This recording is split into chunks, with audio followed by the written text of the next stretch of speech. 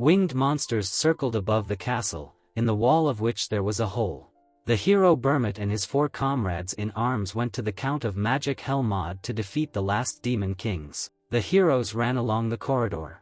They defeated 3 of the 5 kings, and now only 2 remained. The demons blocked their way. There was an innumerable army. The guy grabbed the sword and lunged. The weapon glowed. There was an explosion. His eyes glowed. The great Burmut. The witch followed him. She ran very fast. She smiled. Her magic would be perfect. The staff glowed with a bright light, against so many monsters. A huge flame appeared in front of her. She smiled from what she had done. Wise Senya, the priestess, stood nearby. Her hands radiated light. She blessed the fallen souls. A demon attacked from behind. She cut off his head in one move, and she was pleased with it. Saint Anus, the headless monster, fell to the ground. The man raised his axe. He chopped down several enemies with one blow. Their remains flew all over the hall. He grinned looking at this fearless moron. The redheads ran past him. The guy screamed. He cursed his comrade, telling him to stop getting in front of him. Many enemies were in front of him. His eyes were filled with rage. The redhead sent them, and made a series of quick attacks. He looked at them angrily. Reckless Hamel. Then he put his weapon in its sheath. The guy stood behind the blonde. He always envied Burmut. He always called the hero his rival, but no one took these words seriously. The group stood in the middle of the hall. Hamel looked around. It seemed there weren't that many enemies left. Suddenly he called out to the blonde. Something was approaching him, but the redhead covered it with his body. Blood came out of his mouth. The demon laughed looking at them. There was a big wound in his chest. He fell to the ground. The monster was preparing another attack. He stretched his arm forward. Burmut was able to dodge, and approached him. He lunged with his weapon, and cut him in half. There were splashes of blood around. The other participants ran to the wounded man. The blonde put his weapon away.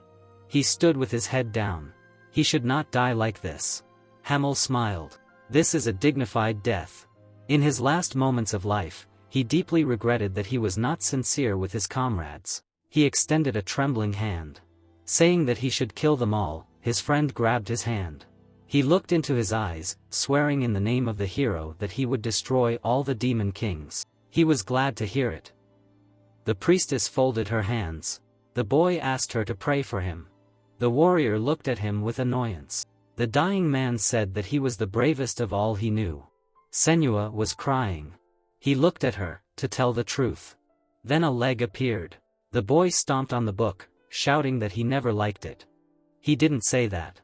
He clenched his fist. No matter how many times he read it, he started shaking every time. Who wrote this book? If he found out the author, he would beat him up. He casually picked up the book. Moreover, they always gave them cool nicknames. Great, wise, holy, fearless, but why did they call the guy Rash? Hamel Rash. Was that written by the one he beat up 300 years ago? And threw it behind his back? The same goes for his team. Why did they turn a blind eye to a stupid book? Didn't even bother to defend the honor of their brother in arms. The blonde remembered the death scene, doubting that they allowed for the possibility of the hero's reincarnation with all the memories from the past. The boy frowned. He, Hamel, died 300 years ago during the war against the 5 demon kings. The hero looked away.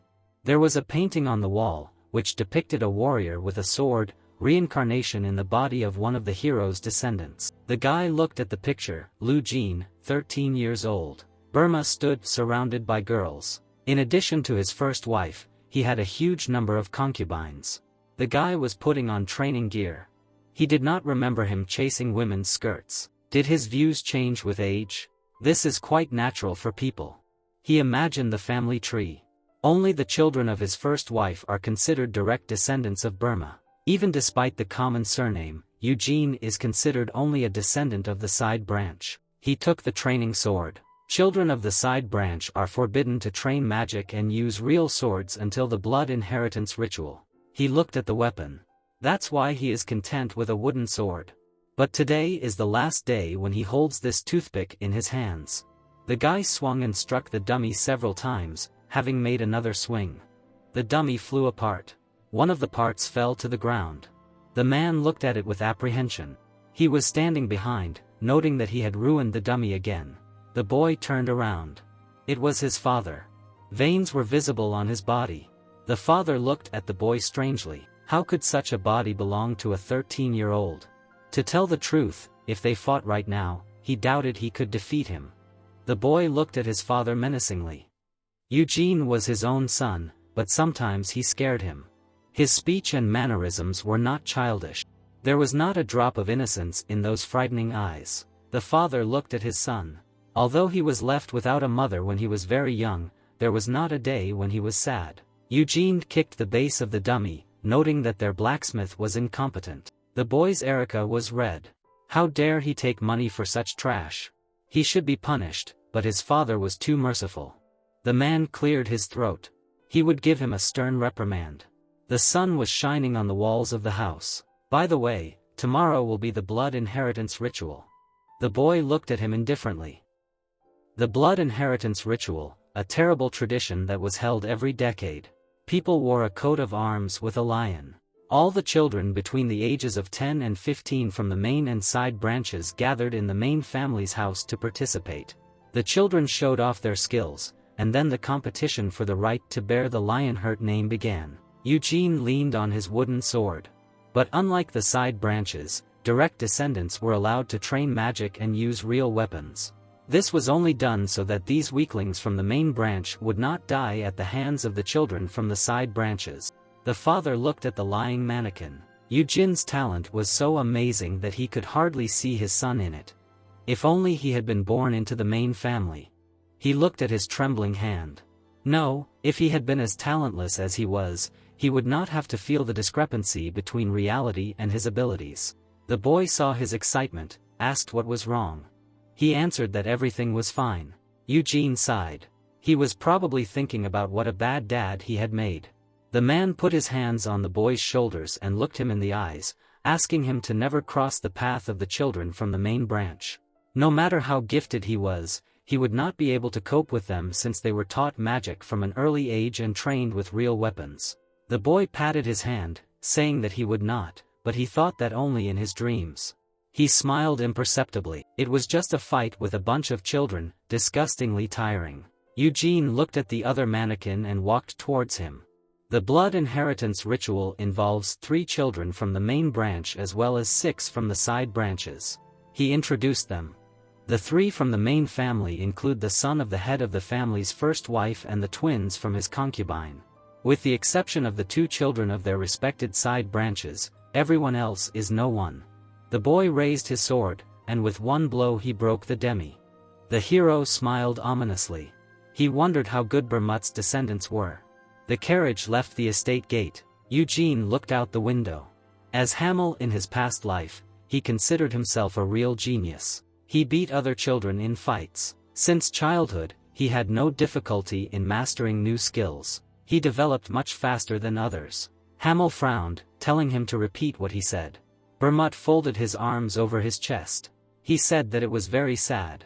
The redhead could become much stronger with a little more effort. He pointed to his sword. Can't you see that he was already fighting at the limit? Giving it his all, sweat was running down his face. Let him not think that everyone was given the same talent as him. He was not a genius, unlike Bermut, who could really be called one. The blonde looked imperturbable. Gifted in both swordsmanship and magic, he was called the god of war, the great Bermut. The crowd admired him. He was a duke in his homeland, but he refused the title.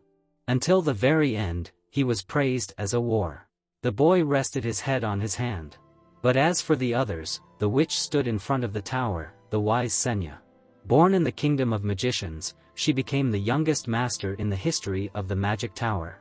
The monks bowed before the priestess, Saint Anna's. This woman was considered the holiest person in the entire Holy Empire. There is even a scripture describing her teachings. The warrior stood in a crown, the fearless moron, unthinkable, but he founded a kingdom named after himself. He tapped his finger, and they all lived happily until their death. Angrily, he hit the armrest. So why is the Demon King still alive? The boy remembered his death. How his comrade promised him that he would kill all the Demon Kings. A dove flew past the carriage. He died in a magical imprisonment castle, and immediately after his death, this blonde man made a contract with the Demon King. Demons flew behind the carriage. Thanks to this contract, the war with the demons came to an end. And even after 300 years, peace reigns in these lands. A man addressed him, saying that he was nervous, and smiled broadly at the guy. Winked at him. Upon arrival, he would have a very difficult time since he began to worry even in the carriage. Eugene laughed, thanking Lord Gordon for his instructions. The carriage moved through the forest. They were already in the lands of the main house. The Lord shook his head. This did not mean that they would have to get out soon. The estate was still far away. Eugene did not understand why he was showing off like that. Wasn't it too problematic to manage such a vast territory? The man replied that there were several portals in the area, so everything was fine. He played out their dialogue in his head. Why was he riding in a carriage then? They were not given permission to use the portals. That amused him. The horses walked in sync. Gordon pointed to the gate. Welcome to the patriarch's estate. The boy frowned. They walked along the avenue. The boy smiled. A welcoming ceremony, it was clear that it was not prepared for him.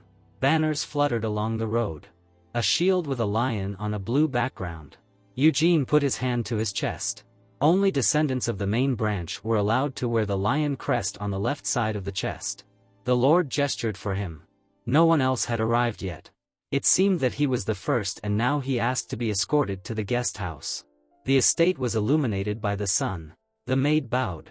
Introduced herself as Nina. She would take care of all their needs while they were guests in this house. Then she handed over a bell. If they needed anything, they were to ring it. She put it on the table. Well, at least he had a personal maid assigned to him. The boy sat down on the bed, noticing that she looked quite young. How old was she? 16, she had just recently graduated. Eugene thought about it. They gave her an incompetent servant. In case the inexperienced servant created any problems, they hoped to simply shift all the blame onto him. Whoever the author of this idea was, he clearly wanted to spite the hero. The boy folded his arms. He asked if she knew when the others would arrive. She answered that within the next 4 days. He got out of bed. He asked her to take him to the training ground. The girl was confused and agreed. There was a fountain in the courtyard. The boy had a lion on the right side of his chest. He asked again what his name was. The girl with the same lion quietly answered. Vujin, he is the same age as them. The children were standing by the wall. The boy heard that he was from a small provincial town located to the west of the empire. I'm sure he's more used to using a rake than swinging a sword. He held his nose, and his carriage smelled of vile animal excrement. This guy might be their age, but he'd have to take responsibility if he damaged their property. The girl laughed. That's right, he should be punished. The boy looked proud. They wouldn't punish him, but they'd warn him. He was too merciful, she said. Another boy saw them through the window, watching the girl. She turned to look at him. He got scared and pulled the curtain. She smiled. Eugene was training on the field. He was holding a wooden spear. He lunged and raised the spear. He continued to practice his attack. He was never lazy when it came to training, but in this life he had to try much harder. The boy lunged. He swung the spear, thinking that no matter how much he tortured his body, he was never bothered by illness. And most of the wounds healed in just a day. He held the weapon tightly. Dust flew from the swing. He practiced another attack. The abilities of the body and whose veins the blood of Burma flows exceed all expectations. Eugene made a thrust forward. The servant watched everything. She was amazed. Eugene, despite the sandbags and the heavy spear in his hands, he was able to move so deftly. Suddenly she was called out. 2 children approached. The boy asked what he was doing. The maid was scared, asking what brought them here. He pointed at the boy with the spear, reminded that he asked the question, what is he doing here? There was a blow to the ground. Eugene was holding the spear. What can't you see? He is training with the spear. He continued training, cursing. His sister whispered in his ear, saying that he insulted him. Sion's face was distorted with rage. He shouted, how dare he? He shook his fist, so that he would apologize. Eugene showed no emotion. He simply apologized. The boy did not know how to react. He shook his fist again, accusing him that it was not sincere. Added that he should bow and show sincerity. Aren't they the same age? The boy sighed. Why should he bow to his friend? He waved his arms. How dare he call him his friend? Just because he has the same last name does not make him his equal. The sister turned to her brother and reminded him about the carriage. Sion pointed her finger at her interlocutor, told him to watch the carriage he arrived in. Surely it is saturated with the stench of the animals he herds. Dujin looked without interest. He turned to the servant, clarified that she was his personal maid. She agreed. He pointed to the side, told her to clean the carriage he arrived in. She rushed about there. The boy in the dark jacket was angry. He said this to him. How dare he shift duties to a servant when he gave the order to him personally? The boy clutched his chest, showing that he did not respect his orders. He was Sion. Dujin waved kindly, introduced himself and said that it was a pleasure to meet him. The girl waved and introduced herself as Seal. This angered her brother. He ignored his orders, which meant he could show no mercy. He saw the training sword. He picked it up.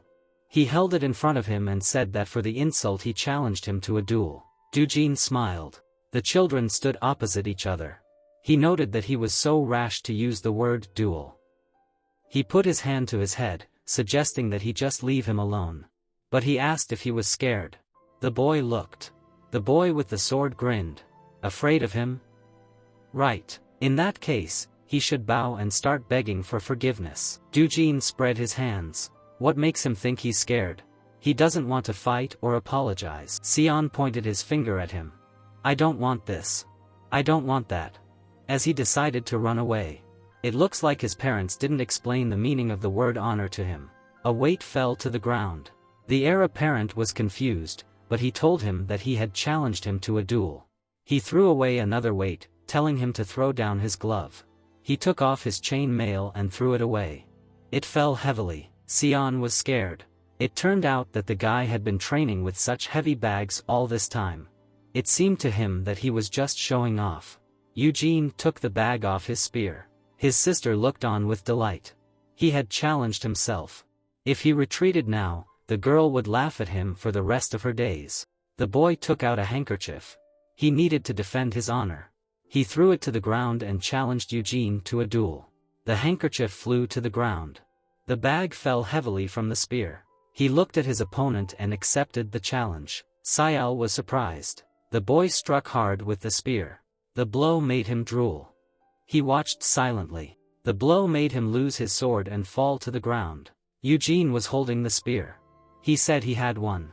The sister ran to her brother, asked him if he was okay. He tried to breathe, but he vomited. The girl looked angrily at the boy and began to complain, noting that this was cowardice. There was not a drop of honor in this duel. Eugene folded his arms. What cowardice was she talking about? According to the rules, the duel begins the moment the handkerchief touches the ground. It was his own fault for losing his vigilance. She pointed her finger at him. That was true, but he had been training and using mana, hadn't he? The boy threw the spear away. No, children from the side branches are forbidden to master mana until the blood inheritance ceremony. She accused him of lying. Without mana, he would never be able to swing such a heavy weapon so easily. Sayal frowned, and his attack was so fast that even if her brother was fully prepared, there was no way he could have blocked it. Eugene smiled. He put his hand to his chin. It seemed that his eyes were not for show. She frowned, noticing that he had a long tongue. People often tell him that. He returned to the moment of the duel. It was not that her brother did nothing at all.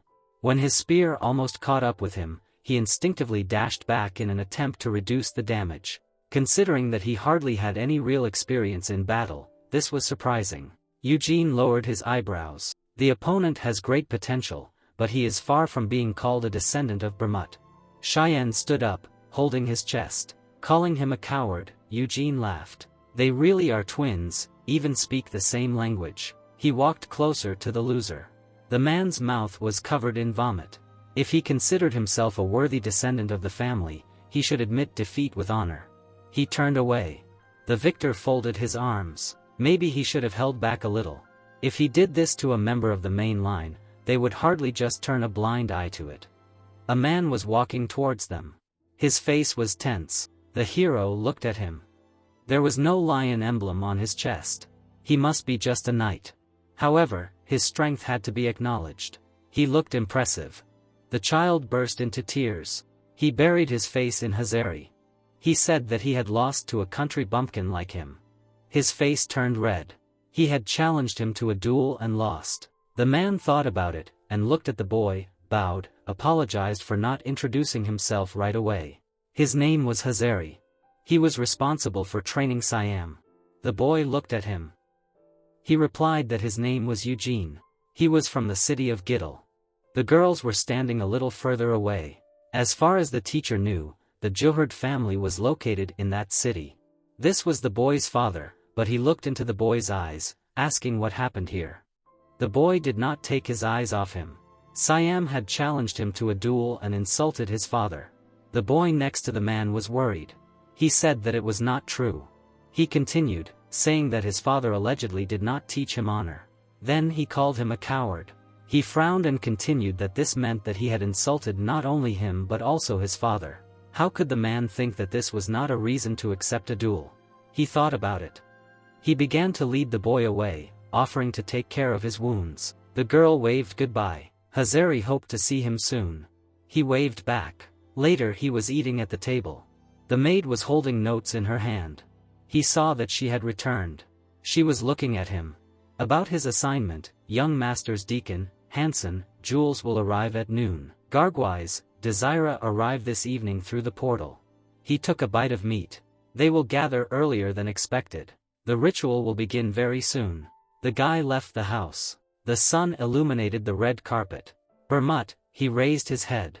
He was going to beat his descendants, hoping that he would not be too upset. He raised his fist. He himself did not want to be reborn as his descendant. He smiled. Shaun stood in front of the girl. The boy looked down, confused. The brown-haired woman closed her fan, asking that her son challenge a boy from a side branch to a fight and lose. The second wife of the main family, Anasilla. Hudra lowered his head, saying that it was so. Anasilla looked at her son with a slight smile, telling him to come closer. Shaun walked towards his mother with a guilty look. The brown-haired woman poked the fan into the boy's chest. Anasilla looked at her son with a malicious smile, asking that he couldn't dodge this either. Shaun said that it hurt. The brown-haired woman looked down with a malicious look, telling him to stand still. The girl looked at the man, calling out to him. He looked at Hudra with a menacing look, asking that the boy really didn't use magic. The teacher looked nervously at the floor. He said that it was so and he was the son of Gerard, adding that there was not a drop of magical energy in his body. Seal looked at her mother in surprise. The brunette asked her daughter how it happened that her brother lost. Seal looked at Anasilla with a calm expression. She said that as soon as the duel began, Eugene immediately struck him with a spear, which was a complete surprise for Shaun, and her brother tried to get up, but Eugene's spear was faster. Anasilla looked at Seal with a displeased look, asking that the victory was determined by one blow. Shaun frowned, looking at the floor. He looked at his mother guiltily. Anasilla hit her son in the face. She looked at her son with an enraged look. Anasilla asked how he could lose in a duel that he himself started and in front of the mob, to some boy of the same age, who does not even own magic. Anasilla looked straight ahead with anger. She said that their father would simply burn with shame at the blood ritual, asking how he would look him in the eye, noting that she could already imagine how the Anis would make fun of her. Shaun, with tears in his eyes, asked his mother for forgiveness. Anasilla looked at Hazari with irritation, calling out to him. She burned her evil gaze at the teacher. The brunette said that she would gladly finish him off, but, fortunately for him, her husband valued him highly, ordering him to tighten the training since Shaun should not lose face again. The brunette waved her hand to the side, telling the teacher to take Shaun away. Shaun, with tears in his eyes, left with Hazari. The brunette stood with her back, looking at the door. Anasilla opened her fan. She covered her face with it, sighing heavily. Anasilla looked out from under the fan. She looked at her daughter with a serious look, turning to her. The brunette smiled slightly, asking that the boy's name was Eugene, adding that she should try to get closer to him. Seal looked at her mother with bewilderment, asking why. The brunette said that he was already strong enough to defeat her brother. Anasilla looked ahead with a sly look. She thought that if she had her way, she would kill him at that moment, but she would be the first to be suspected. Anasilla imagined images of warriors. Eugene noted that, in addition, if there was discord within the family, the defenders of family traditions intervene and their interference should be avoided at all costs. The brunette raised her index finger, telling her to watch him carefully. The girl looked at her mother with a smile, agreeing with her, saying that she would also like to find out more about him. Anasilla slyly narrowed her gaze, smiling slightly. Eugene noted that the next day, 3 children from the side branches arrived at the main family's estate. The 3 boys were standing next to each other. Deacon, 11 years old, Hanson, 14 years old, Giles, 10 years old. The protagonist was running with weights. Sweat was running down his face from the intense training. The maid looked at the protagonist with excitement, calling out to him. The protagonist stopped, looking at the girl. Nina said that they had already arrived. Eugene asked what she meant by those 2 of their side branches, noting that they were a bit early since she said that they should be expected in the evening. Nina looked at the boy in shock, saying that the head of the family had arrived with them. The protagonist looked at the maid with a serious look, thinking about the head of the Lionheart family. Nina waved her hand anxiously, saying that he should quickly go meet him, noting that he should change his clothes first.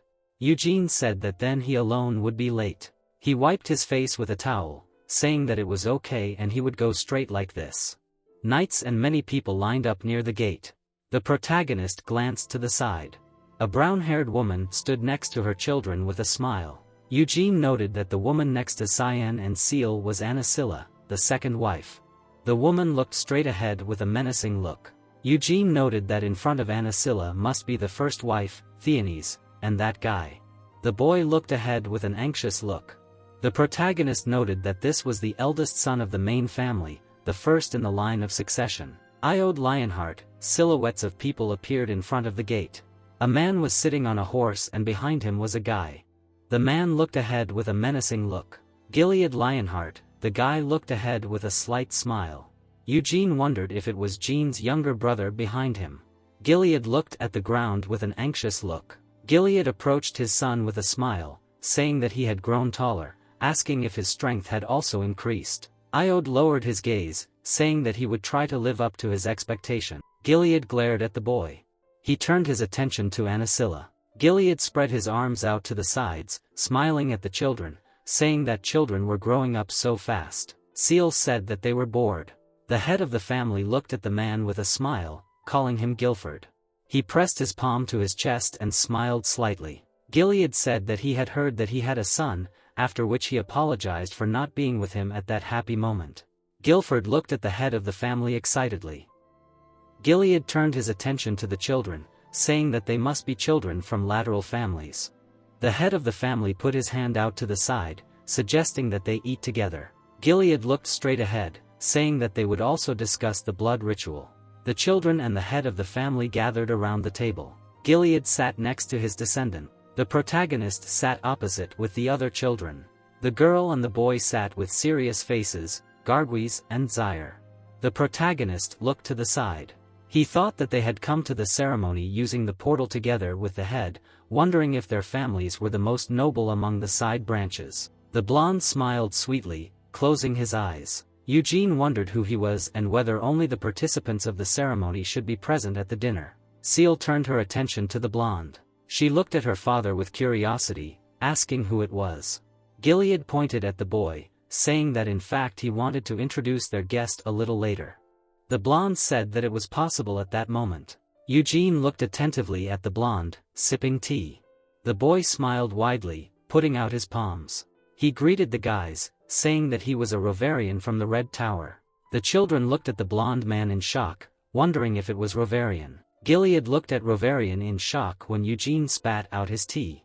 Gilead said that he was the leader of the Red Magic Tower. Eugene grabbed his chest. Rovarian looked at the protagonist worriedly, asking if he was okay. Eugene said that everything was fine. The protagonist, perplexed, imagined the image of Senya and Rovarian underneath her. The protagonist thought that he was the leader of the Red Magic Tower, which meant that he was Senya's disciple, or to be more precise, the disciple of the previous disciples. Eugene recalled how Senya conjured the books. He noted that 300 years ago, Senya was the youngest in the history of the main Green Tower of Irath, adding that she was able to update all the magic grimoires, consult students, and even the heads of other magic towers. Eugene introduced the head of the Green Tower and Rovarian. He noted that even at that moment, the head of the Green Tower and Rovarian, the head of the Red Tower, considered the wise Senya as their great mentor. Gilead stared at the protagonist. Eugene thought that he did not expect to meet a person connected to his old past there. Eugene looked at the head of the family in surprise. Gilead asked the protagonist that his name was Eugene, noting that he heard about him from the onus. Gilead looked at the boy with a serious look, noting that she said that his son insulted Eugene and his father. Cyan pressed his lips together in fear, looking at the floor. The protagonist looked at Gilead with a serious look, saying that everything was true but he did not hold a grudge. The head of the family looked at the boy menacingly, saying that because he had won the fight, Eugene clenched his hand into a fist. He said that even if he lost, nothing would have changed. If he was so weak that he could not defend his honor, he would have no choice but to accept these insults. The head of the family smirked contentedly, saying that he was better than his son. Cyan sat with a frightened look. The head of the family looked at his son with disappointment. He said that he was not ashamed of his defeat, but it was sad to see how cowardly he was hiding his gaze. Cyan looked at the floor, dumbfounded. The boys watched intently. Gilead told his son that he started that fight by insulting Eugene, but after losing, he did not even apologize to him. Cyan looked at his father in bewilderment. Gilead looked at his son with a serious look. He said that he was Lionheart and he was a descendant of the Great Burma, and if his blood really flowed in his veins, then he should respect not only his own honor, but also the honor of others. Cyan looked at the protagonist in confusion. He blushed slightly, reluctantly asking Eugene for forgiveness. The protagonist bared his teeth in displeasure, thinking that it was immediately obvious that the apology was insincere. Gilead looked at the protagonist with a menacing look, asking that his father was Girard, after which he apologized, saying that he did not know him personally. The protagonist looked at the head of the family seriously. He said that everything was correct, adding that he also believed that their family lived in the wilderness. A huge chandelier hung above their heads. Gilead asked that his father was in charge of his training. Eugene said that he laid the foundation, but then he began to train on his own. Zaire looked at the boy in surprise, wondering why he trained alone without a mentor. Garg looked away with the stain, wondering why he managed to defeat Cyan. Gilead smiled contentedly, saying that it seemed like there would be something to see at the ritual this time. The maids entered the room, bringing food. They began to place plates in front of the boys. There was a lot of beautiful food on the table. The head of the family smiled, holding out his hand. He said that he did not know if they would like it, but they were probably hungry, so let them pounce. The full moon shone above the mansion. The maids collected the empty plates. The boys sat at the empty table again. Gilead wiped his mouth with a handkerchief. He noted that, as he had said before, this dinner was organized to tell them about the blood ritual. The boys looked at Gilead excitedly, while Eugene was calm. Seal and Cyan looked at their father attentively. Gilead said that although it sounded strange coming from the head of the family, he believed that the traditions of the rite put the participants in an extremely unequal position.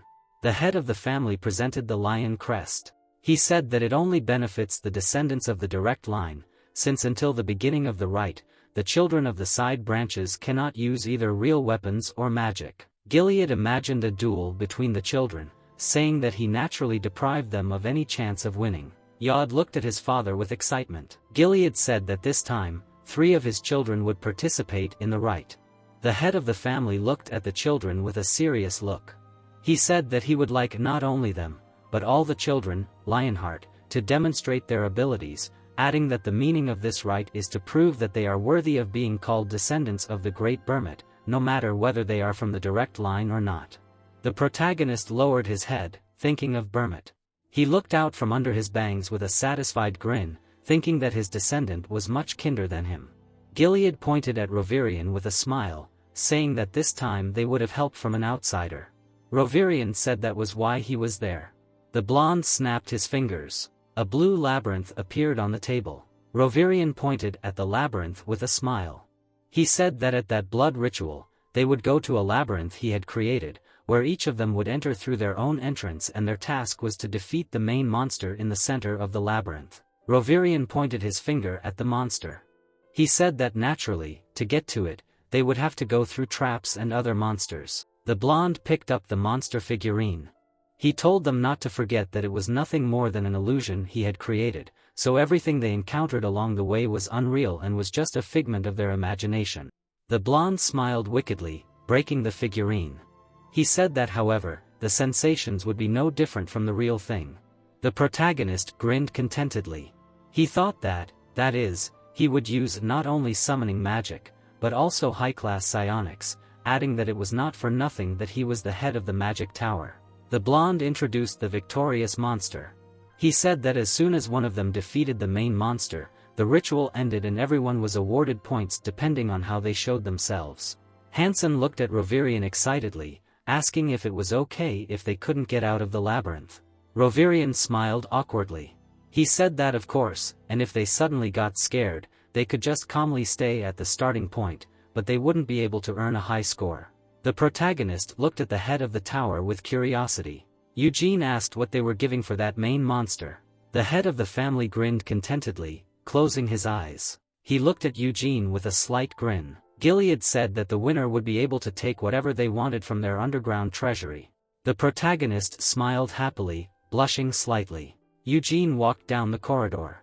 He looked straight ahead with a sly grin. Eugene thought that he would win the ritual anyway, so he should think in advance about what he could take from the underground treasury. The protagonist looked ahead in bewilderment. Garguise and Zaire met him on the way. Garguise looked at Eugene with an arrogant expression. Garguise crossed his arms over his chest, asking Eugene if he really defeated Sion. The protagonist looked at the guy with an indifferent look, saying that he did. Eugene walked past the guys, waving his hand. He said that if that was all he wanted to ask, then he was going. Garguise extended his hand towards Eugene. He looked at his sister in confusion. The protagonist was training under the night sky. He swung the wooden sword skillfully. Eugene's eyes flashed as he swung. He raised clouds of dust with his blow. The protagonist looked behind him, where Garguise and Zaire were standing. Zaire was holding wooden spears in her hand. The protagonist looked at the guys in bewilderment, not understanding what they were doing there. Garguise confidently walked towards Eugene. He clenched his hands, standing next to the protagonist. The guy took off his shirt with a sharp jerk. The guy took a deep breath, putting his hands in front of him. He tensed the muscles on his body. The protagonist looked at the guy in confusion. He widened his eyes, thinking that he was an idiot. The guy patted his chest, saying that he could touch it. Eugene said that he would probably refuse. Garguise bragged about his body, saying that their family has a secret technique for developing muscles passed down from generation to generation. The guy imagined pumped-up men. He said that they use a special drug that accelerates muscle growth without accumulating mana, adding that there are no side effects. Garguise put his hands behind his head, asking Eugene if he was interested. The protagonist asked that he come there to sell pills, adding that there are no side effects, of course. Zaire walked towards the protagonist with spears, saying that the drug makes both girls and guys grow beards. The girl looked at the protagonist with a serious look. She noted that they say he defeated Sion with a spear, asking why he now has a wooden sword in his hands. The protagonist threw the sword over his shoulder, saying that he is proficient with both a spear and a sword. Zaire asked what he meant by being skilled with any weapon. She threw the spear towards Eugene. He quickly grabbed it with his hand. Zaire stood ready for battle, saying that the spear is her strong point, asking what he thinks about sparring. Eugene looked away thoughtfully. He thought that this girl was clearly a more interesting opponent than that dealer. The protagonist smiled slyly, thinking that he was also curious how the children from the noble side branches would show themselves in battle. Eugene told Zaire that he agreed. The boys took up fighting positions. Eugene looked at Garguise, asking what he was doing there. The guy said that he would be the judge. Garguise closed his eyes and raised his hand, saying that even though this was sparring, everything should be fair. The protagonist imagined Moron with bewilderment, thinking that this idiot reminded him of someone, wondering that he, by any chance, was not Moron. Zaire looked at her brother with displeasure. Garguise said that the team had begun. They could begin. Zaire said that they understood, hurrying him. Zaire looked ahead irritably, wondering that he owned both a sword and a spear, noting that it was simply ridiculous. The girl bared her teeth angrily, thinking that she would show him that only those who devoted themselves to it could skillfully wield a spear. Garguise lowered his hand, shouting the command to begin. The girl moved from her place, thinking that it was either victory or death. She suddenly widened her eyes. Zaire abruptly stopped. A powerful aura emanated from the protagonist. The protagonist's eyes expressed confidence. Zaire thought that he was holding the line. The protagonist looked at the girl in bewilderment, asking what was wrong with her. Zaire bared her teeth. She opened her mouth and rushed with an attack at Eugene. The protagonist parried the attack with a spear. Eugene continued to stand motionless in one place. Zaire gritted her teeth and again began to attack the protagonist. Eugene blocked the blow. Zaire looked at the protagonist with displeasure. The protagonist again and again parried the girl's attacks. Eugene carefully watched each blow. Eugene thought that she was good at fighting without using magic and that her abilities could become truly limitless in the future. The protagonist grinned maliciously, thinking that she was not his rival for now. Zaire parried the girl's attack again. He smiled maliciously, asking sarcastically why she could not hit him. Zaire bared her teeth angrily, wondering why he was going to parry her attacks while standing in one place, adding that this self-confidence would be his undoing. The girl swung her spear, rushing towards Eugene. The protagonist continually blocked the blows. Zaire suddenly jumped to the side. She appeared behind the protagonist. Zaire smiled slyly, thinking that he would not be able to block her blow from there. Zaire rushed with an attack towards the protagonist. Eugene raised his foot above the spear. He stepped on the spear. Eugene pressed the spear to the ground with all his might. Zaire tried to get the spear, gritting her teeth. The protagonist's spear appeared in front of her face. Eugene held the spear in front of Zaire's face, blocking her weapon. Garguise, with a surprised face, said that the winner was Eugene Lionheart. Garguise, crossing his arms, looked at the protagonist, saying that they should unite. The protagonist lay in bed, looking at the guy with bewilderment. Eugene frowned in irritation, asking why he woke him up just for this. Garguise confidently looked at the protagonist, saying that he needed his answer. Eugene raised his hand.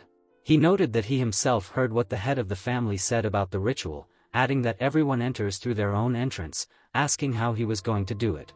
The guy imagined the image of the monster and the twins. He said that the entrances are different, but the final goal is one, the center of the labyrinth, the main monster, adding that the twins are also going to unite.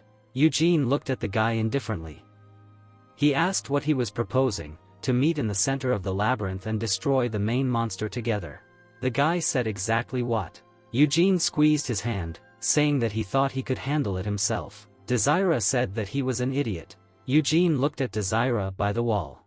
The girl awkwardly looked away, saying that he was strong and with his help they would definitely be able to defeat the main monster. The girl recoiled from the wall. Eugene asked why she wanted it so much. The protagonist looked at Desira with a serious look. The girl said that every time the children from the direct and lateral branches participated in the blood ritual at the same time, none of the latter had ever won. Desira approached her brother, telling Eugene that they could do it. She gargoyled him. Desira looked at Eugene with a serious look, asking that he didn't want to defeat the main family. Eugene looked at the girl with a confident look. Anasilla was standing by the window. She imagined Roverian with an evil look. Anasilla thought that perhaps the head of the magic tower, who was invited to participate in the ritual, came to take Yoda's apprentice. Anasilla remembered how little Yoda was interested in books and magic. She noted that since childhood he had a passion for reading rather than physical training, and he was interested in magic and even managed to learn something. The girl imagined Roverian taking Yoda and his children. She noted that if Yoda became the apprentice of the head of the Red Magic Tower, he would have to leave his family, adding that in other words, this would give Cyan and Cell more space to grow, and the boy himself would effectively lose his chances of inheriting. The brown-haired girl looked menacingly in front of herself, thinking that the whole problem was in the ritual. Anasilla imagined herself with children and mocking people. She thought that if her children did not pass it, they would have to bear the stigma of shame for the rest of their lives, adding that up until then she had always managed to stand firmly on her feet and achieve everything she wanted. Ancilla nervously squeezed her fan, thinking that she would lose to a child from some side branch. The brown-haired girl angrily clenched her fists, thinking that if this bastard was the first to exit the labyrinth. Ancilla introduced Eugene with a displeased face. She thought that if he managed to humiliate the main family because of his overly outstanding abilities, then Cyan's defeat would not be so noticeable against the general background. 3 days later, Rovirian and the guys were standing near the portal. The blood ritual had finally begun. Rovirian was gathering blue energy in his hands. Blue spheres came out of the magical energy. The spheres landed in the twins' hands, after which the spheres appeared in the guy's hands as well. Robert smiled slightly, raising his finger up. He said that the first thing he would do was create equipment for them, and so, each of them should imagine the weapon they needed in their heads and form it out of light. The boys were clutching the sphere in their hands in surprise. Seal confidently created a sword out of the sphere. She looked at her weapon happily. Seal began to swing her sword. Rovirian closed his eyes and smiled awkwardly. The girl asked what to do if the sword broke. Rovirian said that it was simply impossible because it, like the labyrinth, was created with magic. Seal looked at her sword in surprise, asking that animals could also be created. The tower leader said that puppets and even golems could be created, but not living creatures. Yoda looked at the tower leader in bewilderment, asking why. The tower leader smiled broadly, raising his finger. He said that doing so was forbidden in the world of magic, and only higher powers could create new life. Yoda looked at the tower leader with interest. Garguis created a two-handed sword. He threw it over his shoulder, looking at his sister. Garguis said that it was his favorite sword, the one he used at home during training. Only now it was not wooden, adding that it was surprising, but it materialized exactly as he imagined it. Desira asked who he was telling this to since no one asked him. Desira created a spear in her hands. Cyan created a sword in his hands. Yoda looked at the sword in his hands with a downcast look. The boys looked at the swords in their hands in confusion. The protagonist, on the other hand, created a small sword and a shield. Seal looked at the protagonist, asking what he would do if they met in the labyrinth. Seal tilted her head to the side, asking if he would fight her. The protagonist looked at the head of the family, asking if that was okay. The head of the family said that there were no rules inside the labyrinth, and after all, competition was the basis of the ritual. Gilead pressed his palm to his chest and smiled slightly. The head of the family said that this time, depending on the circumstances, they will have to demonstrate their analytical skills and ability to work in a team because they are all members of the same Lionheart family. Seal looked at the protagonist with embarrassment, thinking about one family. The girl grinned maliciously, looking at Eugen. The protagonist looked at the girl with bewilderment, thinking that he was somehow uneasy. The head of the tower began to take out a pendant from the magic circle. He asked that everyone had created a weapon for themselves, noting that now they need to put it on their necks. Rovirian began to hand out pendants to the boys. The boys looked at the blue pendant in surprise. The head of the tower said that this pendant will establish a connection with their minds, and if they get a critical level of stress in the labyrinth, it will react. The head of the tower looked at the boys with a serious look, saying that he will intervene if the situation gets out of control. The protagonist looked at the pendant on his neck. He wondered if this was a precaution against unexpected incidents. The tower leader opened his mouth wide and tapped his chest. He said that if they felt that they were unable to get out of the labyrinth, they should knock on the stone on the pendant and shout, "Help," noting that then they would be able to leave it easily. Rovirian pointed to the portal, saying that he was done with the explanations, and now they should all calmly enter the cave together. Rovirian looked at the guys with a sly smile. The head of the tower said that there was one entrance, but everyone had a different path.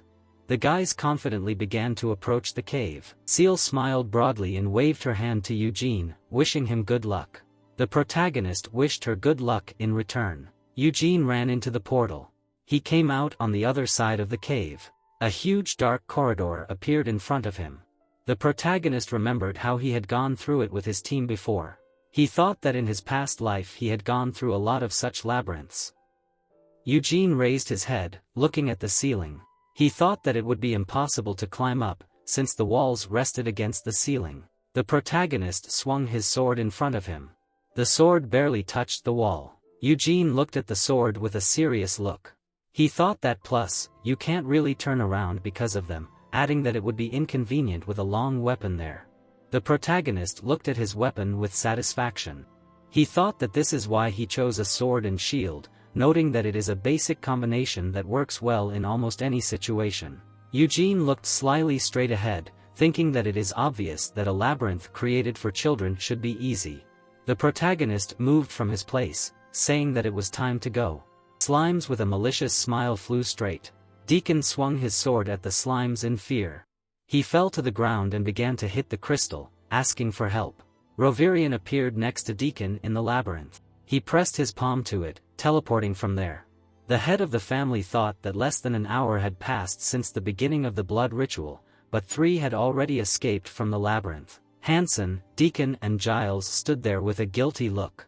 Ilade looked at the boys with a menacing look. He frowned in irritation, telling them to go inside and rest. The boys looked sadly at the ground. Ilade and Rovirian watched the boys on the spheres. Ilade looked thoughtfully at the spheres. Garguaz swung his two-handed sword at the goblins. He frowned, preparing to attack. His huge sword got stuck in the wall.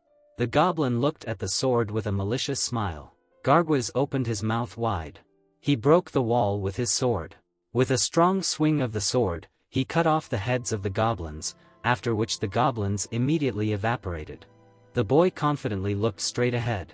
Ilade thought that Garguaz was walking towards his goal awkwardly, but persistently, and was easily dealing with all the monsters he encountered on his way. Desira was visible on the sphere. Malicious slimes appeared in front of the girl. Desira deftly dodged the slime's attacks. He pierced one of them with her spear. The girl gritted her teeth in displeasure, thinking that it was hard to use a spear against slimes and she had to wait for the moment. Desira ran straight ahead, looking back at her opponents. She looked confidently straight ahead. Ilade thought that Desira was smart and her intuition was correct, adding that she saw no need to fight monsters, because it was more important for her to get out of the labyrinth. Cyan was visible on the sphere. A wall with holes appeared in front of him. Cyan remembered studying the papers with a sly grin. He thought that before the ritual, the mother had managed to find several drawings of different labyrinths, and after studying them, they had developed a behavior tactic. Now neither he nor Seal would fall into such obvious traps. Cyan picked up a small stone from the floor. He threw it towards the wall. From the flying stone, arrows began to appear from the wall. After the arrows ran out, the boy ran on. Cyan grinned slyly, looking ahead. Ilade thought that Cyan was too careful, but thanks to this he managed to avoid traps, noting that this was not bad. Seal stood in front of the goblin. The goblin swung his sword at the girl. Seal deftly dodged the enemy's attack. She briskly pierced the enemy's head. The goblin instantly evaporated into thin air. Seal ran on with a satisfied grin. A dead end appeared in front of the girl. She noted that there was no passage there and would return to the last fork. Desira looked up thoughtfully.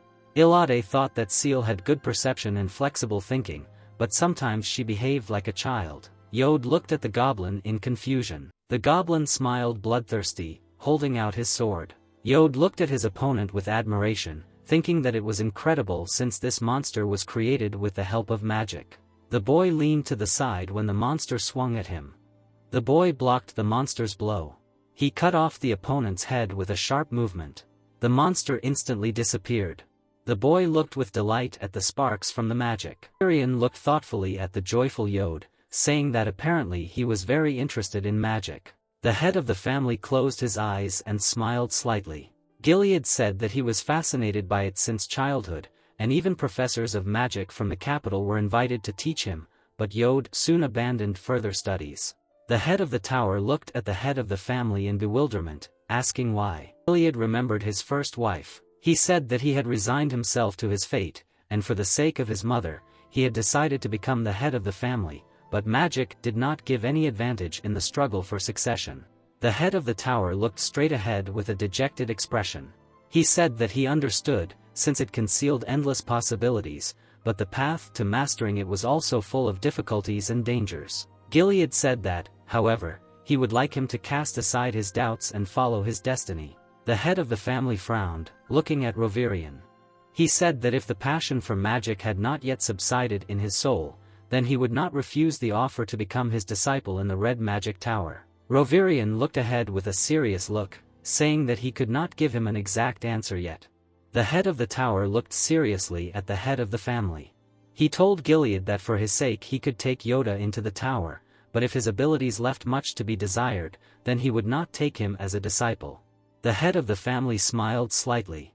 He said that he was not forcing him in any way, he just wanted his son to achieve his dreams. Gilead imagined a smiling Senya. He said that it had come to the point that he, the descendant of Great Burma, had great respect for the wise Senya. Rovirian closed his eyes, imagining the magic of Senya. He said that he understood him perfectly since in the heroic adventures of Burma, he was always more interested in the stories about Mrs. Senya. And every time their company was in danger, she found an amazing way to deal with it with the help of magic.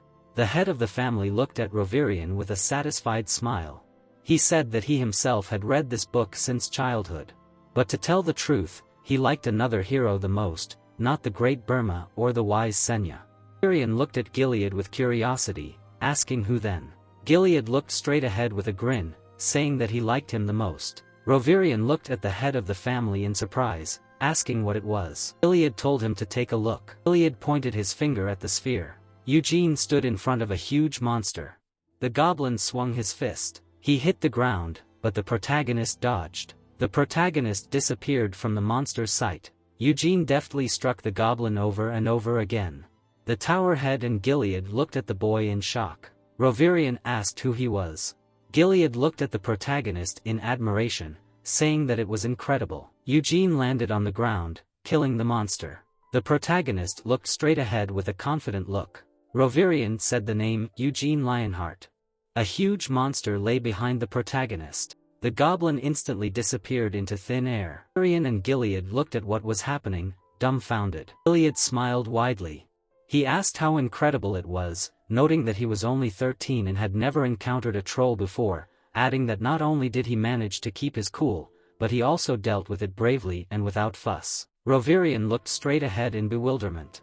He said that trolls were not created to be fought, but as obstacles that must be passed through, using loopholes, and this one was also larger than the real ones, adding that he simply could not believe that he was able to defeat it so easily. Gilead smiled contentedly, looking at the head of the tower. He said that such a thing was also possible if the boy was born so capable. Rovirian looked at the head of the family in confusion, asking that he knew what such children were called. Rovirian imagined Eugene, with Bermut behind him, saying that they were geniuses. The troll swung his fist. Garguise blocked the blow with his sword. The blow sent him flying. Garguise landed on the ground, gritting his teeth. A huge troll stood in front of the wounded boy. The boy opened his mouth wide, screaming at the top of his lungs. He charged at the monster. The troll slammed into the ground as Garguise swung his sword. The boy cut off the monster's leg with a furious look. The troll fell to the ground. Garguise jumped into the air, swinging his sword. The boy plunged his sword into the troll's chest. The monster opened its mouth wide in wild pain. His hand was shaking. The troll's hand fell to the ground. Exhausted Garguise looked at the dead monster. He spread his arms out to the sides and opened his mouth wide. The guy fell to the ground when the monster evaporated. Garguise sat on the ground with a battered look. The guy clenched his teeth, clutching his ribs with his hand. He thought that his blows were able to pass through his favorite muscles and break his ribs, adding that after all, these monsters are very strong. The guy weakly dragged the sword behind him. He thought that in addition to the endless traps, an encounter with a troll was added, and if he was so battered, then others were probably the same. Garguise fell to the ground without strength. Cyan stood with a stone in his hand in front of the monster. Cyan looked at his opponent in shock, thinking that it was a troll, and now stronger monsters were coming. Cyan frowned, thinking that he was just an obstacle on his way to his cherished goal. Cyan threw the stone to the side. The troll turned its attention to the sound. Cyan ran past the monster. The boy looked back at the troll with a sly grin, thinking that he had succeeded. Cyan continued running through the labyrinth. Seal looked ahead in shock, seeing her brother. Cyan's mouth fell open in surprise, seeing his sister. They were standing opposite each other.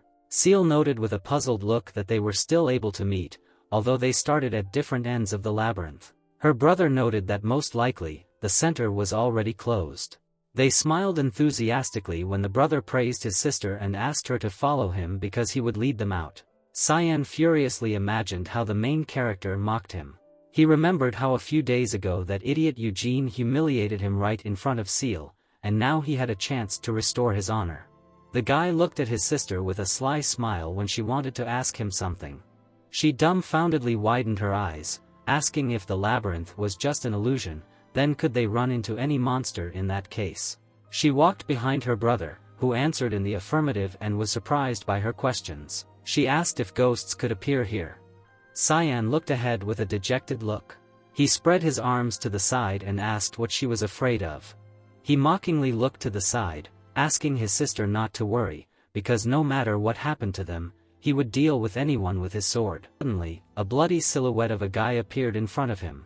He screamed in horror. Seal watched as her brother screamed in fear along with Desire. Cyan pointed his finger in confusion, recognizing Desire and what she was doing here.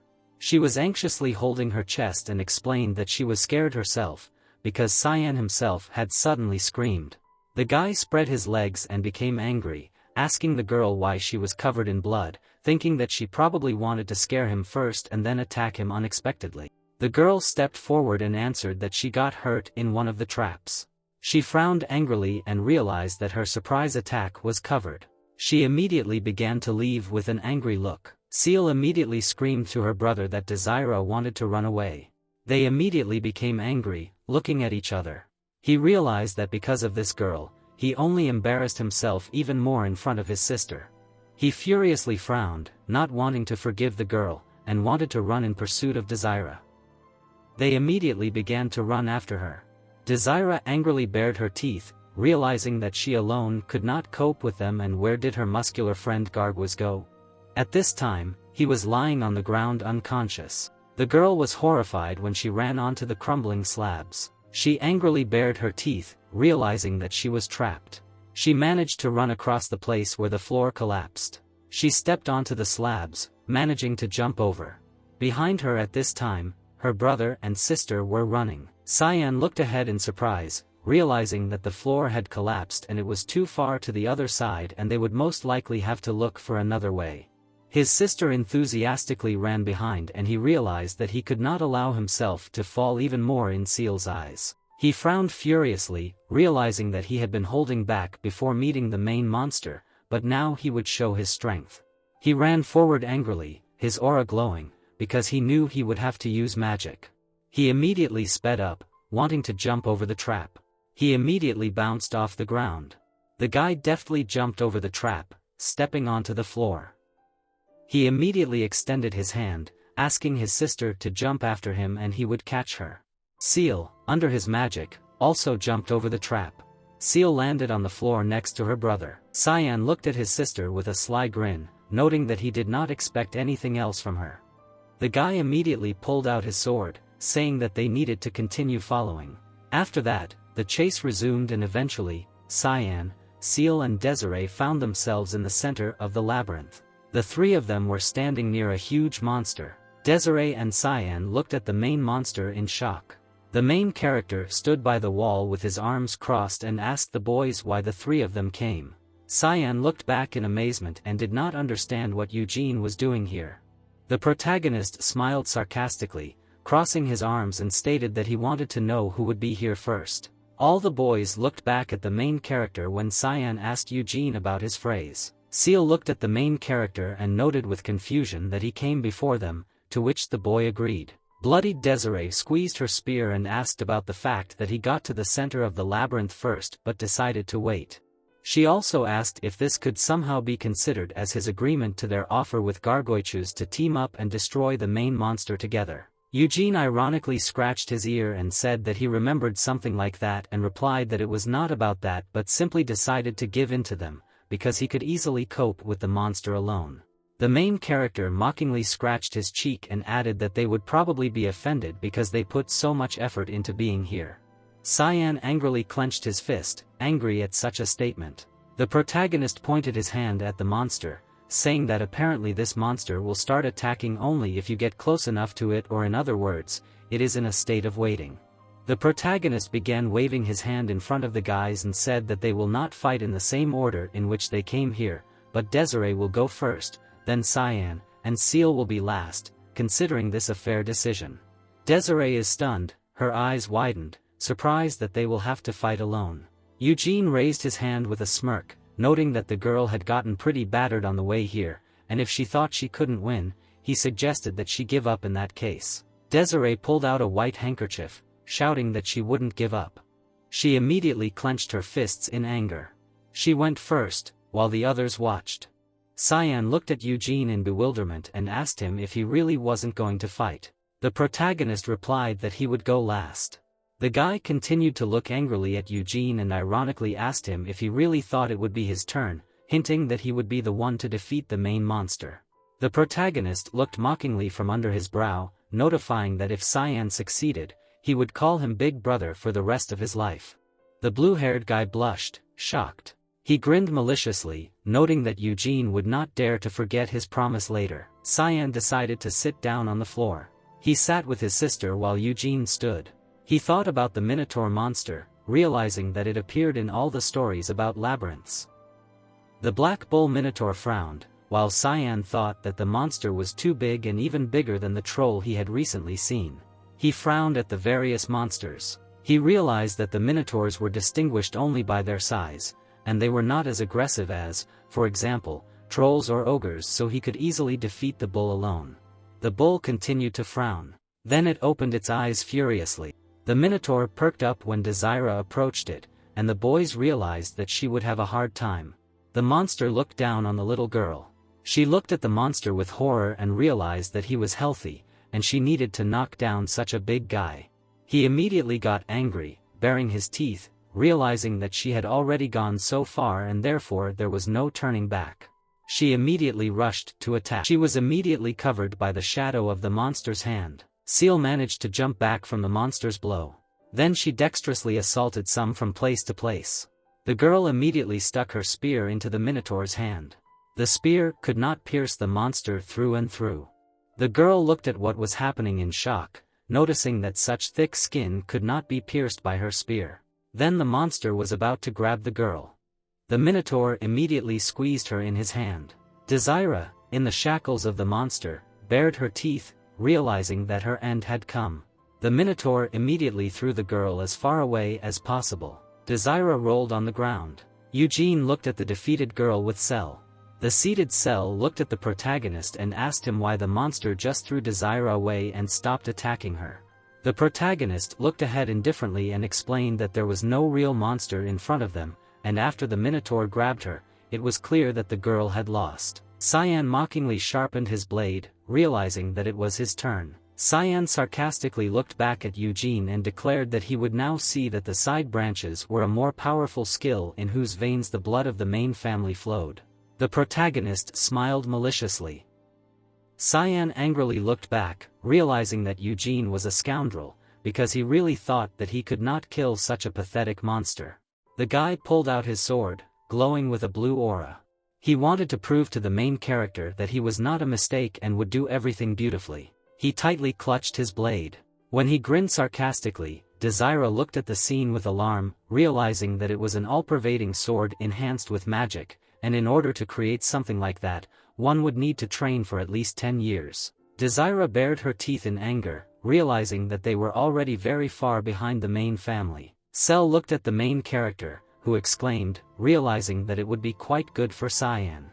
The boy held the blade with a sneer, realizing that he would not be able to maintain the magical energy of the sword for long, but he would have enough time to cut the monster. Cyan then looked at the core from above with confusion. Eugene looked at Cyan as he waved the blade in confusion.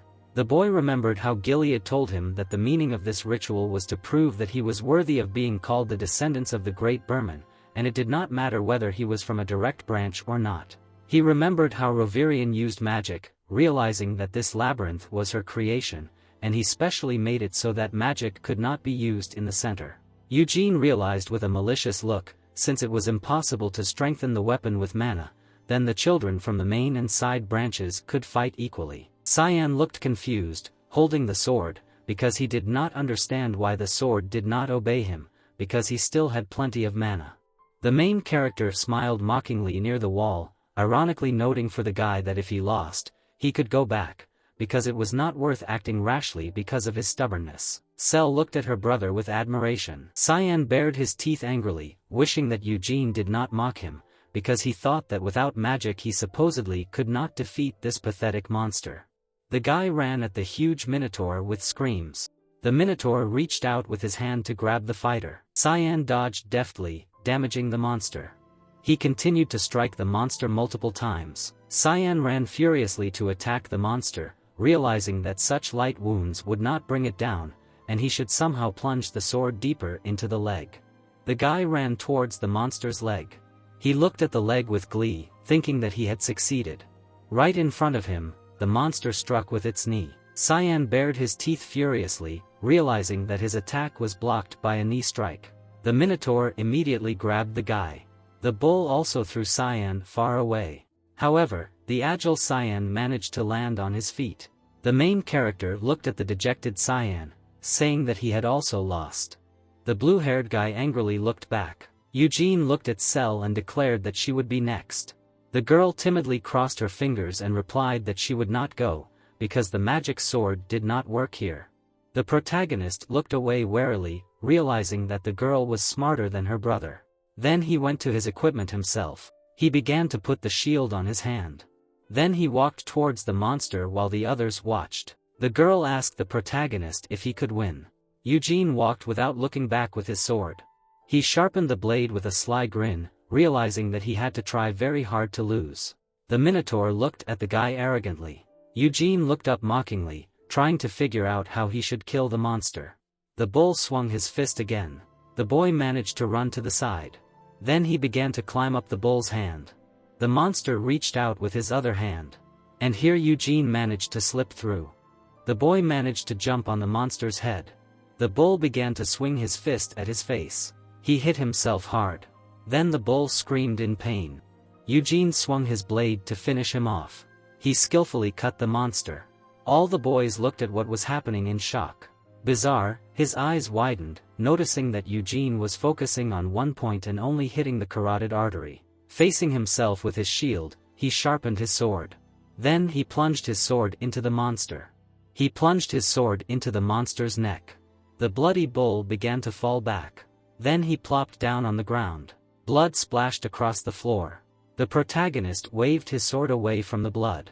The brother and sister looked at the protagonist in shock. Cyan looked ahead in amazement.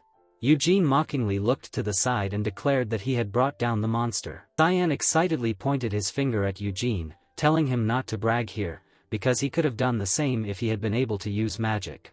The boy with a downcast look thought that in that case there might not be a living place left of him, and he would definitely never be able to deal with the monster so quickly and accurately as Eugene. Cyan was angry at the mocking protagonist, realizing that he did not feel fear but some other feeling. Cyan anxiously held his chest and was overwhelmed with excitement and did not understand what was happening to him. Suddenly, the equipment in Eugene's hands evaporated. All the guys saw how the minotaur also began to disappear. Gale's eyes bulged, realizing that the ritual was complete. Elaid and Rovirian jumped up when they saw this. The old man laughed happily. He looked at the blonde with enthusiasm, noting that it impressed him, because this guy from the side branch, who was not even taught magic, managed to destroy the minotaur simply thanks to his skill. Rovirian continued to be thoughtful, agreeing with this opinion. He frowned forward and assured that defeating the main monster alone was quite difficult, and therefore the ritual emphasized the need to work together. He imagined the boys fighting the monster together. Rovirian knew that the minotaur was created precisely so that during the fight the children could try out different methods of teamwork. The blonde looked away in bewilderment and stated that Eugene managed to get through all the monsters in his trap so easily and tried to find out who he was. Gilead looked back with a smile. He remembered little Eugene, and ever since he arrived at their home, he had been doing grueling training on the playground for several days. And according to his people, whom he sent to his hometown, Eugene was widely known for his toughness there too. Gilead clenched his fist enthusiastically, noting that in addition to the boy's excellent training and physical attributes, he also had a fighting spirit. The old man added that this ritual was truly special because they had discovered such a gem. The blonde looked displeased from under his brows and asked the old man if he felt annoyed about this. Rovirian touched his hair and said that he did not want to offend Gilead, but this child was superior to his special children. He imagined Eugene grinning maliciously and understood that if the fighter was already so far ahead of others, then how strong he could become when he began to learn magic. The gentleman extended his finger with a smile and replied that he would only be glad of this because in this case the Lionheart name would shine even brighter.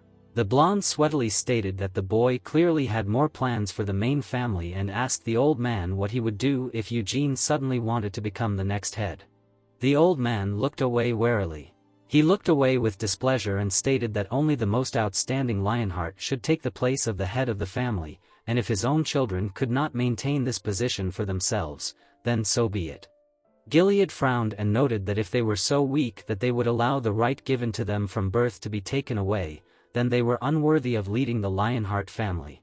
The blonde sadly apologized for suddenly interfering in the family affairs. The yellow aura began to evaporate around the boys.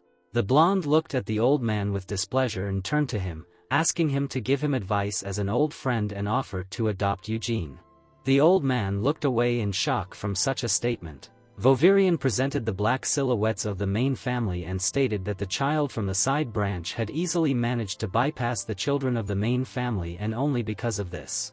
The countless descendants of Bermut from the side branches could laugh at the main family and begin to oppose their decisions. Gilead touched his chin in confusion, thanking his friend for the advice because it sounded really tempting.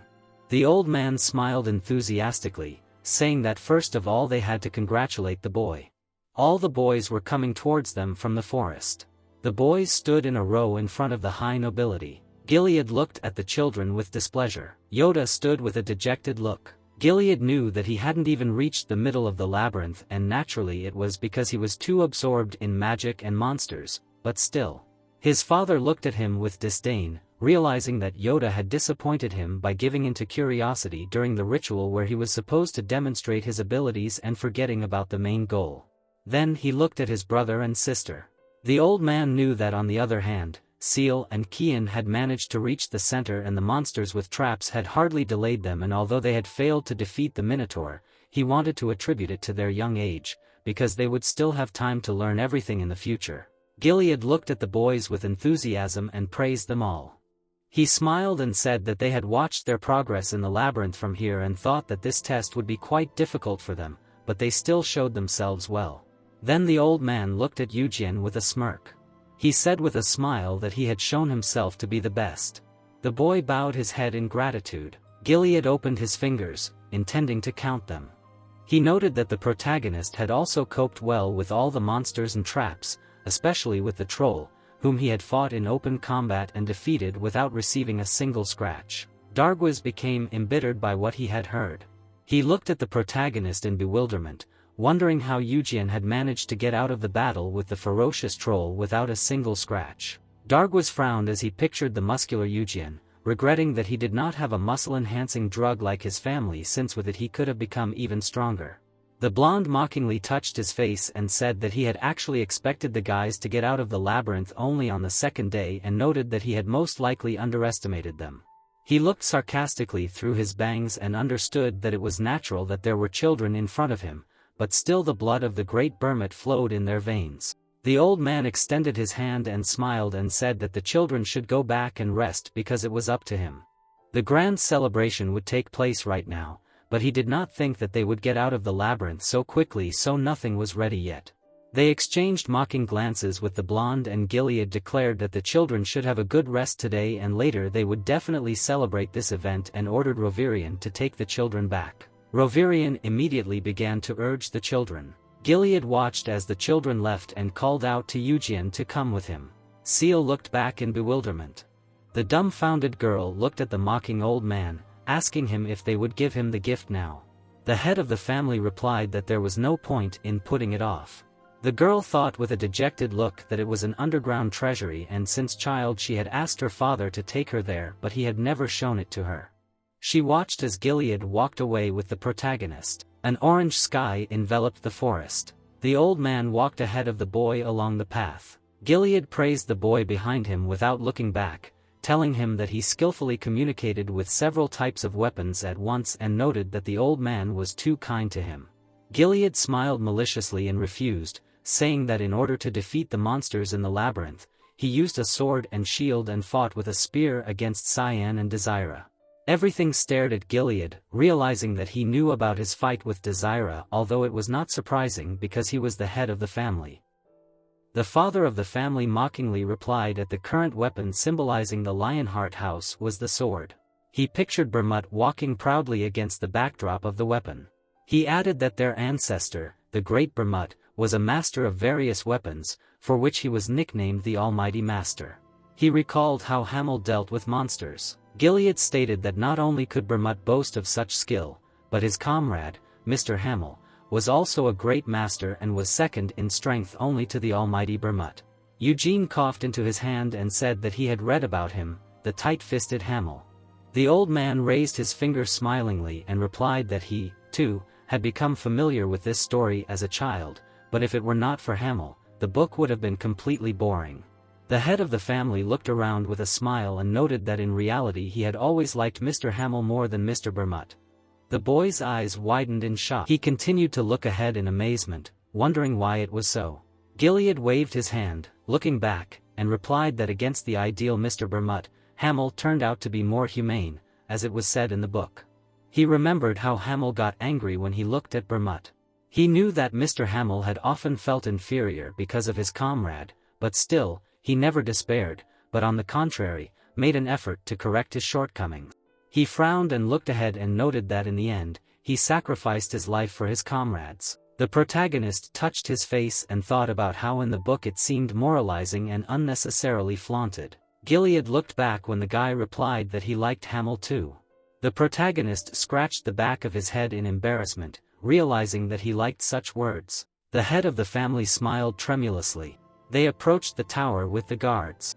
They went inside. They stood before the descent into the basement. They began to descend into the basement.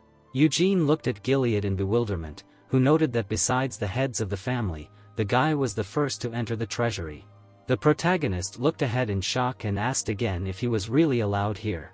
The head of the family looked sarcastically and answered that it was so, and he promised that he would allow them to take any item, and he had already agreed on everything with the elders of the Senate. Eugene imagined the Senate meeting in the dark. He realized that the elders of the Lionheart family were there and members of the family were sitting in it, including the previous heads, whose fame was widely known even among the side branches. They continued to descend into the basement. The protagonist asked about what was stored here. The old man answered that there was an inheritance that had been collected over several hundred years. The boy looked ahead, dumbfounded, asking if the sacred sword was there. Gilead looked back mockingly and noted that he would not be able to take it. He imagined the glowing blade and noted that this sword was the weapon that became the symbol of the Lionheart house, and it could not belong to just one person. The main character crossed his arms and stated that he was sorry. He imagined Bermut holding the blade in front of him.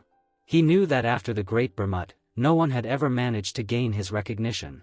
Eugene went down after Gilead, asking about his recognition. The head of the family replied that he would understand everything when he saw it. They approached a huge door. The old man bit his finger, frowning. He began to drop blood onto the altar. Drops of blood fell into the mouth of the lion's muzzle. The gate immediately began to move. On these doors was depicted a lion on a shield. The door began to rise in front of the boys. He extended his hand, allowing the boy to enter. The old man extended his hand with a smile and said that he would wait for him here, because if they entered together, he would look back at him and would not be able to choose what he really wanted. Eugene nodded his head in gratitude. He immediately entered inside. He stood in front of the wall. Then he grinned maliciously. He saw a sacred sword in front of him. This sword emitted the light of an aura. He began to warm up his fingers, realizing that he wanted to start with the sacred sword. The people looked at the sacred sword. This sword was a gift from the gods, which had existed in the sacred empire of Urus since time immemorial. Bermut looked at his blade in his hand. For many years, it was kept sealed in the main temple of Urus, and only Bermut recognized the sword as its owner. He remembered how Bermut pierced the monster with the sword. 300 years ago in Helmet, Bermut had pierced the heart of the demon Slaughter King, the 5th-ranking king. Eugene remembered how Bermut had lit the way in the darkness with the sword since it was mostly used as a torch after that. The protagonist bowed before the sword. He grabbed it tightly. Then he smiled maliciously, wanting to pull it out. He pulled the sword towards himself with all his might. He began to shake his hand, realizing that nothing was working. He tilted his head in displeasure, realizing that even if he failed, he still would not be able to take it with him, and he realized that he would have to find something else. He began to walk through the treasury. Then his gaze caught on something. He noticed a jagged blade called the Insatiable Sword, a spell. He imagined Bermut swinging it deftly. He knew that this sword was powered by the stolen mana of the opponent, which increased his own strength, and dispelled high-class magic with one blow. He continued to look at this sword, realizing that Bermut could only wield it well because he was an outstanding mage, and such a sword would not suit him now. He immediately began to walk towards another weapon, as something else attracted him. He saw a fire spear that took time to heat up, and its power was not inferior to a dragon's fire breath. He also saw a black sword in the aura. It was the Storm Sword Vind, a weapon blessed by the King of the Wind Spirit. Then he came across a thunder bow. It was for Noah, a bow of shining lightning that launched lightning arrows that struck enemies at any distance. He also imagined the blue sword of Metamorphosis Jabal, and under the influence of magic it turned into a whip with hundreds of sharp blades. He also saw the shield Jeden, which transferred the energy of incoming attacks to another dimension. He looked at the hundreds of swords with confusion and understood that if he took any of them, he would definitely not regret it. The guy angrily looked to the side, wondering if that was all, and did not understand where the Moonlight Sword and Demonic Spear were. He looked at the swords with malice and understood that 300 years had passed since then. These scoundrels knew about the coolest weapons and left only one nonsense. He was puzzled by the image of a man waving a sword. He tried to figure out what to choose and thought that he could start with something simple like the Sword Vind, because you only needed to hold it in your hands to use the power of the Wind Spirit, and with enough mana you could even summon the King of Spirits himself. He thought about everything in front of the sword and realized that not everyone was capable of learning summoning magic. And without certain qualities, even the most worthless spirit would not be summoned, even if you were the most outstanding wizard. However, he thought that if he took a minute, he would not have to worry about this. He looked away with displeasure and realized that since he was in the treasury, he could look around a little more. He saw various accessories under the shelf. He stared at the jewelry and realized that in addition to weapons, there were also a lot of precious stones and jewelry. Suddenly, he exclaimed, his eyes bulging. He excitedly grabbed the pendant. He stared at the pendant with the stone in a daze, realizing that it was the same pendant he wore in his past life. He remembered how he killed the monster, and this pendant was left to him by his parents, who were killed by the monster although he had long ago avenged them. He smiled maliciously in his past life and still continued to wear it until his death. He held the pendant in surprise and did not understand how it ended up here, assuming that Bermut could have taken it from his corpse. He resigned himself to this fate with a dejected look. He imagined the Demon King holding out his hand. Thanks to the agreement that Bermut made with the Demon King of Imprisonment, peace had finally come, but King Helmuda and the other two Demon Kings were still in good health. He remembered how they celebrated their victory in a friendly company. In their company were Bermut, Senya, Moran, Anis, and they all swore to destroy the 5 Demon Kings. The boy grinned angrily, not understanding what kind of agreement they could have made, and also took the pendant he had inherited from his parents and placed it here. He imagined Bermut's intense gaze, not understanding what he had been thinking at the time. Eugene clenched his fist in anger, thinking that all of this was because of him, and perhaps they did not have the strength to win without his help.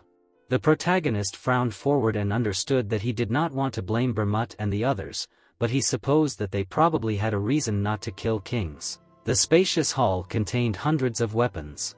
There were many weapons here that he would gladly take, but he did not want to leave his pendant in the Lionheart treasury. He looked at his pendant in his hands with trepidation. Gilead crossed his arms in bewilderment and asked the hero about whether he had really chosen the pendant.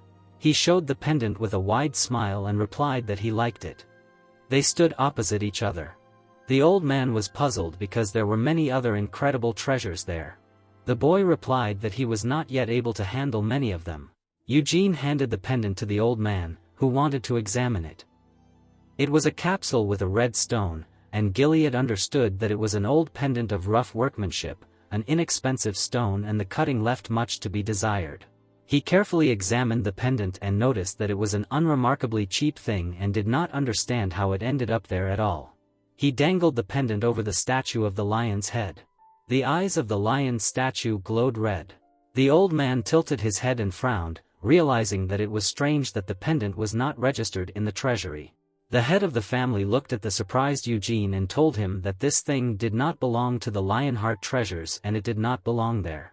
The protagonist noted that this pendant did end up in the treasury. Gilead cautiously replied that the pendant was of no value, and even if he sold it, he wouldn't be able to buy a cheap sword with the money he got, and asked the boy again if he still wanted to take it. Eugene cried out enthusiastically, wishing. The boy looked at the old man, who covered his face. He noted that if the protagonist was so sure of his choice, then so be it.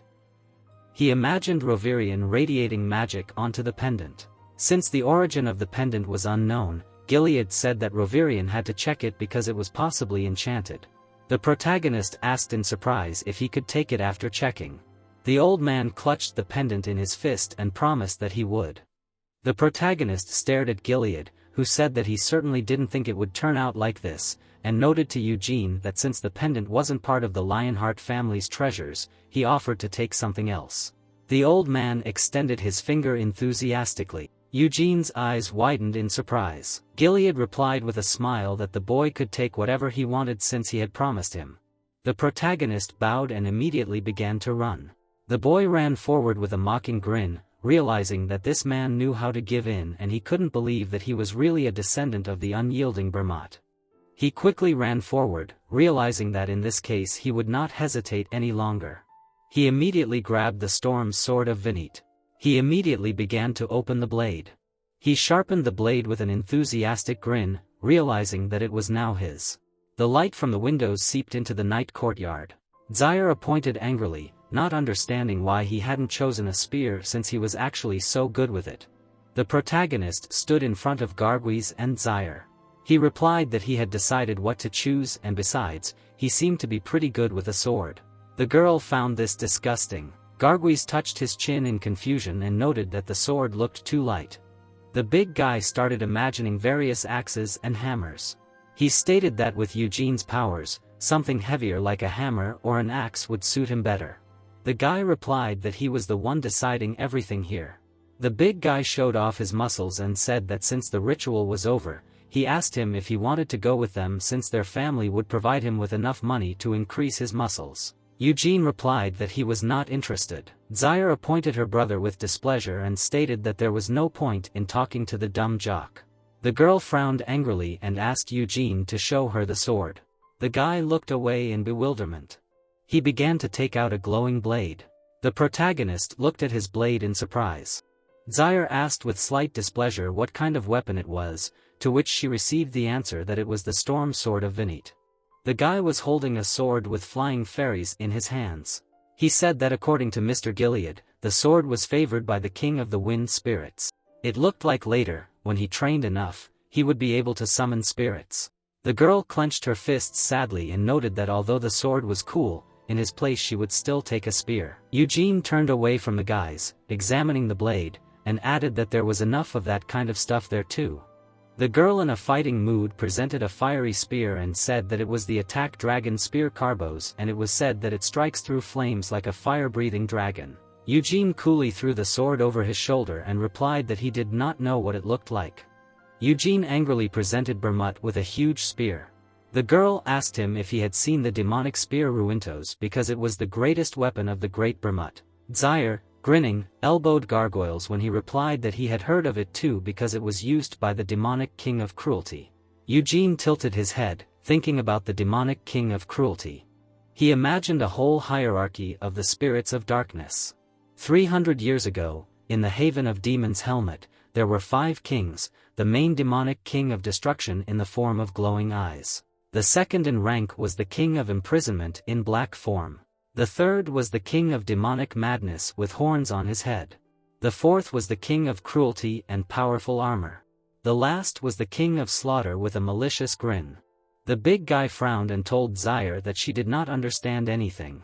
Because the most powerful weapon of the Great Bermut was not a spear but the crushing hammer Jigalaf, which was used by the demonic king of slaughter. He imagined this demonic hammer with bones. Zaire was arguing with gargoyles, noting that the king of cruelty was stronger than him. Although the big guy explained that just because he was higher in rank did not mean that his weapon was stronger. Eugene watched Zaire and gargoyles fight, realizing that the crushing hammer was also missing. The boy frowned as he imagined the spear and hammer. Among Bermut's weapons, only the demonic spear and crushing hammer belonged to demon kings, and such an ominous weapon would hardly be stored in a treasure. It was expected that it was sealed somewhere. The girl pointed angrily at the big guy, noting that the demonic spear was stronger. However, gargoyles disagreed and believed that the crushing hammer was better. Eugene grabbed his head in sadness, realizing that he was too old for such games. He started to walk away from the arguing boys, thinking that the demonic spear and the crushing hammer were great weapons. So it was impossible to determine which one was stronger, but if we talk about Bermut's strongest weapon, then everything will become clear at once. He imagined the shining moonlight sword, which was the embodiment that took the form of a sword where even in the demon's haven it remained sealed. He imagined Bermut swinging this blade, and remembered how the king of cruelty with the demonic spear and the king of slaughter with the crushing hammer died in the light of the destroying sword. Eugene held the blade in front of him. He looked ahead with a smile and realized that in this life, he held a real sword in his hands for the first time. His blade cut through the air with blue flames. Desira, along with gargoyles, looked at what was happening, dumbfounded. They watched as Eugene swung the sword. The boy deftly trained various techniques with the blade. Then he sharply jabbed the sword to the side. The two boys continued to watch the boy train. His eyes widened in shock, noticing that it was like a sword dance. Desira also looked at what was happening in amazement. At this time, the blond man stood in front of the old man. He emitted magic onto the pendant. Then he looked at it intently. Afterwards, he placed the pendant on the table. He pointed his finger at the pendant and stated that there was no trace of magic. Rovirian looked at the table in surprise and wondered if it was really from the treasury. Gilead looked at Rovirian carefully and agreed with him. Rovirian placed his hands on the table and suggested that Eugene could just be joking. But the old man assured him that he had no need for that. The head of the family raised his hand and replied that if he did not allow him to take something else from the treasury, he would be left with nothing. The mage looked away in alarm and noted that it was quite risky. Rovirian stretched his hand in front of the table, wanting to check the pendant again. He reached for the pendant again, saying that although it was not affected by magic, it still bothered him, so she wanted to examine it more thoroughly. The old man opened his mouth in surprise and wondered how he would do this. The blonde looked at his finger with glee and noted that there were spells that allowed one to read the memory of magical energy and that their great teacher, the wise Senya, had developed them. The mage angrily presented various accessories and stated that magic existed throughout the world, so most of the objects that surrounded them were imbued with it, so he wanted to read the memory of magical energy contained in the pendant. Gilead frowned and ordered the mage to begin. The blonde immediately surrounded the pendant in his hands. Then he closed his eyes, directing magic to it. He squinted, seeing various memories in the pendant. At first he did not notice anything unusual, and it seemed to him that it was about 100 years ago and in front of him was the capital and the streets where the pendant was bought. He put the pendant back on the table and said that from that moment on the memory was not read and the magic of the treasury must have blocked access to further memories. The old man looked closely at the sparkling pendant and noted that since it was 100 years ago, there was no one left who could tell him about the origin of this thing. The blonde cautiously scratched his elbow and asked what Gilead would do. The head of the family enthusiastically squeezed the pendant and said that since there were no spells on it, he would give it to Eugene, because he wanted it so much that he was ready to give up any treasure. The magician touched his chin with a smile and noted that Gilead really liked this guy. The old man looked at him with a sly smile. Then he decided to get up. He looked out the window at the boy training with a sword and wondered how he could not like him. Rovirian looked at the old man with bewilderment, who decided to take his advice. The blonde tilted his head warily. He smiled sarcastically and declared that he would make Eugene his adopted son. The protagonist covered himself with his hand, wielding the blade. Thanks for watching, don't forget to subscribe and hit the like button for more epic manhwa recaps. Cyan smiled and said hello. Nina looked at him and exclaimed. The hero frowned. He thought that this was the younger brother of the current patriarch, a complete weirdo who preferred to marry rather than go with his older brother. Eugene bowed and introduced himself, the one he had heard about.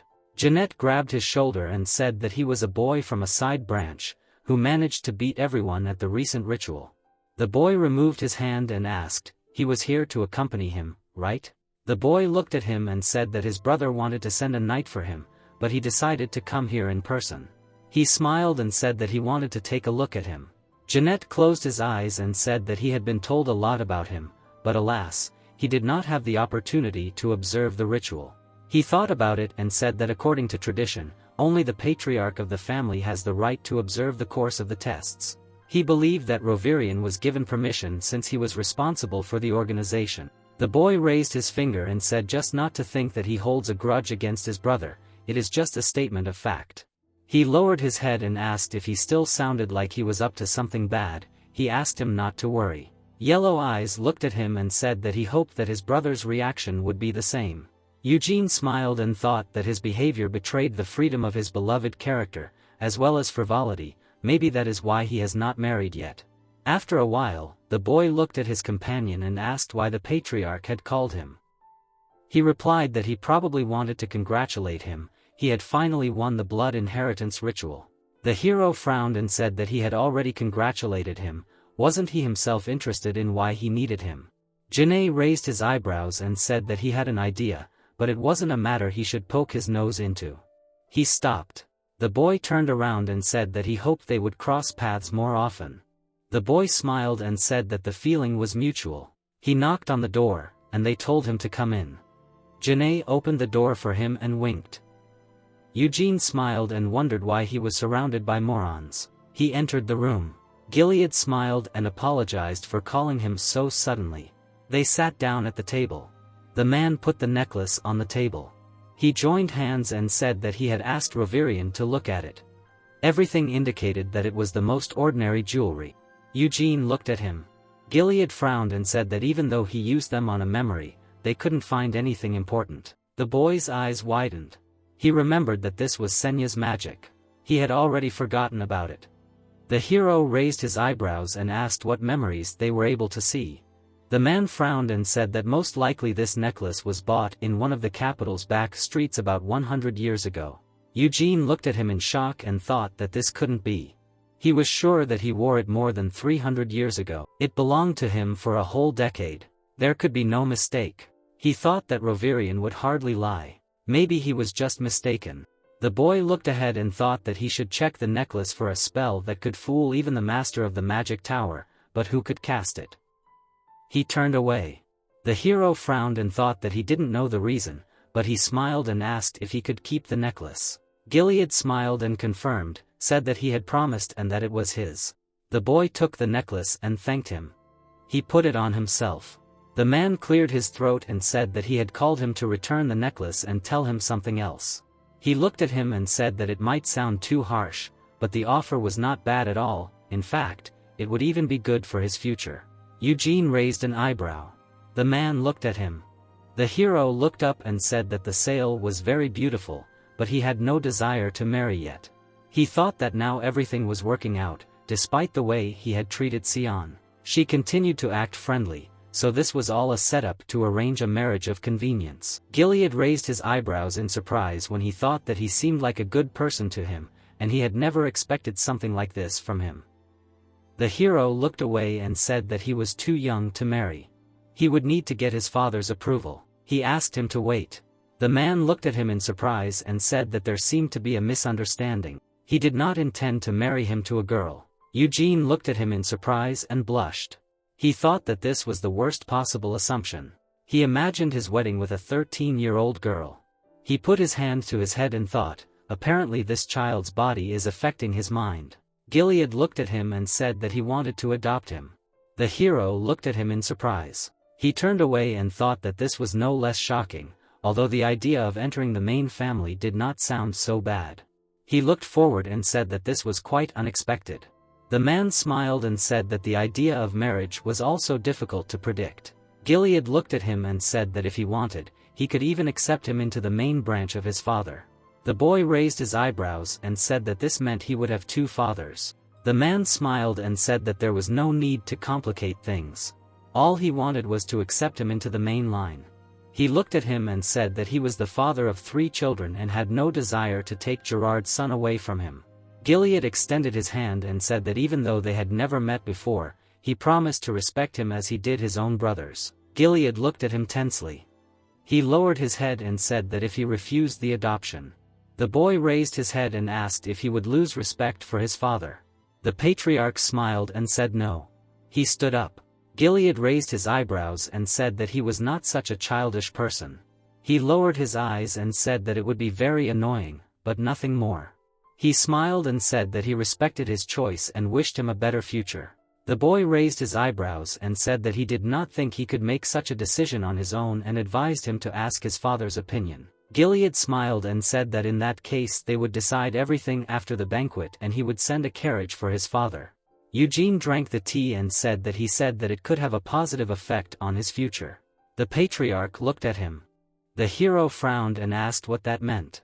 Gilead smiled and said that if he grew up in the main family, he would have many advantages. He turned away and said that since they had many outstanding knights in their service, he would have the opportunity to learn a lot from them.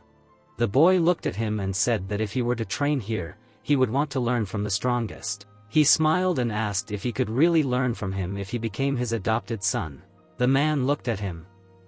He thought that he was terribly curious to know how strong the patriarch was. The man smiled. He raised his finger and said that he was not against teaching him personally. But if you wanted to take lessons from the strongest, then there was a more suitable candidate for this role. Eugene looked at him in surprise and asked who it was. Gilead looked at him and said that it was his brother. Maybe in the past he was stronger, but he had already managed to surpass him. The guy remembered Sion. The white-haired man crossed his arms over his chest and asked if his father taught him magic. Eugene smiled and said that he told him that he had no desire to master mana yet. He was afraid that he might start practicing unconsciously. The man turned around and said that since arriving here, he had not stopped training hard. The crystals that are inside monsters of each rank are mana stones. To master magic, you need to get mana stones. But there is one thing, the more effective the mana stone, the more difficult it is to get it. Also, one must not forget that successful mastery requires the guidance of a strong mentor. It would be dramatic for the Gerard family to provide both of these points. Such conditions are too meager to reveal the window of Eugene's enormous potential. The man sat down at the table and thought that by saying this out loud, he could involuntarily give rise to hatred for his own family. Perhaps he would even become disgusted with his father. He smiled and said that he had already said everything he wanted. If he did not mind, he would like to return to this topic later. Eugene smiled and said that he would be glad. They looked at each other. Silence fell. The hero bowed and said goodbye. The patriarch said that he would ask someone to accompany him. The boy looked at him and said that everything was fine. The guest house was not that far from here. For him it was just a short walk. He smelled something. Eugene looked to the side and thought it was the smell of perfume. He looked ahead and thought that there was someone around the corner. The hero frowned and thought, is he not moving? Is this someone waiting for him? He walked forward. The girl was standing around the corner. She came out. He made a surprised face. The guy raised an eyebrow and thought that she was acting like they ran into each other by accident, although she had been standing there for a long time. He looked at her. The boy bowed and introduced himself. The girl smiled and said that she was told that he had an audience with the patriarch. It seemed they had a long conversation. She did not expect that he would still be here. Eugene looked at her and asked what she meant by that. The brunette raised an eyebrow and thought how impudent he was. His impudence already knew no bounds. She looked at him and thought that it was not surprising, because he managed to gain the upper hand over a child from the main branch and also emerged victorious from the blood inheritance ritual. She thought that it wouldn't take him long to become stronger and more daring. It would be better for her to gain his friendship as well rather than become an enemy. She thought that it would be a good idea to tie him down through marriage, which is why she told Sel to get close to the boy. Anasilla looked at him and said that she was curious about what they had discussed. Eugene looked at her and said that he could not reveal the details of his private conversation with the patriarch. The girl laughed and said not to think that she was trying to interrogate him. She just wanted to say something. The boy looked at her in surprise. The brunette raised her eyebrows and said that she was very sorry for Cyan's rude behavior. She was very late with her apology. Unfortunately, the approaching ritual did not give her the opportunity to do it earlier. The white-haired man looked at her and said that she did not need to apologize. That incident had long been settled. Anasilla smiled and said that she was glad to hear that, and he seemed very mature for his age. The boy raised a finger and said that she would definitely reprimand Cyan. She hoped that they would get along in the future. The boy smiled and said that they would definitely get along. After all, they were all one big family. The girl frowned and thought about what he said. Although these words were true, it was disgusting to hear these words from an impudent little brat. She looked at the hero when he asked if he could take his leave. The brunette smiled and apologized for keeping her. Eugene turned around and walked on. He looked back and thought that this woman was initially against him because of his origin from the branch. He thought that he had better avoid meeting this old bitch. The boy walked forward. 2 days later, Gerard arrived at the main branch estate. He got out of the carriage and looked ahead, embarrassed. The man looked forward and wondered if his son had really won the blood inheritance ritual. He looked down and thought that his son had defeated the children of the patriarch. He thought that he had shown extraordinary talent since his youth, but he had been unable to help bring it out. He felt that he would face a very harsh reality during the test. He thought that the difference between the main and side branches could not be overcome by talent and perseverance alone. He shed tears and thought that he had imagined it. Gerard looked up when his son called out to him. Eugene was waving at him. He was smiling. The father ran towards him. He hugged the boy. Gilead looked at him. The man began to cry and said that he was very proud of him. The hero looked at him and said that he had told him to expect good news. Did he not believe him? Gerard wiped his tears and said that he had said something similar and apologized for not believing in him. He bowed and introduced himself. Gilead extended his hand and introduced himself and apologized for such a sudden invitation. The men shook hands. The hero's father said that it was an honor for him to be invited to this place. The patriarch smiled and said that he did not want to spoil their reunion, but could they talk alone? Gerard looked at him and agreed.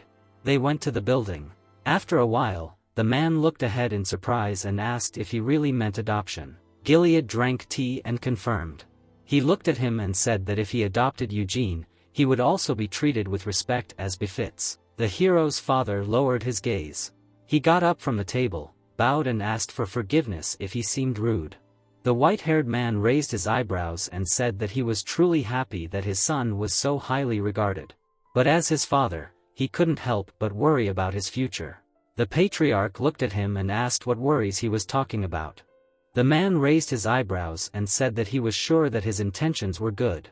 But he was afraid that the rest of the family might not be so kind. He said that he already had 3 children. If he adopted Eugene, he would definitely become an outcast. Gilead looked away and said that he understood what he was trying to say. He said that he didn't want to put any restrictions on the hero's future, but their family was very strict about blood purity and he doubted that they would so easily agree to accept a child of a side family into the main family. The man looked ahead and said that even if Eugene joined the main family, he would not be able to inherit the title of patriarch. But if he did not allow greed to stroke his mind, he was sure that in his family, he would be able to fully realize his incredible potential. He said that by becoming his son, he would have the opportunity to get closer to other children. As a result, a better future was guaranteed for him. Gerard clenched his fists and said that he was right. He smiled and said to let him discuss this in private with his son first. Eugene held a sword in his hands. His eyes lit up. He struck. The father approached him. The boy looked up. Gerard lowered his head. The hero sheathed his sword and thought that judging by his face, the news had greatly shocked him. He looked ahead and asked what that expression was. The man raised his head.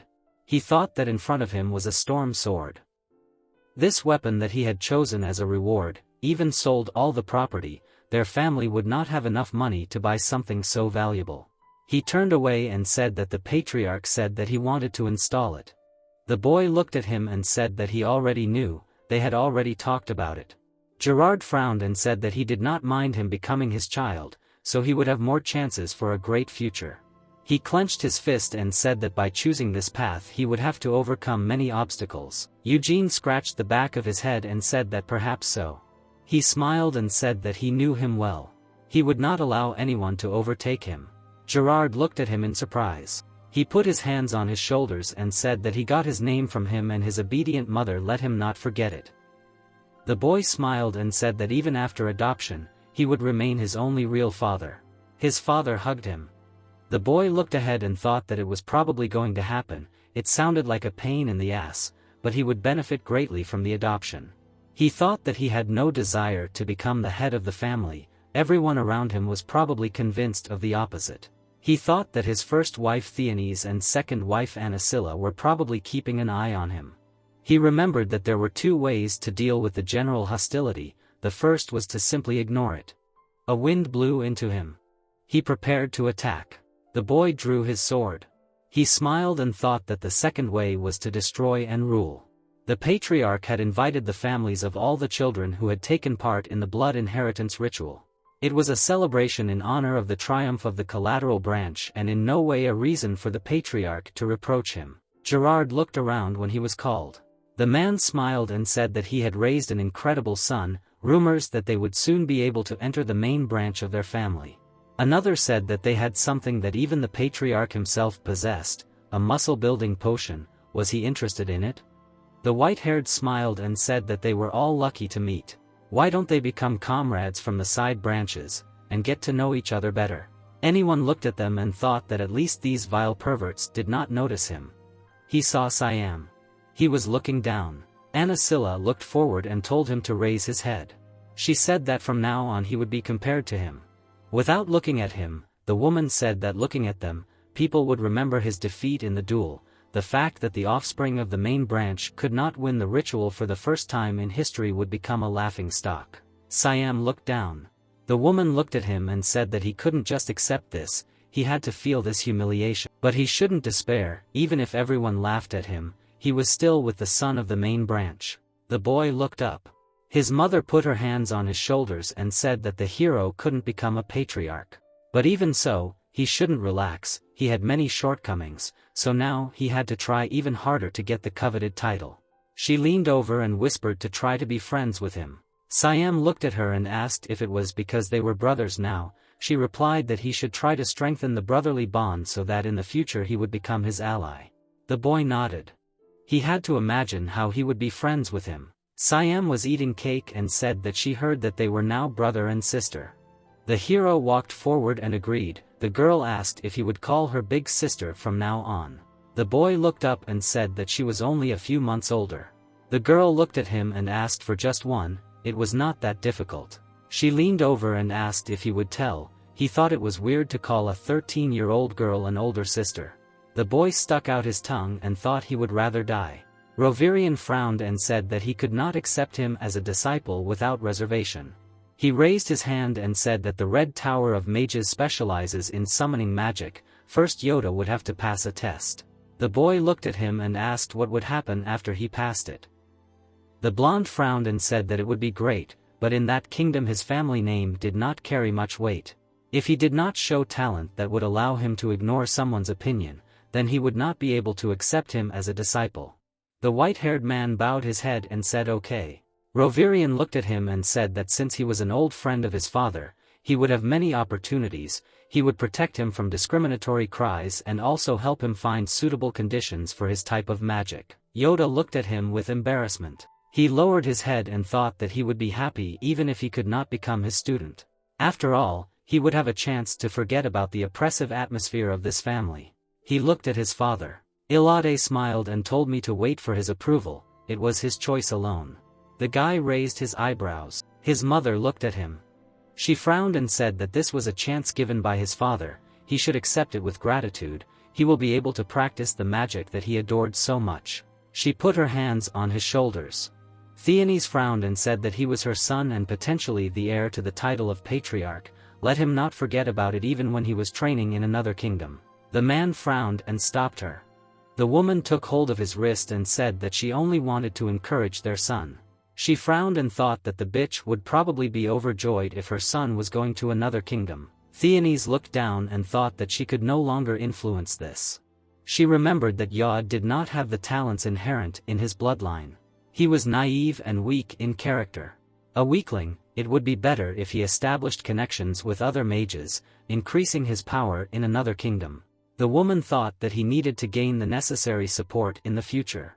She looked at her son and said that he was the legitimate son of the Lionheart family and he should remember this. The boy raised his eyebrows and agreed. After a while, the next day after the banquet, Rovirian together with Yod headed to the kingdom of Arath. The families from the side branches went to their homes. Eugene and Gerard settled in the spare chambers. The hero thought that today he would practice magic for the first time after reincarnation. He remembered that there are two ways to develop mana: breathing and physical training. Breathing is the process of collecting mana from the environment through inhalation and exhalation. Physical training is collecting mana with the whole body for its subsequent strengthening. Both processes are quite difficult, but breathing is a more effective training method. He thought that in his past life he was used to developing mana through physical training. But later, on the advice of his friends, he began to devote more time to breathing. Lionheart develops mana only through breathing. The boy approached Nyes. He smiled and offered to get down to business. In the deep forest, in the Patriarch's domain, there is a source of mana access to which only close relatives have. The source did not appear on its own. It was created by Bermut 300 years ago. The boy frowned and thought that he was still a real monster since he could artificially create a source of mana. The white-haired man turned around and asked if he was nervous. Eugene smiled and said that he was looking forward to it. The guy raised his hand and said that it wouldn't be easy. He would help him. But since it was his first time, he would have to sweat a lot. At a younger age it was much easier to feel mana. He raised his finger and said that Cell and Sion started their training at 6 years old. It took them 4 days to feel it.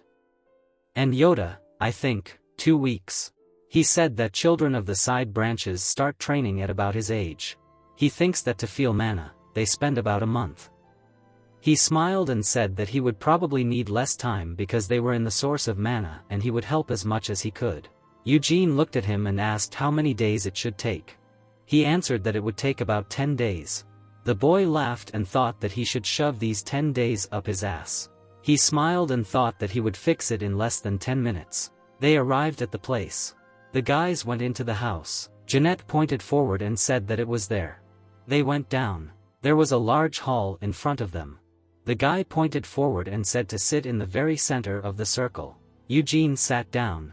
Jeanette closed his eyes and said that the mana absorption technique that is passed down from generation to generation is the legacy of their ancestor. He raised his finger and said that children from the side branches are forbidden to use this technique, so they resort to the Scarlet Flame ritual, which is much inferior to the original. He began to glow and said that this is the original technique kept in their family. Magic appeared around him. He smiled and said that this is the White Flame ritual. Eugene looked at him in surprise and thought that although he was not personally familiar with this ritual, he clearly remembered its unique formula. He remembered how a layer of mana was very high and dense surrounding his friend from a past life. It materialized in the form of a white flame. At times it even resembled a lion's mane. He thought that in his past life he never had the opportunity to know what it was capable of. Jeanette stepped forward and said that since he couldn't feel mana right away, he needed to concentrate on his breathing. The boy said he could feel it. The boy raised his eyebrows and said he thought he might have concentrated so hard that his senses were tearing him apart. He raised his finger and thought he would show him the difference between real and false mana sensations. He sent mana into it. He smiled and said he couldn't feel it yet. The boy pointed to the mana and said he could feel it. He was showing where he was going okay. Eugene smiled and asked how long they were going to mess around with this. Jeanette looked at him in surprise and said he couldn't believe it. He thought even 10 days was an optimistic scenario, but his pace defied all explanation. The boy laughed. He sat down. He frowned and said that since he could already feel mana, they could go further. From now on he shouldn't say words and focus on his body. Eugene closed his eyes and said that he understood. They joined hands. The boy told him to try to breathe slowly. The hero began to inhale mana. Jeanette told him to imagine how with each breath he takes in streams of mana. When they rush into his body, try to direct his mother in the right direction, to his heart. The boy removed his hands. The boy moved away and said that he was doing great. The hero was glowing. The white-haired man frowned and thought that this exceeded all possible expectations. He was already capable of manipulating mana inside himself, now all that was left was to wait for his body to accept it. He looked at the boy. He thought that this was madness. He remembered that in his past life, feelings and breathing mana were not problematic. But this body copes with mana absorption many times better. With each breath there is more and more mana in his body. He thought that he should remember that such a young body has its limits, for now this amount is enough. His heart lit up. He opened his eyes, and looked ahead. The boy was looking at him. He thought that the size of his core was amazing. Usually people start with a much smaller core and practice mana control diligently to grow it to this size. Jeanette smiled and said that he was a real monster. The boy grabbed his hand and asked if it was a compliment. He confirmed. The boy walked forward and told him to go back. After a while, Jeanette raised a finger and said that the essential difference between the white and scarlet flame rituals is the splitting of the core inside the body. No matter how much he develops with the scarlet flame, he will only have access to one core inside the body. He said that once a certain threshold is overcome, his core will split into several parts. He continued that when this happens, he will be able to increase the mana in his body much more productively. The interaction of several cores experimentally increases the owner's strength. The boy said that they called these cores stars, the ancestor of their lineage, as well as the creator of the white flame, owned 10 stars at once, and the entire history of their family no one has ever managed to achieve such a number. Jeanette smiled and said that he and his brother each have 6 stars. His brother's children created 1 star each. He is not sure about Yoda, but the twins will definitely reach the 2nd star within the next year. He looked up and said that since the brother and sister began training mana at the age of 6, it means that it will take them 8 years to go from 1 star to 2. Eugene looked at him and asked what about him. The boy raised a finger and said that he will definitely be the fastest, if of course he does not shirk training. The boy smiled and said that he will do his best. He smiled and thought that not only did he reincarnate in a much better body than his previous one, but he also inherited the Burmit method of training mana. He will not let the potential of this body rot. He walked forward and thought that although he was not sure that he could reach 10 stars, he needed to find out all the details while he was training with the white flame. The hero smiled and thanked Burmit. Thanks to him he could achieve much higher results. They came home. Jeanette smiled and said that he would report to his brother how everything went and told him to go rest. The boy smiled and thanked him. The boy left and he thought to hell with rest. He thought that such fatigue would disappear in no time after a short sleep since now he had started training mana. He had a lot of work to do. Nina looked at him in shock. She approached him and asked if he had already returned. The boy looked at her and asked her to go to his room and get his sword. He took the sword out of its sheath. He looked at it and wondered if it would work. He began to transfer mana into the sword. Nina looked at him in shock.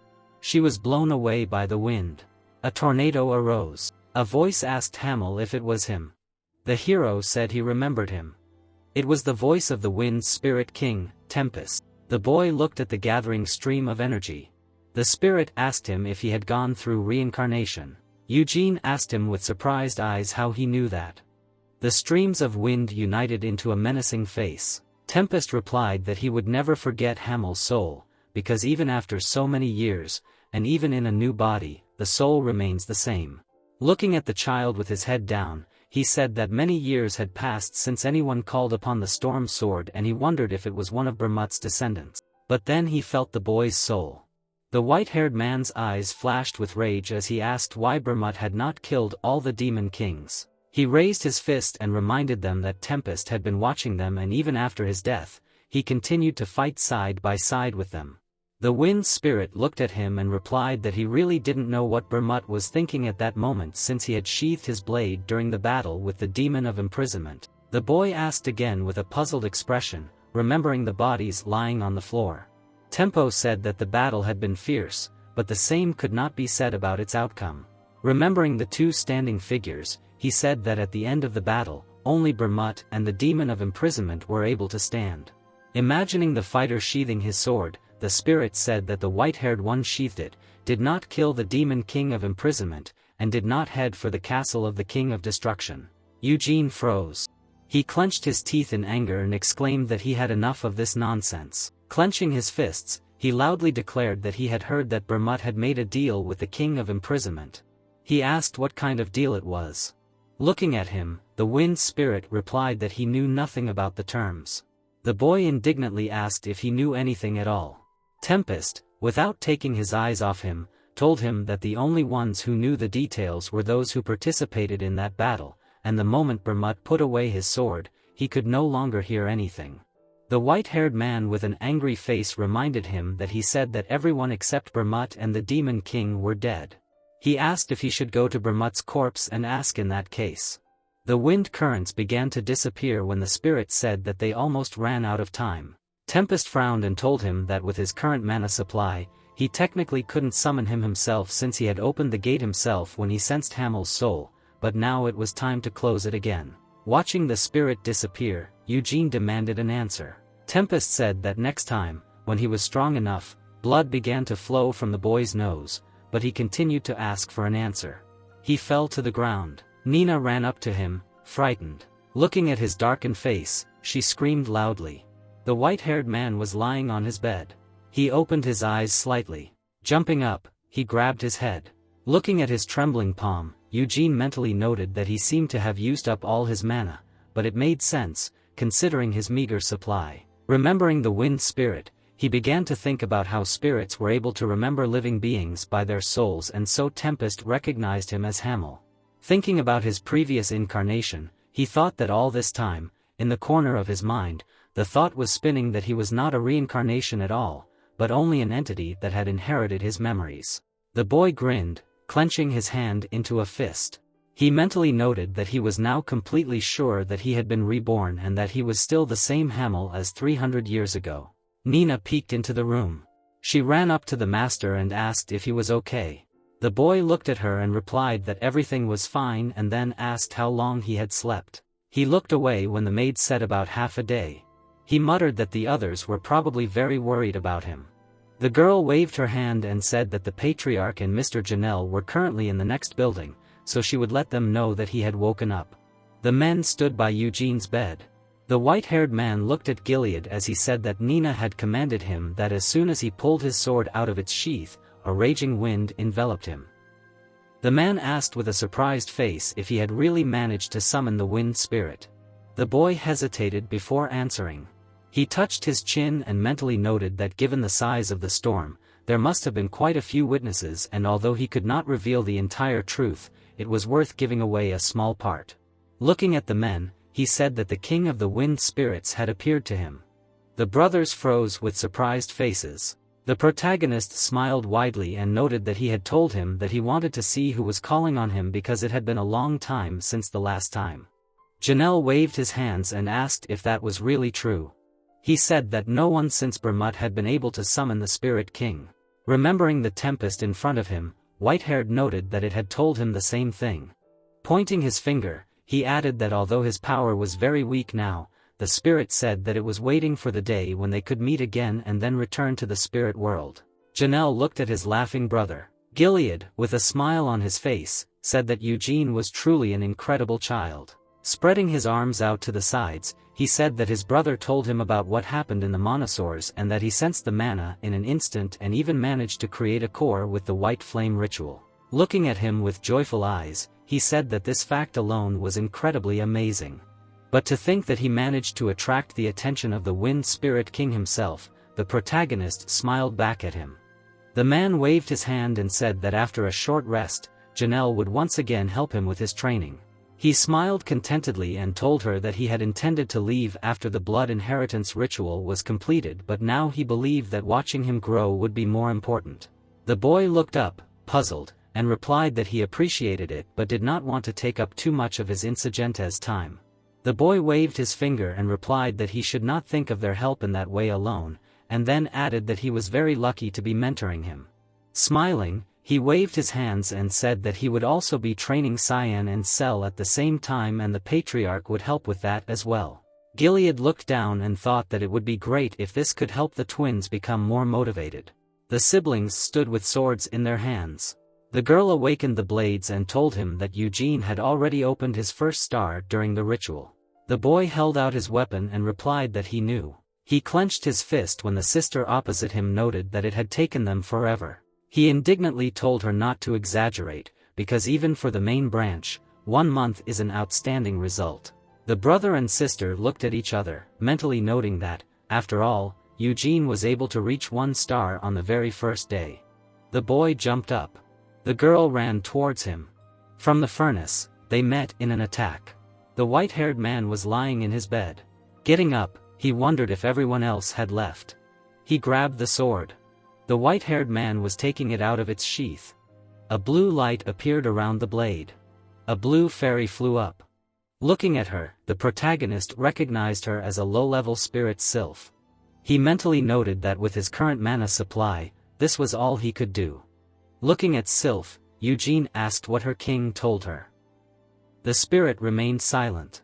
The boy sighed and grabbed his hair, thinking that given the intelligence of low-level spirits, it was unlikely that he would be able to start a conversation with her. Looking at her with angry eyes, he ordered her in a dark voice to go and tell that old man that if he lied, he would personally finish him off. Sylph frowned. She flew over Eugene's head. He saw the fairy disappear. Heading towards his bed, he thought about how he was the only one who died in the imprisoned king's castle and everyone else was reborn in the demon realm. Sitting down on his bed, the boy mentally noted that now, the only ones who knew about the deal between Bermut and the Demon King. Frowning, he thought that he would need to look into Helm Out. In his mind, he imagined Senya thought that he should also look into Aeroth. Imagining Honus, he thought that he should also pay a visit to Eurus. Then he remembered Moron. He realized that he also needed to go to Luhur.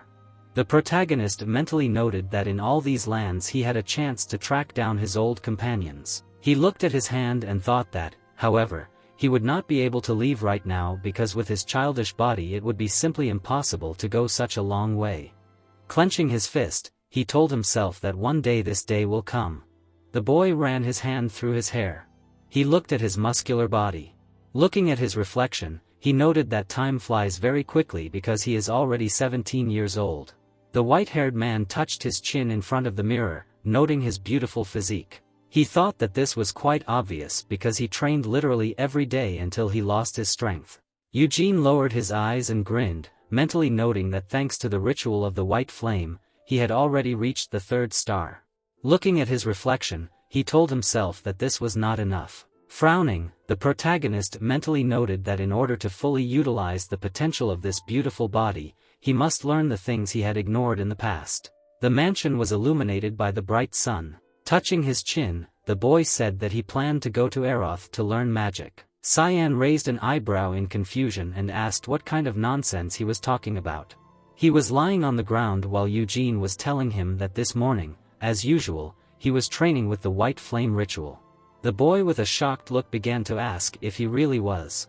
The white-haired boy smiled and answered in the affirmative. 3 stars were spinning in a circle. The protagonist was engulfed in blue flames. He stood in front of Cyan. He pointed at him and asked with fear how this was even possible. Grinding his teeth tightly, he mentally noted that he had started training his mana 7 years later than him, but he was already able to form the 3rd star, while he himself was still tinkering with the 2nd. Throwing his sword over his shoulder, the guy said with a smile that it was possible since he was a genius. Looking up, the white-haired man muttered that he wanted to finish him off right here. The protagonist asked him not to be so rude to his own brother. Cyan drew his eyebrows together and noted that he was the one who beat him half to death every morning. Eugene smirked and said that he himself asked him to train together in the mornings. He added that no one was forcing him. The guy took her away. Getting to his feet, he asked why he suddenly wanted to learn magic. He asked if he had forgotten what happened to Yod. Introducing the boy and the blonde man in the cape, he began to say that after the blood inheritance ritual, he went to the kingdom of Eroth following Sir Rovirian, but could not prove himself worthy of being the Tower Master's apprentice. The white-haired man waved his hand and added that for the next 4 years, Yod was no better than a servant in the Tower of Magicians and he did not manage to achieve anything despite his connections and opportunities. Yod began to emit a negative aura, noting that someone had spoken too much. Cyan asked with fear, did he really say something unnecessary? He turned away and said that the guy should have stayed in the main estate and not stuck his nose up in an attempt to become a mage because if he went to Eroth without turning his face, he noted that Cell would be very upset. The protagonist waved his hand and asked through laughter if he was really talking about that girl who didn't talk to him and always trained alone. Throwing the sword and leaving, he noted that he didn't believe him. Turning around, the guy indignantly asked him where he was going. The protagonist replied that he wanted to meet the patriarch. Turning around, he smirked and noted that he should tell him about reaching the 3rd star and also ask for approval. As he left, Cyan froze. He kicked the sword sharply. Clenching his hands into fists, he indignantly asked why he suddenly wanted to learn magic. Gillette asked with surprised eyes if he really wanted to. Eugene stood in front of him, giving a positive answer. He said that he was going to Eroth to learn magic in the circle of its users. The patriarch waved his hand and said that in the entire history of their family, no one had ever reached the 3rd star at such a young age. He delivered that if he continued to try so hard, he would be able to open the 4th before he came of age. The guy looked at him and said that in the morning, having opened the 3rd star, he realized that his current training was not enough and that it was too insignificant. Standing in front of the man, he said that he wanted to learn everything that his strength could, and although he did not know whether he had a predisposition for magic, if he began to learn now, he would be able to look at the very concept of mana from a different angle. Frowning his light eyebrows, the white-haired one said that the very fact of learning something new was an invaluable experience and he was sure that it would bear fruit. Bowing his head, he began to ask. Gillette touched his chin with his hand. He looked at his adopted son. Eugene looked up when asked. The patriarch smiled and asked if he could ruin such a strong desire to learn. He said that even as a patriarch, he understood him. Frowning, he added that, however, the boy would have to give him his word that he would never practice dark magic. Introducing a cramped tower, he said that in the kingdom of Erath there was a dark tower of magicians where terrible sorcery was taught. Introducing magicians in black cloaks, Gillette said that unlike in the past, there were no more disgusting rumors about them now and people no longer saw them as a threat. He remembered Bermut and added that, however, they, the Lionhearts, were the descendants of Bermut the Great. The man folded his arms and said that this was why dark magic was forbidden to them. It lowered his dark gaze, thinking that he knew very well about the monstrous deeds of the demon kings and dark creatures. Looking at his adoptive father, he asked not to worry. The white-haired man smiled and said that he despised dark magic. He walked down the hallway. A sound was heard from the side. A voice behind the door said that she needed to talk to him. The guy put his hand on his belt and said that if she wanted to talk, then let her go out into the hallway. The girl replied that she could not because she smelled bad after training. Kale stood at the door in a cramped room and asked if he was really leaving for Eroth. The protagonist looked at the door and asked if he should tell her Cyan about it. The girl answered in the affirmative, adding that he also told her that he had reached the 3rd star. The two of them pressed their backs against the door, and Kale asked why he was leaving. The guy replied that he wanted to learn magic.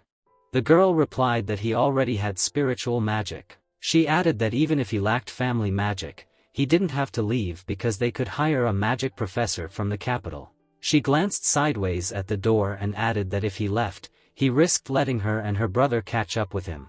Eugene crossed his arms over his chest and replied that he didn't mind because it would be more fun if they caught up with him. He smiled and noted that they hadn't sparred together for a long time. The girl looked down and asked if he would stay if she became his sparring partner. The white-haired man looked up and replied that he would leave anyway. She called him a fool. With a gloomy face, Kale asked how long he would be gone. The protagonist said that it would be clear when he got there, but most likely he would be gone for several years. The girl folded her arms and asked why it took so long, adding that there was nothing good about leaving her homeland. The guy sighed when he asked if he thought about his father. Remembering his father on a horse, he replied that he would be fine without him, because he had already gotten used to life here, and thanks to regular hunting, he had even managed to lose weight. Kale put her hands on her chest and said that Uncle Jeanette would most likely be very upset. Eugene noted that this would probably be the case. The girl raised her head and asked what about her brother. She said that he looked upset when he came to her. The protagonist put his hand on the door and asked if it was true. He noted that, unfortunately, he still had to leave. The white-haired girl's eyes widened as he wished her luck in her training. Eugene began to leave. The girl peeked out from behind the door. With concern in her eyes, she asked if he was really leaving. The guy waved his hand at her. She bit her lip and called him a fool. Leaning on the door, Kale muttered that she didn't want him to leave either. The guy stood in front of his father. Gerard looked at him with a smile and said that when he came to Arath, he should try not to get into trouble and shirk his studies. Eugene smiled and asked in return not to stop looking after himself while he was not around. The man began to laugh. Standing in front of his son, he noted that he had already become taller than him. The protagonist grinned. The father with a confident look told him to take care of himself. The white-haired man stood in the portal and looked at the others. Gilead smiled and asked if he really didn't need guard. The guy pointed at himself and answered negatively, noting that he could stand up for himself. The man looked down and mentally noted that this was true because at such a young age he had already reached the 3rd star and he and Yoda were completely different. The rest of the family looked at the guy. Vyudin turned his displeased gaze. Looking at his crying father, he asked him to stop crying and then asked why he decided to fall apart before his departure if he had held up so well before. He extended his hand and said that even his tears would not make him stay and then asked why he did not say goodbye to his son with a smile on his lips. Gerard wiped away his tears. He smiled widely and laughed. The protagonist smiled back. He turned to the portal. Heading into it, he told everyone that they would see each other again. He found himself in the capital of the Kingdom of Magicians Aroth, Pentagon. Its 5 magic towers formed a pentagon and in the very center was a beautiful castle. A flying machine was flying across the sky. The white-haired man looked down, thinking that he had already been here in the past, but the capital had changed greatly. The guy looked at the large shining blue circle, mentally noting that only in this kingdom can you find a teleportation gate located in the sky. He noted that the dates to keep the station in the air involved many different types of magic, and thus it symbolized the perfection of Aroth's knowledge and its demand throughout the world. The blonde in the hat was taken aback by the sight and asked if it was not wonderful. He pointed and noted that this bland view was one of the cultural treasures of their kingdom. This man was the city's guide. He waved his hand and said that there were 15 hovering stations in the capital and all of them were created by Senya the Wise. The guy knocked on the chariot and asked if it meant that she had created them too. The man waved his finger and the answer was yes, taking out a guidebook. He began to tell that although these technologies were already several centuries old, they were regularly diagnosed and were in excellent condition, so the risk of accidents was practically zero. Eugene waved his hand when the blonde began to talk about the route around the capital. The guy froze with his hand raised and said that first he wanted to see the Senya the Wise estate. The guide showed 3 fingers and exclaimed that this was a great choice and then said that while in Pentagon, he would definitely have to see 3 things, the Senya estate, the magic towers, and the night view of the city. People were walking along the streets. Sitting in the chariot, the guide said that 300 years ago, immediately upon returning from the demonic lands, Mrs. Senya became the youngest tower master in the history of the kingdom and in her honor a statue was erected, which is located in the park of the Green Magic Tower. The blonde waved his hand and said that Senya the Wise almost always stayed in her estate and 200 years ago she suddenly left, leaving only the last, saying that she needed rest.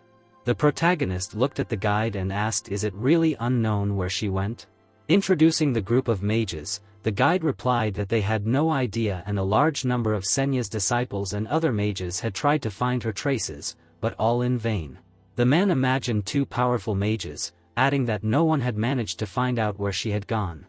He pointed and said that what was even more annoying was that the day she left was her own birthday, and although it was only his guess, he believed that she had gone to the demon world of Hellmount. The white-haired man looked at him in confusion and asked why she was doing that. The guide introduced the sorceress standing near her friend. He said that exactly a century had passed since the day she had to leave the body of her comrade, Hamel the Reckless, and return home from the demon lands. Waving his arms, the blond man said that Senya could not stop thinking about her dead friend and her heart was thirsting for revenge, which was why she had decided to leave. He folded his arms and asked with a smile if he had heard about it. The blonde noted that Sir Hamel was said to be in love with Lady Senya and confessed it to her in the last seconds of his life. Eugene clutched the guidebook and asked with anger in his eyes what kind of nonsense he was talking about right now. The guide looked at him with a puzzled look. The guy, darkening, smiled nervously and began to make excuses. The man laughed nervously and threw his hand behind his head, saying that he seemed to not like the idea of affection between the two heroes. While the protagonist turned away, he told him that there were also other theories regarding her disappearance. Looking at one of the magic towers, the guide told him that everyone knew that Senya the Wise hated demons and the dark magic tower, and until the very end she opposed the existence of dark magic. The man presented the bloody body of the girl and said that some people speculated that the cruel mages who insisted on building that tower were responsible for the death of the lady. The white-haired man noted with a darkened gaze that there was no way such scum could have killed her. The blond man frowned and stated that he completely agreed with him and that this theory had already been heavily criticized. Eugene looked away and mentally noted that the dark mages were not strong enough to even touch her. But what about the Demon King? Imagining the huge shining eyes above the tower, he mentally noted that Helmod communicated with the kingdom of Eroth through the dark tower. Remembering the appearance of the girl, he noted that Senya's existence must have been a great hindrance to them. The white-haired man lowered his eyes, thinking that this was enough reason to get rid of him. The chariot landed on the ground. The boy froze with his hand raised. Looking at the large estate ahead, he mentally asked himself if Senya really died. People were folding their hands in prayer near the building and asking for help to pass the exam and get into the Tower of Magicians. One of them said that he had already failed 11 times. Walking past them, Eugene noted that it was very busy here. The guide said that these were students preparing to enter the magic tower. He waved his hand and added that unfortunately, their financial situation did not allow them to stay here on a permanent basis because only the entrance to the estate costs tens of thousands, which would allow him to enjoy the views of the garden. He added that he would have to pay several times more if he wanted to see everything from the inside. Walking further forward, the protagonist asked why the prices were so high. The man answered that it was because there were many people here who were willing to pay for it. He took out a card and began to tell with a smile that there was a myth that if you pray in front of the portrait of Mrs. Senya in the main hall, you will be able to pass the exam to enter the magic tower. The guide handed the card to the guard. On it, the man saw the name of the Lionheart family. His colleague began to open the door while he asked the guy to go through. When he entered, the guide in the passage said that he would wait for him here and he could enjoy what he saw inside. The door slammed shut. Eugene grinned. Looking at the luxurious room, he noted that he was now going to find out how that girl lived. He walked along the corridor. Looking around, the guy mentally noted that the Senya estate was simply huge and they say that she just sat in it for hundreds of years. He remembered how the girl, leaning on a shield, asked him about his plans for the future. The protagonist froze, rewinding his hand. The sorceress waved her hand when he asked why she asked him all of a sudden. She noted that he was wasting the best years of his life fighting for others, but later he would need to find his own happiness. The warrior tightened the bandage and replied that he did not know as he had never thought about it before. Senya pointed to the sleeping moron and noted that he had declared that he would become king in the future. Hamel waved his hand and called him crazy, after which he noted that a wish alone was not enough to ascend the throne. The girl smiled softly and replied that it was his wish after all and no one had forbidden them to dream. The guy stepped back and asked if she was drunk. He imagined himself saying her words with a lustful face and grimace, muttering that it was disgusting and his hand shook from awkwardness. The sorceress clenched her fist and called him an idiot, adding that she was trying to be serious. The protagonist asked about her plans for the future. Senya gritted her teeth in surprise. She looked away sadly. Looking at her portrait, White-haired remembered that she wanted to live an ordinary life, get married, have a child and then become a grandmother. Eugene looked at her face. Putting his hand on his belt, he thought that she should have met a good man, turned to him and spent the rest of her life in peace. He mentally asked why she let herself be doomed to loneliness within these walls. The guy reached for the painting and said the name Senya. He suddenly froze when the guard next to him said that touching things was prohibited. The protagonist looked at him, thinking that he had ruined this moment. He turned around and told himself that he did not come here to admire the portraits. He thought about the huge library in this building, occupying an entire floor. The guy came to the library. Touching the books on the shelves, he thought about how all the shelves were filled with books about magic and Senya must have left some kind of clue here. He clenched his fist when a guard suddenly appeared and said that touching it with his hands was strictly prohibited. The protagonist scratched his cheek, realizing that he couldn't rummage through the books either and would have to settle for the titles on the covers. He recalled seeing the necklace in the vault, but thought about how it wasn't even registered in the treasury. He wondered if the necklace from his past life had just accidentally caught his eye. Grabbing the red crystal, Eugene thought that it was too implausible, but perhaps the way the Wind Spirit King recognized him was how the necklace had reacted to his soul. As he walked forward, he thought that his reincarnation was definitely not a coincidence, and if it was Senya. The white-haired man gritted his teeth, thinking that she should have left at least some clue. He stood in front of her portrait. Coming up with a saddened gaze, the protagonist mentally noted that he had been to the library, the bedroom, looked through countless rooms, but still hadn't found anything. Clutching his head, he mentally noted that he didn't have a single idea. The protagonist frowned and told the girl that if she wanted to tell him something, she should have left at least the slightest hint. He wondered how he was supposed to do anything without a drop of information. He looked at the guard. Opening his mouth, the guy turned to Senya. He showed her the middle finger and told her that if she didn't like his behavior, then let her find him personally. Eugene pursed his lips in displeasure. He turned around. Walking away from the portrait, he muttered that if she was alive, of course. Night was covering the mansion. The guide smiled nervously and noted that the gentleman seemed to have gotten very carried away while he was looking around the estate. In his heart, he was unhappy that he was made to wait until sunset. The boy tossed him a gold coin and said it was extra for waiting. The man thanked him. Pointing to the side, he asked where the gentleman wanted to go next. He said that since this city was popular with tourists, there were many amazing restaurants there.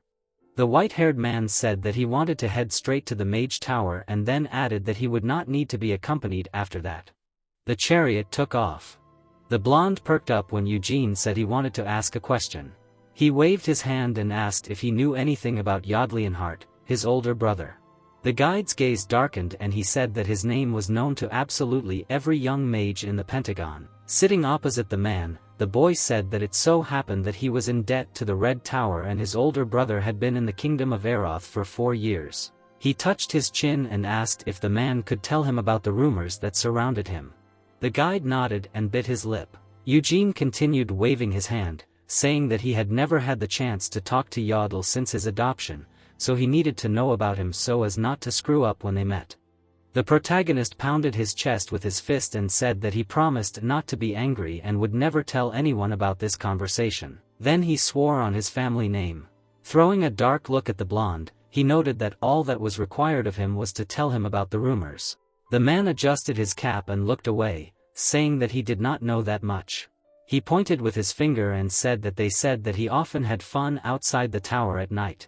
Eugene stroked his chin, thinking that Yodel was 2 years older than him, which meant that he was now 19. He replied that at that age it was natural to spoil yourself. The guide waved his hand and exclaimed that this was not quite the usual fun. The guy looked at him. They smiled awkwardly when they started talking about succubi at the same time. The protagonist clenched his teeth and fists, indignantly asking what this idiot was doing. He stood up and angrily asked where the succubi came from if they weren't somewhere in Hellmand. The frightened man asked him to calm down. Introducing a cramped tower, he said that although they were not in Hellmand, the Dark Tower was located very close by and not only dark mages lived in it, but also some types of demons. The guy buried his face in his palm and asked if it meant that his brother was having fun with the succubi from the Dark Tower. He removed his hand when the blonde nervously said that it was more for pleasure than entertainment. He said that such a place is in every city and even in an abandoned alley now used for dishonest purposes. Introducing the Red Lantern Street, the guide said that this alley was famous for its black market. But there were also several establishments that provided succubus services, and if rumors were to be believed, Mr. Yodel often used their services. The white-haired man crossed his arms and asked where the alley was. The blonde man told him that the place was called Valero, but the entrance was not open every day and it only turned into a depraved abode during the full moon. Eugene looked away with an angry look, thinking that he had no plans to get close to Yodel at all and he wanted to focus on his own concerns, keeping a distance between them. He clenched his teeth in anger, wondering how this idiot, who was called the eldest son of Lionheart, a descendant of Bermat, was having fun with succubi. He waved his hand when the guide nervously asked him to keep their conversation a secret. The protagonist asked him not to worry and said that he would not tell anyone, including his brother. He imagined himself punching him in the face, thinking that right now it was nothing more than rumors and until he found solid evidence, he should refrain from giving him a good slap. The guy turned around, thinking about the full moon. He looked down on the city. A girl was waiting for him at the entrance to the tower. The girl with purple hair and a cap asked if he was Eugene Lionheart. She bowed when the white-haired one came closer with an affirmative answer. She said that her name was Hera and she was a mage of the Red Tower. The sorceress took off her hat and noted that the master was waiting on the top floor, adding that he had planned to meet him in person, but there was a small problem. An explosion was heard on one floor of the tower. The guy looked up and asked what happened there. Hera put on her hat and said that she believed he knew that the Red Tower specialized in summoning magic and among all the top magic, summoning had the highest failure rate. 2 monsters flew out of the window. They were grabbed by large red hands. The hands squeezed the monsters. Vovirian jumped out of the window. He pursed his lips in irritation. The man was floating in the air, looking at the students. He called them idiots for summoning shadow beasts. The blonde pointed his finger at them and indignantly asked if they could imagine what could have happened if they had let these creatures go. He shouted that they had no intelligence at all, only an instinct for destruction, and they would have to start hunting in the capital, the snot of huge crowds. The students looked at him with frightened faces and said that they were very sorry. The wizard frowned and shouted, telling them to pack their things and get out of the magic tower. He suddenly noticed something. Eugene was standing at the entrance below. The magician landed next to him. Smiling widely and spreading his arms, he noted that they had not seen each other for a long time, then noted that the guy had grown a lot since their last meeting. Vovirian waved his hand and said that he hardly recognized him. The white-haired man replied that he, on the contrary, had not changed at all. The man smiled and agreed with him, adding that rejuvenation magic works wonders. The protagonist grinned, thinking that he was actually different from the Vovirian he saw 5 years ago, and thanks to mono training, he could see it perfectly. Looking at the man around whom a blue aura sparkled, he noted that he was damn strong. However, Senya was still not fit to hold a candle, but this was more than a decent level for the tower master. The blonde looked at the guy and asked if he was interested in learning magic. The white-haired man answered in the affirmative. The magician arched an eyebrow and pointed a finger, saying that magic was a fascinating art and although it was difficult to master, he was sure that he would do well. He shifted his gaze. The door to the tower was opened. The man turned to an angry face. The white-haired boy screamed as the door swung open. Seeing the scared boy with the emaciated face, the protagonist realized that it was Yodleonheart. He twisted his lips in irritation and mentally noted that he probably felt very good after the night spent with the succubi. Vovirian pointed at him and asked Yod why he didn't greet his brother. The boy grabbed his head and face and started muttering. The white-haired boy looked at him with an angry look and said in a dark voice that he was very glad to meet him, after which he added that he hoped that they would get along. Yod stood nearby and smiled nervously. The magister gave him a displeased look and asked what he was doing. He said that if he had nothing better to do, then he should go back and sit down to read. The white-haired boy started to close the door. They were left alone when the door closed. The wizard waved his hand and said that he was very sorry that the boy had to witness such a sight right after arriving. Eugene replied that everything was fine. The wizard smiled nervously and said that Gilead had told him that he did not want to learn magic from him personally. The guy replied that he did not want to burden the master once again. He looked at his hands and said that, moreover, if he took lessons from Bavarian, people would start to speak unflatteringly about his family. Clenching his fists, he grinned and said that this is exactly why he wanted to learn magic on his own. The blonde raised his finger and proposed a plan of action. He said that he would not burden him with expectations and such would not interfere with the learning process. He pointed to Hera and said that if he liked something, he could contact her at any time. The protagonist thanked him. The master smiled broadly and said that for now he was in the magic tower, and although it was not as luxurious as his family's estate, it was quite suitable for waiting for life. Eugene smiled and asked if he could visit the library right away. So 1 month passed in the Red Tower of Magicians. The guy visited the library every day without a single absence. He came early in the morning and sat at the table all day, reading books on magic to learn as much as possible, and returned to his room only in the late afternoon. A few hours before going to the library, he always trained his mana, and before going to bed, the protagonist trained his body. The white-haired man got up in bed in the morning. Because of all of the above, he often did not get enough sleep, but thanks to his genes, he managed to get rid of fatigue in just a few hours. Eugene frowned and thought with a smile that he had read all the books in the library. He realized that the time had come. 300 years ago, Senua created an impeccable method of manipulating magic. The protagonist remembered the sorceress with books. He noted that at first it was her personal method, but after becoming the master of the Green Tower, many magicians from all over the capital began to poach her knowledge. The guy imagined a shining point in his body. He then imagined a wheel, noting that by gathering the mana in his body, he then spun it into a ring, thus creating a magic circle. He noted that when the amount of mana began to exceed the capacity of the circle, it began to increase in size. The white-haired man walked down the corridor, thinking that 2-3 centuries later, many mages use a magic circle, and the only ones who do not use this method are the owners of spiritual magic and dark mages, who push off from completely different methods of mana manipulation. The protagonist opened the door slightly. Nina was waiting for him inside. Looking at her, he simply began with a normal circle. The girl stretched out her hand and answered in the affirmative. She added that there were other formulas, but the mana circle was still considered the most effective method. Standing in front of her, Eugene said that he wanted to change it slightly. The sorceress said that it was hardly a good idea. She asked how he was going to do it. The boy with a confident look said that he wanted to mix the magic circle with the Lionheart method. He frowned. She pointed her fingers and said that mana control and martial arts and the use of magic were two completely different things, and without the proper technique, such magic was impossible to handle. The girl pursed her lips and mentally noted that he could also get hurt when the mana exploded, and that was only in the best case. The white-haired man placed his hands on his waist and said that this was exactly why he wanted to try it. He smiled and thought that he hoped it would work.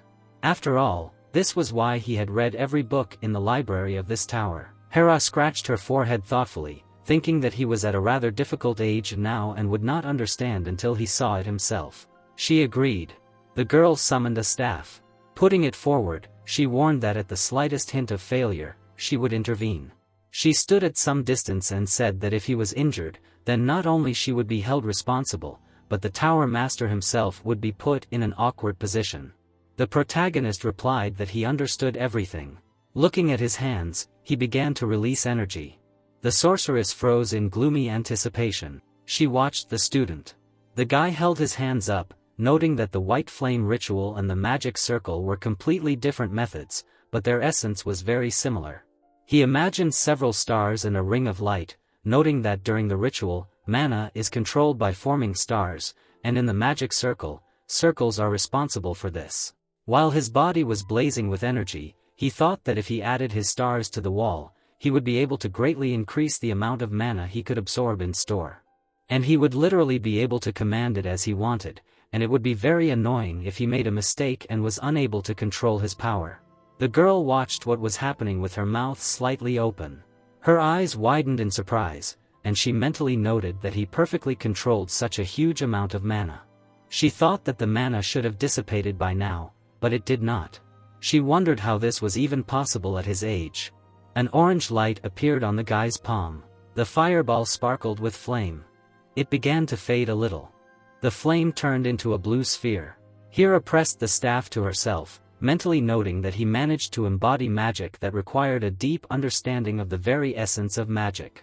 And not only did he do it on the first try, but he also removed the flaw in the form of the speed of reproduction. The white-haired man held it on top of his fingertip, thinking that he had done well for the first time. He looked at the sorceress and asked if she could summon a monster to test the spell. The girl looked up thoughtfully and asked if a golem would do. She held out her staff and began to summon a monster. A stone monster appeared in front of her, and she told him that it was a golem made of cabrium, and although it was unable to defend itself, its previous body itself was a very strong defense. The protagonist aimed his finger. A blue beam flew out of it. It hit a solid stone. Hera and Rovirian stood in front of the trusted golem. The blonde frowned and asked again if it meant that Eugene had used the white flame ritual to create a magic circle. The girl glanced at him and answered in the affirmative. She noted that she found no flaws in the purity of the mana or its density. She added that if you ignore the type of magic, the power of his attack spell surpasses a third circle magician. The man froze with surprised eyes, thinking that it was simply a monstrous talent to use martial arts to create a magic circle. He thought that this was no longer just impressive, and he was literally terrified now. The wizard imagined the guy and mentally noted that at this moment he already had 3 stars of white flame. He wondered if 3 stars could be said to be equal to the third circle of magic. He sat down on a chair and noted that the girl said that he went somewhere. Hera confirmed, adding that he said that he had some plans. Rovirian touched his chin and called the sorceress. He glanced at her and asked if he should write a letter of recommendation to a crayon for Eugene. The girl covered her mouth in surprise and reminded him that only high-ranking mages, aristocrats, and members of the royal family had access to this library. Bolden created a piece of paper and a pen, saying that he thought the guy was qualified enough. Looking at the golem from the yard in his chest, he noted that it took him only a month to study the entire introductory course of magic, after which he immediately recreated the magic circle in practice and, with its help, pierced through such a strong monster as the golem. Grabbing the created items, the man said that he would certainly write a letter of recommendation since the brightest talent has the right to be treated properly. Hera looked at him and said that other mages could start asking questions. The blonde, lowering his eyes, replied that this would only mean that they were mired in their own worthlessness and envy. Returning to the sorceress, he asked what his plans were if he still did not know the city well. The girl with a surprised face answered that Eugene said that he wanted to meet a friend. Rovirian raised an eyebrow in confusion and asked again. It was a busy day in the Merton Square. In the center stood a large statue of Senya. The protagonist looked at it and thought that every time she achieved something grandiose, she grinned like on this statue. A man approached him. A muscular man with a beard and mustache asked if he was that same Eugene. The white-haired man froze with a shocked face and asked Gargwise if he was him. The guy with a glowing face answered that it was him. The protagonist wondered if it was normal to look 30 at 18. The relative extended his hand to him and noted that he had grown noticeably, but was still small compared to him. Eugene replied that it was not so and that he was the overgrown one. They shook hands. Gargwise frowned and said that just a handshake was enough to show how hard he had trained for the past 4 years. He started rummaging around in his pocket, saying that it still wasn't enough. He held out a bottle of purple powder and said that he had brought a muscle-building potion especially for him. The protagonist replied that he didn't need it. The guy, still beaming, waved his hand and asked why, noting that it was only thanks to his family's potion that Mr. Gerard had managed to lose weight and build muscle. Eugene asked him to stop trying to sell him that swill in front of his family. He waved his hand and asked why his relative had suddenly asked him to meet, adding that he doubted that he had come all this way just to meet him for the potion. The guy crossed his arms and asked if he had heard of Valero Alley. The protagonist frowned and replied that he had heard a little, mentally noting that this was the place to offend that abomination called Yod. Gargwise drew his eyebrows together and said that he had heard rumors that a giant egg would be put up for auction there. The white-haired man froze in confusion, thinking of chickens, and asked again. When the guy enthusiastically repeated, he asked him why he needed the egg.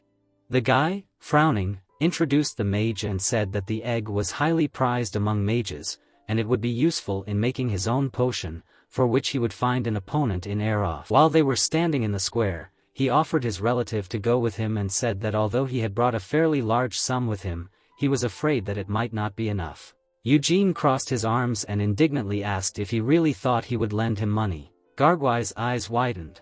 He fell to his knees. He bowed his head and began to beg. The protagonist immediately began to ask him to get up, noting that he was already attracting too much attention. The guy leaned his hand on his knee and thanked him, after which he said that he swore on his name that he would repay him properly. He pointed his finger and said that he was also told that in addition to the egg, there will be many other interesting lots at the auction. The white-haired man replied that he understood. Garguais touched his chin and asked if he was not interested.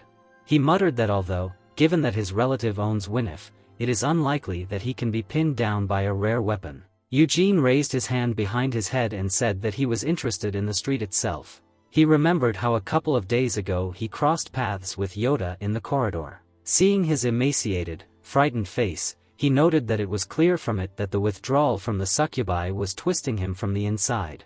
The protagonist frowned, thinking that this bastard would definitely run to Valero during the upcoming new moon. Yoda nervously chewed his nail. Light was leaking from the windows. The guy walked down the corridor, thinking that Rovirian had called him immediately upon returning to the tower. Bringing his eyebrows together, he thought that it was very timely, because he just wanted to ask him a couple of questions about Yoda. He was standing in the office in front of the magician. The blonde waved his hand and invited him to sit down. They both sat down at the table. Looking at his interlocutor, the white-haired one asked if he wanted to talk to him about something. The man magically raised a piece of paper. Having handed it to the guy, he asked him to look at it. The protagonist grabbed the sheet. His face distorted with shock when he realized that it was a letter of recommendation to a Cryan. Imagining the giant white building, he noted that it was the Royal Library, which was popular even 300 years ago since it stored the pride of the city. The essence of mana, and no matter how many books were in the magic towers, they could not compare to the writings that the Royal Library contained. Looking up, Eugene mentally noted that even he should be modest sometimes, and then said that he believed that at the moment he had not yet reached such a level. The blonde folded his arms and said with a smile that on the contrary, he thought that now was the right time.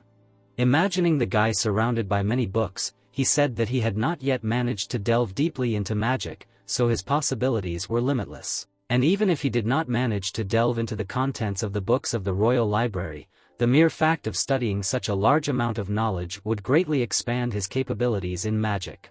The mage smiled slyly, saying that one day this knowledge would transform him into something incredible. The protagonist read the letter of recommendation, thinking that a Cryan contained writings dating back to the mythical era, and that it also contained the works of great philosophers who were considered geniuses of their time. He raised his head and asked if Miss Senya's notes were to be found there. Rovirian raised his finger and answered in the affirmative, adding that her notes were also to be found in the Green Tower. Introducing the girl holding the pen, he said that the 3 original works were called Magic Craft, in which she recorded her knowledge of magic and magical essences until the moment of her disappearance, and they were kept in the Royal Library. The man spread his arms wide and said that Magic Craft was recognized as the greatest work in the history of the kingdom, and that not a single copy could be found in the entire world. Looking at his interlocutor, he added that only the first volume had been published to the general public, but even that would be enough to ensure that there was no longer any need to read any other book on magic. Taking the letter back, Rovirian said that right after he read the first volume, all the magic he had studied for many years seemed like child's play. Looking at the sheet of paper, he said with a smile that although this letter did not guarantee him entry into the library, he would like to know what the guy himself thought. The man looked at him and asked if he would mind if he sent this letter of recommendation. In his thoughts, Eugene said that this was a stupid question, and he naturally did not mind. In reality, he said that he would be very glad, but was afraid that this could bring unnecessary worries to the master. The blonde spread his hands with a smile and asked not to worry about it, because for him it was a mere trifle. The main character folded his hands on the table, thinking that the understanding that the wizard was determined to send the letter. He wondered what would happen if he gave a negative answer, because he was not just the head of the magic tower. The boy furrowed his brows, thinking that now was the best time to ask his question. He said that he wanted to know something about his brother. Imagining Yoda surrounded by girls, he said that he found out about it the same day he came to the capital, and was told that instead of concentrating on his studies, his brother spent most of his free time having fun with succubi. The wizard froze. The white-haired man pursed his lips, gauging the reaction. He thought that the wizard probably knew something. The blonde averted his eyes, saying that he didn't know how best to express himself. He put his hand in front of his face and said that it was true, and although he warned Yoda several times, he was unable to follow all of his actions. Imagining men surrounded by succubi, he began to tell that in the past many people died because of this. That succubi sucked out all the life energy from them. However, after the end of the war, the behavior of the demon kings and their servants changed. Remembering the brunette with red horns, the wizard said that this also affected the succubi, and although they, as before, suck out the soul from a person, they do not kill, since the Night Witch, Queen Helmod, forbade this. Eugene put his fists on the table and said that this does not cancel his brother's actions. Groverian agreed with him. He touched his chin and asked to try to treat this with understanding. The guy with a puzzled face asked him again. The blonde began to remember 2 stages of Yoda's life and said that he left his family 4 years ago, and such expectations and hopes were placed on him, but the lack of talent did not allow him to reach the desired level. He recalled watching him train and telling him that he had gone through many failures, and although the teachers of the tower and he did their best, it did not bear any fruit. The wizard looked down sadly and said that his high status entailed a lot of pressure and it only increased with time. Looking at the protagonist, he said that he thought it would be useful for him to at least get distracted a little and warned him in advance not to get too carried away. He said that he believed that when Yoda went on a rampage, his consciousness changed. Eugene looked at him with a displeased face, mentally noting that he could not say that he did not understand him at all, but he was well acquainted with the pressure since he himself lived in the main estate for 4 years. The guy remembered the cunning Anasilla and the daring Leonis. Then he remembered the twins, who had not only passion but also talent since childhood. Imagining the scared child, the protagonist noted that Yoda was always under pressure. Imagining him alone in the Tower of Magicians, he thought that the reason he still hasn't left the tower is because even under the current conditions, he has it easier here than with his own family. Eugene clenched his fists on the table, thinking that he understands that his situation is not easy, but running to the succubi at every opportunity is too much. Imagining the dark-horned entities, he mentally noted that even though times have changed, demons are still the same creatures that will never be able to coexist with humans. Frowning, the guy thought that he would have to find out for himself what happened to his brother. Under the full moon, he found himself on the alley of Valero, glowing with red light. Among the crowd, 2 men in capes were walking. Darguise, in the form of a blonde with sideburns, asked why this disguise was necessary. Eugene, whose hair and eyes had darkened, replied that his children of a noble family, they couldn't show up in places like this because rumors would immediately spread about them. The guy turned to look at him and agreed. The protagonist took out a means of transmitting communication, and a voice asked if they were there. He asked how he knew. The guy was standing on the balcony of one of the houses, telling them that this device only worked within Valero, and he would let them know when he saw Yoda. The brunette frowned and asked if he would be able to find him. He asked what if this idiot also used a disguise. The man, covering his mouth with his hand, replied that Yoda never used transformation magic and they said that he always wore the same cloak so it wouldn't be hard to recognize him. Eugene clenched his teeth in displeasure, wondering if this Baraxman really liked rumors about him. He mentally noted that if it were his son, he would have castrated him already. Darguise stood in front of him and waved his hand, asking about his relatives' own affairs. The guy looked at the means of communication and said that he would deal with them a little later. While he walked with a frowning face, he noted that first they were going to the auction. There were many auctions on the Valero alley, but they all followed a common set of rules, and the first of them was that all bids were made anonymously. People were walking along the dark corridor. It was noted that each participant, not counting companions, occupied a separate room, thus keeping their identity secret. The man in the cape and mask said that people would have 3 buttons at their disposal, and if they wanted to place a bid, they would need to press the blue one to increase the bid yellow, and if they needed help, then the red one. Darguise and Eugene were sitting on the couch. The blonde crossed his arms and said that he did not expect that his relative would want to take part in the auction. The guy replied that he needed to pass the time and was interested in how these trades were going. An image of the organizer appeared on the screen. The brown-haired man in the mask bowed and greeted the guests. Looking ahead, he said that their auction was for items of particular value in the magical world, and they carefully collected only the best of them, with a biased approach to the selection of materials from Helmod. A man with an item approached the room and the man announced that the first lot was the Horn of Balarx, and its starting bid was 10 million cells. Then they sold a blue provision fruit, the root of the mandrake. Next was a bud of a used-back flower. The brunette sighed tiredly when the man introduced a poisonous spider. He asked his brother if he was sure that the giant egg would be sold today. Darguis frowned and answered in the affirmative, noting that he heard that it would definitely be put up for auction today. The organizer pointed to the assistant and said that now they would have his not fully studied metal, which has been moving from one auction to another for a long time. Eugene propped his face up with his hand, listening to the fact that perhaps today there would be a person who would appreciate this lot. He wondered if this item was being described more than others because they had not been able to get rid of it for a long time. The brown-haired man waved his hand and said that this metal was discovered in the Kajar zone of the Helmod Hills. In the moonlight it emits a truly beautiful glow. But, frankly speaking, apart from this there is nothing valuable in it and it cannot be processed and is not able to accumulate mana. Introducing the woman at the window, he added that, however, this metal can serve as an excellent decorative item, because, as already said, it scatters moonlight very beautifully. The man opened the box and said that its starting price was 1 million cells. The protagonist's eyes widened. He immediately pressed the blue button. He froze and the relative looked at him in surprise. The organizer waved his hand and asked him about the bet.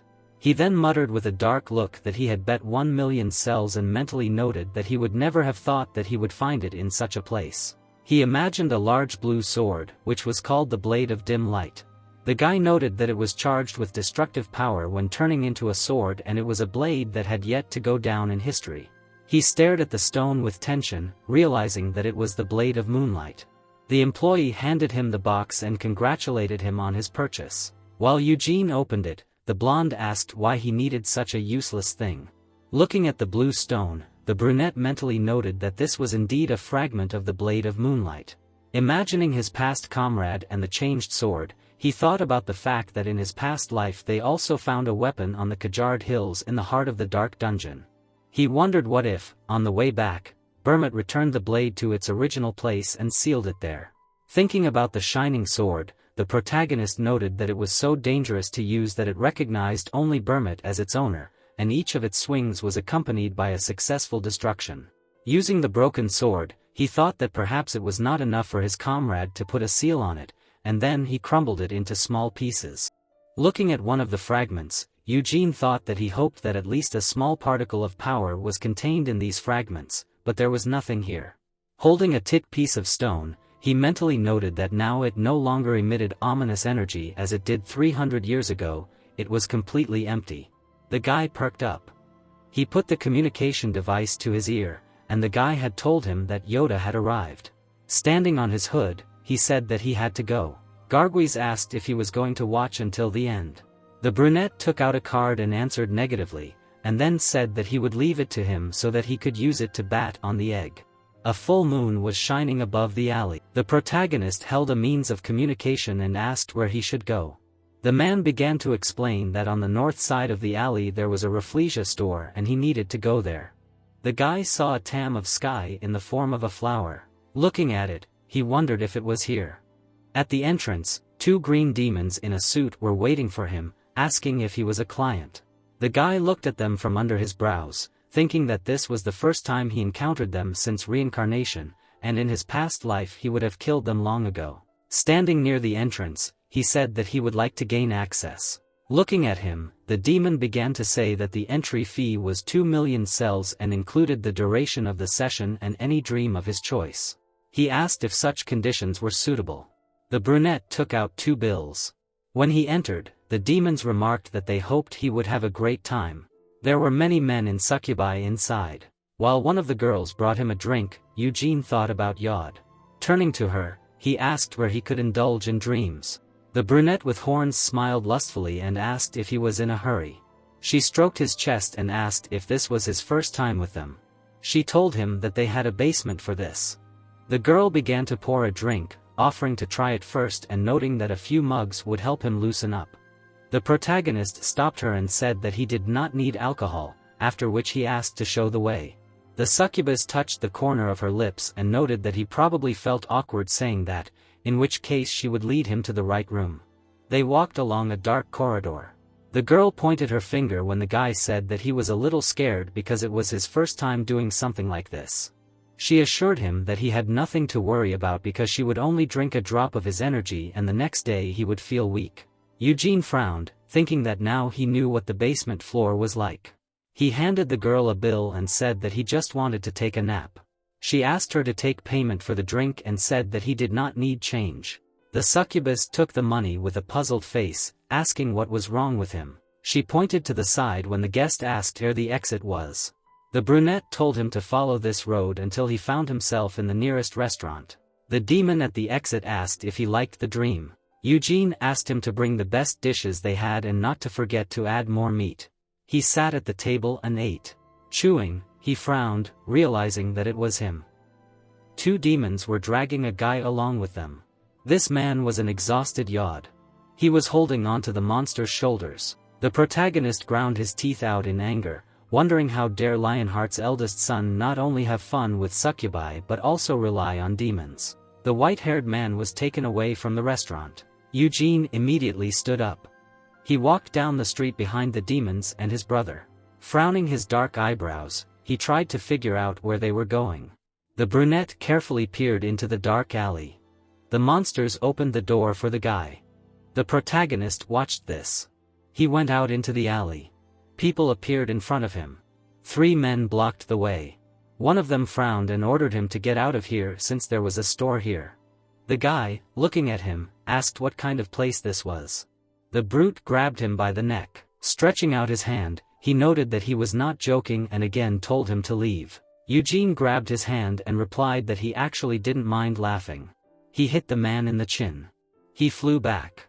He landed on the ground with a loud thud. His comrades grabbed their weapons and began to send threats.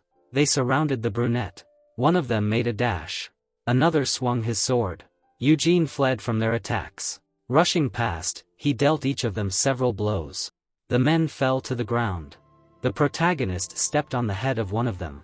Continuing to press, he asked if they were ready to answer his question now and then asked if they were all unconscious. He kicked the man in the head.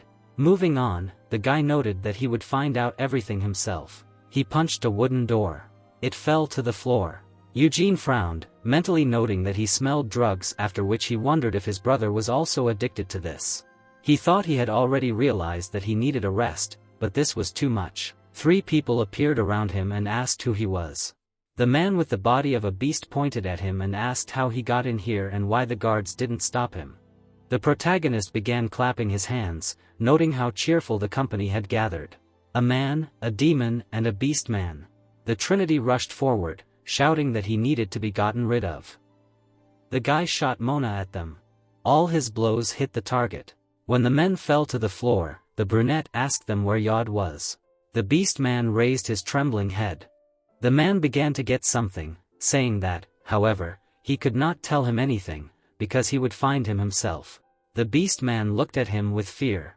The protagonist raised his sword above his head. A flash appeared and the wind began to rise. The wind flow flew to the side. It broke through the walls of the building. The brunette pointed the sword at the man and thought that he had checked the entire first and second floors, but he was nowhere to be found, and this means that. He raised his finger up, noting that the 3rd floor remained. The guy fired. He climbed up through the hole. He stepped onto the floor. Eugene froze, realizing that there was only one room on the floor, which meant that Yod was definitely there. He saw a dark cloud of energy by the door. He took out a shard of the sword. A powerful stream of energy hit it. The crystal hung in the air, blocking it. The stone sucked in all the dark aura. Taking it, Eugene mentally noted that this trinket was very useful, and although it was only a small fragment, even it was capable of absorbing Mona. When a man appeared in front of him, he wondered if it was dark magic. The surprised man in the cloak held a staff, thinking that this spell was supposed to finish off the intruder, and he clearly used some kind of defense mechanism. He wondered what it was. The guy remembered Gilead's face, telling him not to mess with dark magic. He clenched his teeth in resentment, thinking that he had strictly ordered him not to do this, but his own son, a descendant of Burma. Looking at the man, the brunette told him to run, adding that he would not pursue him. 3 stars shone on his chest and he angrily told him to just get out of his sight. The stars began to spin. He raged around the protagonist. He angrily looked at the man in front of him. The old man in the cloak froze with a surprised face, noting that these white tongues of flame framing his body resembled his left mane. He wondered if this was really. 2 demons came out of the room. They looked at the intruder. The brunette grinned smugly and said that they were the ones accompanying Yod. The men's hands involuntarily moved. The protagonist abruptly pulled his leg back. He took a fighting stance. Frowning, he told them to attack. The demons started jumping at him. The protagonist swung his sword. When he struck, the monsters were caught in a whirlwind of air. Blood started oozing out of their bodies. One of them rushed at Eugene again.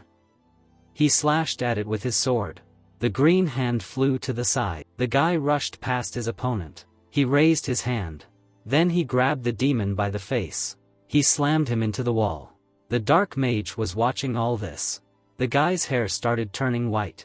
The man looked at him with fear in his eyes. Looking at the protagonist, he asked if he was really Eugene Lionheart. The white-haired man frowned and told him to get out of here. The old man backed away, asking for permission to explain everything. He clenched his teeth, realizing that no one was even listening to him. The mage gripped his staff tightly and began to cast a spell. A clot of energy flew at his opponent. The protagonist cut it. The energy spilled out of the wall behind him. The guy ran at the man. As the blade approached, the old man wondered how he could block his strongest blow so easily. The blade was at his neck. The demon stopped and told him not to move, and if he tried to move, he would cut his neck. He walked into the room. Yoda was lying on the bed in front of him, and there were dark magical attributes all around. The white-haired man saw a cube with a large blue object inside.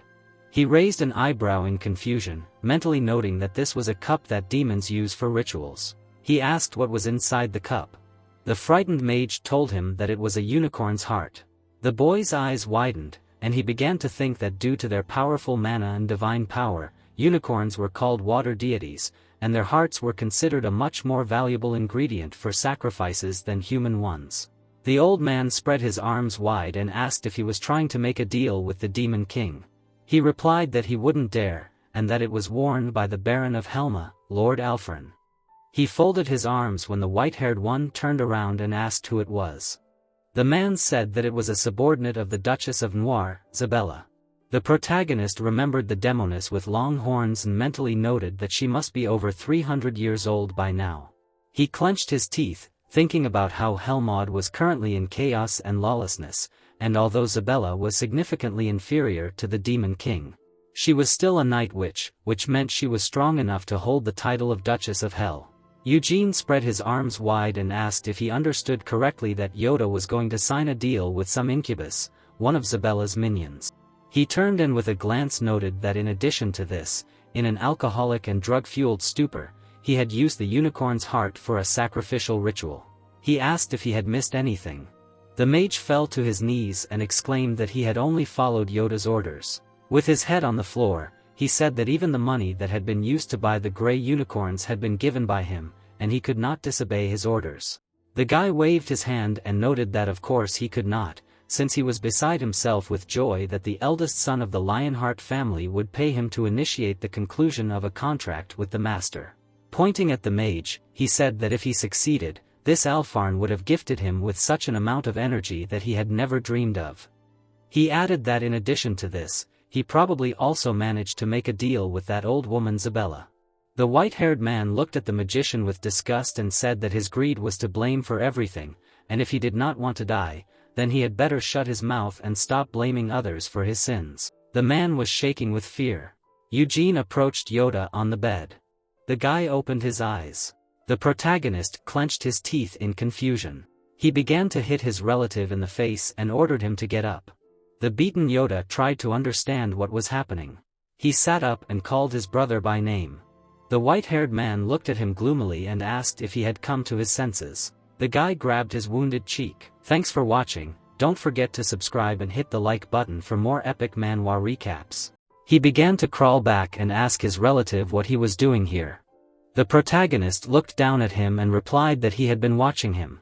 He began waving his arms and saying that he had been told that he was going through a difficult time now, so he was really trying to understand him. He admitted that he realized that these small joys he had discovered helped him to distract himself from this terrible situation. Eugene grabbed his head and said that however, he approached his face and said in a dark voice that he should have stayed away from dark magic. The veins on the boy's angry face bulged as he asked how Yoda, one of the direct descendants of the Lionheart family, the heir to the main branch, dared to make a deal with a demon. While his brother held his head, the boy muttered that he was powerless. The protagonist hit him with his forehead. While he was sobbing in pain, he spread his arms out to the sides and asked what did that mean. Pointing at the boy, he exclaimed indignantly, asking if he had thought about the consequences he would have to face after making such a contract. He noted that his soul would pass into the demon's possession, and if he told him to kill, he would have to kill, and if he told him to die, he would have to die. Yoda grabbed his head with legal words about how becoming a dark mage would disgrace his family. Eugene pointed his finger at him and angrily asked what he would do if the demon ordered him to kill his parents or siblings or to rob the Lionheart treasury. The guy shrank on the bed and exclaimed that he was told that he could disobey orders, and he gave his word that he would not cross his own moral principles. The white-haired man frowned and asked if demons were really like dragons and elves to him. He exclaimed that promises were empty words for them. He closed his eyes and repeated the words about his brother not going to follow orders. He said that he could do so if he was ready to risk his life. Looking at him with disdain, he asked if a worm like him was capable of such a thing. He called him a weakling who couldn't get it together and therefore escaped from reality into the world of prostitutes and drugs. Yoda lowered his head. Looking at his brother, he muttered. Raising his tear-stained face, he asked what he even knew to be so rude to him. Eugene smirked and asked if he really wanted to say that he was sticking his nose where he wasn't wanted and didn't understand something. The guy on the bed clenched his fist, saying that he had no idea what it was like for him when he was adopted 4 years ago and all attention was focused only on the new one. He asked if he knew how he felt when his father gave all the support only to him. The white-haired man looked at him with disgust and noted that he was not deprived of this either. Looking at his finger at his brother, he said that he had the same support, he had undergone the white flame ritual, and would also have the opportunity to become the apprentice of the master of the magic tower. Yoda muttered in tears. The protagonist frowned and asked if he now understood that the reason he was better than him was not because the patriarch loved him more. He said that it was because he was not his equal to begin with. The guy sat on the bed and clenched his fist, saying that he had innate talent. Eugene replied that it was not only that and talent was only a small part of becoming the strongest. He introduced the twins with weapons and said that they still practiced hard every day. Then he imagined his brother lying on the bed with a girl and noted that at the same time, all he does is play with succubi, pouring alcohol into himself and finishing them off with drugs. The white-haired man with a gloomy look asked if he really thought that dark magic would help him become the next patriarch. Yoda, looking at him, answered that he wanted to become the patriarch of the Lionheart family. Continuing to cry heavily, he declared that he would become a dark mage and go to Helmod, and in a place free from prejudice, he would finally be appreciated. A fist flew into his face. The protagonist threw it aside. The guy hit the wall. He fell to the floor. Blood gushed from his nose. He shook himself when his brother ordered him to repeat the words. The white-haired man with madness in his eyes asked if the descendants of Burma really wanted the recognition of demons. He waved his hand and asked if it was really more important for him to gain the favor of demons than the respect of his own family. He asked if he really thought he would be revered there. Yoda then grabbed his hair and said that he didn't get it, that he had nothing valuable except for belonging to the Lionheart family. Yoda was shaking with tears. The protagonist reached into his pocket, saying that he had received everything that others could not dream of, and now he knelt down waiting for the demons. Taking out a communication device, he said that he no longer intended to listen to his whining, and now he would arrange a conversation with Rovirian. After a while, the guy pointed at the dark mage and asked the guard to take him away. They began to take him away, and in the room with the brothers stood a blond man. He clenched his teeth tightly. Then he looked at the student with sadness in his eyes. Yoda stood at some distance and addressed the master of the Red Tower. He was shaking with fear, saying that he did nothing. Raising his frightened eyes, he said that he did not join the ranks of dark mages. The wizard looked at the floor, noting that he was trying, however. Looking at the boy, he noted that he had defiled the name Lionheart. The man placed his hand on his chest and added with displeasure that he had insulted his own father, who had trusted him with his future, the mages of the Red Tower who had trained him, and himself, the mentor who had wanted to help. The boy looked up, dumbfounded, and began to mutter that he had not meant to.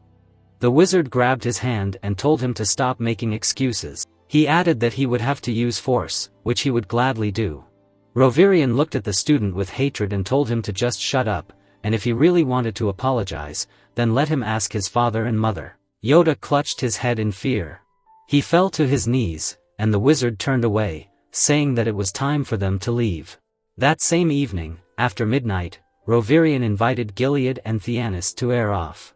They were sitting at a table in a dark room. The man and woman were sitting with upset faces. The blonde looked over, hearing the arrival of another person whom he called. A man began to enter the room. The master of dark magic of the magic tower named Balzac Ludbit bowed slightly and said his name. The white-haired man looked at him, mentally noting that he had been the headmaster of the cramped tower for decades, and was also considered one of the 3 legendary dark magicians who signed a contract with the Demon King of Confinement. The man in dark glasses looked up. Theanis looked at him with an angry look and asked who gave him the right to come here. Balzac sat down at the table.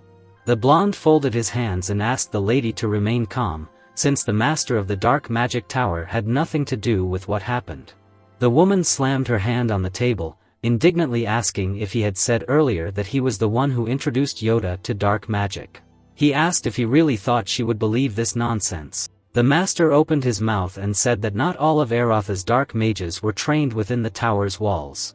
Introducing the old man in the cloak, he said that a mage named Jevid was behind the unpleasant incident and that the Mage Guild should be blamed for it, not the Dark Tower.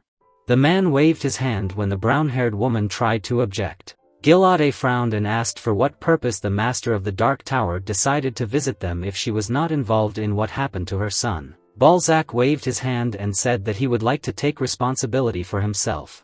He pointed his finger and noted that several centuries ago, if a person was suspected of involvement in black magic, he could be accused of a crime against humanity and executed.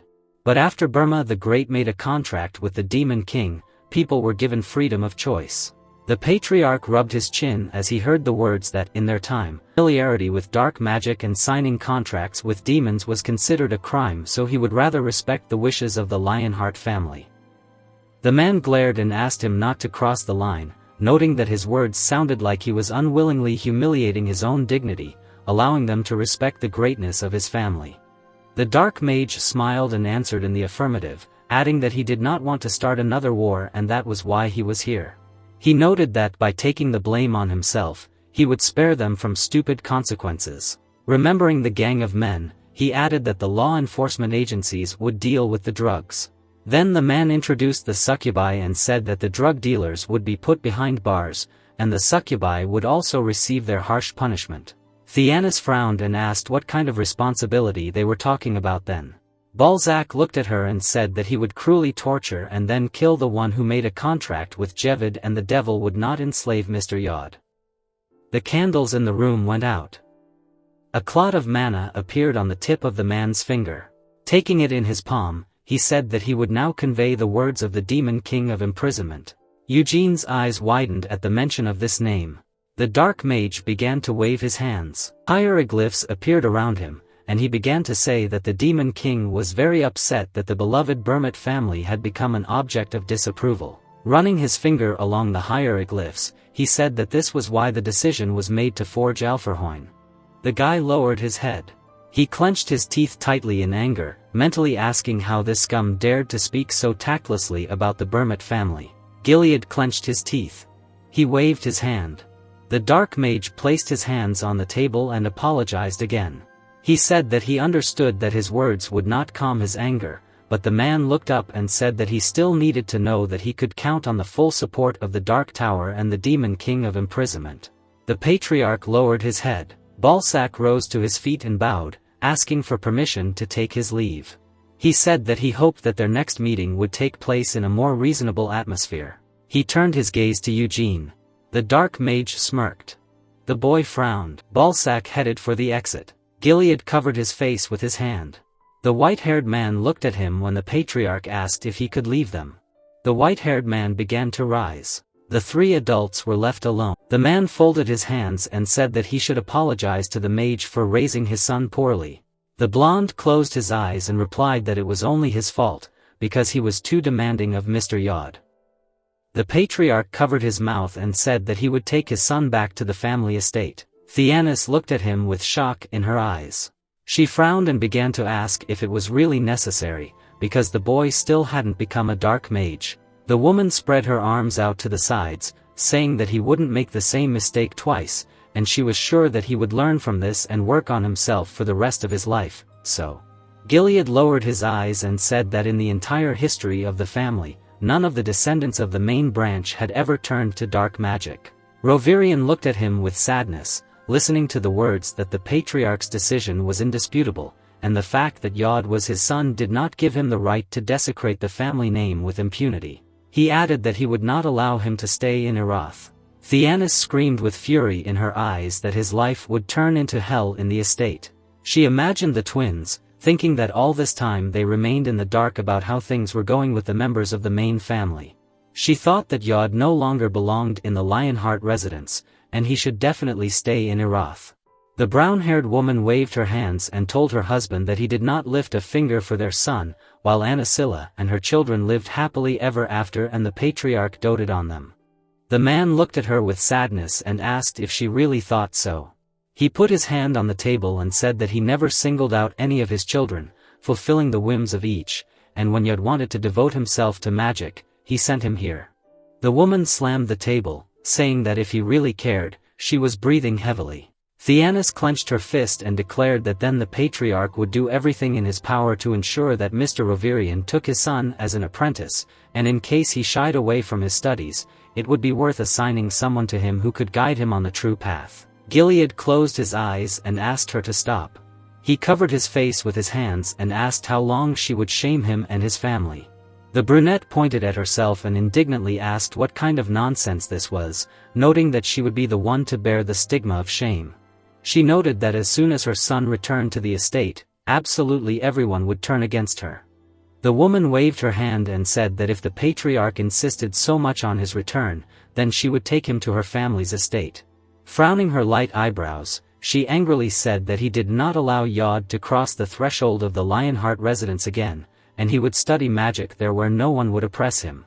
The man removed his hands from his face and began to say that if she wished. Theanis froze when he, lowering his eyes, added that if her son agreed with her decision, then she could do as she saw fit. Eugene walked down the corridor. Balzac, hidden in the shadows, called him by name. He smirked and asked if he wanted to have a little chat with him. As he approached the guy, the dark mage said that due to the current situation, they were unable to have a proper conversation. The white-haired man frowned and replied that he had nothing to discuss with the demon's lackey. Balzac smiled and noted that he saw that he didn't like him very much. The protagonist, looking at him with an evil look, noted that he was not the only one, and he didn't like absolutely all dark mages. The man looked away and muttered that 300 years had passed and the relationship between dark mages and the Lionheart family left much to be desired. He pulled back his hand and said that it upset him greatly, and although it was embarrassing to point this out, he did not harm the guy in any way. He said that he might hate dark magic, but asked him not to do that to him. They froze in silence. The dark mage touched her chin and said that he had heard of the protagonist, and then told him that a few years ago he had caused quite a stir at the blood inheritance ceremony. Balzac smiled and said that he had also been showing excellent results in magic lately and had received a letter of recommendation from a Creon. He turned around and said that he should not spread this information, but within the scope of his responsibility he could offer something useful. The The white-haired man frowned and asked what he was talking about. The man adjusted his dark glasses and said that a recommendation from the Red Tower alone was not enough to gain entry to the Royal Library, and other masters and mages would refuse him, explaining that he was not qualified enough. He grinned mysteriously and said that therefore Heat, as the master of the Dark Magic Tower, could write a letter of recommendation for him. Eugene put his hand on his belt and asked him why go to such extremes. The Dark Mage pointed his finger and said that he admired his talent, and to be honest, he was not on good terms with the master of the Red Tower, and although he had no complaints, Rovirian hated him only for his essence. He showed his palms and said with a smile that if he supported his student, then perhaps he would start to treat him more leniently, and this was his chance to make a good impression on the Lionheart family. The white-haired man looked up and replied that if he wrote him a letter, he would accept it, but that did not mean that they would become friends. Balzac smiled and said that it was enough for him that his opinion of him would change for the better. Balzac turned around, noting that this was all he wanted to tell him, and then apologized for wasting his time.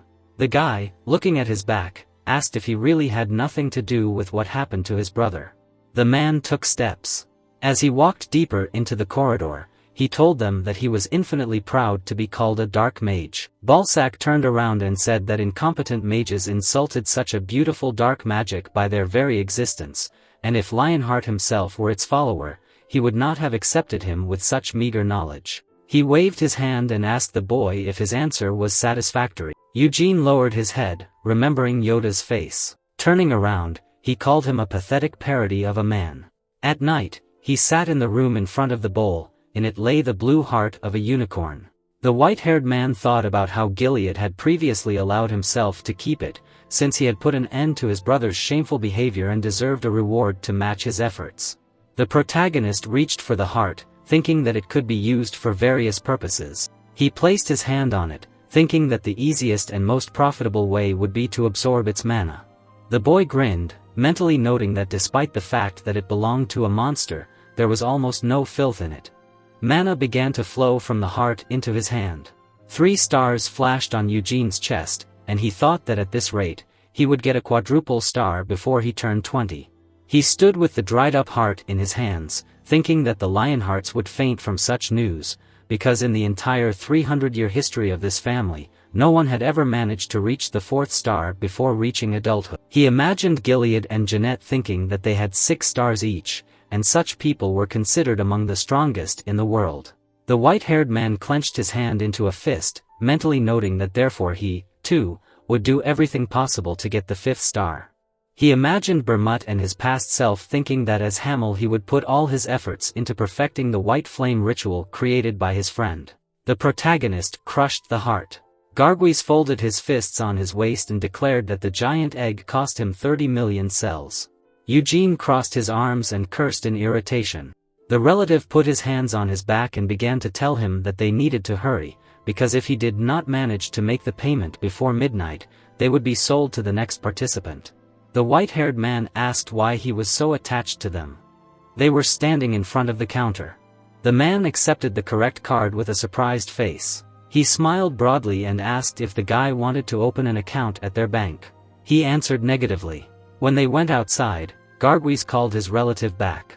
He furrowed his brows and noted that they said they would deliver the eggs to his residence once they confirmed the payment, and Eugene couldn't pass up such a rare opportunity to see the giant eggs in all their glory. The white-haired man gritted his teeth and asked if he really wanted him to come all this way for some eggs. He touched his chin, noting that maybe he should try. The boy waved his hand and said that he knew he wouldn't refuse, and then noted that he could share the extract with him. The protagonist replied that he wasn't going to eat them.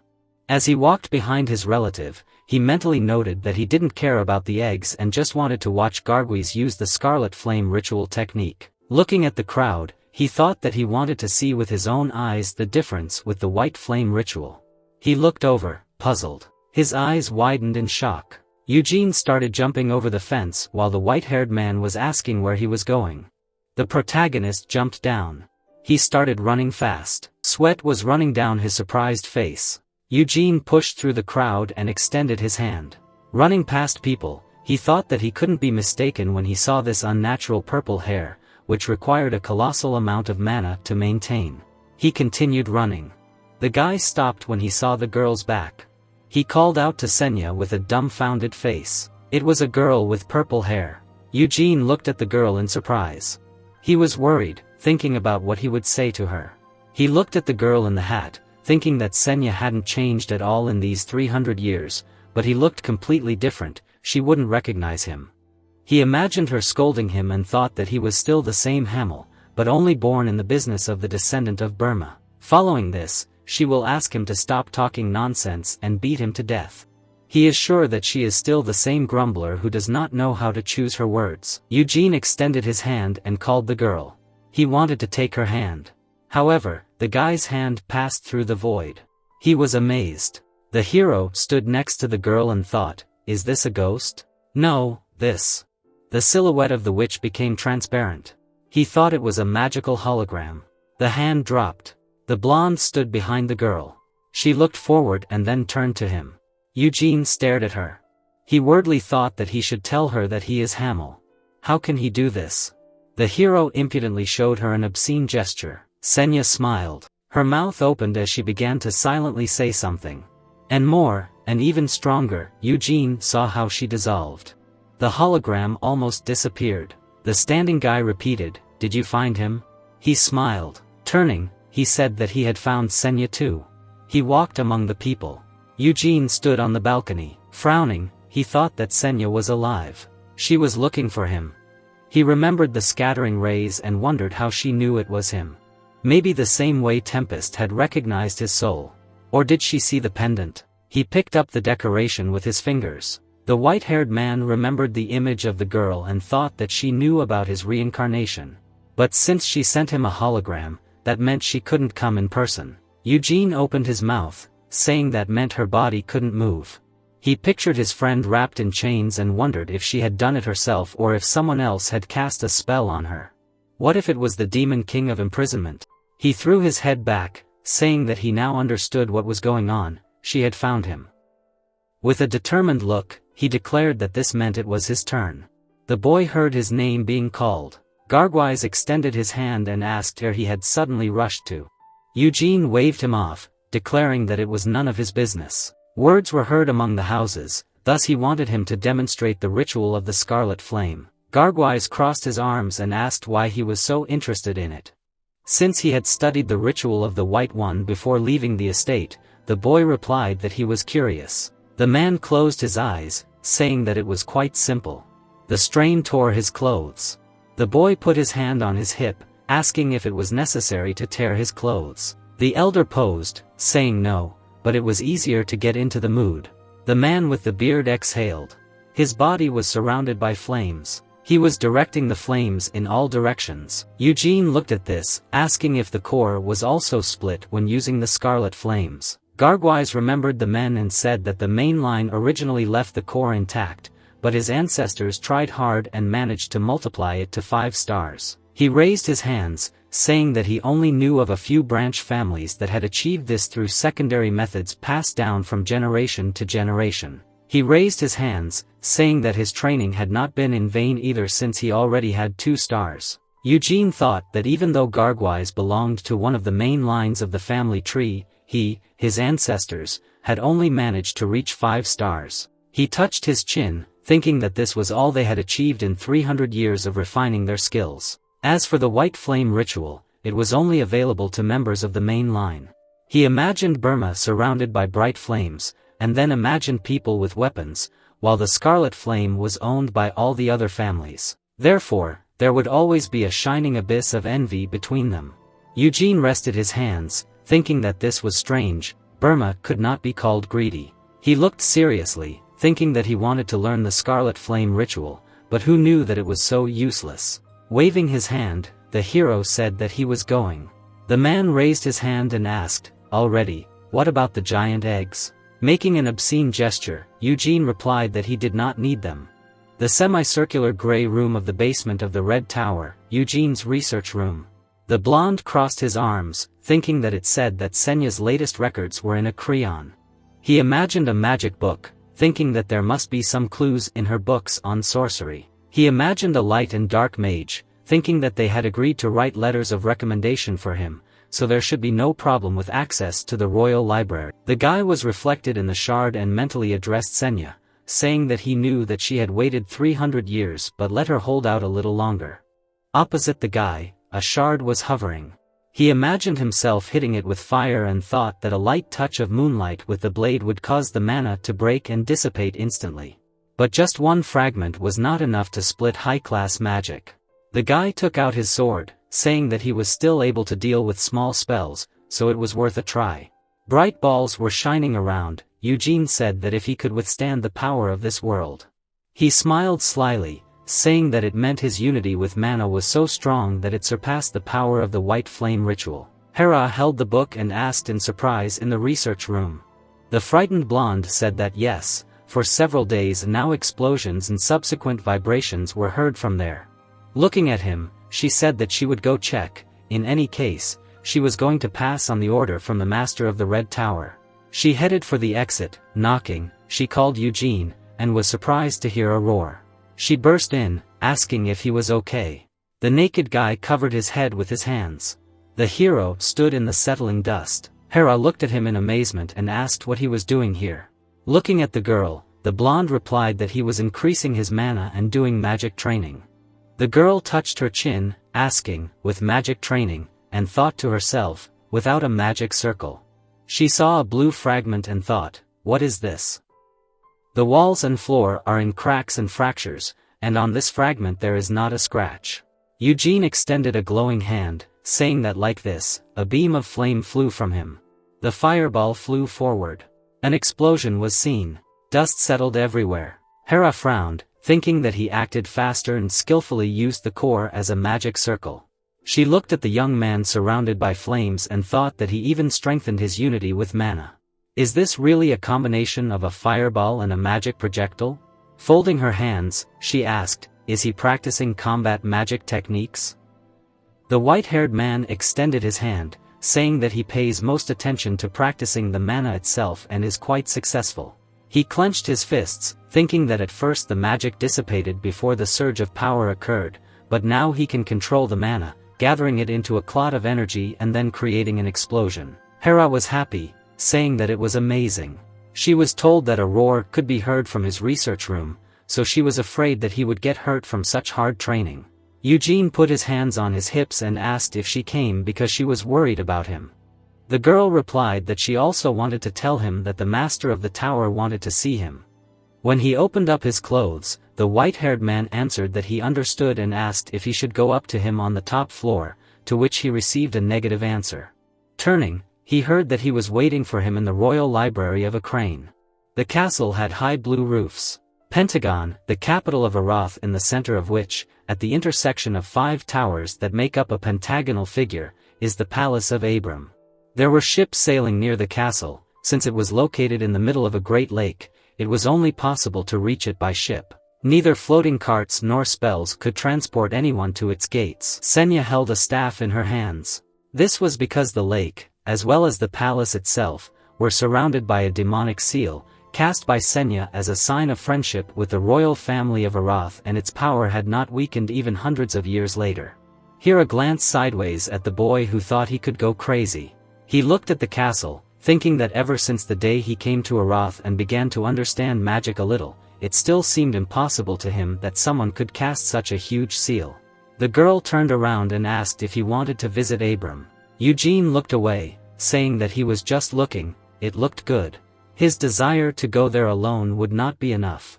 Hera raised her finger, saying that it was true. The castle gates were only open to the highest nobility and the masters of the magic tower. The boy looked at the witch, hearing that, however, the latter were forbidden to use magic inside the palace. Exceptions were made only for members of the royal family and palace magicians who had taken an oath of allegiance. Eugene looked at her, asking if this meant that the masters of the magic tower had not sworn allegiance to the royal family.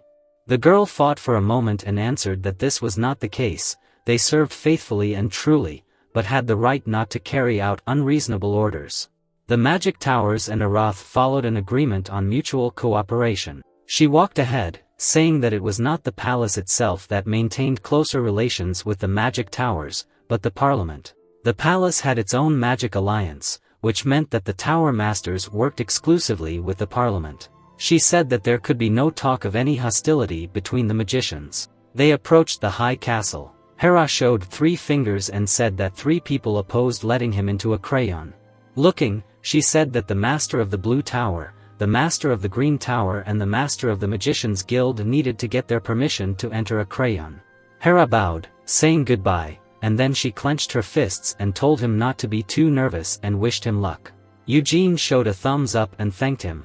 The magicians were sitting by the tower. The hero bowed and introduced himself. The man with a mustache, the captain of the palace magicians, Trimple. The fair-haired master of the Red Magic Tower, Rovirian. The man with a beard, the master of the Green Magic Tower, Jean Rock. The gloomy brunette, the master of the Blue Magic Tower, Hiridath. The blonde girl, the master of the White Magic Tower, Even. The brunette in dark glasses, the master of the Dark Magic Tower, Balzac. A fair-haired man, the master of the Mages Guild, Efgard. The guy stood up when he heard the request to raise his head. The blonde man in glasses said that his name had been on everyone's lips for several years now. He had long dreamed of meeting him. This is the heir to the throne of Eroth, Hanin. The white-haired man frowned at him and thought that Hanin was the first in line to succeed him, a genius who had reached 5 stars before coming of age. Hiridath waved his hand and said that he had heard of him too. The masters of the Dark and Red Towers were insistent in speaking out in his defense. He looked at Eugene and said that he knew of his talents, but were swordsmanship and magic compatible with each other. The man frowned, thinking that he was only 17. How could a young man who had just started learning magic receive a letter of recommendation to a Korean? He introduced the mages and thought that there was definitely something fishy about this. The master of the Red Magic Tower was an old friend of the Patriarch, and the master of the Dark Tower must be trying to get closer to the Lionheart family in hopes of covering up his shame over the recent incident. Looking at them, Eugene said that he understood their doubts about what he should do to gain access to a Korean. Grover Ion waved his hand and asked to demonstrate his abilities so that His Highness and the wise mages could make a decision. The brunette smirked and said that it would actually be nice to show dissertations and talk about the research he had done, but he believed that he had done nothing of the sort. Eugene stood with his fists clenched. With a determined look, he said that he would begin then. 3 stars flickered. Eugene was engulfed in bright flames. He stood in front of the mage. Hiridath chuckled, propping his head up. Trimple touched his chin and mused that Eugene had not separated the core and the magic circle. Instead he had connected several cores to form a single circle. Efgard also watched and thought that he had only been training mana for 4 years and had already achieved such high results. Genarok touched his beard, thinking that this was not enough. There is a big difference between understanding magic and skillfully controlling mana. There was a tornado above the guy's palm. He was holding a ball of fire, diamonds appeared from it. He was surrounded by a blue glow.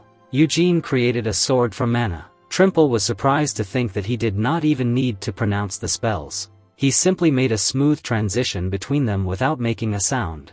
To reach such a level, the deepest understanding of magic was required. The white-haired guy stood, embraced by power, and heard a request to use the aura of the sword and magic at the same time.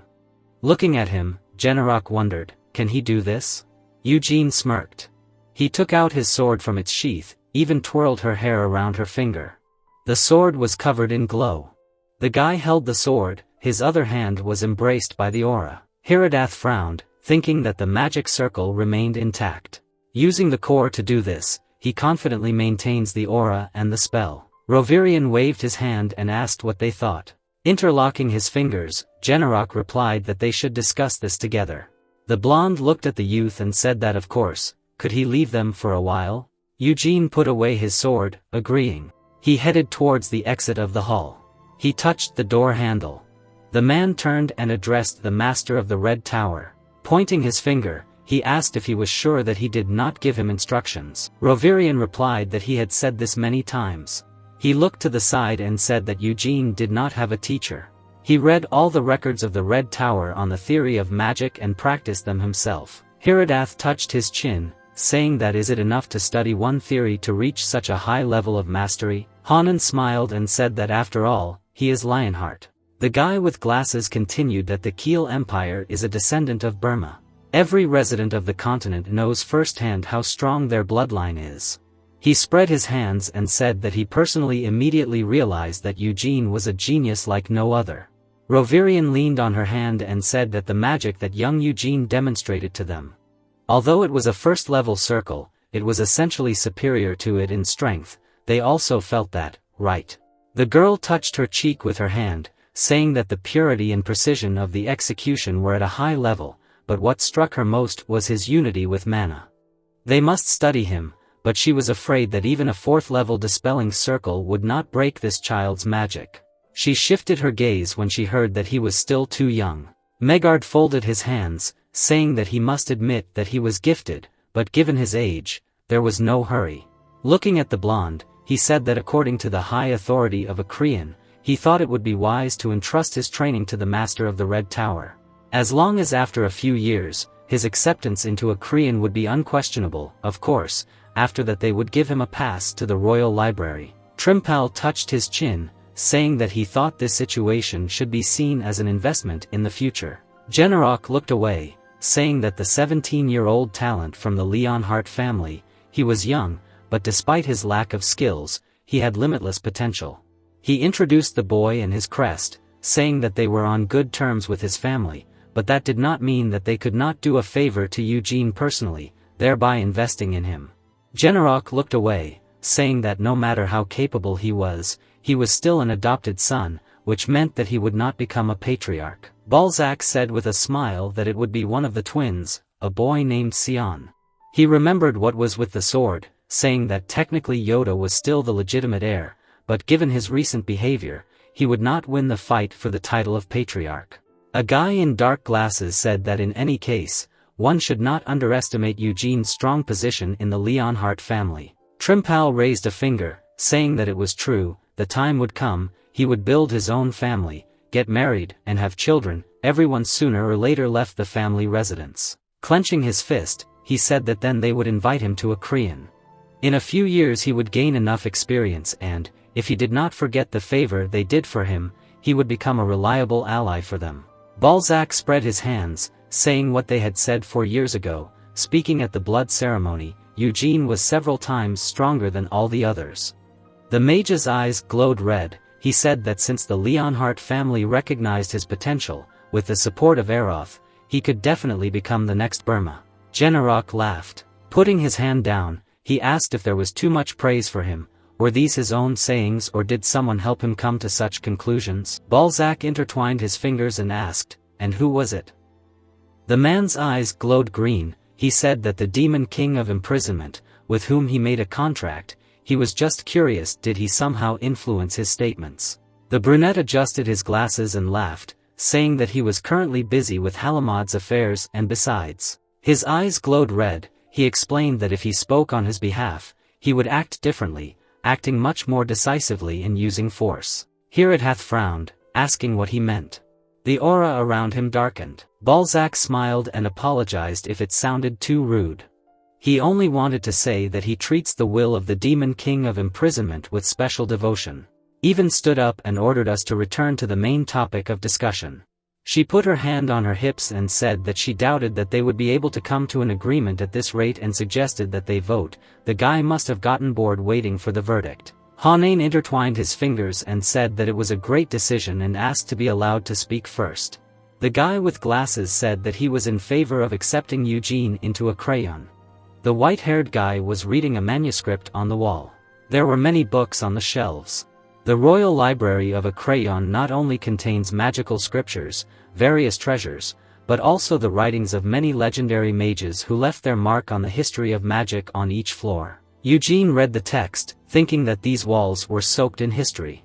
They said that this was a library, but it looked more like a museum. He touched his chin, thinking that there were 15 stories in a crayon, of which they wrote the name, should be from the 12th to the 15th floors. Eugene turned around when he heard his name being called. Even was waving at him. The girl was smiling.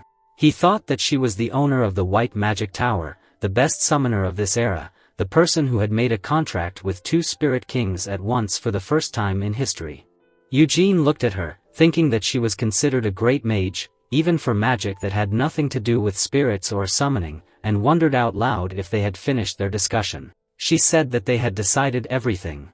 If they had to come to a single decision, it would have taken days, maybe even weeks. Even raised her finger and said that that was why they had voted. She presented silhouettes and said that 5 people agreed to allow him to enter a crayon, 2 were against, and only 1 was neutral. Looking at her, the white-haired man said that meant the majority agreed. Then could he go to the upper floors?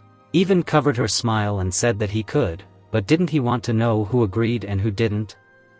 The hero replied that he didn't care, the main thing was that the majority was for him.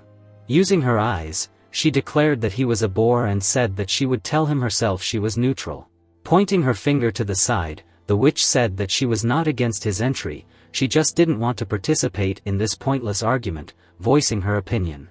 The men were standing in front. She asked if he could see their angry and irritated faces. They had decided everything based on the vote, but they were still arguing. Hera doth glances sideways at the guy, and then turns away displeased. Even crossed her arms and asked if he noticed how the owner of the blue magic tower shook his head. The queen agreed, raising a finger. The girl said that it was unexpected. He was very unhappy when the hero entered the room. She thought he was against it at first, but after seeing it, he changed his mind. Even smiled widely and asked what he thought, who was against it.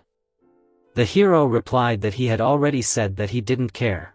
The sorceress put her palm and said that it was the owner of the green magic tower and the head of the magic guild. The hero repeated that he didn't care. She frowned and asked if he was really 17, too boring a reaction. Udine got angry and asked if he wasn't angry at this attitude, how dare they refuse Leonhardt or something.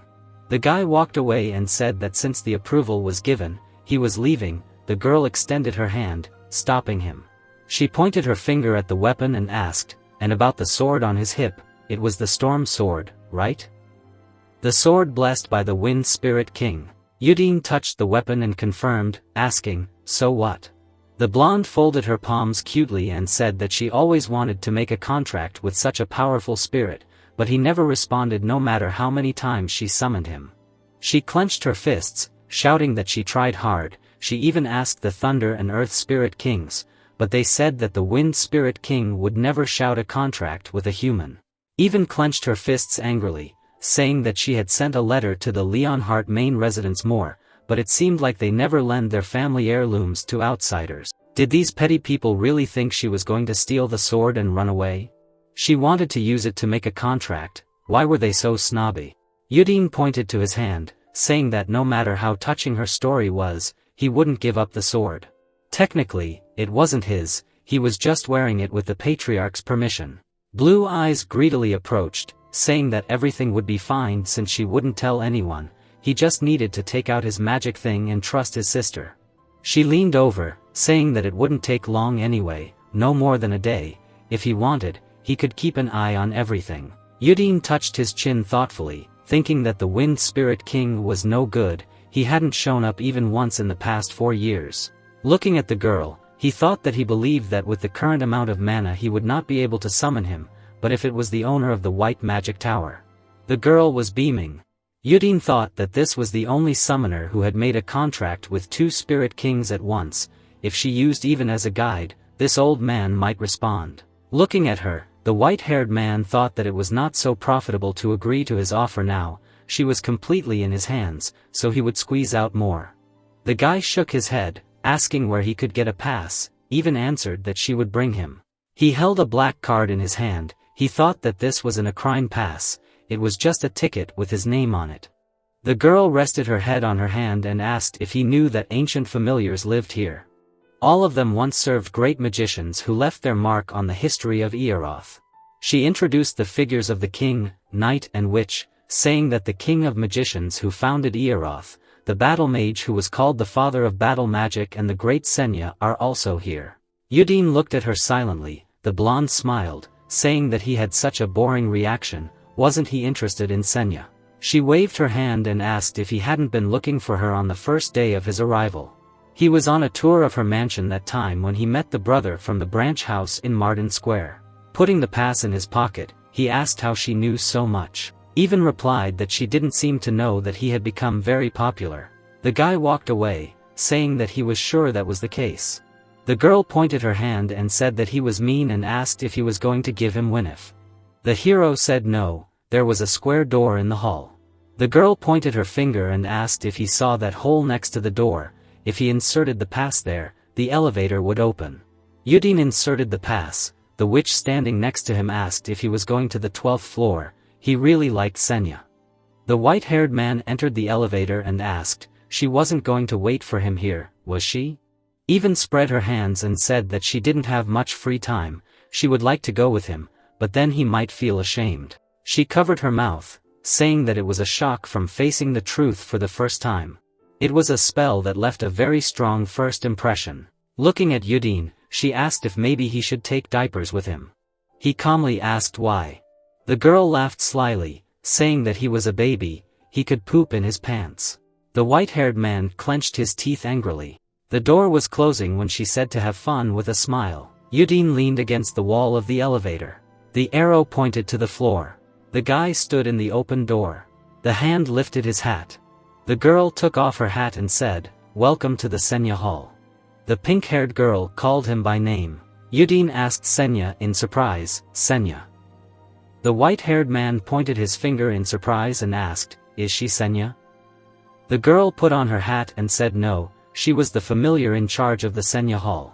The guy remembered the girl's words that there was even a familiar Senya here and thought it was her. Putting his hand on his hip, he asked, did she just call him by name? How did she recognize him? The girl replied with confusion that he had registered his name on the first floor. Raising her finger, she stated that not only she, but all the other familiars here were connected to the Akrian magic system and knew everything that happened within the walls of the library. Looking at the familiar, the hero asked what he should call her and received the answer that Senya called her Mr. The white-haired man raised his eyebrows. Isn't that an abbreviation of her last name and Mrdin?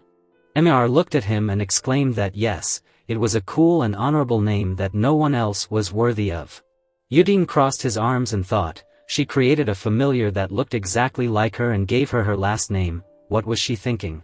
The girl was surprised when he asked if all familiars looked like humans since he didn't know much about it, and answered that no, the familiars on the other floors didn't look like her. As a small copy of Senya, she answered that she was special. Her creator was the wise Senya, the faithful companion of Burma himself, whose personality formed the basis of her personality. The guy remembered the blonde man's words and asked, isn't the state of living beings forbidden? Mr. answered in surprise that she was not alive. She presented a shining silhouette, saying that she had no soul, unlike other living beings. Her body was made of Yudin's magic and her consciousness. She pointed her finger and said that here. In front of her was a ball surrounded by signs. Mr. looked at it in surprise and asked, what is this? Tilting her head back, Mr. said that this was a good question. The force of the tilt caused her hat to fall off. She put it on and proudly showed the ball, saying that this was Senya's life's work, the witch's scripture. The guy repeated in amazement, thinking that magic scriptures were divided into 3 parts, the upper, middle and lower. It turned out that Senya was able to finish right before her departure. He pointed his finger and asked, why is this scripture? Mr. closed her eyes, saying that this was just a delusion, thinking that all scriptures should look like writing. The white-haired man indignantly exclaimed, what nonsense. The girl spread her hands, saying that naturally, he would not understand. Shaking her finger, she said that his limited brain simply wasn't enough to comprehend all of this because even the masters of the magic towers couldn't understand Senya's magic. The hero looked at her silently. He thought that full of pride, with a smile more like a mockery, even an arrogant attitude towards the work of her life. The familiar was an exact copy of its creator and the guy thought that she had perfectly adopted Senya's personality. Touching her chin, the guy asked Mr. if her character was much different from hers, to which he received the answer that no, she had changed, based on the personality of the young Senya. She imagined a pink-haired girl and said that she had become more refined and elegant, no longer distracted by her emotions, focusing only on the research and development of magic. Eugene remembered the emotional girl and thought, is it her? Pointing his finger, he asked what she meant by saying that her consciousness was in the. Mr. touched her chest, saying that her consciousness was made up of spells found in the witch's writings. Her purpose in existence was to protect and control the writings, and she had been ruling this hall for 200 years. Eugene walked into the room. He came closer to the orb. He remembered Rovirian and thought that when he first read her higher description, he realized that all the magic he had learned was nothing more than child's play, and he thought that this was definitely superior to ordinary magic. Turning around, he asked if she knew where Senya had gone and why. Rover spread her hands, saying that of course not. Her departure was very sudden and unnoticed. Her students, servants, and even she did not know anything. She imagined the silhouettes of the mages, saying that even when King Aeroth, the masters of the magic towers of that time, the master of the magic guild and countless mages asked her about Senya's whereabouts, she told them that she did not know, but they refused to believe her. Closing her eyes, she said that these fools broke into the witch's scripture to look at her memory, but their skills were not enough, so once every few decades they come to try again and find at least a grain of information. The guy looked ahead, thinking that they were looking through Myra's memory not only to find out about Senya's whereabouts, although many mages respected her. He imagined how the hands grabbed the familiar, thinking that no one could handle the material for countless experiments right before their eyes. Looking at the ball, he said that he heard that only the highest description of the witch is available in a crayon, the rest are here too. The familiar was surrounded by a glow. She said that no, only the original scripture is here, because Senya extracted the middle and lower from the original, leaving the original and the highest scripture here. She looked closely at the guy and said that he is a real fan of Senya. The white-haired man replied that everyone admires her, isn't that right? Touching his face, the girl asked what he was, because he comes from a family of swordsmen. Usually Leonhardt is admired only by Bermut. His descendants are clearly not ordinary guys. She introduced the white-haired man and said that according to what she knows, after returning to Aroth, Senya has never met the Leonhardt family, including Bermut. The hero looked ahead, thinking that according to Leonhardt's records, he changed a lot after returning from Helmod. He did not even meet with his comrades. He introduced the companions from Senya's previous life, Anna's Moron, who only met again because of Bermut's funeral. Crossing his arms, he thought that although he was unsociable, the fact that he hadn't met anyone since returning, and what was happening to his family, it was all too strange. Shifting his gaze, Eugen asked if she ever talked about her companions. The pink-haired girl recalled the faces of her companions, saying that she called Moron a fool and said that Anna was like a snake. Crossing his arms, the hero asked what about Hamel. He held back his anger at hearing so many cursed words and asked if she hadn't said that Senya was elegant and refined. Closing her eyes, the familiar replied that even an elegant and refined person could have a few skeletons in the closet. Whenever Senya talked about companions, she looked like she was about to cry. Eugen looked at the girl in amazement, hearing that she suffered especially during conversations about Hamel. Looking down, the white-haired man asked what she said about Bermut. The girl in the hat repeated, Bermut. She imagined the silhouette of the white-haired man and said absolutely nothing.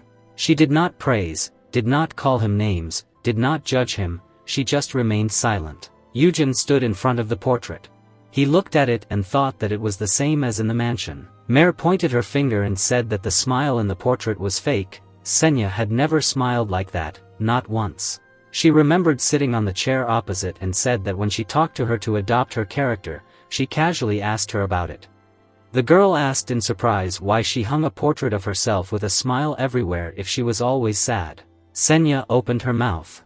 A shadow fell on her face. She replied that if people were to see it for generations, it would be better to leave a smile behind than a face full of sadness. Mare stood next to the guy and said that she could not leave a crayon and had never left it, so she had not seen it in person, but she knew that Senya had the same portrait hanging in her mansion.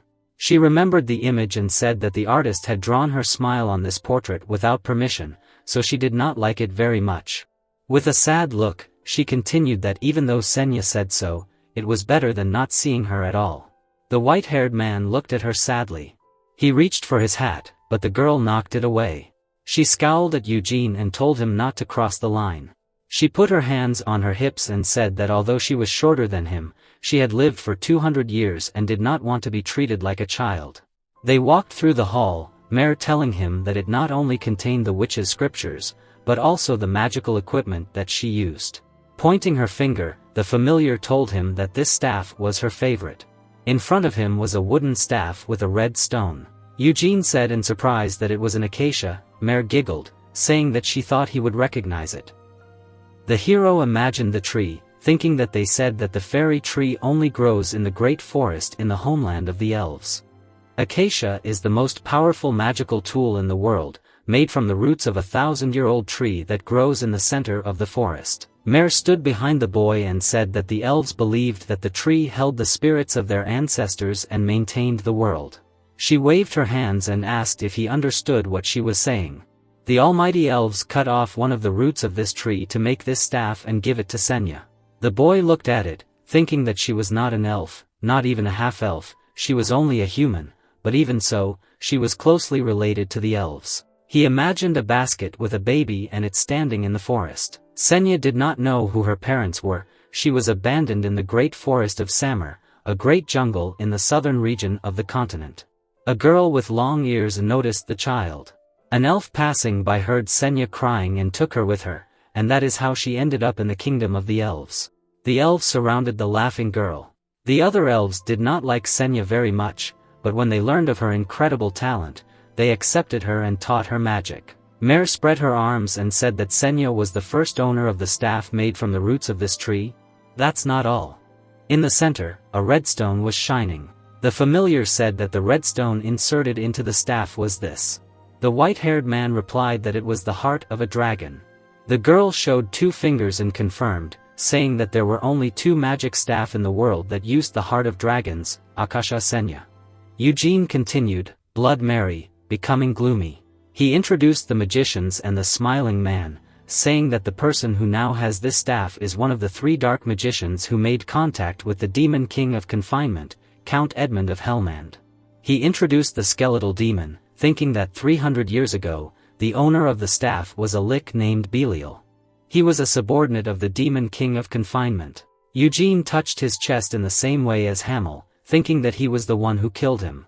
He recalled the terrible battle, thinking that fighting the demon king of confinement was much more difficult than the other demons. There were those strong enough to compare them to the demon kings. He imagined the red sword. 3 of them were especially strong, a square shield and a staff with bones, a dagger, a shield and a staff of confinement. Hamel was covered in blood.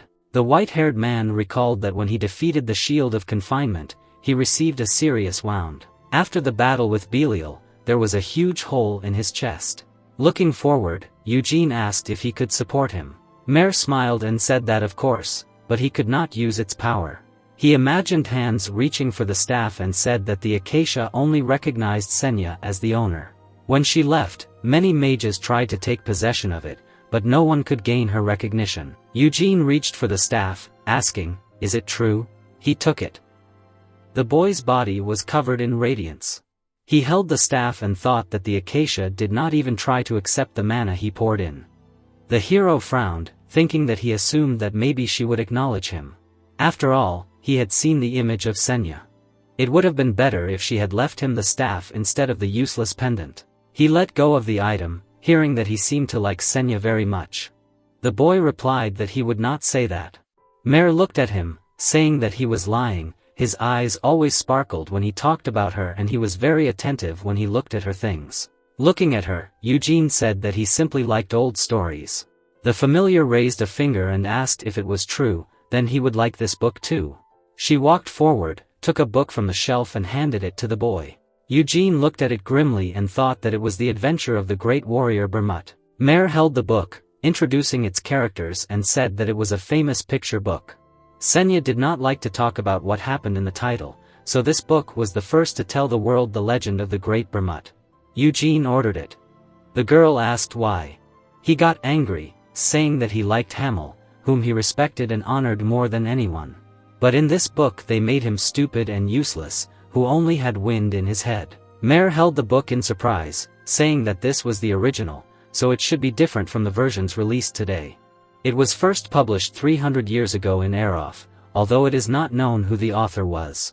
The hero extended his hand, thinking that the story was different from the one he read. He imagined Hamel falling in front of Bermut.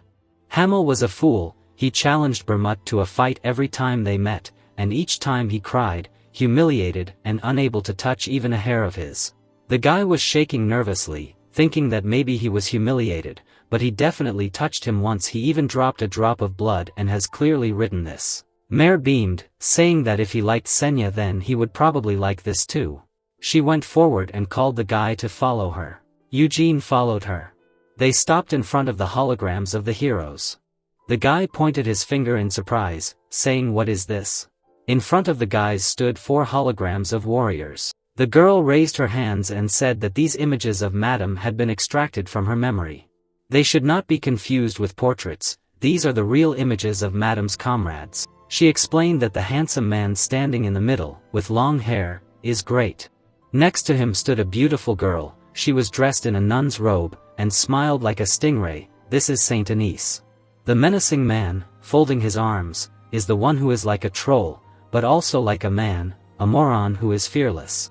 But the grandfather stood a guy with a ponytail and scars, this gangster, in whose gaze the desire to fight is subtracted. Hamel is reckless. She also said that, ironically, he was almost forgotten by history, only in the Senya Hall can you see his image. The main character folded his arms and noted that he was handsome. The girl replied that Bermot was really very cute. Well, the guy looked away and said that he was not talking about this old fart, he was saying that Hamel was handsome. The girl was shocked, she thought he had gone crazy. To which he turned and smiled and said that of course, this old fart is good, but he is like the aura of a wild animal. Then he turned away and became embarrassed. The little witch looked at him with bewilderment. They were sitting at the table.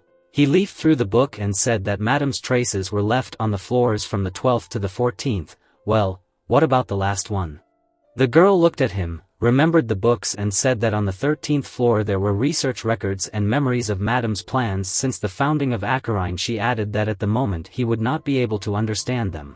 She imagined a large library and said that on the 14th floor there were also books with research, but they would be difficult to understand, but since they had explanations, they would be easier than the research records. The guy put his head on his hand and said that even if so, shouldn't they be chosen over the witch's writing? To which she folded her hands and said that of course not, but it was difficult to convey this in words, you just have to try it yourself. They approached the shining sphere. The girl spread her hands and said that the witch's scripture is a method of optimizing mana in circles. Thanks to this, his magical power increases, simplifying the technique for the sake of efficiency by eliminating the need to cast a spell.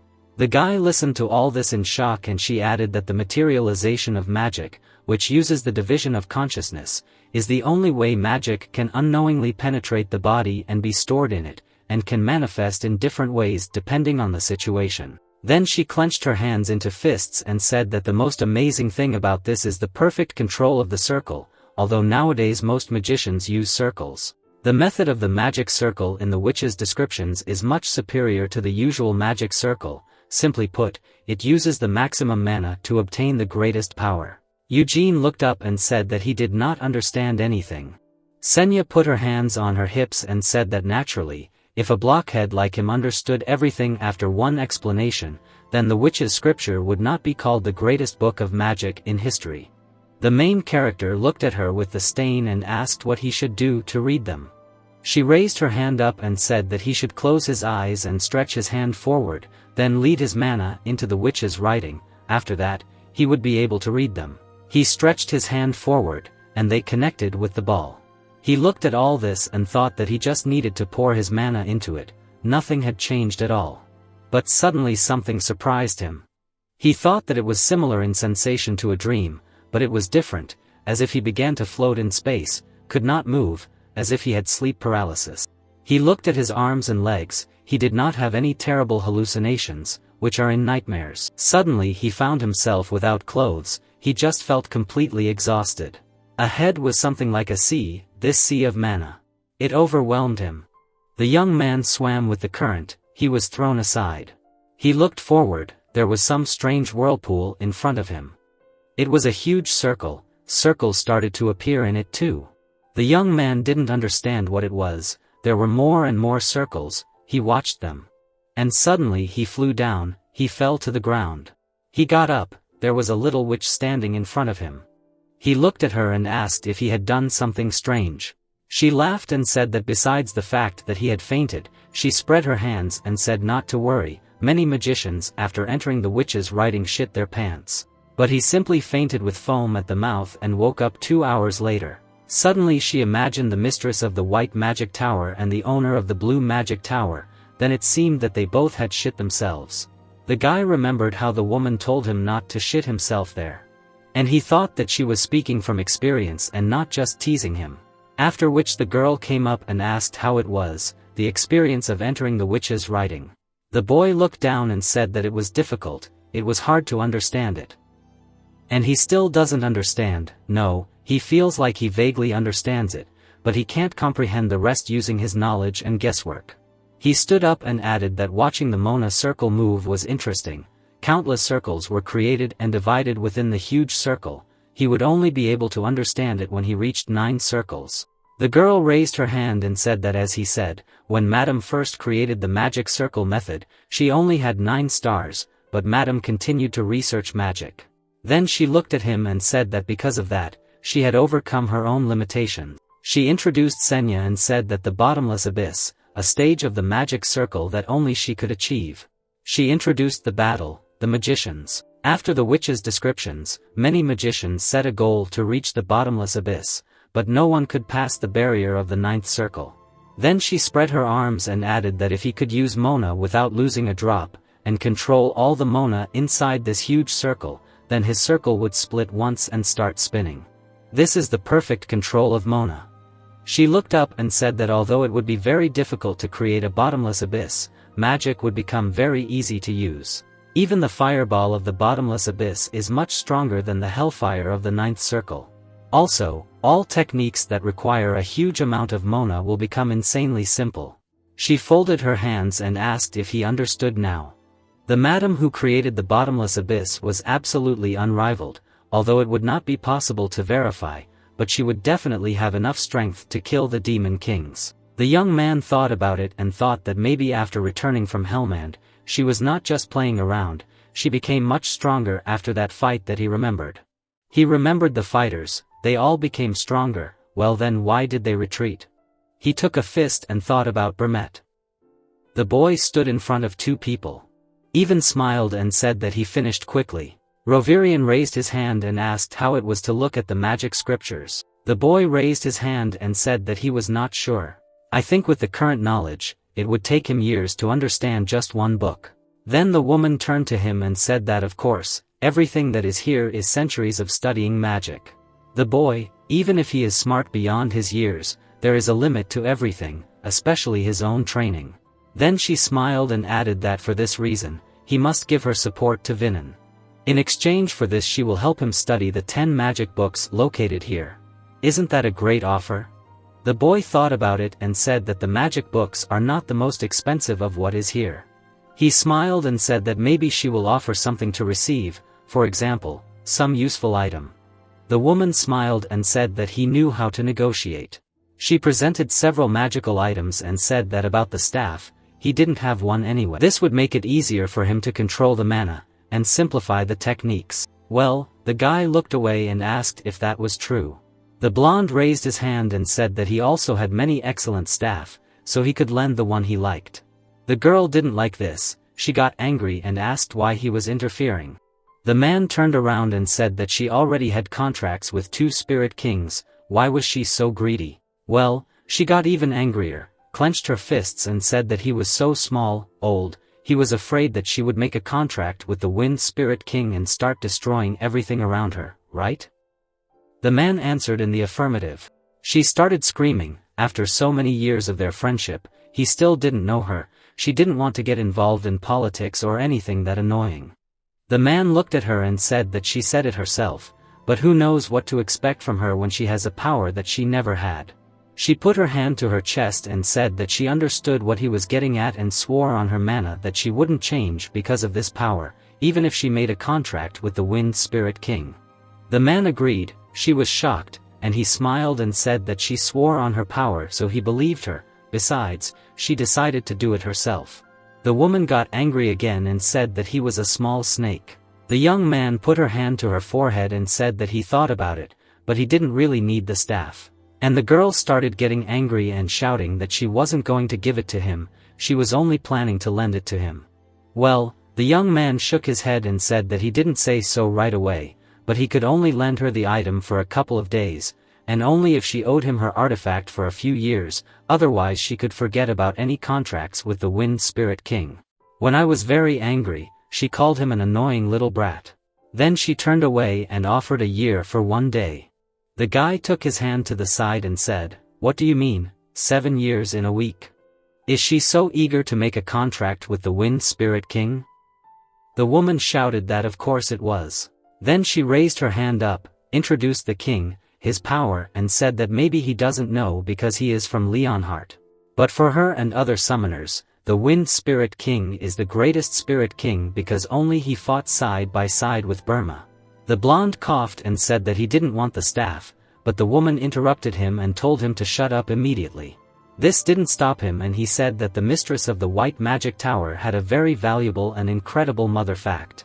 The girl continued to try to shut him up and shouted at him to shut up, insulting him in every possible way. And the young man smiled maliciously and said that he was all ears. The man looked at him and said that it was something called the Cloak of Darkness.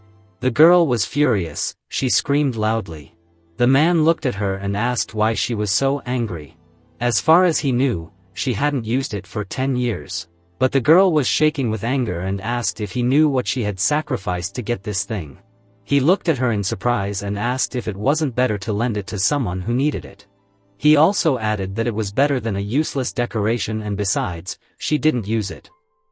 In response to this, she looked at him with her eyes and simply remained silent. The guy came closer and asked what else to cry about than darkness. He turned away, raised her hand and said that it was ordinary outerwear, it was just fluffy and warm, that's all. But the man added that it was a cloak that contained the highest level of time and space magic. He remembered what this cloak looked like in its effect and explained that it was similar to Gideon's shield, which was gathering dust in the treasury of his people. In short, it literally reflected enemy attacks. And the girl added that everything was not so cool. He could not reflect an attack until he read the coordinates of space and left a trace of his mana on the enemy. After which the man also added that the cloak was enchanted with advanced defensive magic, so the very fact of wearing it protects you and the attacker with the magic of the fifth circle. He smiled, and the girl continued to say that the strength of his defense also depends on the amount of mana of the wearer. Well, the guy continued to tell, he imagined many balls and said that there is also space magic in the cloak. If he still uses different types of weapons, he will like it. He can store equipment in the cloak and use it when needed. Then he smiled sweetly and looked at the woman, who was furious at that moment. The young man smiled and said that this sounds great. He pointed his finger and said that instead of a staff he will take a cloak of darkness, and well, of course, not right now, he still needs to notify the patriarch. The girl stood in front of him and said that she did not agree yet.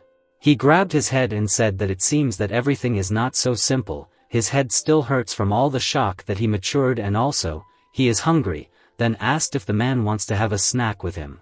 He smiled and said that of course, he knew a great place in the rich zone of this world, the food tasted great, looked even better. The boy read his head and said that he remembered that he had never seen Arid at night. The man smiled and said that he was already calling a carriage. The girl stood with her back to them and held her head. She said okay. NEI turned to her and asked if she was really still here. The woman smiled and shook all over. She said that the plate of darkness, if he wanted it so much, she would lend it to him. And the guy with a smile told her not to hurry, he was going to eat and he also needed to persuade the patriarch. Oh, these requests of poor magicians. The woman was furious, she began to scream loudly, the guy's us less. The guy said that it seemed to him that the crow died. After some time, Gilead was not against exchanging it. He only said that when borrowing, the caretaker must be present and the transfer must be done by a Melchite. They were standing at the threshold. The boy turned, looked at the woman's cloak and asked if it was really that cloak of darkness. She smiled and asked if it was really cool. And the boy replied that he thought it would look cooler on him. This angered the woman again, she began to insult him. She only smiled and asked her not to be angry. Shouldn't she be glad that they came to an agreement? She quickly calmed down and asked who the caretaker was. She understood that it was not the patriarch. The boy turned and said that it was the patriarch's younger brother and a squad of guards. This was the first time they borrowed treasure and also because of the problem with. The woman interrupted and asked about the guards. She said that they were probably Leonhardt's dogs, right? The guy looked at her. He thought about the guardians of the family laws, the Black Lions. They have many names, but as Melchite said, their role is not much different from the dogs. They honor the laws of the family even more than gods. He imagined the family flag. Then he remembered the man with the coat of arms on his chest a year before Jeanette joined the Order of the Knights of the Black Lion. It was not surprising, if you have enough skills, and you are just burning with the family ideology, then you do not have so many paths. He remembered the Knights. The Order of the Knights of the White Lion serves only the main branch of the family, while the Order of the Knight of the Black Lion obeys everyone. When he also remembered the brothers, they are ruled by the Senate, those who, regardless of the branch, left their names in history. Even Gilead, being the patriarch, does not reach the level of those old bastards from the Senate. He looked ahead and thought that the Order of the Knight of the Black Lion, for 4 years spent in the main residence of the family, he never had the opportunity to see them. He smiled and thought that the Order of Knights was selected from the most loyal and excellent people and also the Senate, who personally commanded them. I wonder how strong they are. A carriage appeared in front of them, and inside were girls. They looked at the carriage. The woman said that this was all a show. The guy turned to her and said that he thought that she respected the Great Burma, to which she raised her hand and said that the boy should not think she respected him, but she did not really like their family. The main family suppressing the side branches and for stupid fear, cannot cause admiration. She also said that she could not stand their vile Senate, consisting of a bunch of pathetic old men. Rovirian looked up and said that however, she should not show them her feelings. The carriage landed. He added that if she really wanted to borrow the wind, she should try to avoid anything that could anger them. The girl looked at him and said that she was offering them a fair exchange. Did he really want her to lick their chocolate eyes? Then she grabbed the cloak and added that with this dear cloak of darkness in the wind. At that moment, the young man intervened and asked not to stain his cloak with her stinking snot. He still had to wear it. The carriage doors opened. A girl stood on the threshold. She had long gray hair, and here she was standing in front of them. The young man was shocked. He raised his hand and asked what the hell she was doing here. It was his sister. She stepped forward and said that her mother's birthday was coming soon, so she came to buy her a present. Then she looked at him and added that she was also interested in how he was doing. The guy was surprised and asked again. The girl looked at him with a menacing gaze. Another young man stood behind her. He waved and greeted the main character. And then he put his hand on his shoulder. A man with a beard said that not much time had passed since their last meeting. Then he looked up at the guy and said that they would always have time to hug, so they should get down to business. The main character looked at him and thought that this was a berry. One look tells you that he is strong.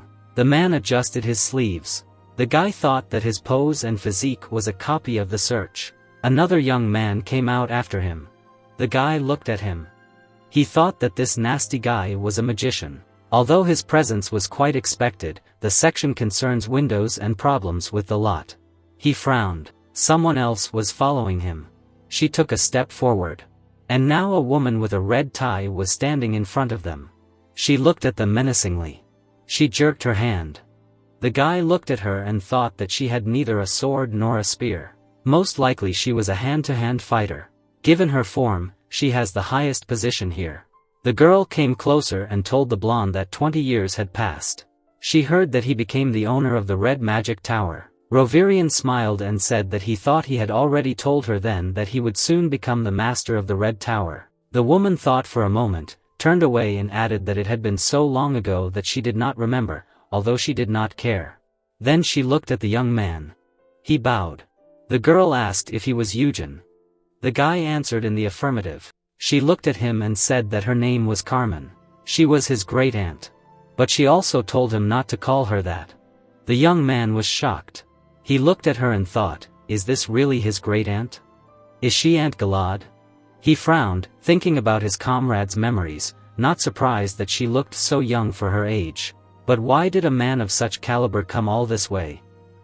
The blonde raised his hand and said that it was cool in here, and suggested going inside. They all sat down at the table. The guy continued to look at the woman and thought that she was the younger sister of the previous patriarch, who did not marry and stayed in the residence of the main family after she joined the Order of Rets of the Black Lion, currently the third commander of this knightly order.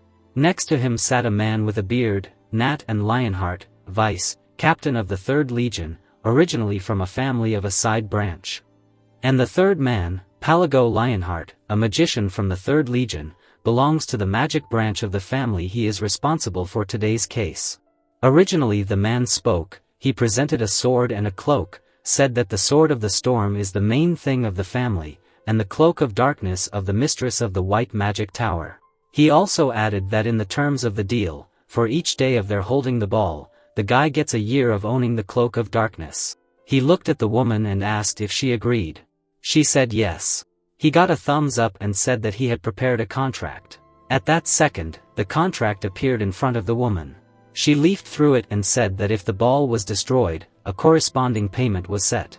What did that mean? What did that mean if she destroyed the sword? Carmen intervened and said that she would have to pay with her life. She was sitting by the window. Then she looked and added that the storm sword was a treasure that they could not value. If she wanted to borrow it, she would have to risk her life. To which Even raised her hand and said that her life also had a value that could not be valued with money. Great Aunt lowered her eyes and said that maybe in this city it was so, but not in their family. Palago spread his hands and said that they should calm down. They did not need to bet their lives. He smiled and added that he respected her as a fellow magician and did not think that she would make a stupid mistake like breaking the ball during the conclusion of her contract. Then he looked at her with shining eyes and added that he believed that such a thing would not happen, but if the sword was destroyed, they would discuss this problem differently. The woman was unhappy. She asked what would happen when they had the right of control. At that moment, the grandmother intervened again. If she didn't like something, she could not lend the sword. After all, they didn't know anything about her. If it weren't for the patriarch, she wouldn't even have gotten off the throne. The girl moved her hand to the side and said that who would believe that they came here just for her? They clearly had another reason. The woman took out a flask and said that everything was so. She was here for more important problems. She looked at her watch and said that she promised to meet Baltsac in an hour. She needed to discuss Laud's issues with him and also interrogate the dark mage in prison. Then the blonde man turned to her and said that the last time they talked to the cheese, she said that she would follow the city's law. But now everything sounds different. Nobody needs to explain herself. The woman continued to look at her watch and said that although the patriarch had told them to follow the laws of the city, Sinan thought differently. This incident had tarnished the glorious name of the family. The bastard from the dark magic tower had to pay. At this point, the guy looked at her in shock and wondered if she really used her pockets as watches. He had never seen anyone carry such a heavy and uncomfortable watch. The girl turned to the side and asked the woman why she needed a wristwatch if she carried a pocket watch anyway and why she was holding a cigarette in her teeth if she didn't even look. The woman slammed the watch shut. She raised it up and said that she had already received permission from the king in parliament. It would be much easier to interrogate this pathetic worm, so why should they make each other's lives difficult? The girl got angry. She thought that she was a hag, dodging questions, and the young man continued to look at them and think that there must be a permit.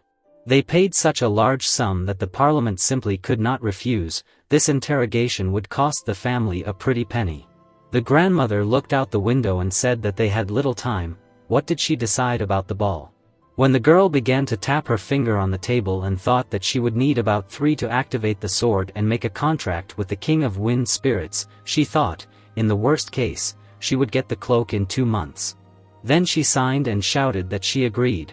And so the woman stood as a ball and the guy in a cloak. Suddenly the grandmother came up to him and said that he had an excellent design. She looked at him from under her brows, said that there was something special about the collar, it reminded her of a lion's mane. She lowered her eyes and added that the color was not suitable, white would be better here, as if it were the flame of the white tribe method or the color of ash. Now he looks more like a knight of the Black Lion. The young man was shocked. The woman looked at him in silence. The girl came up to him and whispered in his ear to give it to her. Couldn't he see how she was asking for it? The young man turned around and said that she hadn't said anything like that, but the girl raised her hand and said that she shouldn't say anything about it. He looked at her in silence and her coat was placed on her shoulders. Then he took off the coat, held it out and told her to try it on. The coat immediately fell off, and there she was, standing in the young man's coat, showing it off as best she could and saying that it looked good. Then she handed it back to him and said that it would have been better if it had a picture of a lion on the chest and a family symbol on the back. And the owner of the coat held out her hand and shouted that anyone might think that she had given it to him, but he must not dare to forget that she had only lent it, he must not ruin her coat. They put her coat on Grandma's shoulder and said that it was time to leave, pretending that they hadn't heard anything. Diane turned around, Seal was standing behind him.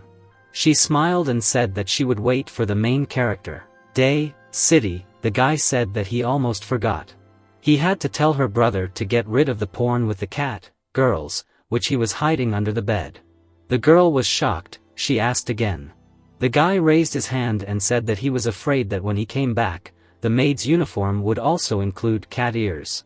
The young lady turned away and said disgustedly that it was disgusting, she would tell her mother. Then he came closer and said that it was a little, why didn't she just hint to him, saying that cat ears were not what their maids needed. She turned and asked what kind of ears he liked, and the guy asked and was surprised how their conversation came to this. Then she looked at him and said that he said that cat ears are not it, so he likes some other ears. And the guy replied that he prefers regular ears, then suggested that they stop, they had to go get a gift. Then he looked at her and asked why he even needed to go buy gifts for her mother, he doesn't even know her. The girl threw up her hands and said that she knew, he just had to follow her. He looked at her displeased and said that there was no point in him accompanying her if he was just going to walk around here doing nothing. She turned around, she put her hand to her chest and asked if he really was still an asshole, if he really wanted to make her walk around alone, together, where she had never been. And he rolled his eyes and said that she was not a stupid little girl anymore. Well, the girl turned away, closed her eyes and told him not to say anything, she would go with her anyway. He folded his arms, smiled and said that he had no choice, he knew how offended she was. Then the girl remembered that he had recently had a birthday and asked how he celebrated, maybe he threw a party. Well, the guy walked forward and said that he didn't celebrate anything, he was just reading books in the library of the Red Magic Tower. She asked what about gifts, and the guy said nothing. Roverian Cheese and Lady Hero wanted to give him a couple, but he asked them not to do anything. Suddenly the girl asked who Hero was. And the guy said it was the Red Magic Tower mage and looked at her like she was an idiot. She turned around displeased and asked if it was a woman. The guy answered that her name was a woman's name, how many men did she know with that name? Then he raised his hand and said that she didn't come all this way just for a gift, did she? She should tell him what she was planning. The girl became embarrassed and said that he quickly understood the most useless things. She turned away and added that she was trying to convince her to become her mentor. After all, her brother was going to follow the path of the patriarch and she did not want to become a patriarch. Then she turned around and added that it seemed like her mother wanted to organize a wedding for her. The guy was shocked.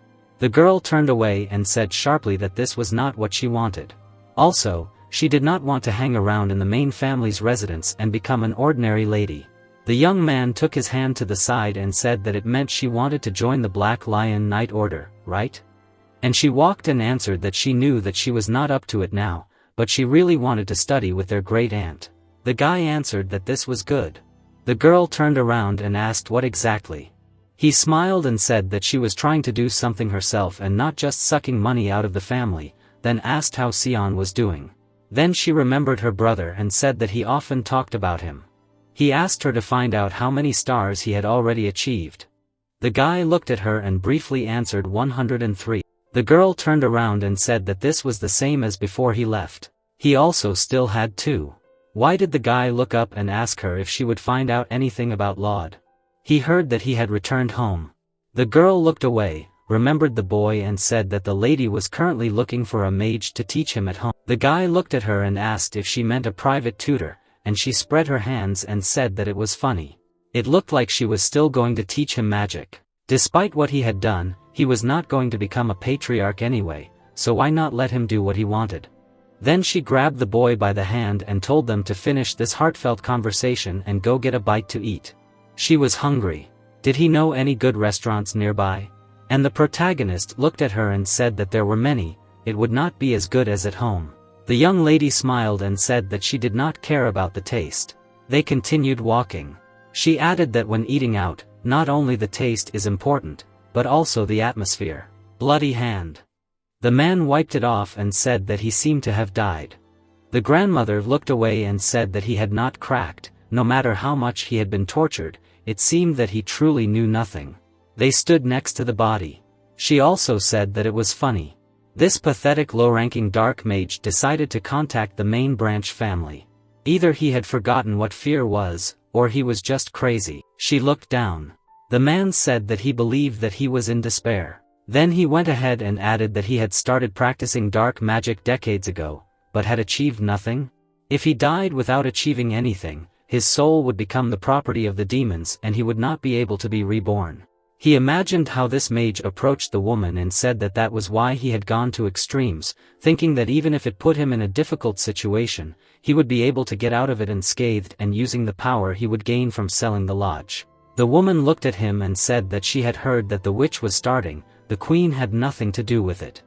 Then she looked at the man with glasses and asked what he thought. Balzac extended his hand and said that he did not understand, for some reason it seemed to him that she was blaming him now. He had done everything for their productive cooperation, everything that would show the sincerity of his apology.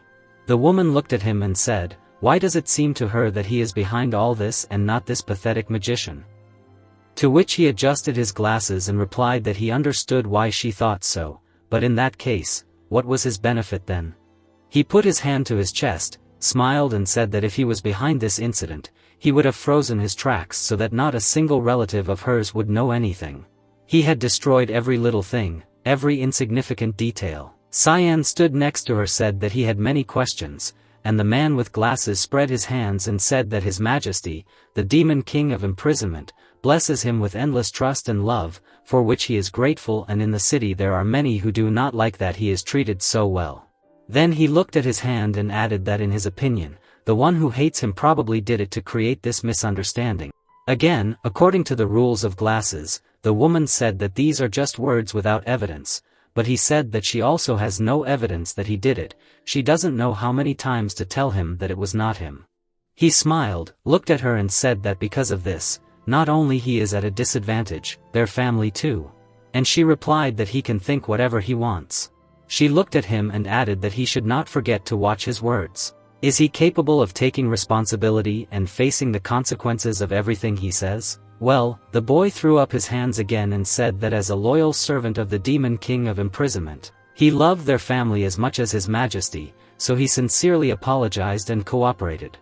The young man looked at him with malice, while the man continued to say that he was a human, so he could not do anything about the fact that he was upset about their accusation. He grabbed his shoulders and said that he, the master of the Dark Magic Tower and the servant of the Demon King of Imprisonment, can accept the fact that they did not intend to show him respect, but he cannot tolerate the incessant insults towards him and His Majesty the Demon King of Imprisonment. The young patriarch was about to attack.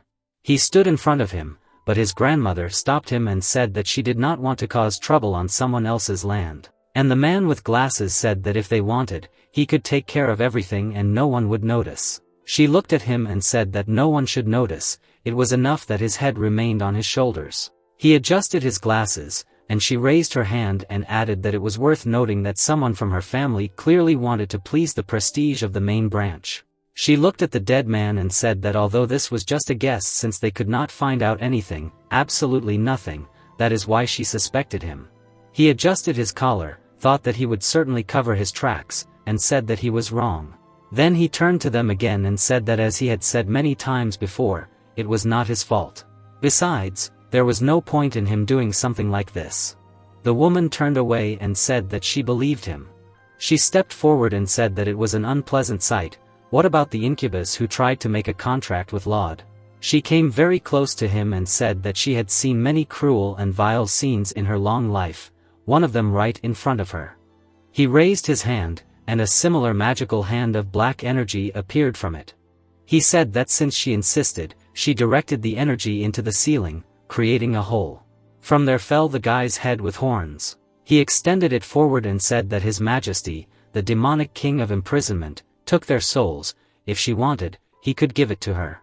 But the woman said that she did not need it. She threw the head to the ground, and she stuck it to the side, and the head smashed against the wall. Blood got on the man's cheek. She turned around, and leaving, said that they were coming back. Then she turned around and said that just in case, she would warn him if anyone contacted Eugene.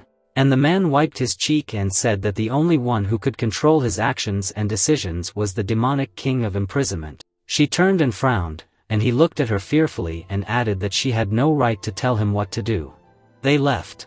The woman turned to the young man and asked what he thought about all this. Once she remembered the dark mage Amelia and said that she suspected her. She is the one who envies the position of the master of the dark magic tower. The demon king of imprisonment allows those who have made a contract with him to do whatever they want. Also, he does nothing about quarrels between subordinates. The guy moved his hand to the side and said that if she did this, then Nahama is also behind it. And she replied that she is suspicious, most likely a war will break out within a few years. They continued walking. The women added that most likely they will attack her at first. Nahama has always had problems with Turat. She frowned and added that he would have to mobilize all his resources and that all his forces would be called upon for her actions, and their family would be no exception. He looked at her and asked if she thought that Amelia had been counting on this. The woman replied that she also had to remember that it could be a normal incident without any conspiracy, as the man had said. She continued walking and asked him what he thought would have happened if she had not ignored the provocation earlier. And he got angry and said that they would have fought him then, and everyone, including her, would have died there. She looked away and said that it was very modest of him. And Uno smiled and said that he was not suitable for fighting mages. She stopped and said that she was unsure, so she did not fight him. Then she turned around and said that she would watch Vlad. She remembered the young man, his mother, the coat of arms, and the black lion had already headed to the residence. They would not kill him since he was from the main branch. But they would not allow the following mistakes. He was living the rest of his miserable life under surveillance. Naturally all his rights would be revoked.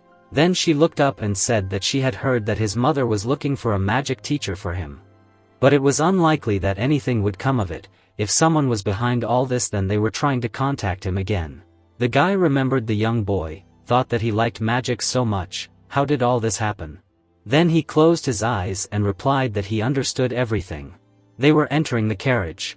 The young lady waved her hand and said goodbye to the protagonist. He smiled and told her that they would see each other soon. Then his great-aunt turned to him and asked how he felt about joining the Order of the Knights of the Black Lion. She was surprised and asked what she was getting at. And the woman turned around and said that the position of assistant captain of the 2nd Division was vacant. If he wanted, she could recommend him for it right now. The main character lowered his head, thanked her for the offer, but he would have to refuse, then wished them a good journey. She remained silent, and leaving, she said that it was very annoying. They flew away. The guy looked at the blonde and asked if the owner of the White Magic Tower really didn't say anything. He looked away and replied that no, she would have immediately started bragging if the contract had been successful, but considering that there was no news from her, there must have been some complications. Castle, the woman raised her sword up. She stood at the top. She gritted her teeth and thought that she had definitely sent a message to the spirit world, so why wasn't he answering? She rubbed her nose and continued to think that she didn't even use magic to maintain her body temperature, everything to raise her susceptibility to the limit. Even her fiery watermelons didn't attract him, the old fart. She screamed, "O great king of the wind spirits, ruler of hurricanes." She asks him to make a contract with her. Suddenly lightning appeared. An eagle came down and addressed her. She realized that it was the king of the lightning spirits and screamed that she hadn't called him. Why had he appeared? And he flew closer and said that another king of the spirits asked him to tell her to shut her bare-ass midden.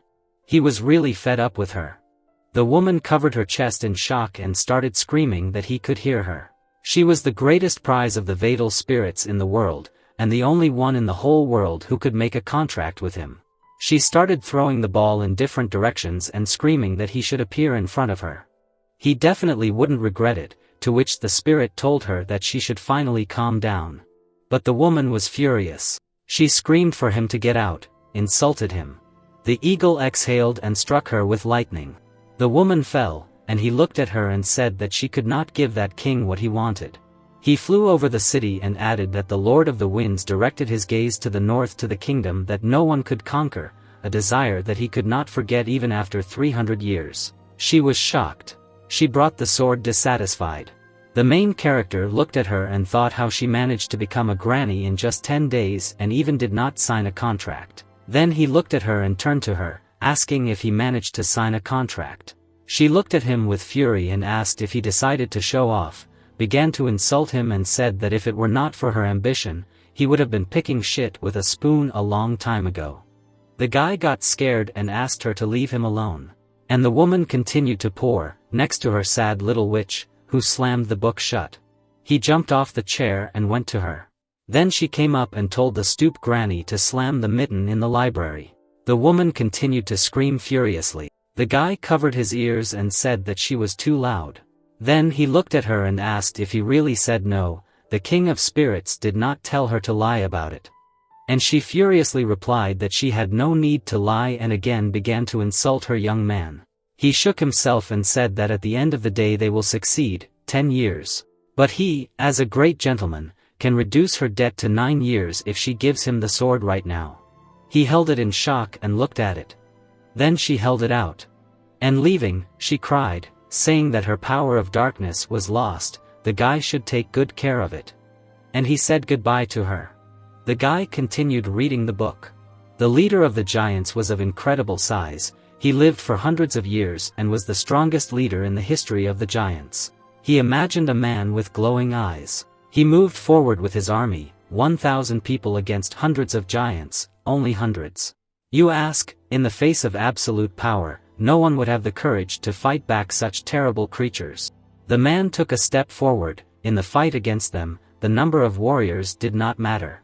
It was Bermat. The book said that on the battlefield he was of great importance. The army stood before him, knights, who imagined themselves God knows what came to him. They introduced themselves as some order of the rose or something like that. They called their names, to which no one cared from a high bell tower. The man screamed that they would fight together with them, really fight together, far from it. Not all of them together, and they wouldn't even be able to wipe the giant's ass, not to mention some kind of victory. Besides, he didn't like to fight in large groups. He turned around. There was only one person who could fight next to him and on whom he could always rely. Hamel approached him. He looked at him with burning eyes and said that he needed a left hand, then asked if he could handle it. He looked at him and said that he liked the right hand better, this overgrown right-handed man. They looked at the giant and the man said that his comrade then had the right hand. They began to fight. Only the holy sword could end the life of the giant, protected by the power and the demonic king. This holy sword recognized Burma as its master. That's why he was the only one who could kill the giant. His head was lying on the ground. It was a very creepy sight when it was cut off, but even so the giants did not retreat, but the power of the demon king, which interfered with the magic of people, weakened after the death of the giant. They began to fight, after which the magnificent Senya came out on the stage. The main character looked at the book and asked if she wrote it. Hera was shocked. She clenched her fists and said that of course not. Is he really a fool? And the young man smiled and said that yeah, he had never seen such self-praise. Beautiful, cute, charming, yeah right. The girl raised her hand up and said that he should stop insulting her mistress, who in their right mind would add such praise to their own name while writing a story. Then she pulled her teeth and said that even if it was him, she would not forgive such insults. The guy looked and said that he understood everything. He put his hands on the table and exhaled. Then he left. The girl followed him and asked where he was going, and he answered that he was going to look at the witch's scriptures one more time. She looked at him and said that this was of course good, but wasn't he too arrogant, for someone with such a low level? And the guy smiled and said that the more difficult the tasks, the better the process of solving it. She ran after him and wished him luck. He approached the ball. After the order of knights and the black lion left, for the next 10 days, he spent most of his time inside a chirion. The guy looked at him and thought that now he is not able to create an abyss in himself, for this he needs at least the 9th circle, if not higher. When I remembered the circles inside the ball, the bottomless abyss, in simple terms, it is a great circle that contains many small circles, infinitely increasing in number. This circle can be rotated, destroyed and recreated, with just one thought. If we generalize, then all manipulations with mana are aimed at increasing strength.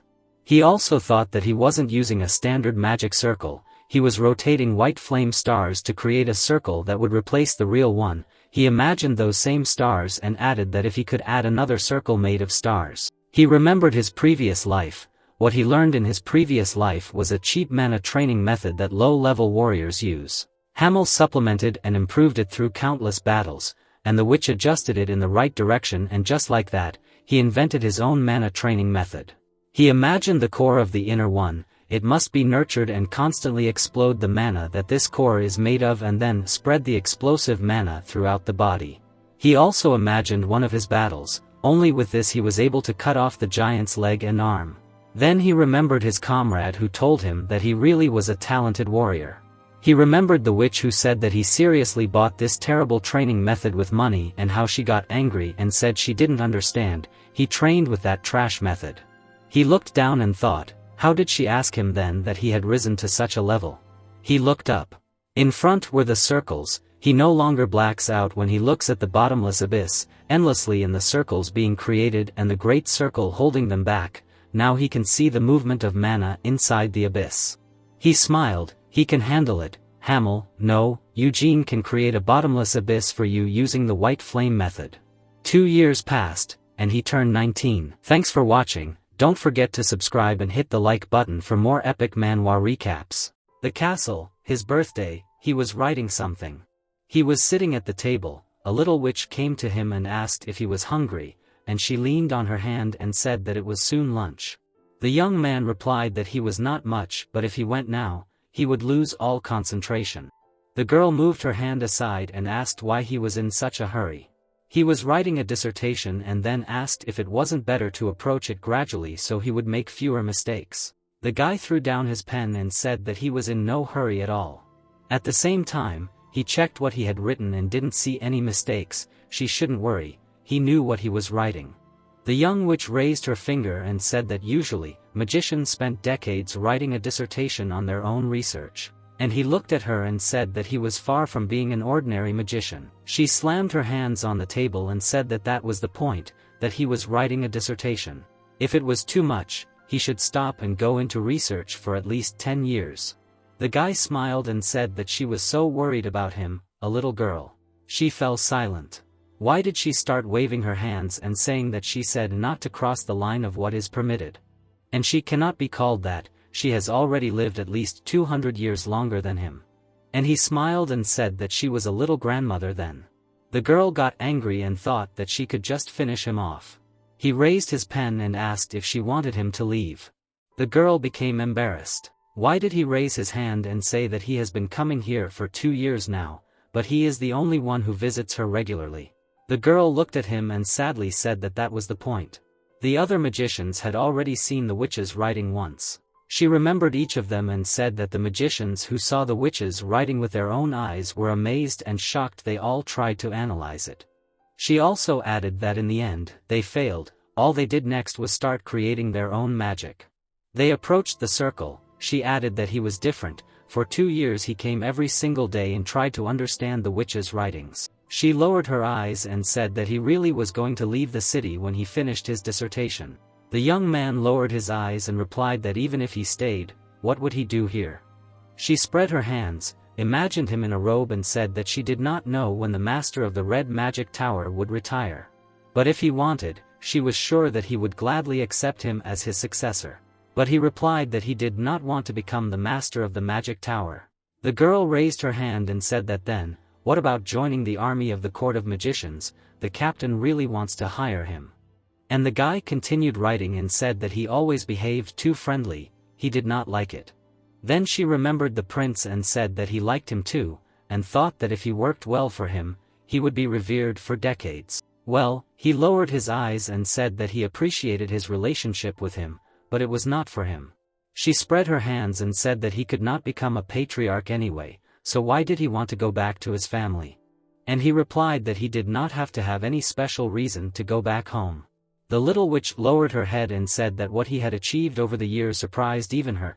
Only half a year after they began writing the dissertation, he was able to simplify the complex magic dissertations of other mages and in the process, improve his own magic. And he looked and replied that he was writing this dissertation for himself. After all, he was the only one who could use it. He was only writing it to organize his magic, nothing more. He was not going to reveal it to the academic association. Then he lowered his eyes and thought that no mage would be able to use the white flame circle method. He remembered the blonde man and thought that regardless of the magician and his understanding, it was physically impossible. The man spread his hands and said that he did not use the normal magic circle method. He replaced the circle with stars and the white flame method. But this did not mean that the white flame method users from the main family could easily repeat his path. He looked at the paper again and said that he also tried to repeat it by following his thesis, but he got stuck at the very first steps. He had never created a core before and did not study the white flame method, so he tried to replace his circle, but instead his mana simply changed the direction of movement. The guy looked at him. He reached 4 stars in the white flame method and successfully added a bottomless abyss to his circle. He created a ring of 4 stars, imagined this ring, and continuously exploded the mana inside. Like he did in his past life, the rotation of the flame ring prevents the mana from flowing outside the circle. This is the same white flame circle method. He planned to create you when he reached the 5th star, but when he read the witch's writings, he changed his mind. He spent time in the library, had to spend a lot of time on the 6th floor in the space hall and on the 8th floor in the strong heat hall. The strong heat hall contained research on magic, the most powerful in the world of fire mages, and he had to study space magic in order to properly use his cloak of darkness. He communicated with the blonde, continued writing, he accepted him as a student, and helped him revise and check his dissertation. He also helped correct the basic spells of circle magic to work with his flame circle method. During that time, he spent time in Echirian, and the rest of the time he spent studying magic with Rovirian. The young man sat, leaning on his hand. 2 years spent in Eret were very harsh. He picked up his pen and asked if Hera was angry with him, and she asked why she would be angry. He replied that she could be angry because he was leaving, even though she didn't want to. The girl threw up her hands and said that she wasn't angry. Did she have the right to stop him? He could just get out of here if he wanted to. She never had the desire to go anywhere, and even if she wanted to, she couldn't. Then she told him to leave. The guy listened to her. She continued to say that he should just leave her here alone, in this boring, quiet and lonely place. Then she put her hands to her chest and added that she wasn't upset at all, saying goodbye to him after these years they spent together. After all, she wasn't even a living person. She knew perfectly well that these people always do what they want. The young man put the dissertation in his coat and asked if that was true. She said sure, she had lived 200 years longer than him and was used to dealing with people, but she hung her head and said that he should at least talk to her before he left instead of leaving her without saying anything like Madame had done. He stood up and said he agreed. The girl got angry, clenched her fists and said that she was pouring out her soul to him here, but he was still such a calm, unpleasant guy. He turned around and asked why he was unpleasant. And she ran up and said that because she decided so. Why it was so, it didn't matter, he was just an asshole. Then she started yelling at him that she hated him. He was an ordinary boy, but he didn't respect his elders at all. Is it so hard to listen to adults at least once? Then she hung her head and fell silent and then said that of course. It was obvious that she was upset. She added that if he stayed in this city, because of her, she would be very confused. Her character is based on the character of Madame when she was young, so her emotions and behavior can be a little childish. The young man looked at her and calmly replied that he understood everything. She looked and said that sometimes she says childish things. She is stubborn, she understands all this. She looked away and added that although she feels stupid saying all this, because she knows that Madame would not behave like this, she feels like she is insulting Madame with her behavior. Then she looked at the guy. He smiled and said that he thinks that a real Madame would behave exactly like her. The girl got angry and said that this can't be. she would not behave like this, he has never even met her. And he looked down and said that he was sure. Then the girl started screaming that he was saying that because of a picture book he had read, it was written purely based on someone's imagination, madam, who knew her. But the boy interrupted her and said that his dissertation would soon be finished. He looked out the window and said that if he did not hurry too much, he would most likely finish it before the end of the summer. The young lady folded her hands and asked what he was getting at. And he smiled and said that he would visit her before he left Eret, because there was something he had to tell her. She looked at him and asked what it was he just going to make fun of her? If so, she would kill him. He simply smiled.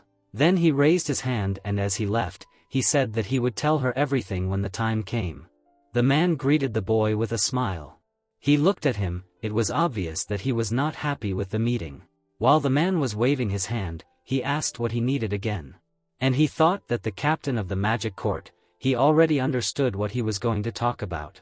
The man spread his hands and said that the unoccupied position in the troops of the magic court and which he told him was still unoccupied if he changed his mind, he could at any time much. But the guy interrupted him, thanked him and said that he would refuse. The man coughed and smiled and asked how the writing of his dissertation was going. If he wanted, he could help him, he just needed to look at it. Then he hit himself in the chest with his fist and said that of course, he knew that his mentor, the owner of the Red Magic Tower, had already corrected it.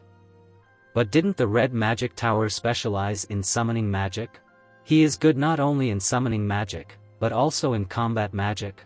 It is not for nothing that he bears the title of captain of the magic court. The guy raised his hand and said that he understood everything. Then added that he did not even know what he was writing about. The man scratched his head, but inside he was furious and thought that it was because he showed it only to the owner of the Red Magic Tower and continues to keep everything a secret. And out loud he said that he wanted to look at it then, he teaches others no worse than the owners of magic towers. The young man looked at him and thanked him for the offer, but he would refuse. If he accepted his offer now, it would be slightly offensive to his mentor. Then he turned around and left. The man raised his hands and said to him, "This is what he is worried about, but they can keep it a secret." The young man asked to simplify it as he left. The man put his hand to his forehead, and the young man ran away. As he left, he walked and thought that everything would be even worse if he found out that he formed a bottomless abyss. This psycho can even crawl into bed, ignoring all the rules of decency. He was angry. Let's remember the captain. The white flame circle method is not much different from the white flame method. Even a great magician like him would not be able to tell the difference. Then the guy smiled and thought that being able to hide his abilities as a high-ranking magician could be considered a great merit. Brovarian looked at the dust that rose. His hair was flying. He said that not counting what spells he could use, it could be said that he had long surpassed the fifth circle. Then he waved his hand and said that judging only by the facts, the fourth is his limit. The guy also looked at him and added that the bottomless abyss could not withstand more advanced magic. Is he really lacking in understanding? The man thought about it and said that he did not think so. In other words, it had reached its limit of containment. He still did not create a bottomless abyss with his white flame circle method perfectly. The guy listened to him attentively. The man added that he was replacing his circle with a core. 4 stars of the white flame method and 4 cores. It would be more correct to say that the number of cores is equal to the number of circles around the system were broken, and he added that simply put, every time his white flame method advances, his white flame circle method also becomes stronger, but he looked at him and said that he must be careful. Now, the white flame circle method has no disadvantages. The risk can accumulate every time he levels up since it is a magic method that no one has heard of before. The man raised his hand and said that he had already told him this many times. The guy looked at him and asked if he should use advanced magic. The man furrowed his brows and said that unlike the normal magic circle method, the white flame circle method allows him to use high-level magic. He can easily use magic up to and including the 5th circle. But he does not even think about touching the 6th circle. They do not know what kind of danger lies behind using magic that he is originally unable to use. The youth looked at him and said that he understood. The mentor continued to say that he said that after completing his dissertation, he was not going to immediately return to his family, so where did he plan to go? The youth introduced a crab. The mentor said that the little-known ice crabs of the Loher kingdom. The boy said that he had wanted to try them since he was a child. He remembered Moron, the northern territories of the kingdom, the nation that this monkey founded. The mentor asked him if he really planned to go so far, but there were many ice crab restaurants in the city.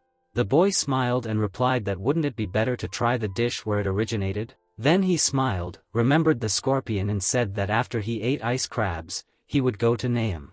He heard that cactus scorpions tasted pretty good. He imagined a girl walking through the desert 200 years ago. Saint Annas, revered by the Holy Empire of Juras, went wandering without telling the emperor her destination. The last place she was seen was in the middle of the desert. The blonde raised his hand and said that he didn't know that he liked culinary tourism. If he liked crustaceans, why don't they have lobster for lunch today? The young man sat in shock. He didn't think, and in front of him sat the prince. He didn't expect this meeting to take place. They all sat at the table. The prince apologized for interrupting their lunch, then said that he would get straight to the point. He smiled and said that if the guy stayed in the city, the position of captain of the magician's court troops would be his. Then he swore on his name. The young man looked at him in shock. The prince smiled and said that although it would be difficult to do now, in 10 years, he would become the king of Era. The mentor was shocked. He looked at the prince and said that it was dangerous to say such things in public places. After all, the current king was in perfect health. But the boy raised his hand and said that he should not misunderstand him. He had already received a promise about the throne. His succession was guaranteed. The city's residents also believed that he would be the next king. The protagonist listened to him attentively, and he continued to say that the court troops, of course, out of respect for the Senate, he would have to go through some processes, but in 10 years he would be quite qualified for this. At that moment, the boy spoke. He said that it was an honor for him, that he valued him so highly, but he could not even imagine how strong he was now. The prince leaned on his hand and said that it was because he and the owner of the Red Magic Tower were excellent at hiding, and he was very interested in why. Then he raised his hands and added that there must be a high reason for this. He will not say anything, so he can only guess. His eyes lit up. He thought about how his whole body was soaked in mana. It was as if he was scanning the guy and thought that if we take into account only his mana, he is at least on the 5th circle. Then he smiled and said that the witch's scripture, he has already solved the mystery of the bottomless abyss, right? The young man asked if he was obliged to answer, and the prince smiled and said that his question would be answered. Then the protagonist added that a doctor for the prince is a bad idea, although to be honest, he did not plan it.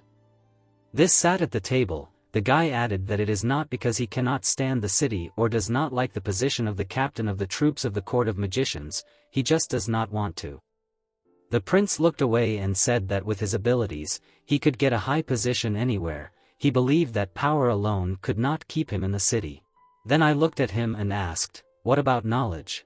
He introduced the witch. As he knew, the madam created 3 editions of the description of the witch. Then he folded his hands and said that one was in the city, and the other 2 were kept in the treasury of the royal palace. Both the boy and his mentor were amazed at what he heard. The youth remembered the little witch and thought that she said that the madam had 2 more editions. Her mentor also looked at the prince for a second and said since then they were kept by the members of the royal family. The prince calmly answered him, so that they would not misunderstand him. The ones they had were just copies that the madam gave them as a symbol of friendship. Even the members of the royal family did not know where the madam and the 2 original editions went. The protagonist looked at him and asked, and he said that he would show him the witch's scripture stored in the treasury of the royal palace. He lowered his eyes and replied that it was impossible now. It is true that he has received the favor of his majesty. But the witch's scripture is the greatest achievement in the history of magic. Even he cannot do whatever he wants if it concerns the description of the witch. Then he raised his hand and smiled. It seemed that when he became the king, he would be able to use his power to show them to him, which the owner of the Red Magic Tower could not do. He smiled maliciously and asked what he thought about it, also added that he did not think that this was a bad proposal. The guy looked at him. The protagonist folded his hands and thought that there was nothing to think about. In the past 2 years, he fully experienced how incredible the witch's scripture is. The first volume stored in the library is already amazing in itself. How powerful are the others? He imagined the witch and thought that this was not enough, there should be traces related to her that he had not seen yet, perhaps he could find clues that even the kingdom could not find. They continued to sit at the table. The boy said that if he did not think it was possible right now, then he would look into the city once he ascended the throne. They could continue discussing this topic. The prince smiled and said that he wanted to leave himself the opportunity to refuse. In that case, he would send a letter once his coronation was confirmed. There was a painting hanging nearby, and Anoshu thanked him for his time. The little witch was reading. She was surprised at something and thought that the core and the bottomless abyss were combined perfectly. There was an incompleteness that was originally there, but overall, she could not add anything more. She imagined the core, even if it was not as good as the witch's bottomless abyss, its white flame circle method was far superior to the current circle magic. Then she put the book down, looked at the boy and said that it was amazing. She turned away and said that to tell the truth, although he was far from perfect, he acted as if everything was fine. Didn't he think it was a bit selfish? He was the only one who used this method. For his level, this method was already incredible. She pushed the book away and added that now that his dissertation was over, he would leave the city and asked when he was leaving, and he said the day after tomorrow.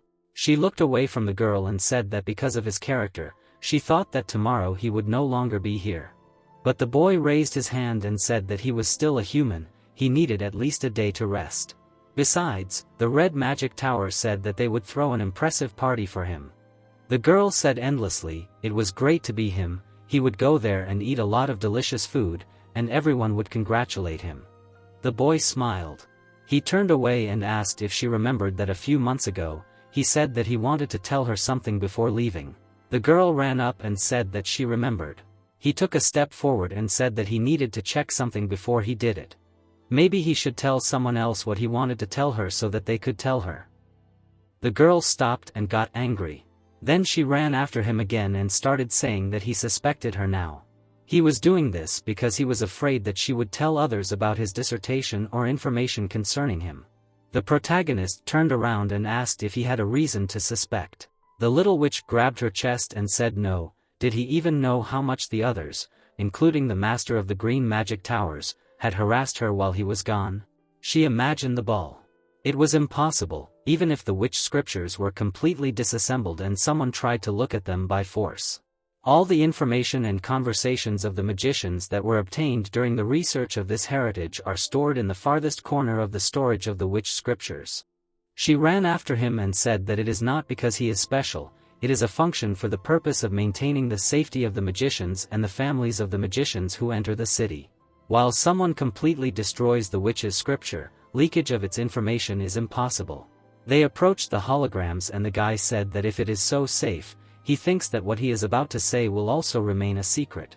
The girl lowered her eyes and said that she has already repeated several times that this is so. How many more times does she need to repeat? And he said that he was reincarnated. Then the guy stopped at one of the holograms and smiled. The little witch smiled and asked what kind of nonsense is this? The boy looked down and repeated, then added that he still had memories of his past life. She threw up her hands and asked if he was joking. Then she added that it was so unfunny that it was impossible to even laugh. And he smiled and said that in his past life his name was Hamel. The girl was shocked. The guy was standing right next to the hologram of his past life. She was shocked and decided to ask again if he was serious. And he smiled and asked if it was really so hard to believe. She thought about it and said that it was really hard to believe. But if it was true, some things associated with him began to make sense. She remembered how the guy worked with the circle. He was able to comprehend the bottomless abyss although he studied magic for only 2 years. He is also able to copy it thanks to his exceptional senses and change its form to one that suits only him. Y moved her hand aside and said that if he remembered his previous life and was a comrade of Bermut the Great, Hamel was reckless. Looked at him and said that here the man was a unique person in many ways. Then remembered the witch and said that she grew up in the forest and the elves and learned magic from them. Remembered more on the Fearless, he was the son of the great chief of the tribe. It was a famous fighting tribe in the cruel northern lands. She also remembered Anna's. She was a candidate for saints. The coordinates of the Sacred Empire spent their entire lives raising her. And the great Bermut, the youth standing right in front of his hologram, said that he was a slave. Remembered how he went to the colonies, he was one of the slaves who were dragged away to make offerings to the demon race. He stole the demon sword to try to survive no matter what. Then he remembered the battle and added that with the first sword he swung, he cut down dozens of demons and the dark magicians guarding them. While he led the slaves and tried to escape, he destroyed hundreds of demonic monsters. The little witch lowered her eyes and said that to be honest, she thought that this story was greatly exaggerated. Such are the usual legends created to raise the spirit of the people. But the boy turned and said that anything is possible, although he does not know for sure, but it is most likely true, this guy is a monster. The young lady folded her hands and looked at him and said that his Hamel was the most unique and out of all the heroes. He did not start out as incredible as Bermut, he did not have a special origin like the others. The young boy with the sword was lying on the ground, he just picked up the sword in order to survive after his village was attacked and destroyed by monsters. He became a mercenary filled with hatred for monsters and demon kings. Then she introduced him to a bunch of mercenaries. The man walked forward, despite the fact that he had the most ordinary origin. He was able to grow and become strong enough to be equal to the rest of the heroes in just a few years. Then she raised her hand and added that if he was his reincarnation, then she understood where his crazy pace came from. Although the one who appeared in the books had a bad character, when it came to the speed of his growth, he was unmatched. And the young man smiled and said that this was not entirely true. He remembered his training and said that he tried to surpass his friend throughout their journey since he was hopeless at magic. He gave up on it and started concentrating on things he was familiar with, like swords, spears and even hand-to-hand combat, all to make his comrade happen. But he never defeated him. Not even once. The girl thought about it and asked if he was serious, from a natural point of view. He was also a pretty ridiculous monster, a genius. The guy threw up his hands and said who cares if others say he was a genius. He turned his head and said that all he wanted was to defeat that bastard, at least once, but he couldn't do it until his death. The girl then pointed to the hologram and reminded him of what he said about the man.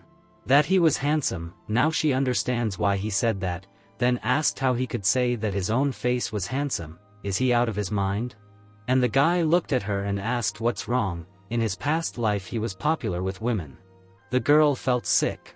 Then she folded her arms and asked why he was suddenly telling her this. It was pointless, if he was expecting something from her, she was not able to help with the search for the lady. Well, the young man smiled and only said that he was not saying this to get information. He looked at her and added that he had simply known her for 2 years. He felt it when he first met her. She was very similar to Madame, both in face and character. The girl turned away and said that it was because she was created based on the woman's childhood. He stroked her head, then he smiled and asked if he had crossed the line. She lowered her eyes and said that she would forgive him only this time, because he, that is, his past life, was the witch's comrade. The protagonist smiled and asked what he thought. Was she dead? The little witch got excited, shouted that of course not. The young man raised his hands and said that he didn't think so either, she wasn't one of those who died without leaving a will. Then he looked at all the holograms behind him and said that he was going to find her.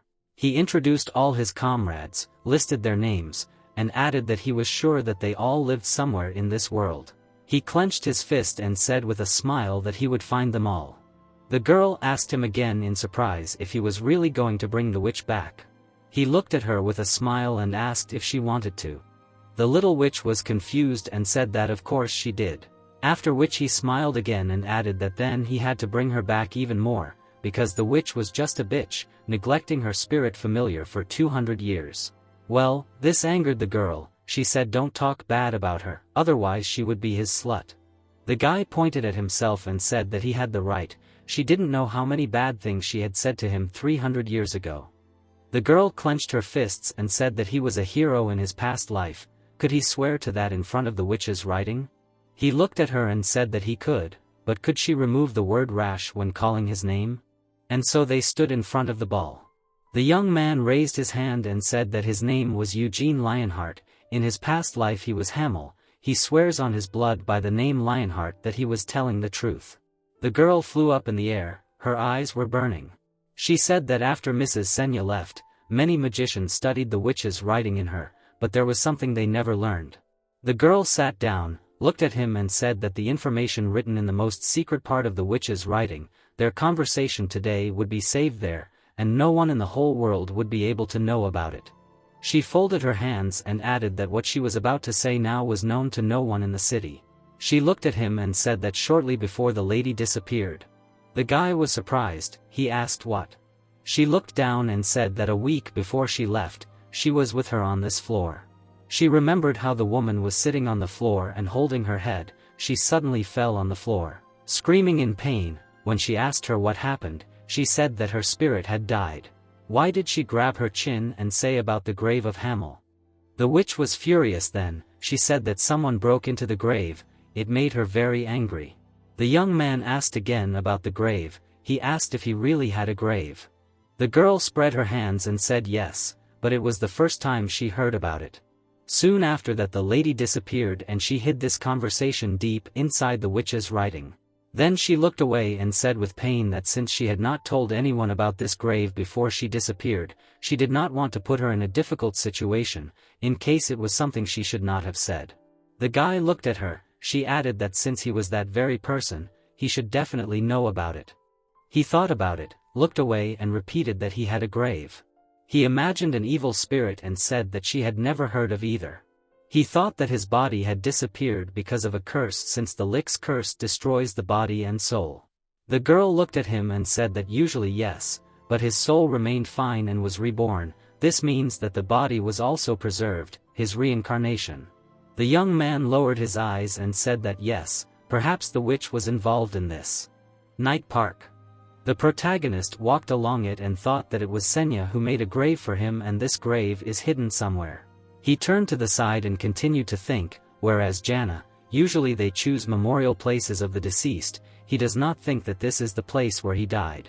Then it dawned on him, he thought that maybe this is his homeland. Suddenly Balzac came up to him from behind and called out to him. The guy turned around and said that he knew that he was following him and deliberately ignored him. The man raised his hand and said that every time he sees him, his mood becomes disgusting. Does he really irritate him that much? The guy answered that he did. Why did the man turn away and add that he heard something about him? The day after tomorrow he is leaving the city to go to Lar in Nahama. Then he put his hand to his chin and added that he is worried about it. The northern region is very close to Helmet. Eugene looked at him and asked what it was. To which the guy replied that he meant that the influence of the city there is diametrically opposed to here. Before it prohibited the entry of demons and dark magicians, but the royal family changed its mind 5 years ago. He introduced a bunch of demons and said that Helmuta has many different types of demons. Some of them do not obey its master, the Demon King of Destruction. First of all, the Demon King of Destruction is not the only Demon King.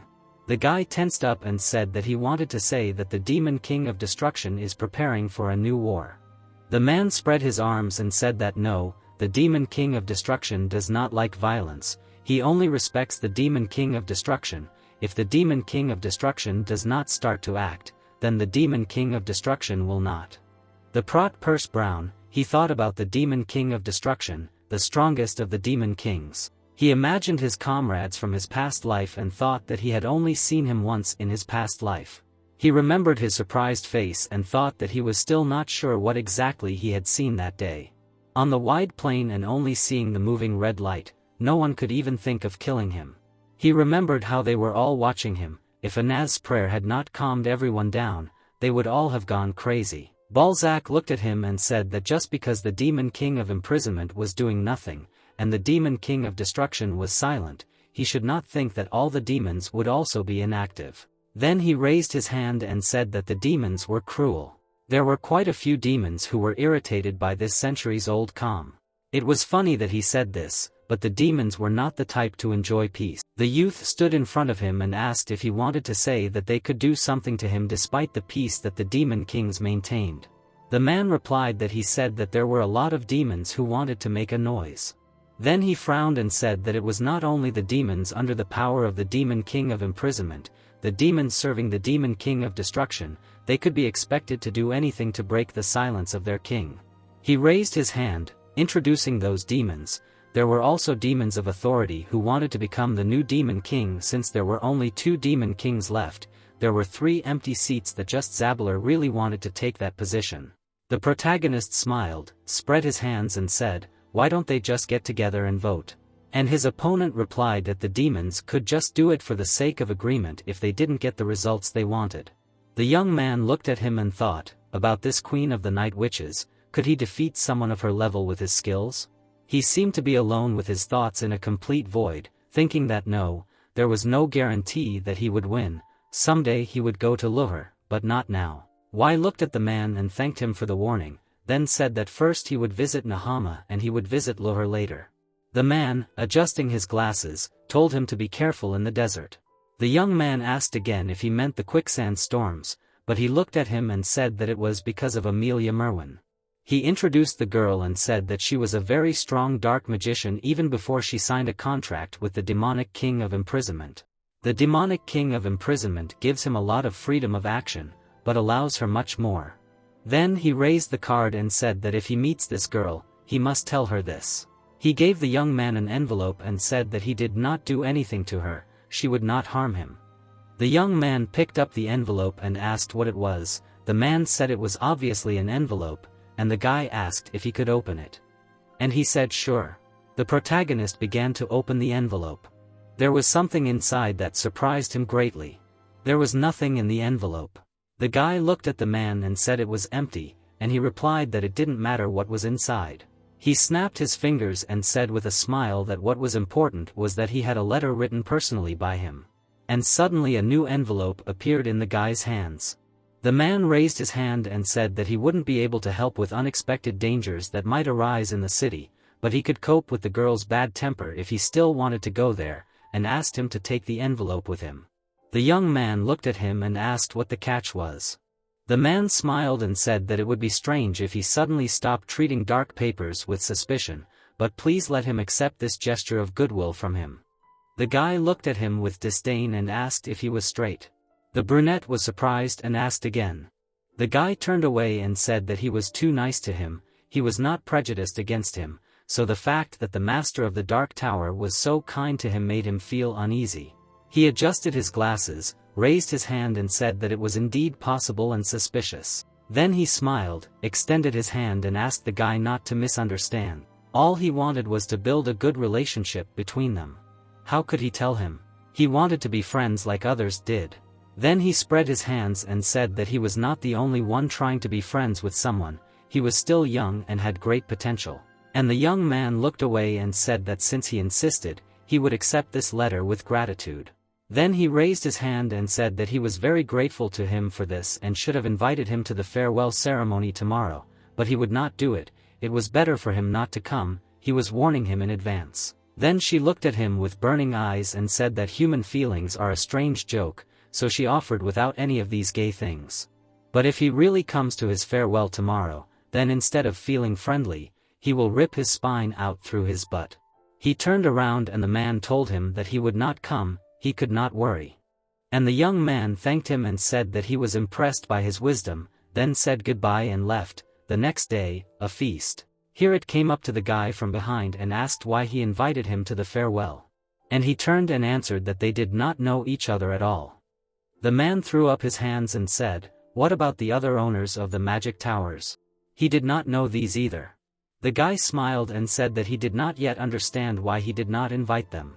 The owner of the tower smiled and said that he should not be too strong on the page of the owner of the Green Tower and the captain of the Court of Magicians, they behave like a tank only because he is very talented.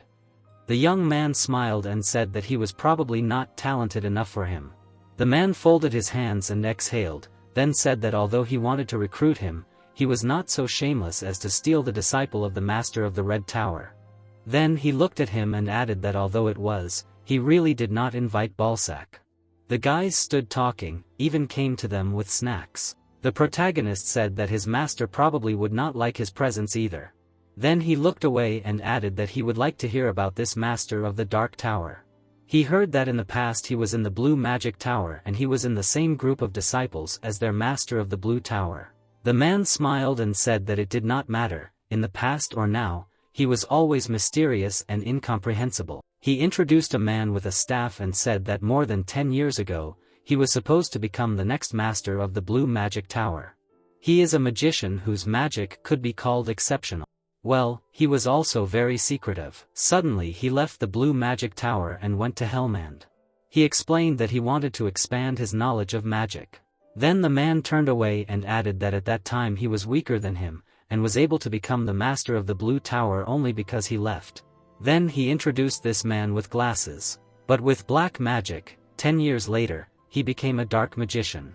He moved to the Dark Magic Tower and became the master of the Dark Tower because he received great support from all the dark magicians. Then he looked down and said that he could have become the most outstanding tower master in the history of the Blue Magic Tower. But it seems that this was not enough for him. No matter how great a person's magic is, he will still remain a person. After all, it is impossible to surpass the Demon King. Then he looked at the guy and said that he heard that he was going to that city. The young man answered in the affirmative. He looked at him and said that the deserts were unpleasant places. It was not the best advice, so it was up to him to decide what to do with it. But if he really wanted to go there, it was better to hide the fact that he was Leonhardt. The protagonist looked at him and noted that his teacher had said the same thing. The man introduced the bandits, the demons that lived there, and added that these were troubled times.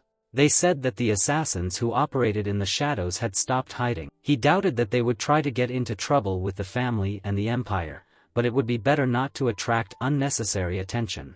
They stood, watching the celebration. The guy said that he would keep it in mind. Desert he moved forward. He had a sword with him. The protagonist led. He grabbed his chest and thought that this cape attracted a lot of attention in a hot desert like this, but fortunately, it was equipped with transformation magic. Then he looked ahead and thought that this magic resonates with the feeling of its owner, taking care of both the external temperature and the body temperature. It tries to make the owner comfortable even in such hot weather. He looked at the map and thought that the magic map that the mentor gave him, the coordinates on it are tied to the place where he stands and it tells him where he is, conveniently. He looked ahead and thought that now he is in the western part of the desert. If he goes from here to the north, he will eventually see Turat. He looked down and thought that he wanted to first find his grave and go to his hometown, which is on the border, but now there is no need for this. He imagined the inhabitants of the city. Over the past 300 years the desert has expanded little by little. An unnatural sandstorm slowly absorbs the nearby lands, which is why the hometown of his past life, which is on the border of Turat, has become part of the desert. The people left the city. It's a small country. They had no choice but to give up the territories that became deserts and disasters, and like a sandstorm, after that, the territories that became part of the desert passed into a Hama. He looked ahead and thought that people could also help. Only idiots would not guess that the process of turning into part of the desert, through a sandstorm, was caused by sand mages. He imagined these people. 300 years ago, the demon kings raised Haz, causing the demons to advance and the monsters to go crazy. Nohama took advantage of the war and tried to invade the Keel Empire, but in the end they failed because Burma the Great went after them. He whistled his teeth and thought that in his past life he also hated this country. 300 years have passed since then, but his opinion remained unchanged. There was a lot of sand ahead. In that case, we must first find his grave. Take a step forward. He imagined his friends, mentally asked them to wait for them a little longer. He decided to find them all. He smiled, looked quite determined, and went forward. The end of the first season. A group of men sat on the sand in the blazing sun. They were watching the boy through telescopes. Raman lowered the telescope and said that the guy was simply incredible. He frowned slightly and added that usually foreigners crossing the desert hire a caravan, soldiers, or at least a guide, but he was on his own, without even a camel. The man turned to his ally, who asked if it could be some kind of ritual. In time, he raised his hand and added that he had heard that the traveler would become an adult next year, and their tribe has a coming-of-age ritual in which boys who reach this age are sent outside the tribe's territory. Raman looked at him blankly and said that if he was right and this was in fact a ritual, that he did not understand why the famous Eugene would make such a journey to the desert. The boy looked through the scope and said that he didn't know either, and it didn't matter because they just had to obey orders because they had been told to make sure that the boy didn't enter the desert. The man frowned and thought that was the only order, and although he didn't know the reason, he had no right to criticize the decision either. The man smiled and said that he thought the Eugene family was living up to their greatness, and then asked how he could move so fast because he had to be familiar with the desert. He suddenly frowned when he noticed something and stopped talking about how it would be an honor to have a boy born in the desert.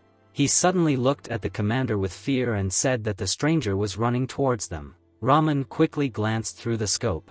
The boy was heading towards them at high speed, and the man thought that they were keeping their distance so that he wouldn't notice them pursuing him, but he could only see them with the help of the binoculars.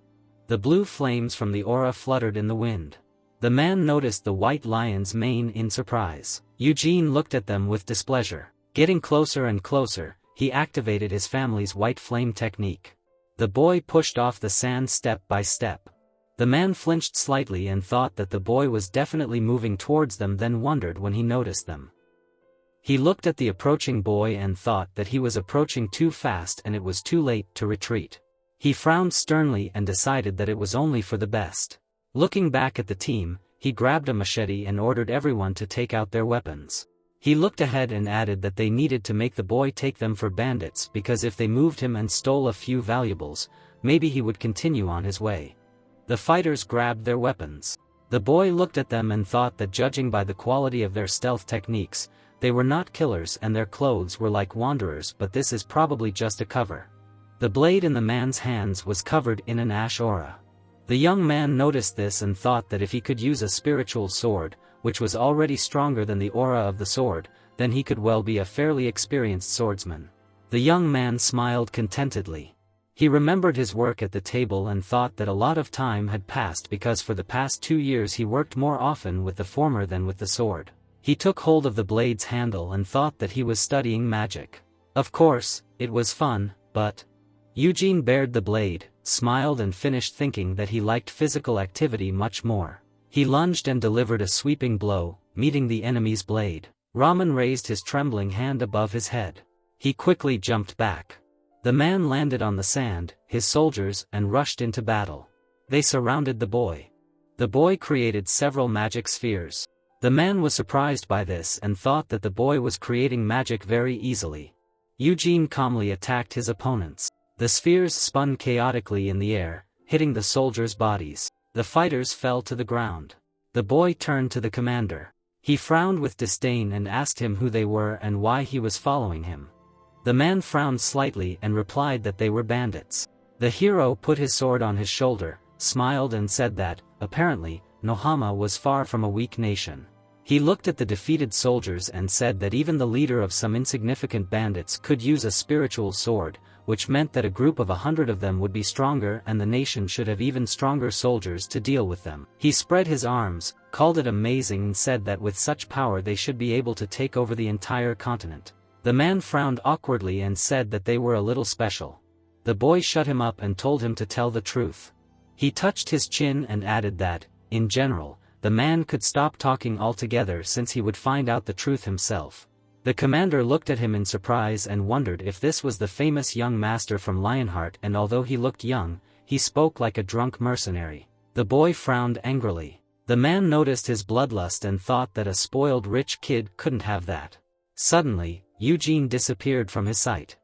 The man was stunned by what he saw, not understanding what that flash was. Suddenly, he looked to the side. Ramen blocked the boy's blow with his blade. His weapon trembled. The man thought that the first time he was not sure, but since his mana did not collapse from the collision with his sand Bakuto, he must have used the same one. The boy dug his feet into the sand, and it began to raise clouds of dust into the air. The man raised his hand, frowned and thought that the enemy blocked his view with sand and would probably resort to magic shots again. The commander crossed his arms, covered his body with mana and used a shield. Clouds of dust appeared as magic projectiles. They hit the man's body, destroying the shield into pieces. Eugene gritted his teeth and thought that the guy managed to destroy his shield, after which he wondered how a star could have such power. Eugene brought his sword back, preparing to strike. He set the blade in motion. The man was shocked but thought that the guy would definitely hit him. The commander leaned back, looked at the approaching sword and thought that it was too close. The blade suddenly stopped at his beard. Eugene jumped back. He looked at the man and grinned. The commander looked him in the eyes with confusion and asked if the boy had decided to spare him. He frowned in anger and shouted that the kid had no right to mock him. The man rushed into battle. He made a couple of sweeping blows, which the boy easily dodged. The young man took out his blade with a smile. He began to block each blow of the commander while retreating at the same time. He blocked a blow from the machete with his blade and thought that now everything was fine and that this was the first time he had fought someone who had a sword soul after reincarnation. He frowned with a smile and decided that he would probably like to see more bloodlust in the opponent. Eugene smiled and made a series of short blows. The man recoiled. The boy's blade wounded his body in several places. He gritted his teeth and thought that he had missed a blow, but he was lucky that the cut was shallow. Raman swung his blade and thought about how dare the guy be so disrespectful to him. He made a sweeping strike. The guy jumped over him. The boy landed softly on the floor. He put the sword in a sheath and smiled slightly. The man looked at him in surprise and asked why he decided to put the sword away. The commander held the machete in front of him. The guy completely hid the blade of the blade. The man said that he had not lost yet. Eugene folded his hands in front of himself and said that he did not need a sword to defeat him. Guilt appeared on the man's forehead. He frowned in anger. The commander rushed into the fight, letting out a battle cry. The boy lowered his head, dodging the attack. He frowned and hit the man in the body. The commander released the blade from his hands. A depression formed in his chest. The guy grabbed his opponent's head. He forcefully pushed his face into the sand. Eugene frowned and asked the man who he was. The commander's face was in the sand. He said his name. The guy hit his face in the sand again. He pulled it out and said that he didn't care about the name, then asked why he followed him and who ordered it. The man clenched his teeth and said nothing. The guy hit his ground again. They say that he probably decided to play the silent game. One of the soldiers got to his feet and asked her to stop. He frowned and said that their master was Lord Tyrai Almadani. The commander looked at him and told him not to dare to say anything. The guy hit his head in the sand again, looked at the soldier and asked there who this man was he was talking about. The warrior raised his eyebrows tensely and said that this is the world of Kajetan. Eugene looked at the man and thought that this was the city near the western gate through which he passed, and this means that this old man is a subordinate of the Lord. Fluffy clouds floated above them. The soldier said that the master had ordered them to pursue him. The hero was indignant at the informal address. The soldier corrected himself and called him a young master. Eugene continued to slam the commander's head into the ground, asking the soldier why they needed to do this. The warrior said that they were not told because they only had to stop the boy from reaching Johnny. The warrior stretched out his arms, closed his eyes and asked to let the captain go. The boy rose to his feet, dusted his hands and thought that Kjani was the desert ahead. What used to be the homeland of Hamel was now in this desert. He imagined the high whirlwinds and thought that the desert was new and it was its sandstorms that were taking over the territories of Turris. The boy touched his chin, wondering if it was possible that this was the home of some sand mage, although he was sure that no one would want a visit from the son of a famous family.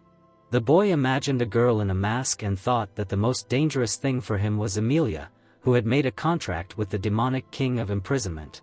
He imagined a blonde girl and thought that the desert where her dungeon was located was quite far away and it was also far from the last place where Anise was seen, so he didn't need to go there.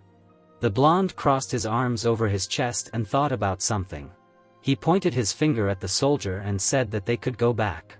Then he moved his hand to the man and added that he would follow him. Without taking his eyes off the captain, he said that he would get to the desert at any cost so the man would deal with any problems that arose. Frowning slightly, the guy asked if he understood what he meant because their master was an emir, so it seemed to him that any issue could be resolved by saying his name. The man looked at him in confusion and tried to object. The boy smiled and said that if he was not satisfied with this arrangement, he could return to the main estate of his family and tell how the emir sent an assassin to him, in an attempt to steal the treasure of Lionheart, after which he asked him how he liked this option. The commander raised his hands in alarm and said that they did not even intend to attack him. The boy jerked his hand with a smirk and said that there was something valuable on it. The man looked at the sword on his belt. The boy asked if he knew what it was, after which he explained that it was a storm sword that the ancestor of his family, Bermut, used throughout his life. He smiled mockingly and added that absolutely everyone wanted it, so the family would definitely believe that the Emir arranged all this for him. The man fell into a stupor of hearing. He looked ahead in fear and thought that if this boy really did that, then their heads could be lost, perhaps even the master would not be able to withstand it. The captain bowed his head and agreed, saying that he would do as the young master said. Eugene smiled contentedly. They walked further into the desert. The man frowned tensely and thought that he had betrayed his master because his orders were to stop the Lionheart boy from entering the desert and not to go there with him. Raman looked down and added that he did not know what would happen to the subordinates who did not follow the order. The boy suddenly called out to him. The young man looked back at him, asking what position he occupied. The man raised his hand, looked him in the eye and said that he was the general of the 2nd Red Sand Squad, which were the guards personally subordinate to the Emir. Eugene frowned and thought that as he thought, the man was a big shot, because during the fight he showed himself to be a general, after which he asked about the sand structure in the desert. The man looked at him in surprise. The guy clenched his fist, smiled ominously and told him not to pretend to be stupid. The general raised his eyebrows in fear and said that he did not know, because it was unthinkable. Because a castle loyal only to the royal family has nothing to do in the desert, which is so far from the capital. The guy looked at him suspiciously. He raised one eyebrow and asked if the man was really that stupid. Raman was stunned by what he heard, asking the guy what it meant. The young man put his hands on his belt and explained that this desert was originally the land of Tiras, but a sudden sandstorm turned the ordinary land into a desert. He imagined a battle between people and said that the Sultan of Nama said that this was a message from heaven and made a base for training his fighters in the desert. The guy angrily approached the general and finished the sentence about how the desert was now capturing a vast territory, and that they could not do this against the state of Kiel, so these were definitely messengers from Tiras. The man frowned and asked what kind of stories these were, because even if his word was true, their Emir was not involved in such vile deeds. The youth grinned mockingly and said that the man did not look like such a simpleton as he appeared to be, and then asked if he grew up in this desert.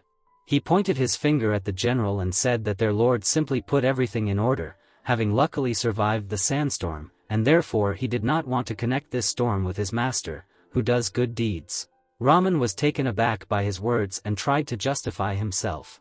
The boy raised his hand, looked back at the general and told him to remember something, then said that he also did not want to believe rumors in an unfamiliar country.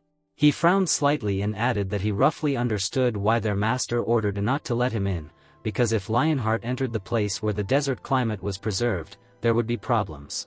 The man frowned and said that he understood what the boy was getting at. He clenched his palm and said that if, as the boy said, there were these buildings there, then he would protect it. Raman raised his fist and said that even if it were the Sultan's estate, regardless of this, he would show respect to his master, the Emir of Kajetan. The boy closed his eyes, waved his hand and said that this was a glorious decision. They walked on. The man tried to catch up with the boy, asking him why he should go to the desert. Because there really was nothing there, the boy replied that he would look for burials. The general raised his hands and began to ask him about why he needed this, whether he wanted to visit his ancestors and why he did not say so beforehand. The young man answered with displeasure that it would not have changed anything.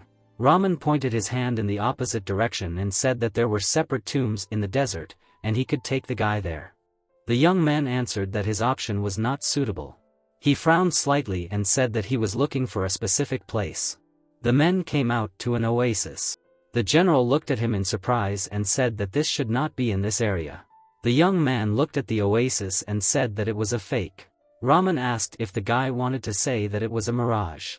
The young man frowned and added that if it was a mirage, then there should be a real oasis nearby, but this was only the magic of illusion. The man looked at him, raised his hand and said that magic is impossible. Because there is no need to create a fake oasis with magic, the guy told the man to leave his nonsense in his head and not to say it out loud. He looked at the oasis and said that for travelers in the desert, an oasis is a precious place and therefore, if you see it, you will want to go there. The general looked at him in surprise and asked if he thought it was a trap.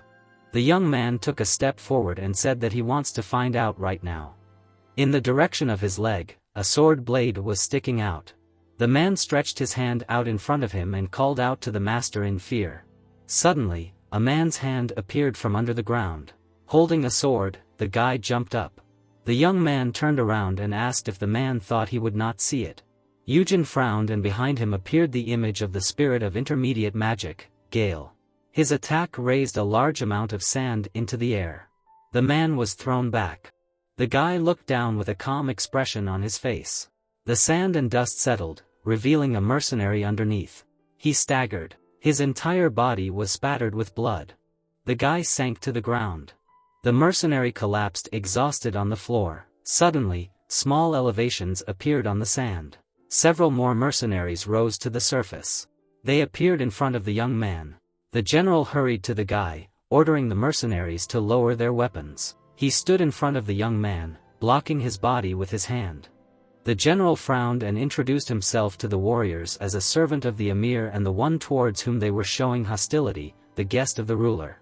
He put his hand in front of himself and again ordered them to lower their weapons and retreat.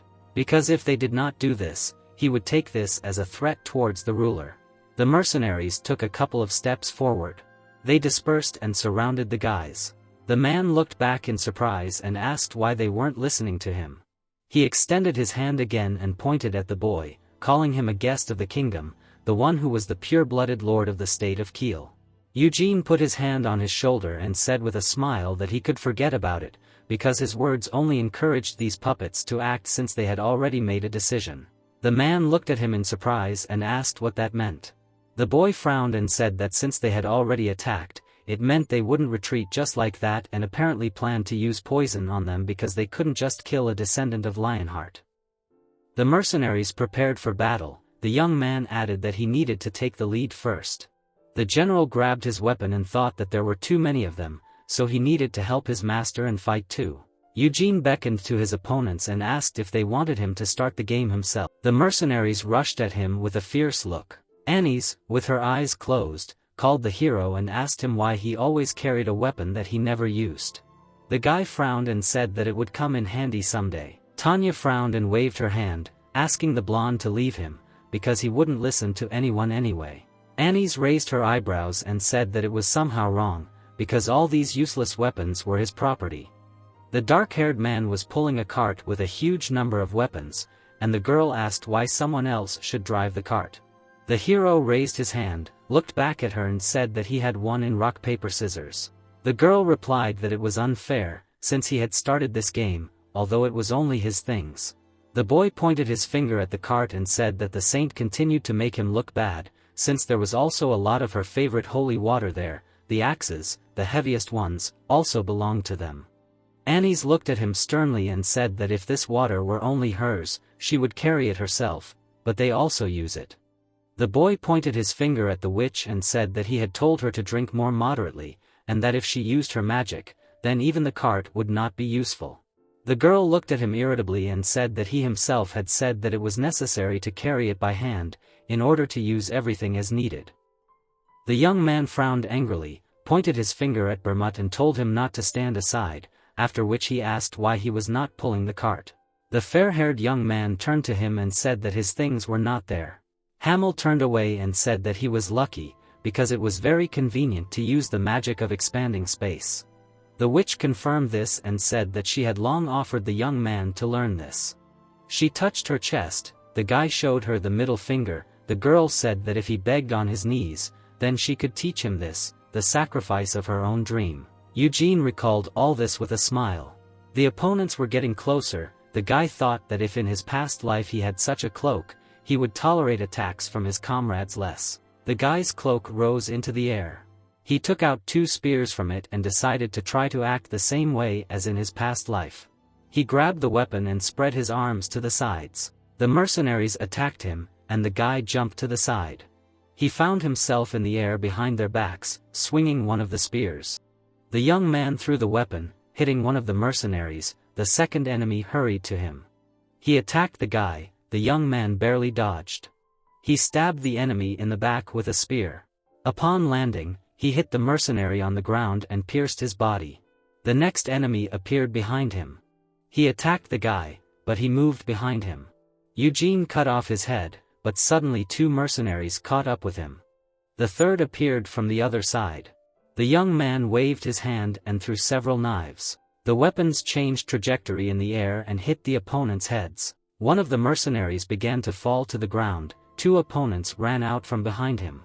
Eugene pulled two balls out of his cloak. He attacked one of the mercenaries, simultaneously blocking the attack of the second.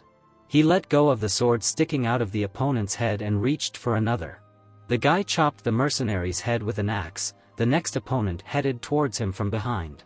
Eugene waved his hand, throwing an axe, and then pierced the mercenary with his sword. The guy's weapon spun in the air. The axe split through one of the opponents and the other went into battle. He pushed off the body of a dead ally. Eugene cut off the head of one of the opponents. He landed right in front of three enemies. Ramen watched in surprise as the guy deftly wielded the sword and fought the mercenaries. He frowned slightly and thought that this was amazing and that he did not need help at all. All of the guy's weapons rose into the air. He raised his hands and folded his weapons into his cloak. The young man stood among the dead bodies of his opponents. The general looked at him tensely and thought that the guy did not even use his precious sword and used magic only for support, after which he noted that I found a huge number of weapons. The guy looked back at him. The man asked if he thought that some should be left alive. The young man frowned and said that for the assassins, the order was a priority, they were safe, and even if you started breaking their limbs, they would still remain silent. The hero looked at the corpses and said that he did not have the talent to loosen their tongues. The guy put his hand on his belt and asked the man if he would go further. The general asked what that meant. Eugene raised his hand and said that he came there to see the mercy of his master, and the assassins did not even recognize the emperor of this state, so now he had no reason to go with him. The man said in confusion that the guy could not go like that. The young man asked why, and was he really going to check who he might meet on the way. The general frowned sternly. The guy crossed his arms, turned around and said that he was some kind of useless. The man said that he would try not to interfere with him. Eugene raised his hand, closed his eyes and said that the general could do as he wanted, but he could not hope to receive help from him. And suddenly the ground shook under their feet. The guy jumped high in the air. The bodies of the mercenaries were covered in a red aura. Suddenly they began to dissolve and sink into the sand. The guy frowned tensely and thought that the bodies of the assassins were used in the sacrifice and that it looked like summoning magic. The air and sand began to swirl at one point. The young man frowned tensely and thought that a huge amount of mana was felt from under the ground and decided that something was coming. The man began to be sucked down. He turned to the guy and told him to run away. Suddenly a tornado burst out of the sand. The general was getting closer and closer to him. He covered his face with his hand and thought that it was a sandstorm, and no matter how unexpected it was, such a large storm was an anomaly. He frowned in surprise and realized that it was magic, after which he thought that, as the master said, such a sandstorm was really created by the sand sorcerers who swallowed Kajani. Ramen remembered his fear in childhood. The boy was kneeling and watching as the sand swallowed the city. The man clenched his teeth and thought that they covered his home village. He pulled out his blade and ran straight to his death. The man cut the surface of the storm. He stopped with his hand outstretched. The tornado sucked in the wound he received. The man looked at the restored surface. He was scared but frowned and thought that this was a mistake because it was impossible to cope with such a huge storm on his own. Suddenly the general noticed that he was almost waist deep under the sand. The boy put his hand in front of him and used magic. He frowned slightly and thought that with such a wind it was impossible to get out of such a flow of sand and he could only endure it. He looked down and thought about whether he should use teleportation, after which he decided against it. Ramen looked at the base of the storm and thought that something was visible below. Suddenly he heard screams from behind. The man sank into the sand up to his waist. The guy looked at him and frowned with disdain. He pulled the man into the air with my help. The next second, the guy pushed the general aside. Ramen looked at him and called out. The guy frowned and told the general to leave. And suddenly a giant worm headed towards the guy from the sand. It began to close in the fall. The young man looked back in surprise. The sandworm swallowed the young man. The man frowned tensely and called out to the master. He fell to his knees, looked at the worm and said that in order to save him, the master sacrificed himself. The man squeezed the handle of the sword and said the name of the young man. Raman frowned and thought that he would repay him like a real warrior. He rushed into battle, raised the weapon above his head and decided to cut the body of this worm and save the master. The guy fell lower and lower into the body of the worm. He calmly looked deep inside and thought that the sandworm is a monster that splits what it eats and processes it into energy. Since this monster has no organs, it is impossible to get out of it. He frowned with a smile and decided that he could make an exit on his own. Suddenly a shining hoop appeared in space. The guy used white splitting. The glow intensified. The guy activated his ability over and over again. He grabbed the handle of the sword, being embraced by the aura, and used granulation. The tip of the worm's tail twitched. Suddenly the guy tore its body apart and broke out. The monster's green blood spilled onto the ground. The guy plunged the blade into the sand. He looked up. He rose to his feet and put the sword back in its sheath. The guy looked back at the worm, turning his head. He thought that it was magic that created only identical lands and a storm, but it was not a sandworm, because it only lives at the bottom of these places. He clenched his teeth, touched his chin and thought that this was its habitat. The young man imagined magicians and cloaks and a giant worm, and then thought that when magicians want to hide their research, they create a place called a dungeon, and the magic that is fixed in the deserts gave the sand tea the nickname of the creator of the dungeons. The young man remembered Senya. The girl raised her eyebrows and said that these worms may make their way under the desert and create their own labyrinths. The guy was practicing with a ball. The girl raised her hand and added that it does not take much time, only about 10 days, and if you leave them for a long time, they can create a very intricate dungeon. The young man turned to his ally. The girl twirled her finger and said that after enough time they could simply get rid of them and secure the dungeon with magic. Hamel threw his sword over his shoulder and asked if she was going to create a dungeon and live in the desert. The girl frowned angrily and said that she had no need to hide and conceal herself there. Eugene took a holographic card out of his cloak. He looked at the map and thought that there was a road there, and maybe the outskirts of Hamel's homeland were not far from it. The young man smiled and decided to check it out. Raman lost consciousness, and suddenly someone called him by name. The man opened his eyes. He looked at the people in front of him in surprise. His arms and legs were bound in sandstone. The man recognized the sand sorcerers and asked what it was. One of the men touched his face and said that he must have gone crazy when he rushed at the sandworm, because his ability would not have been enough to defeat it. He raised his hand and said that he had a few questions, which was why the general was there. Raman frowned and asked what that meant. The sorcerer looked at him and said the name Eugene. The boy was moving through the dungeon at high speed. The sorcerer asked why he had come to the desert where there was nothing. Then he pointed his finger at the general and asked why he, the emir's soldier, was his guide. The general frowned tensely. The sorcerer approached him and suggested that perhaps the emir wanted to betray Nahoma. He looked at the soldier suspiciously and said that the emir's job was to close the road to people who should not get there, and if he did not do that and instead let him. Raman interrupted him and asked what they were doing in that dungeon. He frowned and remembered the oasis, called it an illusion and said that the sandstorm was also caused by magic, after which he asked if this was their job. The sorcerer twisted his hand and said that he apparently did not yet understand the whole situation. Sandstone twisted the general's arms. One of the sorcerers said that they would be asking the questions, then asked if he was keeping quiet for the sake of preserving his master's reputation. He added with a calm expression that it was useless, since he would die anyway, then asked if he did not think that in that case a peaceful death would be better than suffering. The sorcerer standing in front frowned sternly and asked why Eugene had come to the desert, since he had been walking with a clear goal from the moment he set foot on the lands of Nahoma. So they could not perceive this as anything other than the emir's intention to betray Nahoma.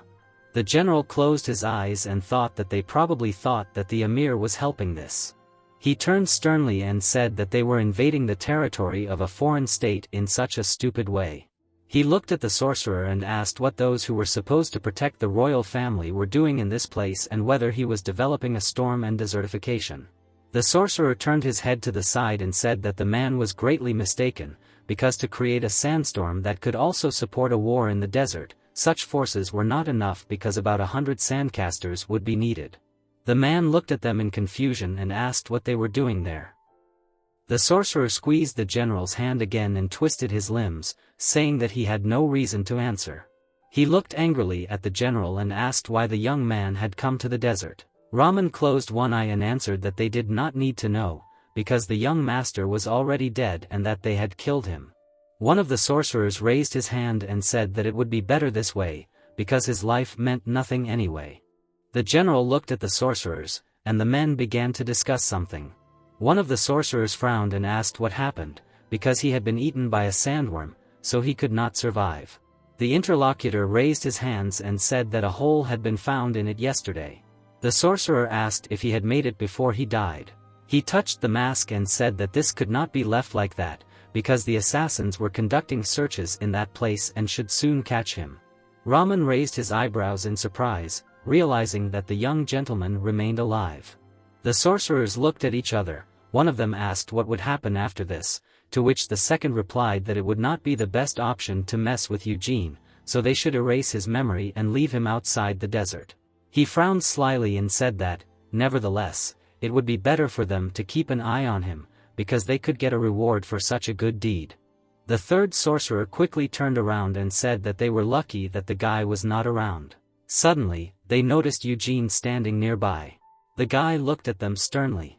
The sorcerers frowned in alarm, thinking about how he came and what happened to the assassin. One of them activated his ability and looked into the depths of the cave. His gaze was directed far into the darkness. The man found the dead assassins. He raised his eyebrows tensely and thought that the assassins stationed in this place were so familiar with the area that they could conduct searches with their eyes closed, and that such a concealment technique was difficult to recognize even for outstanding warriors. The guy frowned and thought that their level was not so high, and their technique was incomplete, and they were not skilled in the use of magic. He remembered how he fought mercenaries in his past life and thought that those assassins were the best in this country, had the concealment ability of magicians and were more cruel and stubborn compared to people. He looked down and thought that there were too many armed forces. If this place was important to Nahama, then they must have better assassins than these. He frowned and wondered if the Sultan had anything to do with Nahama. The general frowned and called out to the young master. The boy raised one eyebrow, looked at him and thought that he was trying to make him escape, but he was here. The boy took a step forward and addressed the sorcerers, saying that he had many questions. One of the sorcerers lowered himself to the ground. Sand streams burst out from under the boy's feet and formed a sand prison. Eugene, with an unperturbed expression, took the crystal out of his cloak. He threw it into the remaining holes. The young man grabbed the hood and activated the artifact. The next second, the prison exploded. The sorcerers looked at this in surprise. The boy held the shard in his hand, being in a cloud of war. He frowned sternly. The masked man looked at him tensely and thought that this was not Dispel, because Dispel was created artificially by the intervention of magical mana. He frowned and thought that the boy did not use this, because even in Air-Off, there is no such kind of Dispel, so it must be his family's secret magic. The sorcerer put his hands in front of him and said that taking the boy alive would be dangerous, and although he was sorry for their reward, he had no choice but to kill him. The boy raised his hand and said that they attacked first. He activated his mana, smiled, and asked if they would be displeased if he dealt with them. The men frowned and went to attack.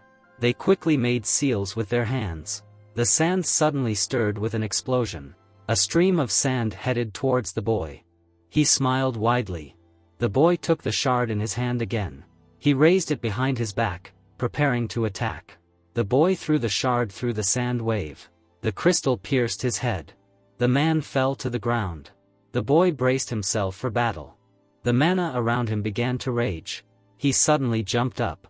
Eugene hung in the air above his opponents. The sorcerers made seals with their hands. He raised one eyebrow and thought that this was predictable and that they were pretending to take him hostage. He looked back at the sharp spears above his head and thought that they were preparing a trap from above. He grabbed his whip and turned. The boy's whip swirled in the air, blocking the sorcerer's attack. One of the men frowned tensely. The boy's whip appeared around his neck. The young man jerked his hand and tore it from his body. The man's head fell behind him. Eugene approached the last survivor. He frowned slightly and asked what they were doing here. The man trembled in fear and mumbled something. The guy crossed his arms and said that they were too few for the Sultan's order, so they had some kind of intrigue. He threw a knife at his leg. The man tried to deny everything. He paid attention to his wound and wheezed slightly. The guy said that he was too lazy to waste his energy on such scum, and he did not care whether he died or told everything himself. The man's face twisted in pain. He said that everything that was happening was not being done under the leadership of the Sultan. Eugene frowned and asked who their leader was and assumed that it was the Emir, after which he asked if this man had planned to do something in the dungeon. The guy picked up the knife. The man turned away and answered negatively, after which he said that they wanted to request cooperation with him. The young man threw the blade at his leg. The man grimaced again and said the name Amelia Merwin. The guy raised his eyebrows in surprise, hearing the words that this was her property. He put his hand on his belt and said that this was nonsense, because her dungeon was in the Ashur Desert. The sorcerer frowned tensely and said that she had started wandering from this place to that one 6 years ago. The guy touched his chin and asked why she had come to this place. The man looked down sadly. The young man looked into his eyes and asked if he was afraid of her, after which he said that in principle it was easy to guess, after which he said that he would kill him out of the kindness of his heart, because she would not let him die in peace. The man looked ahead in fear and imagined the image of the ruler. He lowered his head and said that this labyrinth was created to speed up the war in the desert, and that Kajani had many others, but this one was created 10 years ago. The sorcerer remembered how he was engaged in the construction of the dungeon and said that 6 years ago it was expanded, and that they thought that the floor had simply collapsed since instead of being extremely unstable, but at the very bottom they found a door. The boy crossed his arms. The sorcerer added that they tried to open it, but it did not give in, so they asked the woman for help. Eugene took a knife from his cloak and said that he understood it. He threw the blade at his forehead. The man fell to the ground. The shackles of the limb and the general immediately crumbled. The young man touched his chin and thought that this was why there were so few armed forces there, and that they were taken under the wing of Amelia, blocking the way of wanderers who came close. The general put his hand in front of him and turned to the young man. He frowned in fear and said that they needed to get out quickly if this was really Amelia's dungeon. Eugene smiled and asked if he thought she would come to them. He put his hand on his belt and said that she was not in this dungeon, because her real dungeon was in another desert, so, it seemed to him she hardly needed anything in this place. The man looked at him with fear and said that she might come anyway even at that moment. The guy looked at him with irritation and asked what would happen even if he went out, because she would find out about it anyway and would want to kill the one who had entered her territory, causing a catastrophe. The guy spread his arms out to the sides and said that no matter which side he looked at, it would all end. He frowned and thought that although he would like to avoid meeting her for as long as possible, there was nothing he could do now. He looked back at the Satin General. The guy stopped, looked at the man and asked why he was following him, because he had given him many chances to escape. The general replied that the guy had saved his life twice. Raman frowned and said that if the woman suddenly came back and wanted to kill the guy, he would open the way for him to escape even if it cost him his life. The guy exhaled heavily and said that he would not succeed, so it was time to stop talking nonsense and go back. The man looked him in the eyes and said that he could not leave him alone. Suddenly the young man quickly moved, leaving behind only an image. He appeared behind the general and hit him on the back of the head. The man fell to the ground. The young man said that he should have left, but he stuck to him. The guy put him down and walked away. He remembered the sorcerer's words that 6 years ago the labyrinth was expanded, after which he thought that 6 years ago he was 13, and then the genealogy ceremony took place. The young man remembered how he found the thing of the deceased Hamel and thought that then he entered the treasure vault and took that item as a reward. He looked at the pendant and decided that this labyrinth had existed for 10 years, but its dead end was discovered only 6 years ago since he received the pendant, the magic sealing the tomb had dissipated. Eugene frowned angrily and thought about Amelia being a tomb dissipator. He approached a deep pit. Looking down, he decided that his tomb was there. The guy took a step forward. An aura enveloped his body. He softly descended into the pit. As he moved down, the guy's cloak fluttered in the wind. Suddenly he saw a steel door and thought, "What did they tell you guys?" He stepped on one part of it and looked at it. The guy frowned and thought that the door was open, and apparently that girl opened it. He grabbed the edge of the door and went down. The young man stepped onto the stone floor. He looked deep into the long corridor from where light was visible. Eugene noticed marks on the wall. He gritted his teeth and thought that these were traces of a battle, and so someone was fighting below. He imagined Senna and assumed that it was her. The guy walked on. He raised his eyebrows in surprise when he saw something. In front of him was a statue of Hamel. The statue looked ahead confidently. The guy raised his eyebrows in glint. He saw an inscription on the monument, which said that he was a fool, an idiot, a moron and trash. Under these words, it was written that, despite this, his bravery, pure speech, wisdom and greatness were praised and that he sacrificed for everyone. But stupidly died first. The guy covered his eyes with his hand and cursed. Tears streamed down his cheeks. He said out loud the kind words written on the monument and said that he should have said so while he was alive because there was no use in them writing this on his grave. The young man trembled and timidly said that he might not have seen it at all. He sat down on a piece of stone.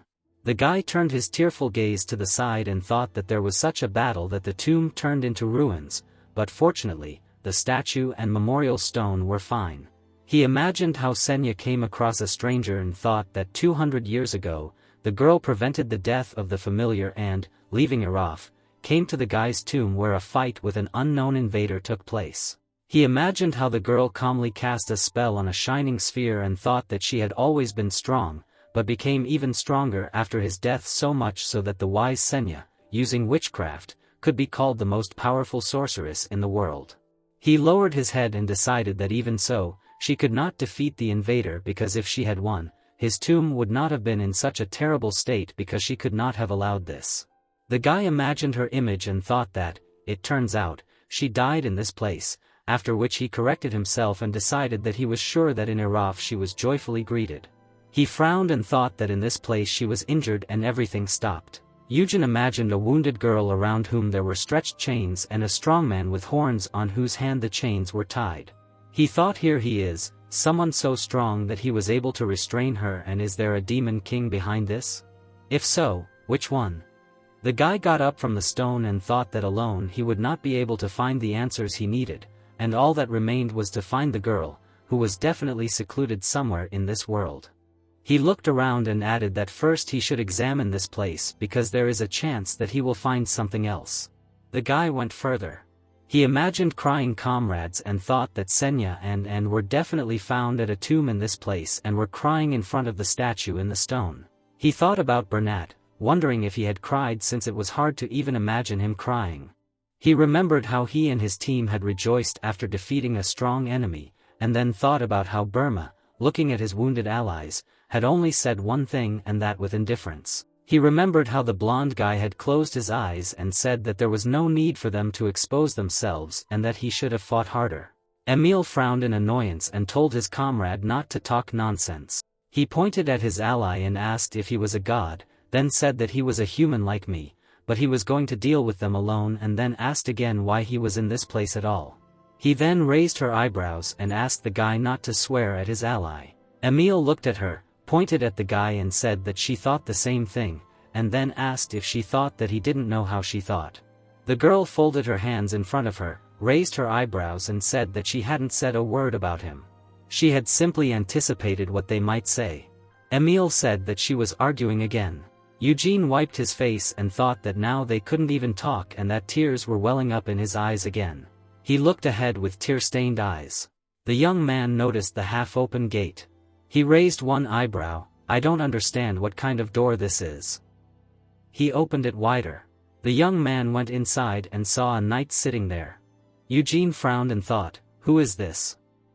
He put his hand on his belt and asked the knight who he was and why he was sitting here, blocking the door. The armor suddenly moved. The knight stepped firmly onto the floor. He rose to his feet and took the sword in his hand.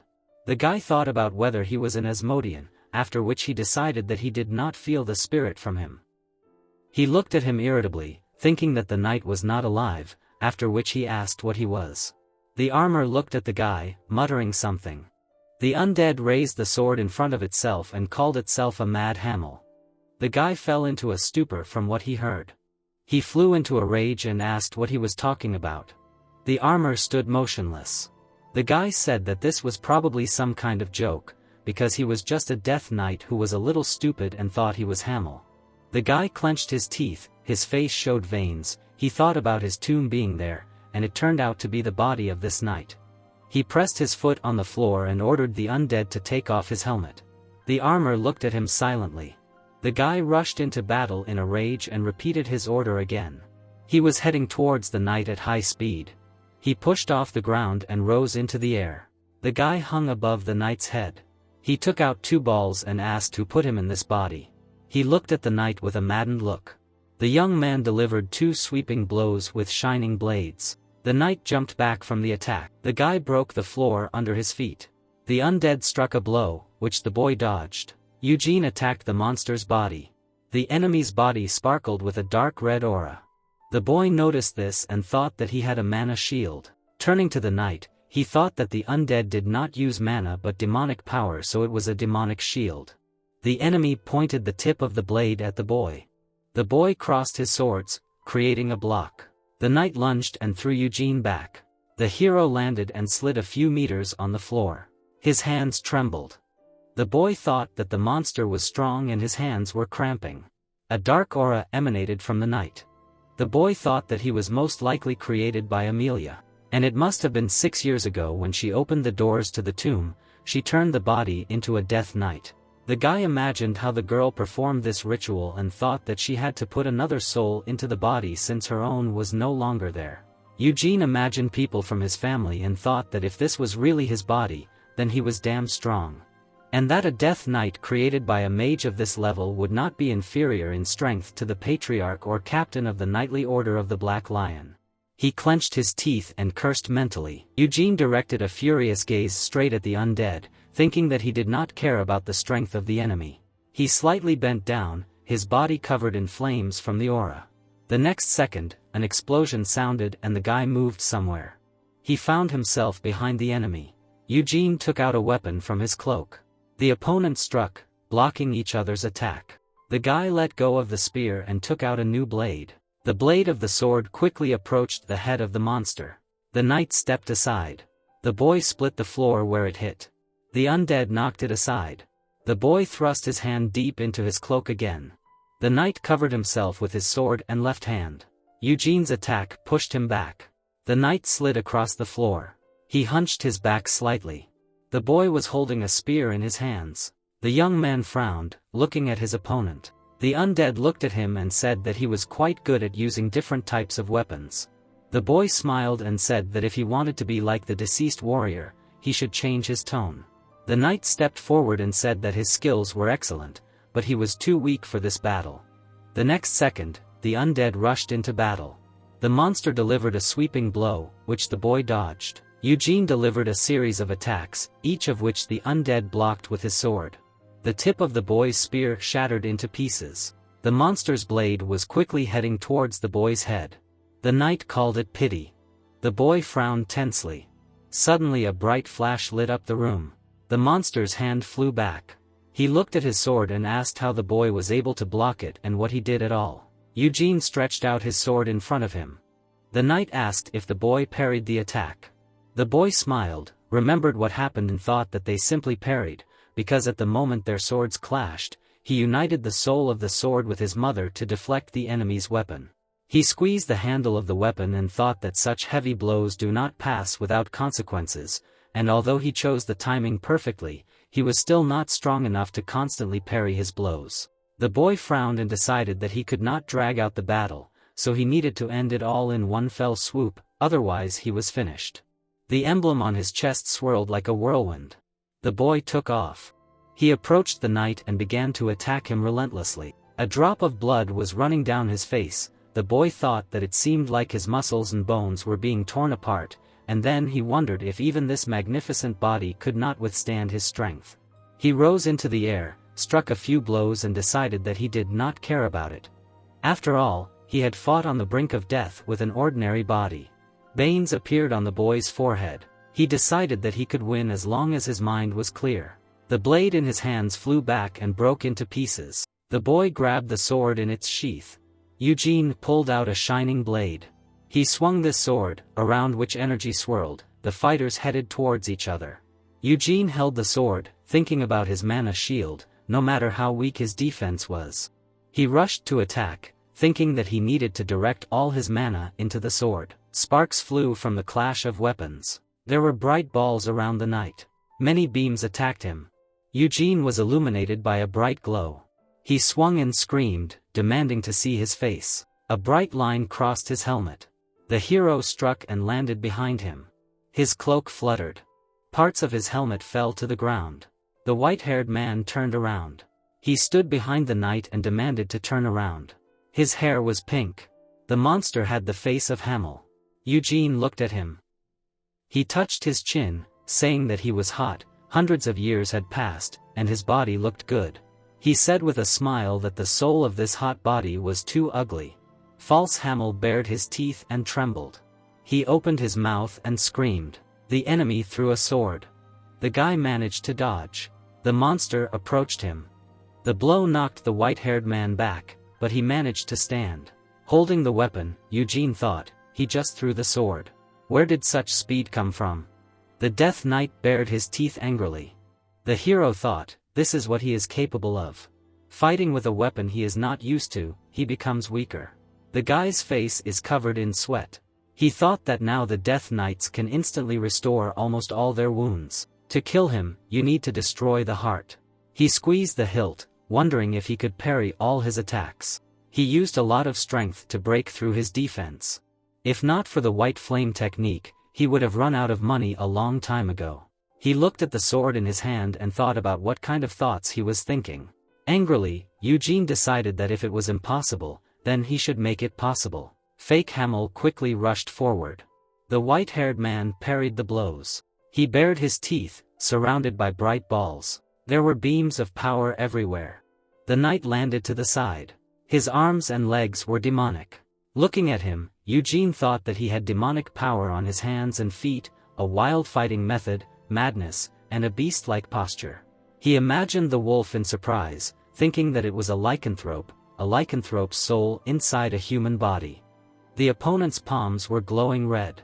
The guy cursed in amazement, taking out his weapon. He threw a blue shard at the monster. It was flying towards his palm. With a sharp movement, the monster managed to knock the shard away. The white-haired man looked at him angrily, thinking that he needed to completely get rid of the demonic power with the shards of the Moonlight Blade. If he could weaken it even a little, it would be the end for him. The hero held the shard in his hands. He quickly rushed forward. The monster screamed, extending his claws. His attack left a red mark. The knight's hand was surrounded by red demonic power. It managed to leave a wound on the guy's body. Eugene held the shard in his hand and hit the knight in the chest with it. He screamed loudly. Red rays of demonic power were spreading around. The white-haired man looked at it solemnly. He continued to hold the shard, thinking that the demonic power had dissipated. His defense had become weaker. Without wasting a moment, he attacked. The sword pierced the knight's chest. Bright balls were flickering around. An explosion of power was seen. The shard fell to the floor. It bounced off not far from the hero. The monster stood hunched over. Eugene grinned and asked what was on his chest. Did he still have the courage to call himself Hamel? Thanks for watching. Don't forget to subscribe and hit the like button for more epic manhwa recaps. There was a red stone in the monster's chest. He covered the wound with his hands, ordering him not to look. Eugene pointed and asked what kind of marble was there, his heart or something. The Death Knight charged with a scream. He knocked the guy down with his shoulder. He slammed into the wall. Eugene touched his chest with his hand and then spat out blood. He looked at his angry opponent with a smile and said that he was not Hamel, but just a pathetic Death Knight, not even a human, but a lycanthrope. The red-haired man angrily yelled that he was Hamel. The hero showed him the middle finger and cursed. The knight's hand was surrounded by demonic claws. He grabbed the guy by the shoulders. Holding the white-haired man, the monster growled. Eugene narrowed his eyes, wondering if he was really going to die like this. This was not the end. It was too early for him to die. The hero's hand was shaking. He thought that if everything did not go according to plan, he would not even be able to move for a while. He looked at the grinning knight and thought that one way or another he would win. Only pieces would remain of him, although, perhaps, there would be none. The hero stood by the wall and thought that the recoil would be strong.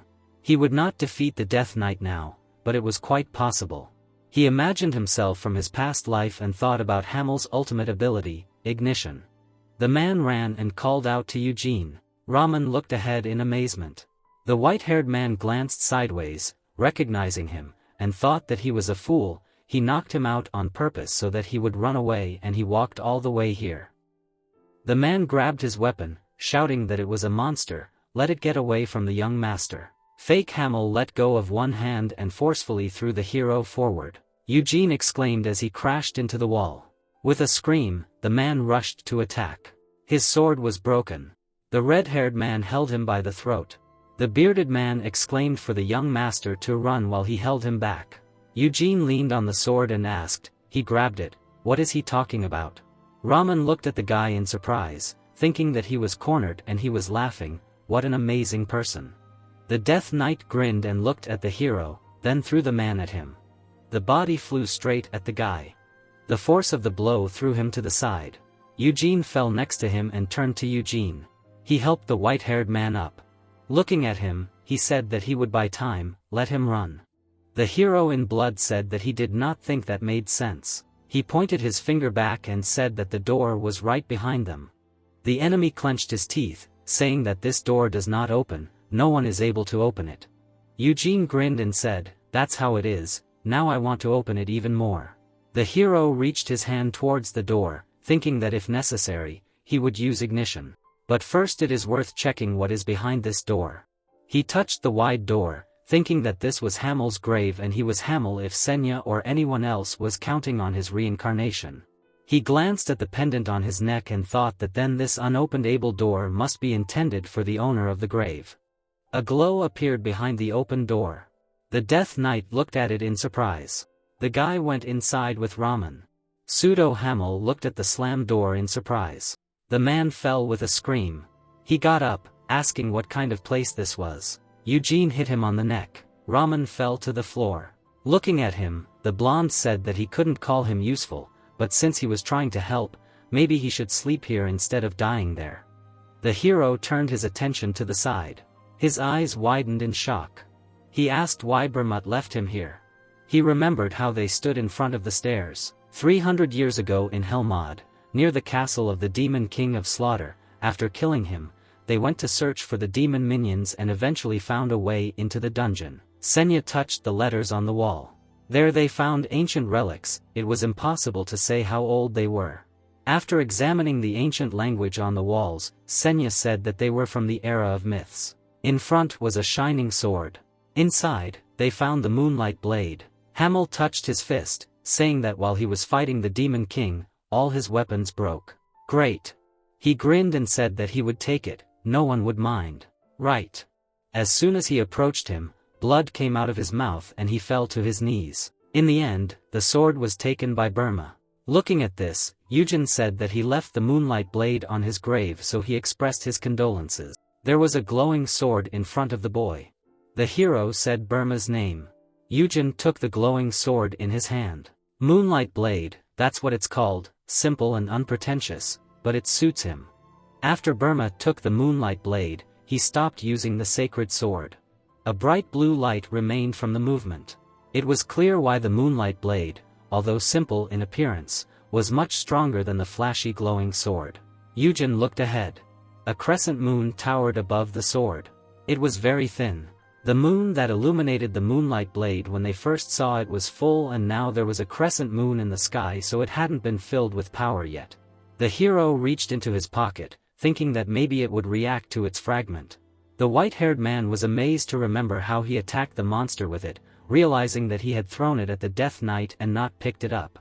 He looked at the sword above the coffin, asking, did Burma leave it here because he wanted it? He smiled, saying that he was a fool. What was the point of leaving it to him after he died? Holding his hand to his face, he thought that was enough sentimentality. He glanced sideways at the exit and thought that there was nothing in this room except the moonlight blade and one door. If he went out, he would face the Death Knight again. He remembered the dark-haired girl and thought that he was not the only problem, Amelia. He had no idea when she would interfere. He needed to quickly kill the knight and get out of here. Eugen took a step forward. He stopped in front of the sword, thinking that he had no idea what Burma was thinking by leaving the sword here, but the main idea was probably that. He extended his hand, saying that he must get it. He reached for the blade, thinking that in his past life he could not even touch it. But he was reborn as Burma's descendant. Was that enough to get the sword? The white-haired man looked, saying that he had to do it. After all, it was left to him. The palm reached for the glow. Eugen clenched his teeth. He looked solemnly, thinking that he had only just reached the glow and it was already hard for him to breathe and his mana was boiling. At this rate it could rebel. The guy was surrounded by the glow of the white flame technique. He reached forward with a shining hand. The guy with golden eyes thought that he was resisting weaker than when they first found him, so he really split into pieces. The hand grabbed the hilt, lightning threw the hero back. He fell to the floor and looked at the sword in his hand. He smiled strongly, thought that he had succeeded, he had coped. The guy was holding the sword in his hand. He looked at it, thinking about what was expected.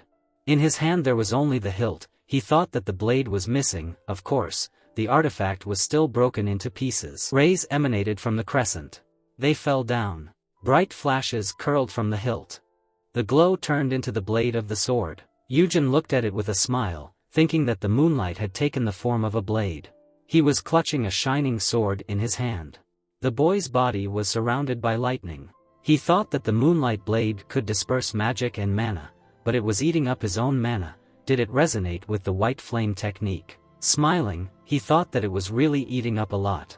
He certainly had enough mana, but it would be difficult to cope with such a weapon at once. He put the weapon in his cloak, thinking that it was a magnificent but wayward sword. It was quite powerful despite being split into pieces. His hand was surrounded by white flames. He thought that there was no need to use flames. With the power of the moonlight blade he could deal with the Death Knight without fire. Surrounded by the glow, the boy thought that before leaving, he should check the coffin. Eugen lifted the lid and looked inside. It was empty. He thought that he knew it. There was nobody there. The white-haired man noticed something. It was written on the tomb, perhaps one day they would meet in the world he was striving for. The hero looked at it in amazement, realizing that it was Senya's handwriting. A leaf was reflected in his eye. The pseudo-Hamel stood by the closed door. He clenched his teeth angrily, thinking that he had tried to break this door many times. But he could not leave a scratch, even the master could not cope with it. The heavy door was closed. The knight thought that he had opened it easily, and now there was no way to finish him off. Okay, he needed to leave him alive until the master returned. He imagined the silhouette of a woman, thinking that his helmet and breastplate were broken. He had disobeyed the master's order and released his claws. She would be furious when she found out. The monster's eye glowed red. He thought that he needed to prove that he was useful. If he failed, he would be thrown out. The red-haired man looked ahead in amazement. Eugen left the room, smiling. He asked the monster, was he waiting? The Death Knight asked solemnly, how did he get in there? The white-haired man answered with a smile that he just walked in. Frowning, the knight asked, what did he see inside? Eugen put his finger to his mouth and said, a secret. The angry monster's hand glowed red. The guy reached under his cloak and took out a shining blade. A bright trace remained from the movement of the sword. Eugen looked forward to it seriously. Hamel looked at him angrily. The guy swung the sword, leaving a trace. The knight jumped back. His look surprised. He looked at his palm, thinking what just happened. His demonic claws just evaporated. Eugen leaned down. He held a shining sword in his hand, thinking that he thought he had the power under control. But after just one swing, his breath was out of breath and his vision was blurry. The blade was eating up mana at an incredible speed. The guy chuckled, thinking that its power was worth it. Maybe it wouldn't be able to kill the Death Knight, but it would deprive him of his demonic power. The red-haired man clenched his teeth. His hand was no longer glowing. The knight was walking forward. Eugen looked at him, wondering if he really understood how his sword worked. Apparently he decided to fight with his fists. He chuckled, saying that it wasn't a very wise choice. With his other hand, he took out a regular sword. A crack appeared on the floor from the jump. There were bright beams of blows around the hero. Eugen was clutching the swords. The knight jumped back, dodging. The guy asked with a smile, "Is he afraid already?" He didn't even swing properly. The white-haired man swung his sword, thinking about the storm sword, letting it bring down a storm on him. The enemy was swirling in a whirlwind. He hit the ceiling. Eugen looked up with shining eyes. The stones were covered in radiance. The stones rushed towards the enemy, raising his leg. The guy said that if he were in a little better shape, he would have already collected himself piece by piece. The hero stamped his foot. Pseudo-Hamel covered his eyes from the radiance. He dodged the blue flashes. They turned into a shining fist. The knight looked at his shoulder, realizing that the armor was broken. He opened his mouth and screamed. Red demonic energy surrounded him. With a grin, the white-haired man asked why he held back earlier. "Is this something you save for later?" The monster was surrounded by a red radiance. He saw bright blue rays nearby. Eugen approached, saying that it would not help him. Pseudo-Hamel spread his arms. The shining fragment flew. It hit the red demonic glow. Eugen looked ahead with a smile, thinking that as long as the moonlight sword was in his hand, he could control this fragment as he wished. He held the shining sword in front of the enemy, thinking that 1 second would destroy him. The knight extended his hand, but the shining sword pierced him. An explosion appeared from the impact. The enemy fell to the ground. The white-haired man's cheeks swelled. He spat blood onto the floor. The hero frowned, thinking that he was trying to conserve his strength, but the sword was too hungry, and yet it was better than dying in battle like him. Eugen glanced at the hilt, thinking that the mana blade was gone. He hid it in his cloak, thinking it was rubbish, not a sword. The knight was lying on the ground. The boy approached him. There was a crack in the red ball in his chest. The blonde thought that he felt that he had taken out the core, but since its carcasses were still here, he believed that it was not completely destroyed. Eugen clenched his teeth, thinking that this was a disgusting feeling. This insult to the feelings of the dead. How dare she climb into his grave and make a death knight out of his beautiful body? The hero pointed the sword, thinking that it would destroy him, take Hamel and knock him down. The blade moved downwards. Eugen's eyes were yellow. The hero was shaking. He held the sword with trembling hands, thinking that his body was not moving, as if it was fettered by an unknown force. The hero grinned, cursing, and thought that she had come too early. A woman's leg appeared. The girl was approaching. A woman leaned on his sword. He was shaking, thinking that he could not move, only enough strength to chat, and only because she allowed it. The girl stood behind the guy, asked, "Can they not talk face to face?"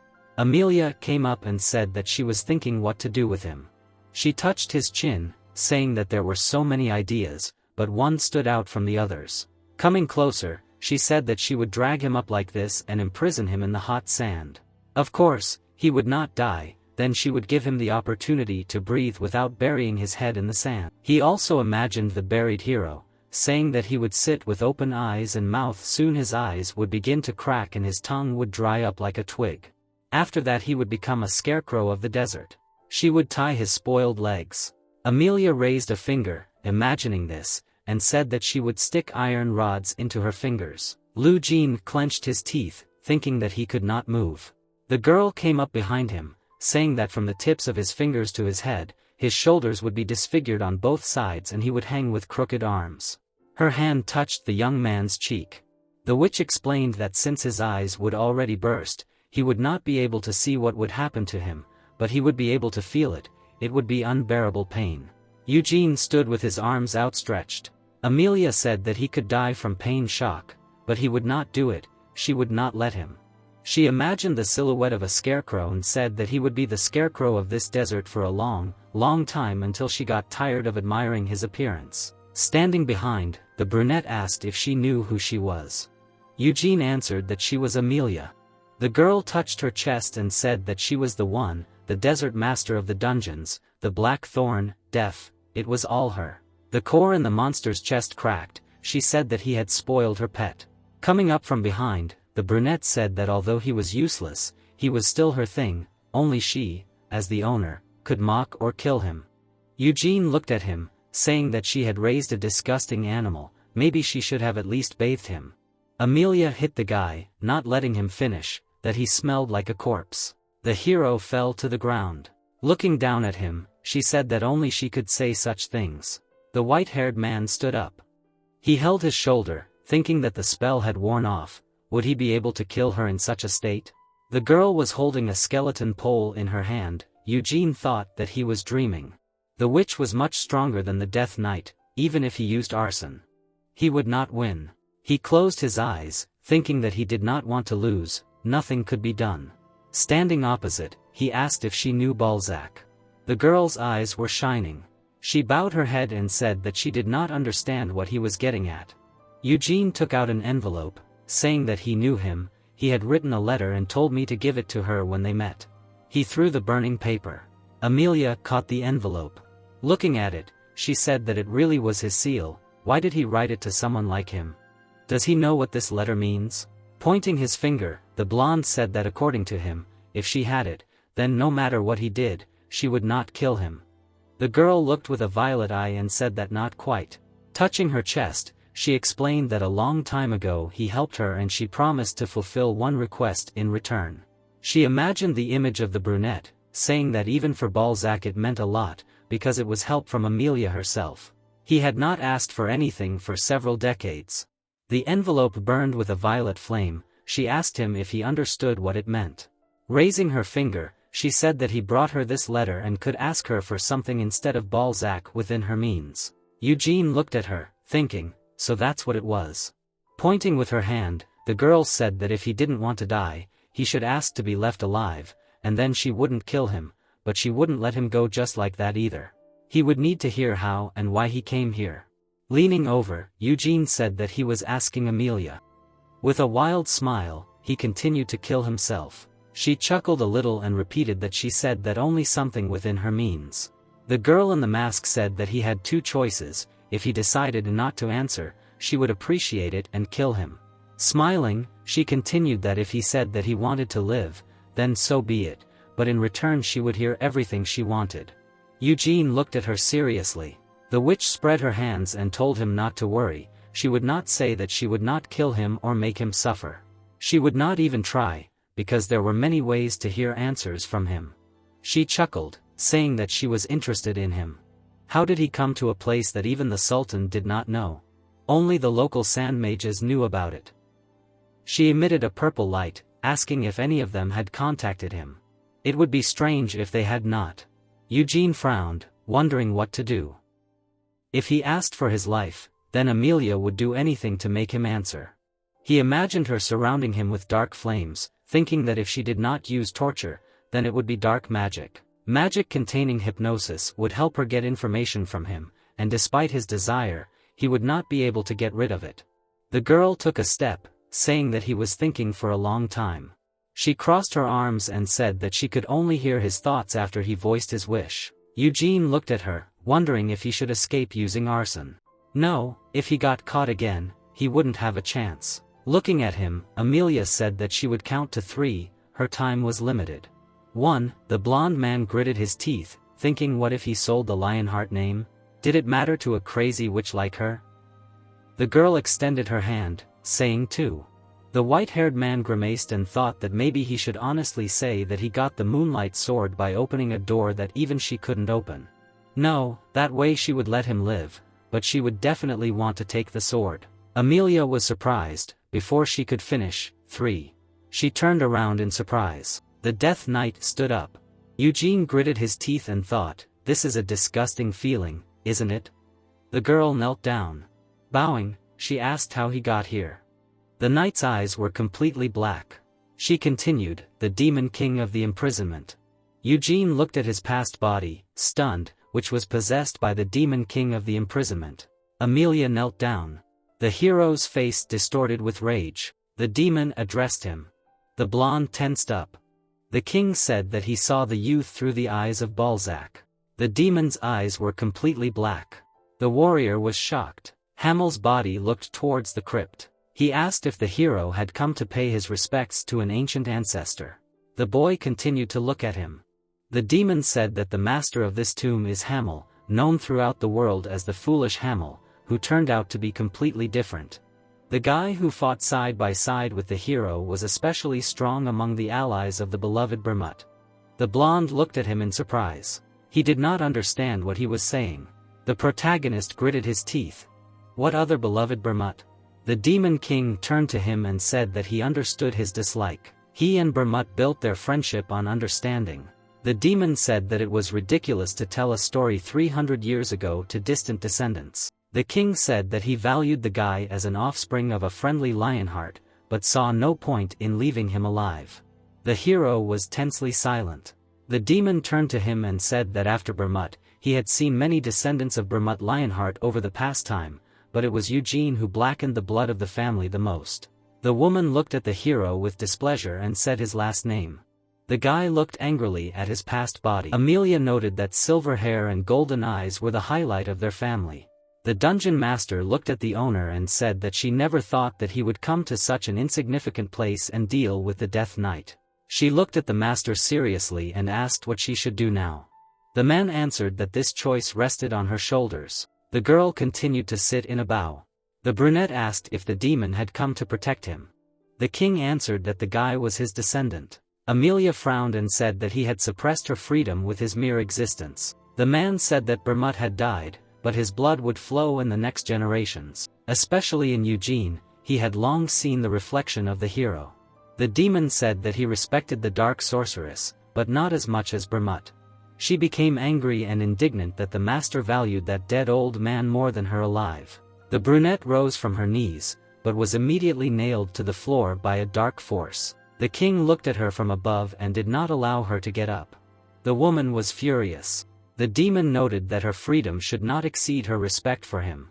He said that he respected Amelia, no matter what she did in this tomb, but he could not accept it if she wanted to harm the descendant of Bermut, at least for now.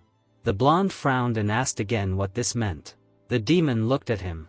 The girl looked at the hero with displeasure and demanded to show etiquette towards the king. The king looked at his hand and said that 300 years had passed since his promise. For humans, this is quite a long time. During this time, he showed enough kindness towards the descendants of Bermut. The sorceress was happy. The demon looked at the guy and said that he would consider it his will not to show respect for him, but he should not consider his leniency something due.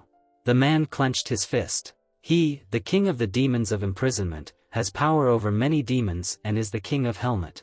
The blonde was trembling. The boy gritted his teeth and thought that just the voice of the demon was making his heart clench and he couldn't move.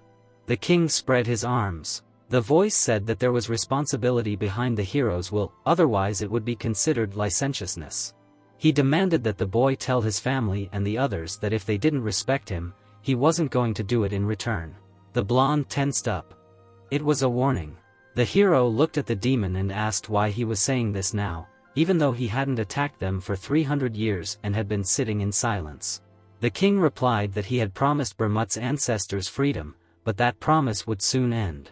The will that the hero had stopped in the past must start working again. The demon and Eugene stood opposite each other. The king reasoned that someday the time would come to make a promise again. Who would make it instead of Bermut, and was it possible to stop this will? The boy frowned and asked what kind of promise it was. The demon was silent. Then he smiled ominously and said that the boy did not deserve to know this because he was not Bermut. He grinned madly. The hero's eyes widened. The blonde looked at the demon king in shock. He told him that the boy's existence, his soul, Bermut had put it all on the line so that the hero could be reborn after 300 years. Eugene was shocked. The woman looked at the owner. He ordered her to return to her dungeon. The girl frowned and said that she had to hear something from the boy. The demon replied that she would not be able to hear anything from him. The brunette objected and exclaimed that her pet had died and the boy had easily opened the door that even she had not been able to open. The demon turned to the entrance to the crypt. There was silence for a moment. Then Hamel's former body was covered in dark energy. The king extended his hand. The entrance crumbled and descended. Inside, Raman, left by the hero, lay unconscious. The demon looked at his subordinate and said that there was nothing inside except Hamel's coffin. The king loomed over the sorceress and said that nothing had happened in this place. The brunette was annoyed. He asked if the king liked being in this guise. The demon frowned and said that his business was finished and he would return the body to Hamel. Amelia's face twisted into a smile. The sorceress asked if he could because this was a friend of his close Burma, whom he cherished so much. The demon was calm. The king said that he was not close to Hamel. The next second, the body bent over and fell to the floor. The brunette got up. The blonde stood silently. The girl said that he was lucky. She turned her gaze to the hero and noted that this would not happen in the future. The sorceress reached out to the body and absorbed all the dark energy, then silently headed for the exit. She thought that there was nothing she could do about this guy now, but the contract would expire someday and he wouldn't get away with just a warning. Amelia smiled evilly, waiting for that day. The blonde was left standing in the tomb. He was clenching his fist tightly. The guy roared in rage and punched the wall. Rocks flew everywhere. He was breathing heavily, standing in the middle of the destruction. Eugene was furious, realizing that the demon knew about his reincarnation. The hero's body and soul were bound by Bermut's contract, which was why he was able to be reborn after 300 years. The guy frowned. He wondered what the demon meant. Was it possible that he had made a deal with him for the sake of his reincarnation? Impossible. If it was really for that reason, then Bermut would have killed the Demon King rather than demand reincarnation. The blonde crossed his arms and convinced himself that it was just a peace treaty that had nothing to do with his life. The hero remembered the demon saying that he was not close to Hamel and muttered that he did not like him either. Amelia took the Death Knight created from the body of the main character. It can be concluded that he lost. Soon the contract will become invalid. The guy leaned against the wall and frowned with displeasure. In his thoughts, he was angry at the demon and believed that he thought too much of himself. The blonde gritted his teeth and thought that he did not plan to promise anything to anyone. And why should he stop this wheel if it was better to just destroy it? If this life was given to him not by Senya, but by Bermut, then he probably did not expect anything special from him. Eugene took a leaf from his cloak. 200 years ago, when Bermut died, someone entered this tomb. The hero looked closely at the leaf. Senya understood what was strange about this place and came here from Achirian. She fought the invader and began the life of a recluse. The leaf that the boy found in his coffin is a leaf from the world tree.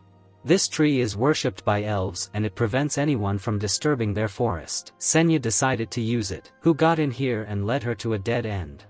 And if it was Bermut who fought her, then why do this and pretend to be dead? The boy remembered their first meeting with the team from their past life. Everyone didn't like him then, but Bermut insisted that he needed to take it. If the wish of the past hero was reincarnation in this pendant, then it was worth simply taking it to the Lionheart storage. But since this is Bermut's will, then you need to think differently. Senya's friendliness and arrows in the text she wrote in the tomb, which said, "Someday we will meet in the world of your dream." Eugene thought about it. If this did not mean a meeting in heaven, but the reincarnation of the hero, then it turns out that Bermut betrayed Senya. The boy did not even want to believe it. The blonde man narrowed his eyes. He thought that to find out the truth he would have to find the sorceress. The Sultan's face was tense. Eugene sat in front of him and Raman stood behind him. The guy was asked if he realized that he was acting willfully. The man with the beard sat on the throne, looking nervous, while Eugene was lounging opposite. The Shah said that he had already listened to the servants, and did the boy really think that he would send his subjects to commit robbery? The blonde waved his hand and said that regardless of the purpose of the soldiers, the fact that the nobleman suffered damage remained unchanged. The Sultan laced his fingers and replied that he had sent men to protect the young master. The man explained that Nahum and Kale were not on friendly terms. The emperor was holding back Nahum's forces and Nahum was holding a grudge for it. The Sultan frowned and thought that the sand mages who had created the storm and started the desertification were now hunched over at the edges of the desert. If the boy had crossed paths with them, the man would have been informed of it. He looked at the blonde and said that the Sultan's open protection of him was the same as Nahum bowing his head to Kale. The Shah frowned and asked the reason why the boy had headed to the deserted Kajani desert. Eugene took a cup of tea and noted that he was not sitting here to be interrogated. The Sultan spread his hands and insisted that he wanted to protect the boy by assigning him a servant who would follow his master. Rahman tensed up. The Shah said that if he had followed the order, he and Eugene would not have been in such an awkward position. The Sultan was nervous. He understood that the boy felt discomfort, but his servants said that they followed the wind, keeping a distance, and he attacked them hard. The hero grinned. Eugene rubbed his chin and thought that the interlocutor did not say a word about those assassins or sand mages of their tomb. He did not know for sure that the tomb of Hamel and Amelia was in the Kajani Desert. The blonde touched his chest and thought that it was time to finish here and leave. Lionheart said that if the Sultan's words were true, then there was a misunderstanding, but he was worried about how to explain it to his homeland. The Shah became nervous. The hero looked at him and noted that even if there was a misunderstanding, he had actually put the blonde in danger. The young man hinted that even if he told the whole situation, he did not know how it could be received. The ruler wanted to object, but Eugene interrupted him, saying that he did not want this to become a conflict between states. He did not want to involve his country. The Sultan narrowed his eyes and asked what the guy wanted. The hero calmly took a sip. He demanded 500 million. The warrior smiled. He believed that this was quite enough to smooth out all the misunderstandings. The man touched his beard and noted that the young man was very confident for a 19-year-old. He agreed to the conditions of the young gentleman. The hero calmly looked at his interlocutor. The Sultan asked him what he had seen in the desert. Eugene grinned and replied that it was the desert, because there was nothing else there, as the ruler had said. A statue, a coffin, a stone, all hidden by rocks. The boy smiled. There was nothing else there. Even the Sultan did not know about this tomb. And until Amelia herself said so, everything that had happened in that place would remain a secret. The blonde pointed to Raman standing behind him and said that he would take him with him and make him pay for threatening his life. The ruler smiled and offered the young man to see the execution of his servant with his own eyes. Raman was amazed. The boy waved his hand and said that he was not the kind of person to take people's lives for such a reason. He was going to make him his servant when he returned home. The Sultan agreed. Memories of Hamel. Anas was sitting on the battlefield. The hero approached her. The girl asked if God wanted quiet omnipotence. Then why did he send such young people to certain death? The guy noticed that she was drunk. The heroine blushed and exclaimed that if he really was the light that was supposed to dispel the darkness, then why didn't he illuminate this impenetrable void himself? Hamel replied that there was Bermut. The girl turned around. The guy continued that he didn't know any god of light that she believed in. But there was their companion. He smiled and looked at the blonde. The warrior said that since the god couldn't watch over the whole world himself, he sent a living legend in the form of Bermut to confirm his existence. That's why he was the knight that the Moonlight Sword accepted as its master. The girl was surprised and said that she never thought she'd hear something like that from him. The guy frowned and was indignant that he wasn't saying this of his own free will, and it pissed him off that she was bothering herself with some nonsense while drunk. He extended his hand and asked her to share with him and not to drink alone. Anas frowned and took the bottle. The girl replied that it was not alcohol, but holy water, and she could not give it to someone who lacked faith. The guy assured her that he would believe in the god of light, so let her give it. To which the blonde replied that she did not see any benefit in his false faith. Present tense, Eugene looked up. The sacred land of the sun, Hogany. There is a statue of Anas for prayer. The hero and his new servant looked at the silhouette of the saint. If you sail on a ship from the opposite side of the sea, you can get here, to Hogany. 200 years ago, Anas said her prayer here and began her pilgrimage to the other side of the desert. The guy looked sadly at the statue and thought that the saint came to pray at his grave. The seclusion of Senya and the pilgrimage of Anas. The times do not match at all. The sorceress arrived there a few years earlier, and then the priestess began her journey. She would not have been able to get to his tomb. The blonde crossed his arms. He thought that the girl would not have left those ruins just like that. Was Burma also connected to her disappearance? The hero frowned. He hadn't been able to find out anything in Hogany. Eugene looked at the piece of paper in his hand. It was the only clue Senya had left. Raman turned to the master with concern. The aristocrat looked at him carefully. The servant was worried. A week had passed since their arrival. The man wondered if the boy had changed his mind. The hero stood with his back to him. He replied that he was sure. The blonde looked forward resolutely and said that they were returning to Lionheart. Several people were standing in front of the portal. The fair-haired boy crossed his arms. He said that this scoundrel finally wanted to return after 2 years. The blonde smiled broadly and frowned. Sion was waiting for his brother to check how much stronger he had become.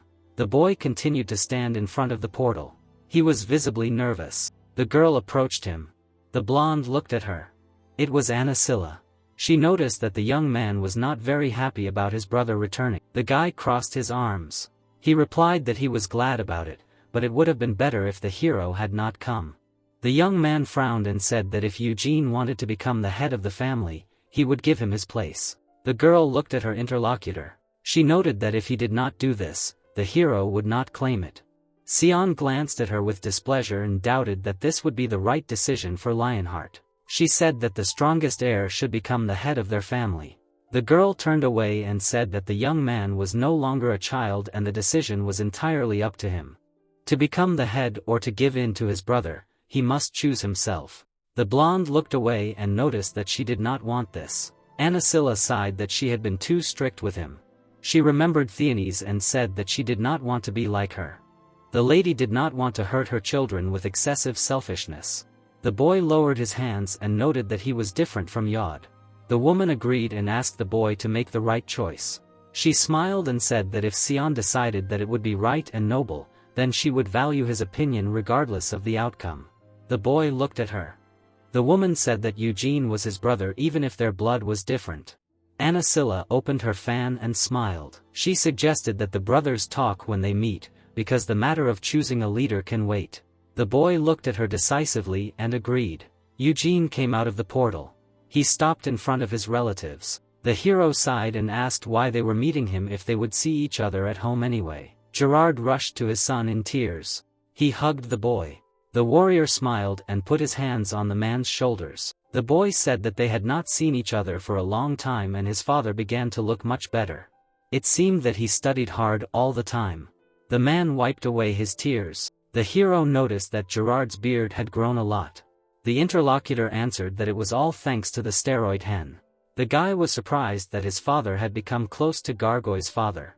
He reminded him that he had asked him not to take steroids. The blonde noticed Anasilla standing behind him. Eugene bowed and apologized to his mother for greeting him late. The aristocrat waved her hand and replied that it was not worth communicating so seriously in the family. The hero looked around and asked where the head of the family was. The woman smiled and said that he was currently at the Black Lion Castle for the coming-of-age ceremony. She asked if the guy knew about the ceremony. The blonde was surprised. The family, including relatives, must be present at traditional Lionheart ceremonies, but only biological children take part in this ceremony. Anasilla said that Yoda should have already gone through it since he is 2 years older than Eugene. However, the ceremony had to be postponed due to the fact that he was isolated from the family due to the action of black magic. Next year, 3 people are coming of age: Cell, Cyan, and Eugene. The woman noted that this event will be more grandiose than before. The hero looked at her carefully and asked if it was the head's idea. The aristocrat replied that it was the desire of the upper house of parliament. A figure appeared behind the blonde. Raman came out of the portal. He looked confused. Anasilla was surprised and asked who it was. The warrior pointed and introduced his new servant and asked how old he was. The man replied that he was 32. The blonde smiled.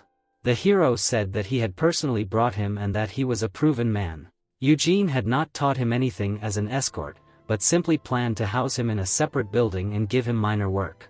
The guy turned to the maid. Nina smiled. The blonde nodded at Raman and asked the girl to take him and teach him, for example, cleaning the stables and the training hall and everything that bothered her. The maid was surprised if she could really do that to an escort. The man looked at his new master in confusion. The guy turned to him and explained that now Raman would be directly subordinate to Nina. The soldier looked at the girl in surprise. He had to treat the girl who was 10 years younger with respect. He squeezed her hand and thought that even if it was minor housework, he was gradually paying off the debt to save his life. One day the moment would come when the master would need him, and then the servant would fight for the hero at the cost of his life. The blonde noticed his brother. Cyan looked at him with displeasure and said that if he had already greeted everyone, then let him talk to him. The brothers were walking along the path. The young man stopped and asked the hero who he really was. Eugene looked at him in surprise and asked what he was talking about. The young man looked at the blonde suspiciously and clarified that he was indeed 19 years old, like him. The main character smiled and answered that, frankly speaking, he had been reborn. Cyan grimaced. The hero laughed. He thought that there was no point in asking if he didn't believe the truth anyway. The warrior smiled and looked at his interlocutor. Eugene chuckled at the young man had finally realized how amazing his brother was. The guy looked at the hero with disdain and said nothing. Cyan turned away and clenched his fist, saying that it had been 2 years for him too, but his brother seemed to have grown by 20. The young man had also put in a lot of effort, doing nothing but training with a sword in his hands. He had even risen to the 3rd level on his own. The guy gritted his teeth and thought that at the same time his brother had risen to the 4th. The blonde frowned and turned to the main character and asked him to become the head of the family. Eugene asked what kind of nonsense he was talking about. His brother clenched his fists and exclaimed that he couldn't leave things like that. The guy exclaimed that the interlocutor was incomparably better than him and he couldn't become the head of the family. The warrior was surprised and said that Cyan would if he wanted to. The brother objected that he was not confident in himself. The hero suggested that they fight since the young man wanted to give up this title. And if the boy won, then Eugene would follow his wish. The blonde was surprised and noted that there was no point in fighting over something like that. If he won, he would have to take the place of the head. The warrior rubbed his chin and noted that his brother was smarter than he seemed. He looked at Cyan and said that he should become the head of the family. Such a place should be occupied by someone strong-willed. The blonde smiled and said that he would not do such a tedious task. If the young man wanted to change his mind, then let him use force. Cyan exhaled. He put his hands on his hips and suggested that they at least fight in a duel, not in a bowl.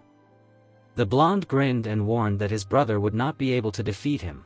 The young man hit the hero on the shoulder and replied that he knew it. Everyone watched in surprise. The two brothers clashed in a duel with swords. The hero smiled and thought that his opponent easily handled the weight of the weapon and lasted a long time. He had risen to level 3 and was showing progress in his mana control. The blonde frowned and thought that it would be difficult to find anyone on the continent who could compete with him in conserving a large amount of mana. Cyan was breathing heavily. The young man did not understand why he got tired so quickly and his opponent swung his sword so smoothly as if they had just started. The hero swung with a smile while his competitor fought back. His sword struck, but at the same time stayed close to him. The brother parried the warrior's blow. The people around watched the duel. The man wondered if he could defeat Mr. Eugene if he fought seriously with swords. From behind, he heard, "Unlikely." The observer turned around. His Ari approached them. He said that 2 years ago, the blonde was very strong, but now the main character felt overwhelming power. The man looked at his brothers in surprise. Even though Cyan had been honing his skills all this time, his opponent took every attack without even moving. Eugene struck and his opponent flew back. The young man crouched on the ground. The warrior looked at him from above. The guy looked at the hero with displeasure and asked how he managed to parry all the blows. The blonde threw his sword over his shoulder and replied that he was simply parrying. The brother exclaimed that this was a lie. He said that this was not a simple technique. The guy did not push away, but let the attacks pass by. Cyan noticed that his opponent compensated for all his blows and made him spend a lot of mana. The brothers stood opposite each other. The protagonist noted that the young man had sharp eyes. The interlocutor asked to tell. The warrior looked at him carefully. His face was distorted by a grin. He asked again if his brother really wanted to learn from him. The young man squeezed the handle of the sword with force, holding back his anger, and patiently remained silent. The hero agreed to help. His brother was surprised and asked again. Eugene replied that he didn't need to become the head of the family if he became strong enough. The warrior turned to the audience, noting that there were too many extra eyes. He threw down his sword and called his brother with him. The guy crossed his arms and looked at the younger one. The protagonist said that the young man would not be able to become better than him, but he would pull him up to a level where he would not be ashamed to become the head of Lionheart. The interlocutor hesitated. The warrior looked at him resolutely and repeated that he was not going to do anything he did not want, even become the head of the family. Sion touched his chin and wondered that he had already been rejected 3 times and whether there was anything wrong with that. He coughed and said that nothing could be done if his brother did not want to. The young man chuckled, saying that he lacked nobility because he did not even undergo the training of the heir. The blonde continued that, living in the village, the interlocutor could not get used to the social life of the Lionheart elite. The hero kicked him in the leg. Sion grabbed his leg and asked why the warrior hit him. Eugene suggested that he think about it. The young girl looked at his brother and asked when he would teach him. The guy thought for a moment and replied that he was busy now and would write the instructions some time later. If the interlocutor would train after reading, it would do some good. The brother looked at him with displeasure and suggested that the elder was lying because he wanted to get rid of him. He agreed, but assured that he was not lying. A wide steep mountain in the southern part of Kiel, Mount Uklas, the Great Bermuth, the last duke of the Kinal state, stepped down and moved to his personal home in the capital. 300 years later, Mount Uklas remains the property of Lionheart. The highest point on this mountain is the Black Lion Palace, the place where the Great Bermuth spent most of his time as well as his burial place. The parliament was sitting at the table. Gilead read the letter. He looked at those present and said that Eugene had returned home. The man opposite him replied that it was very timely because there were no more than 2 months left this year. Gilead hesitated whether to invite the hero here. The interlocutor smiled and said that the one who had done the deeds was the head of the family. The fact that a non-blood child had returned would be a historic event in the history of the family. The gray-haired man frowned and thought that he still felt uncomfortable around him, even though he had known him since childhood. The elder with the most experience in the family, the immortal White Lion, Duin Leanheart. The men sat opposite each other. Duin said that the guy had certainly justified his place, but unfortunately, there were many difficulties with this generation. The girl with the cigar crossed her arms and intervened in the conversation. The blonde looked carefully at those around her and said that she had personally seen Eugene in Arrows. She asked if it was a problem that he was not a biological child, since his abilities were important. Duin looked at her and said that no matter how perceptive the girl was, the protagonist could not represent the Black Lion. She snorted in response. The elder leaned on his hands and grinned. He said that he would see with his own eyes at the coming-of-age ceremony. The old man smiled, saying that the youth's abilities were recognized even by the upper house of parliament, so he was allowed to enter the family as a biological child and he received an offer to become the head of the family. However, in a few months, the hero will become an adult. At that time, everyone will have to seriously think about the title of head of the family. The elder asked if the youth had been to Nahum. Elaid looked at his interlocutor and answered in the affirmative. Duin scratched his beard. He thought that before that, the boy had learned magic in Arrows and, judging by the gossip, he was very talented in magic. He was taken in as a follower by the tower's owner and developed connections with the Crown Prince of Arrows. The elder stopped smiling. The man said that people with the surname Lionheart are like a huge pack of lions. The advantage is that the head of the family can raise his children as he wishes. However, it is not very good if an already grown lion leaves the pack.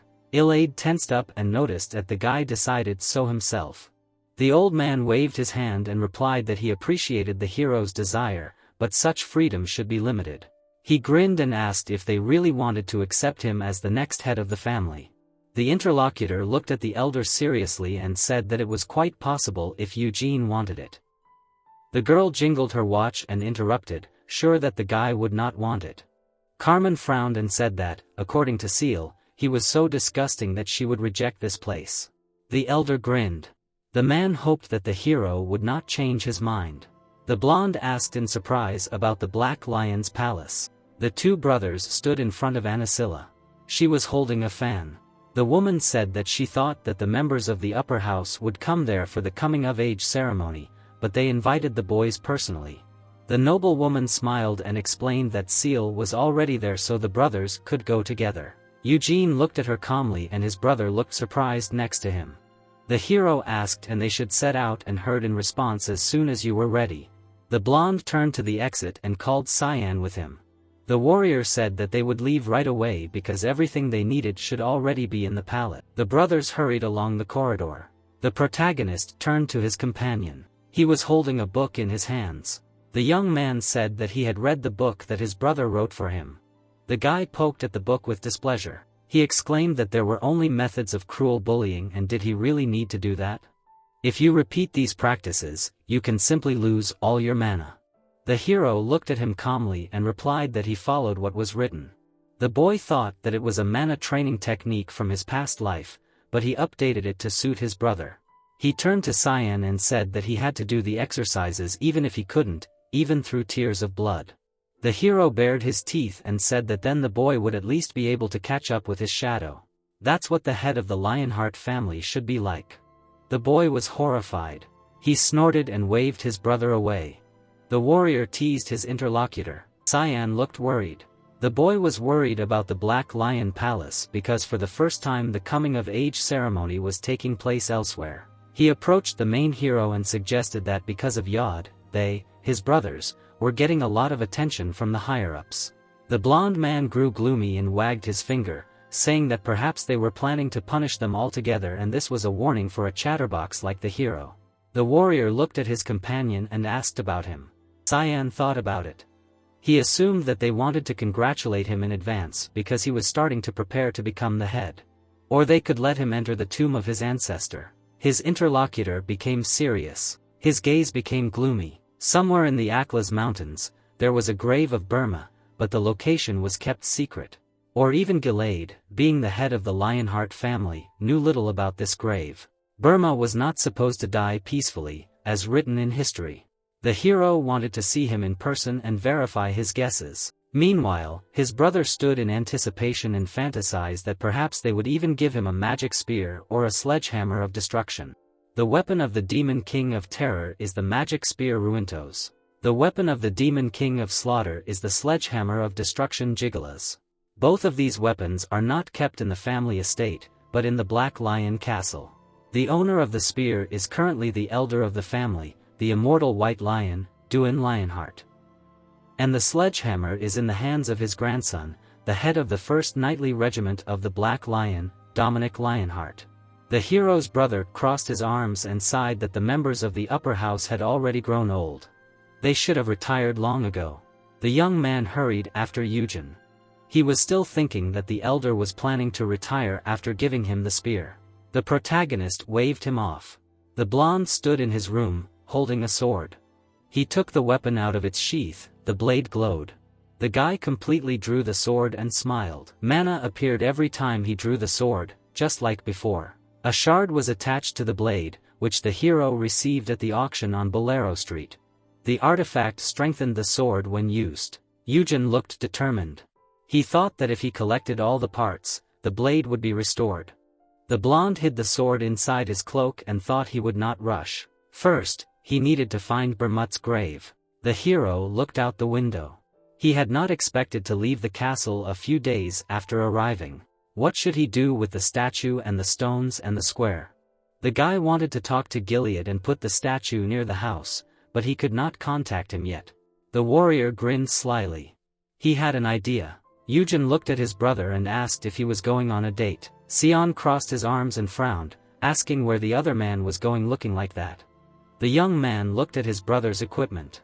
He noted the black rock robe, which looked cool.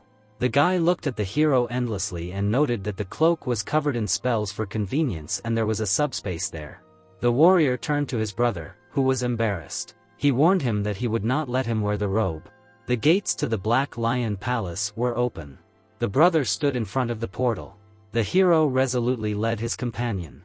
They passed through the gate together. The wind hit Eugen's face. Sion screamed in fear. The warrior grinned and noted that the brothers had only just begun and were already having fun. The heirs of Lionheart were flying down from a bird's eye view. The protagonist was falling down.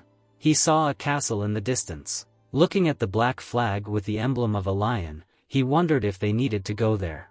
The white-haired man grinned, mentally noting that if Bermut's grave was somewhere on this mountain, he would be able to find it while exploring the island. Sion was flying below him, screaming loudly. The boy looked at him and thought that if falling from the sky was the beginning of the coming-of-age ceremony, then they should not die and there should be at least a minimal defense mechanism. Wind currents appeared around him as he realized that it would be better to think about himself. People gathered on one of the towers of the castle.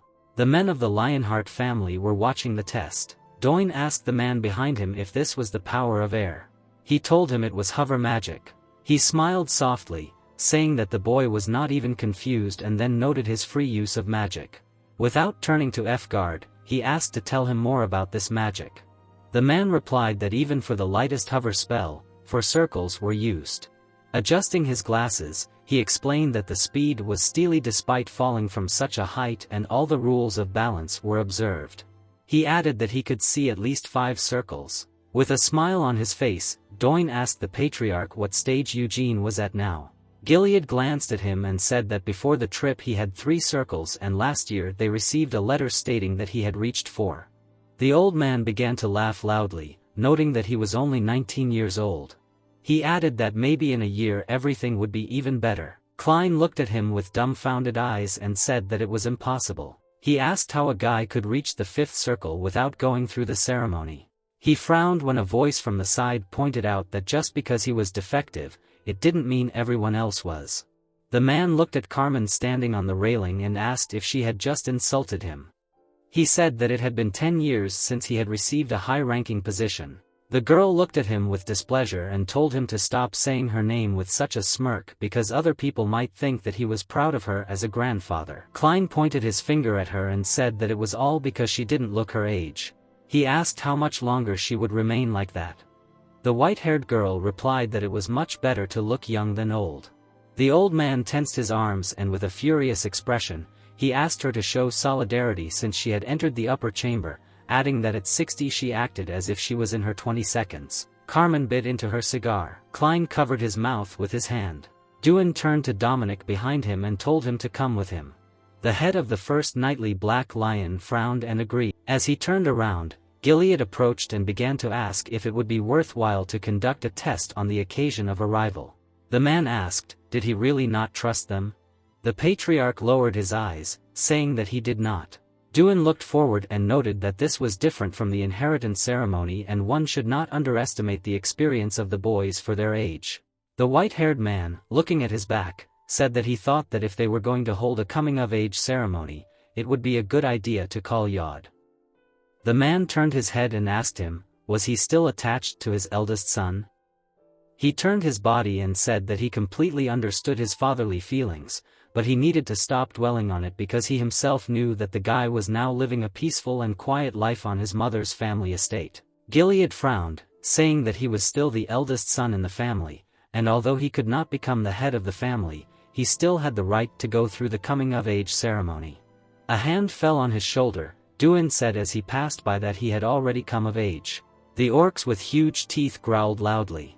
Eugene cut them down with a blow of his sword. The monsters fell to the ground.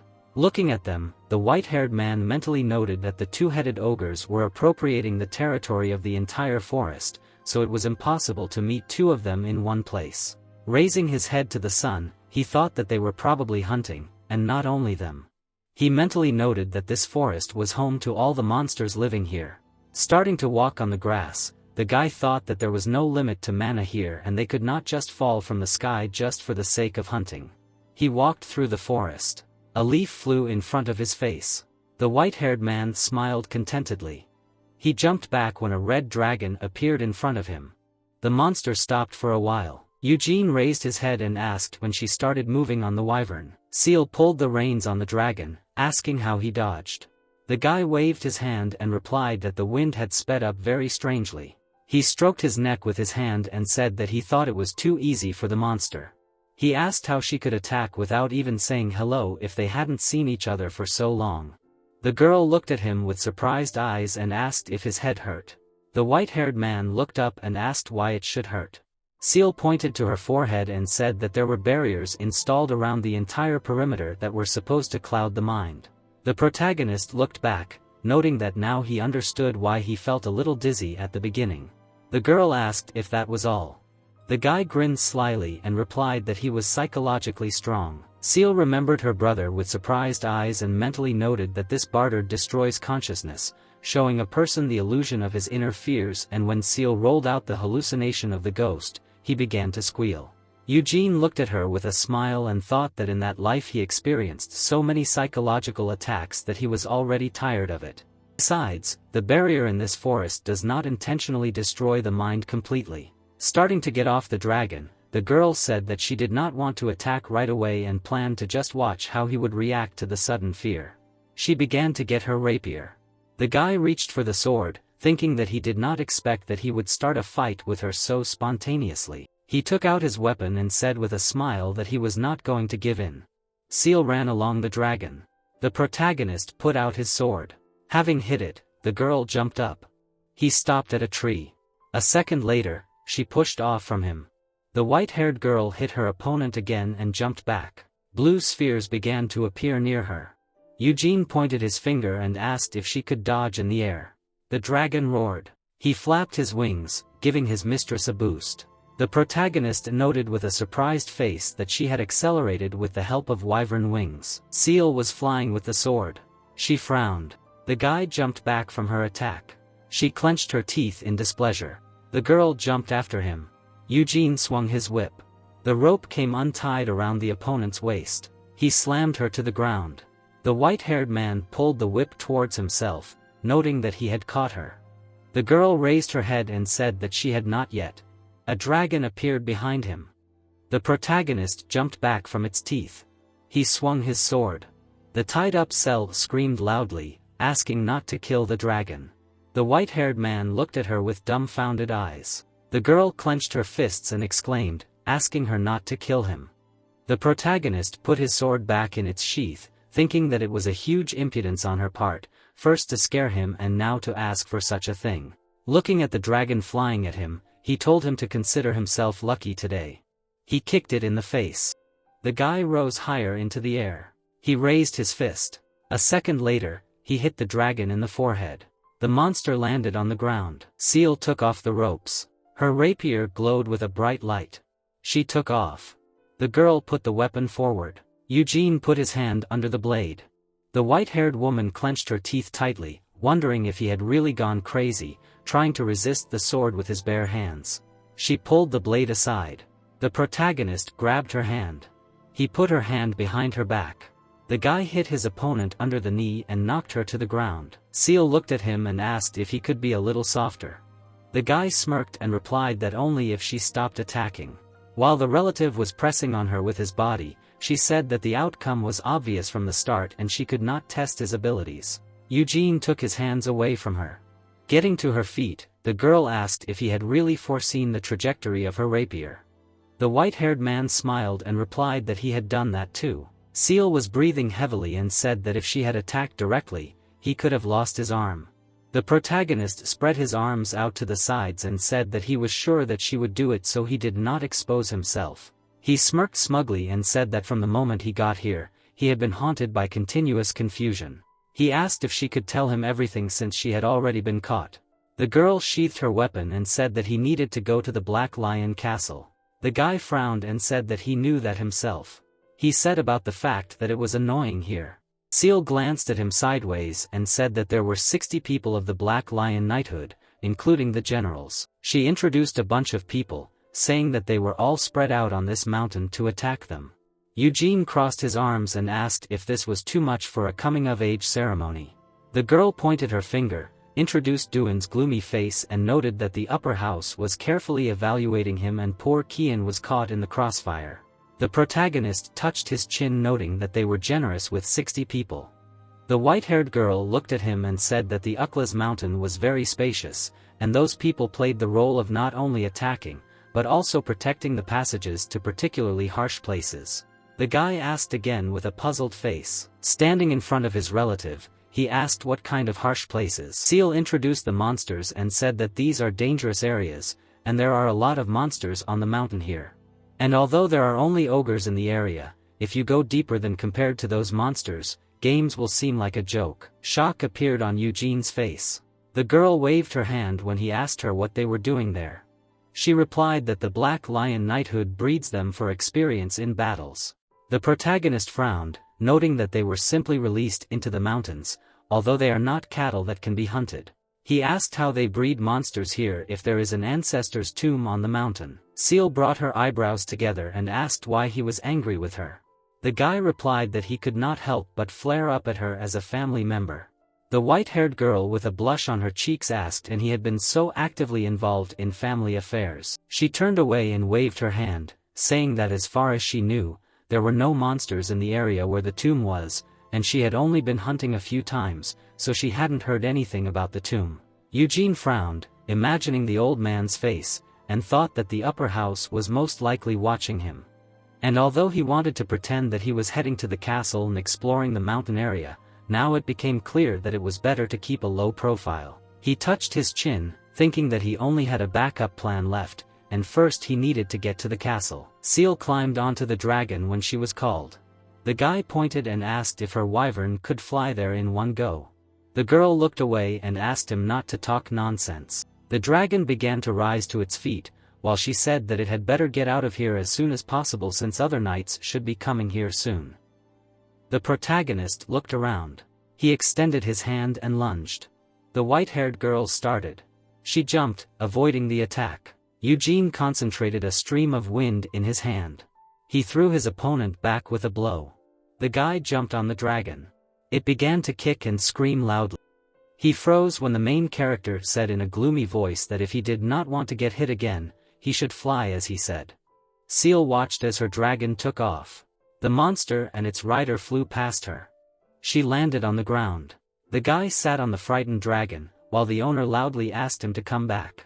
He said that he would kill him on the spot if he flew back. His eyes widened. Ahead, he saw a bunch of dragon riders, frowning. Eugene mentally noted that he did not see General Carmen of the 3rd Division, and although he did not know the others, they did not look like generals. The guy started to take out his weapon while Dominic was nearby telling him that their goal was just testing, so they had to be careful not to hurt him too badly. The white-haired man looked at him with a dark gaze, mentally noting that the abilities of the Black Lion Knighthood were amazing, and even in his past life, there was no one who surpassed them in strength. Looking at the dragon riders, he thought that if their attacks did not have the intent to kill, they would not be able to test him. The protagonist smiled smugly, mentally saying that he would test them. He jumped forward from the dragon. Dominic put out his hand, shouting for him to stop. The other knights readied their bows. They shot at the white-haired man. The guy waved his robe, absorbing the attacks. He turned sharply in the air. Then he fired 3 arrows back. The knight parried them with their swords. Eugene found himself behind one of the men. He blocked his attack with his blade. Eugene reached out with his hand. He threw the rider down. A man with a weapon was rushing towards him. He lunged forward.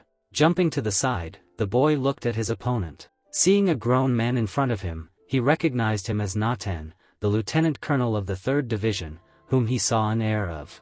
The lieutenant colonel returned to the dragon. Looking at the hovering youth, he asked where he left Mrs. Sell.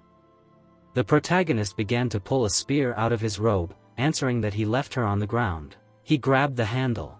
He and Naten arranged a confrontation of their weapons. The man was slightly thrown back. He frowned his gray eyebrows, surprised that the first attack was not from him.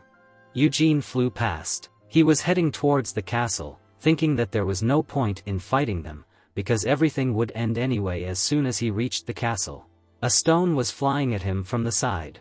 The boy jumped away from a huge boulder. He looked with surprised eyes, trying to understand where it came from. The woman behind him greeted him. She kicked him away. The protagonist flew to the ground. A second before impact, he used parry magic. The woman landed. The white-haired man put his hands in front of him, thinking that he guessed that the Black Lion colonels would not pass him by, and she should have appeared.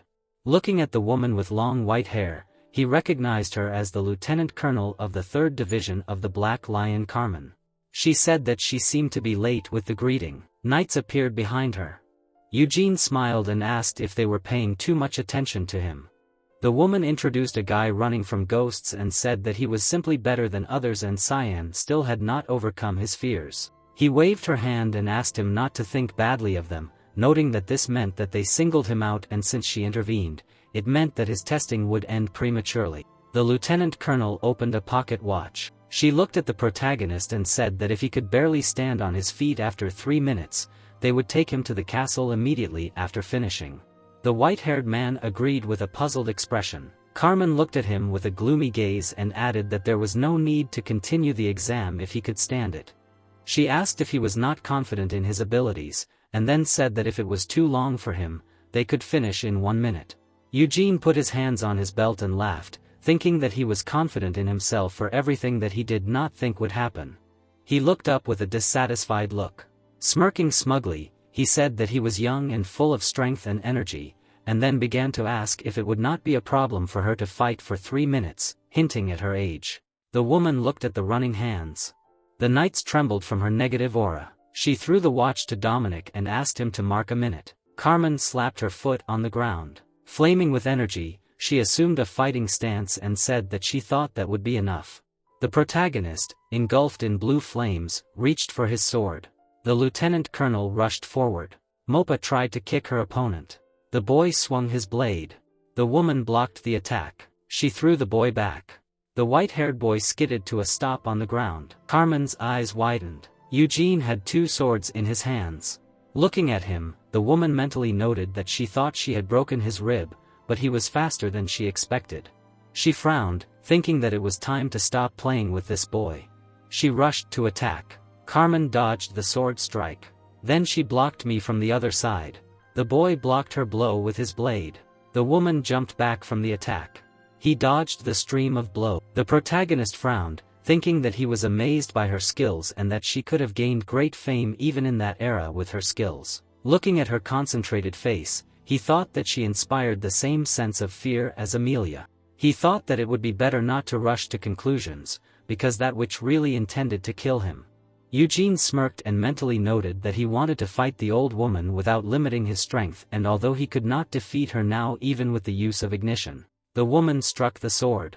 Jumping back, she swung again. The guy held a partially broken sword in front of him. Throwing it back, he asked if they were late. Carmen froze in shock. She looked at her palm, thinking that 3 whole minutes had passed and she still had not hit him. She clenched her fist and mentally noted that even though she was holding him there, she couldn't overpower such a young guy. The woman froze and asked if there was another minute left. The protagonist answered negatively, noting that he had been counting the seconds the entire fight. The lieutenant colonel looked at him with displeasure and asked if he had really managed to do that too. The white-haired man scratched his cheek and replied that it was her own fault for setting a time limit. The man clapped his hands. He stepped forward and said that it was simply excellent. The guy saw a demonic weapon behind him. Frowning, he mentally noted that it was the weapon of the Demon King of Slaughter, the Yagala's sledgehammer of destruction. He thought that it turned out that the current owner of the sledgehammer was the lieutenant colonel of the 1st Division of the Black Lion. Smiled broadly and said that for a 19-year-old, his movements were simply amazing. He spread his arms wide and said that he had already heard about the boy's outstanding powers, but thought that they were just rumors to embellish the truth. Dominic said that he had changed his mind. Eugene bowed his head and said that it was unnecessary. The man looked at Carmen and asked if additional checks were necessary. The woman looked away and said that this was enough. Turning around and starting to leave, she said that they needed to return to the castle. Seal clenched her fists in anger and called her relative. Flying on a dragon over the white-haired man, she indignantly asked how he dared to leave her. When she landed on the ground, the guy noted that she was able to get there since her wyvern was very smart and was able to find its owner. He smiled widely and said that now they needed to go to the Black Lion Castle and then asked if she would move him. The girl with a surprised face asked if he really wanted to fly with her. Looking at her and the dragon, the protagonist asked if she really minded. Seal looked away and began to say that she didn't really mind. They were flying among the dragon riders. The girl glanced back and told him to sit closer to him, otherwise he would fall. Eugene replied that he would not die even if he fell down. While they were flying at high speed, the white-haired girl asked him not to hold her scales because it hurt her. The young man asked how such a vulnerable lizard could be called a wyvern then. Seal frowned and said that wyverns are very sensitive. Putting his hands on her hips, the guy asked if this was okay. The embarrassed girl answered in the affirmative. They turned me down.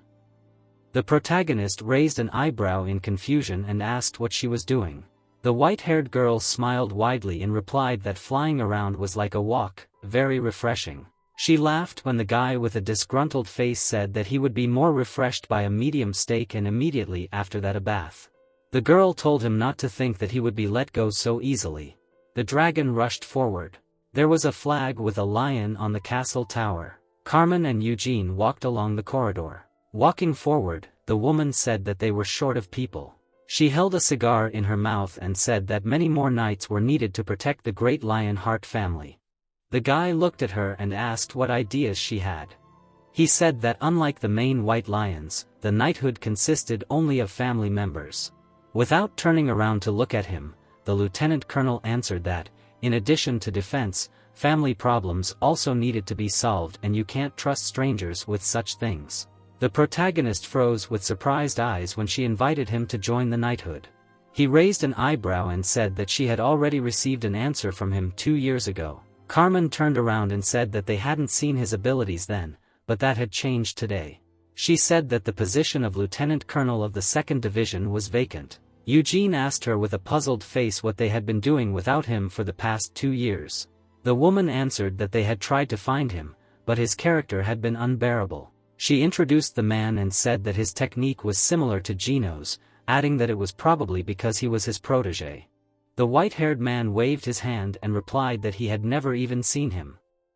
The lieutenant colonel said that they would get along well if he agreed to her proposal and also took his contribution to the honor of the knighthood. The protagonist, with a tired face, replied that he was satisfied with the honor of the family, but it was better to exalt his beloved self. Carmen, without turning around, said that the upper house was treating him with caution, and that Nahama's position had become questionable lately because he had been there of his own free will. Eugene raised an eyebrow and asked if they thought he was in cahoots with those people. The woman introduced a small boy and an adult Yod, saying that although the probability was small, they could not completely eliminate her. She asked if he thought anyone could have predicted that the eldest son of the Lionheart family would start using dark magic. Carmen imagined the protagonist surrounded by people and said that he could also receive offers, and although he had outstanding talent, there were limits to kinship. She asked if they would offer to help him become the head of the family. The guy raised an eyebrow and replied that he did not want to become one. The lieutenant colonel bit her cigar and suggested thinking about it from another angle. For example, someone with such powers would want to hire him. He asked what the Sultan told him. Walking behind her, the white-haired asked if this was an interrogation and received a positive answer. He grinned slyly and said that in that case there was no point in answering it. He stopped. Looking at the door ahead, Eugene said that he was not a parrot to repeat what he had said in this room. Carmen opened the door. The men gathered at the table in front. Doan folded his arms with a smile. Delade looked away. Pline and a specialist in weekend magic were sitting nearby. Then the guy saw Lieutenant Colonel of the 1st Division Dominic and Colonel of the 2nd Division Genos. Eugene bowed to them and greeted them, saying his name. He raised a gloomy gaze and apologized for the suddenness. Doan narrowed his eyes. The white-haired man waved his hand, asking to look. A statue of Hamel and a memorial stone appeared in front of him. The man looked in surprise. Klein stroked his beard and asked what it meant. Doan began to rise. He approached the stone and the statue. He began to read the information. Squinting, the man said that the name Hameldinas was written on it. Delade jumped up sharply and asked again. He asked with surprised eyes if this was really Crazy Hamel. The old man looked at the protagonist and asked where he found it. The guy brought his eyebrows together and replied that he found it in his tomb. Genos was shocked, thinking about the tomb of Lord Hamel. Looking at the men, Eugene said that as everyone knew, he had been studying magic and Erof for 2 years. Introducing the sorceress Senya, he said that in the Royal Library of Acreon, in the domain of the Great Senya, he learned about the tomb of Hamel through sorcery. Doan drew his eyebrows together and asked him how.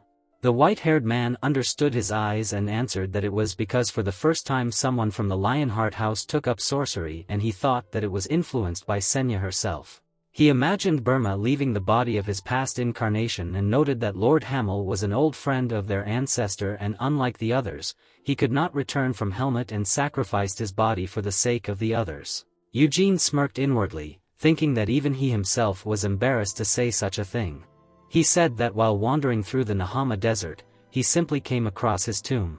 Looking at the statue, he added that it was heavily damaged and only the statue and that stone remained intact. The protagonist recalled the knight and the girl and began to tell that there was also a death knight who killed Hamel and whom he then crushed, but then encountered a dungeon master with a bad reputation, Amelia Marvin. The man with glasses asked in shock how he remained alive after meeting the death knight. The protagonist frowned and said that it was all thanks to the appearance of the King of Death who was imprisoned. Gilead muttered with a surprised face. The gloomy client asked if Mr. Helmet really appeared in person. The white-haired man put his hand on his chest and confirmed, saying that he stopped Amelia, who was going to kill him, and told him to go, conveying a warning. Recalling the giant golem with his own face, Eugene quoted that irresponsible freedom is just arbitrariness and that his good nature has its limits. Thoine froze in shock. The boy frowned, thinking that he should have conveyed this, and although he did not know what their agreement with Bermut was, they should be prepared for the end of the tranquility. He waved his hand and noted that he also told them not to confuse his kindness with privilege, and if they stopped fearing him then he would no longer respect them. The man looked away inside. He sat down at the table. Covering his forehead with his hand, he said that he did not think Eugene would convey this to them. He added that he planned to find out where he was, but now they had more important problems. Klein frowned and stated that the King of Death definitely had a plan, and if they were afraid of him then the tranquility would continue. Doan looked sadly at Gilead, who said that if he had already warned, then this calm would definitely end soon.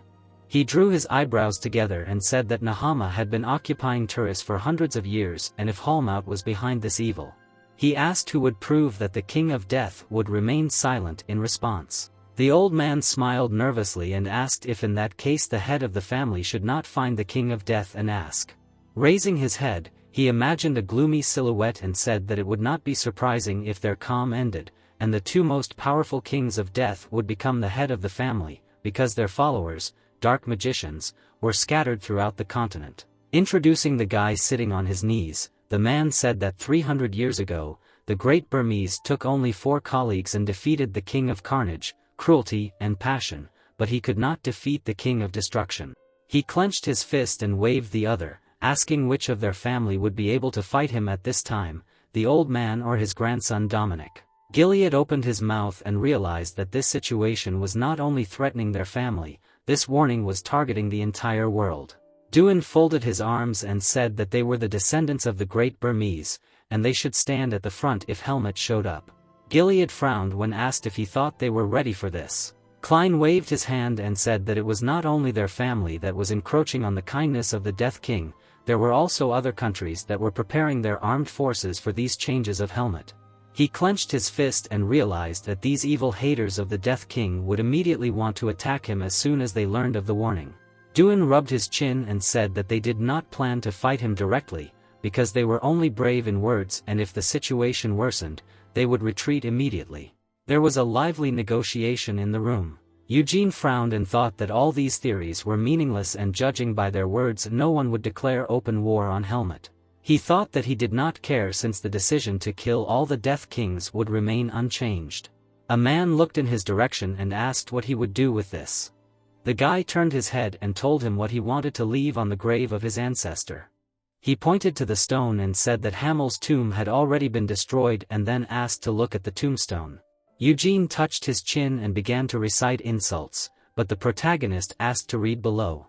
While he looked at his statue, the man recited that despite this, praising his bravery, sincerity, wisdom and greatness, because he sacrificed for everyone and stupidly died first.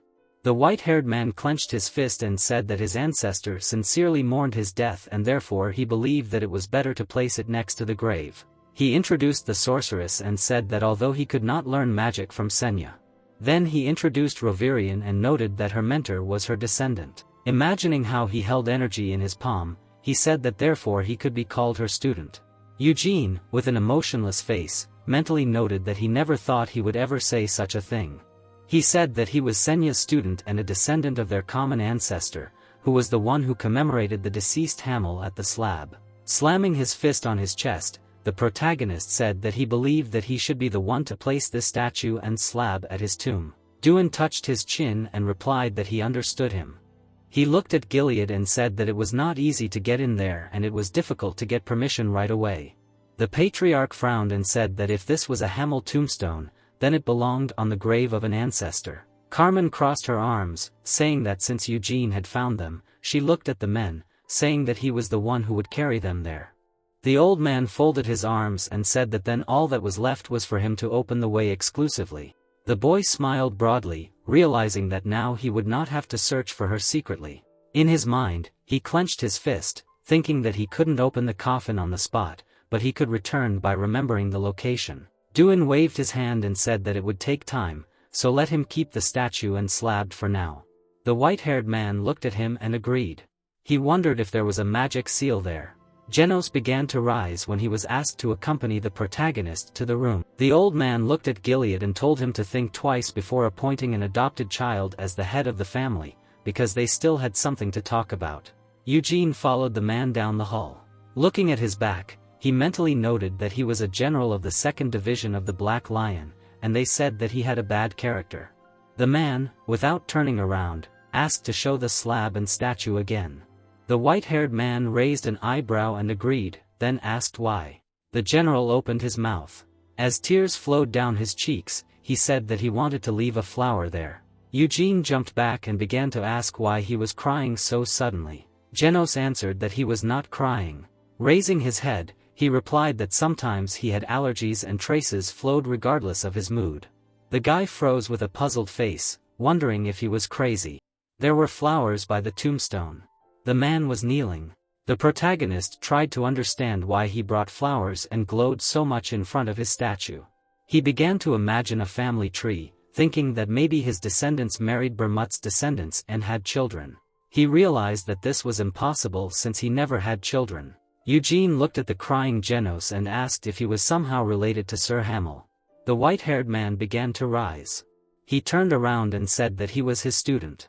The guy's eyes turned white from shock. As he looked at the statue, he tried to understand in his mind what he was talking about since he had never had any students. The man said that in truth, he did not study directly under Sir Hamel. He furrowed his brow and said that like all branch families, his family had separated from the main family and his distant ancestor was the 2nd son of Burma. He introduced the white-haired man, saying that the eldest son had succeeded Bermut as the patriarch of the family.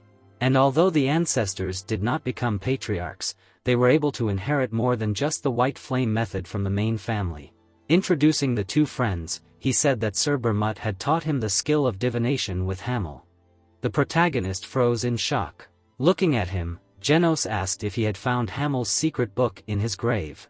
He recalled himself with a surprised face, saying that he had seen his fight with Carmen in the previous trial. Recalling one of the blows, the man said that the boy had used a special technique against her that Sir Bermut had taught his ancestor, the Hamel technique. He furrowed his fair brows and said that it was a technique that could not be immigrated to without a deep understanding of mana control and a genius sense of combat. He added that, however, if he had received a secret book from the grave, he would not be able to understand it. The protagonist lowered his head, thinking that that idiot Bermut had arbitrarily taught his descendants the Hamel technique 300 years ago. He looked up at his distant relative and asked why Bermut had taught his 2nd son this technique if he could not become the patriarch of the family. Introducing the man in the cape with the lion emblem, Genos said that after Sir Bermut's eldest son became the patriarch of the family, many branches were born, and as the family's power grew, the number of impure elements inevitably increased. He added that his ancestor was the first black lion to condemn these people. The white-haired man touched his chin, realizing that the 2nd son would be returned, who could not become the patriarch of the family, and was raised as a hound to keep the other families in check. He smirked and mentally noted that he wanted to say that in his opinion, his technique could take care of the white flame method for his subordinates and the main family. The man waved his hand and said that if Eugene had Sir Hamel's secret book, he asked to give it to him. The boy ran his hand through his hair and suggested that they first look at the genealogy. He raised his eyebrows in confusion and replied that if he thought about it, he could say that he was Sir Hamel's direct disciple, so if we were to rely on the genealogy. He asked if he was in a higher position than Genos. The man froze with a puzzled expression. The protagonist pointed at him and said that he was the senior disciple and Genos was the junior even though he was born several decades earlier. He said that if he claimed to be a disciple of Hamel, he should address him as a senior disciple. The man waved his hand and asked if there was a secret book in the grave after all. Eugene replied that there was, but he memorized it and burned it. He lifted his chin and asked if he heard what he said in front of the Senate. He repeated that he was attacked by a Death Knight, so he could not keep it. The protagonist pointed to his temple and said that if Sir Genos considered him a senior disciple, he would compare his Hamel technique, which was passed down in his family, with the one stored in the secret book in his head and make up for all the shortcomings. He waved his hand and asked what he would say. The man frowned and asked if he really memorized all the contents of the book. The white-haired man remembered Amelia's laughter and let him just choose how to talk to him, formally or informally. Genos folded his arms and asked if he should call him senior disciple in front of the others. Eugene crossed his arms over his chest, saying that if he did that, it would be weird and he would have to explain everything to the others. He said to only address him as a senior disciple when they were alone. The man furrowed his brows and agreed with the senior disciple. The protagonist raised an eyebrow and asked the younger disciple how much longer he was going to keep him here. He asked why he didn't take him to a room. They ended up in a room alone. The guy crossed his arms and threw his leg over his head, listening to what a total of 10 techniques that Sir Bermut had passed down to their family. He looked up, wondering if he really had 10 techniques. He thought that first of all, ignition was the only technique that had a big name and the rest were just used depending on the situation. Eugene rested his chin on his fist and asked him to continue. He held out his hand when the man said that the Hamel style was ignition. Eugene covered his face with his hand, knowing that it was definitely Bermut who gave it that name. Genos said with a confident face that he didn't know for sure, but in their family it was passed down under the name Hamel style. The white-haired man smiled nervously and wondered if that idiot Bermut couldn't at least come up with a normal name. He asked him to continue. The man told him about the 10 forms of the Hamel style ignition. The guy held out his hand, thinking that all these names reminded him of something he didn't remember. Bermut also said the name of the technique, Asura killing rage, with a wide smile. He placed many monsters. Senya turned to him and asked what was wrong with him. She asked what a random sword swing has to do with Asura killing rage. The guy gave her an irritated look and said that she also shouted about some fire explosions when she cast her spells. The sorceress gripped her staff tightly and shouted indignantly that she was not making anything up and that these were original names for magic. She exclaimed that magic only materializes when it is cast and then asked what he wanted from her. The warrior threw his sword over his shoulder and noted that Anise had just shouted out Holy Cross using something that emitted light. The girl told him to at least make a cross out of light. She asked with a puzzled face if his ability would become stronger if he shouted Sura's murderous rage. The guy smirked and answered in the affirmative and then said that he should demonstrate his fighting spirit if he wanted to gain more power. Moram lifted his chin and said that he thought it was great. Imagining his comrade's furious face, he said that when Hamel, swinging his sword, shouted the murderous fury of an Azura, he really became an Azura. The warrior looked at him with a smile and said that he knew what he was talking about. Eugene grabbed his hair, thinking that he was so young then, and he fought for a maximum of a few years, shouting stupid names, and then he was so ashamed that he wanted to erase it from his memory. He smiled bloodthirsty, thinking that Bermut remembered all 10 names and taught it to his own son. Hamel jumped with his sword, shouting the name 10,000 Lightning. Bermut watched his comrade. He answered with a thoughtful face that it was not a bad technique, and these techniques had existed for 300,000 years. The man crossed his arms and said that the Hamel technique they were going to learn now was Endless Purgatory. Many young knights shouted the name. The protagonist was horrified to think of the teacher telling the warriors that if they didn't shout out the name of the technique, they wouldn't be able to fully demonstrate their strength. He smiled nervously as he flexed his fists, mentally noting that he never thought that those stupid skill names he shouted out in his past life would be passed down in the Lionheart family for 3 centuries. He thought that instead of reincarnating, he needed to go back to the past, then he could kill the past Hamel with his own hands. He froze when Genos asked if those skills were written in the secret text that the eldest disciple found. The boy averted his eyes and said that none of those shameful skills were in the book. He noted that Sir Hamel must have acquired them when he was still very immature.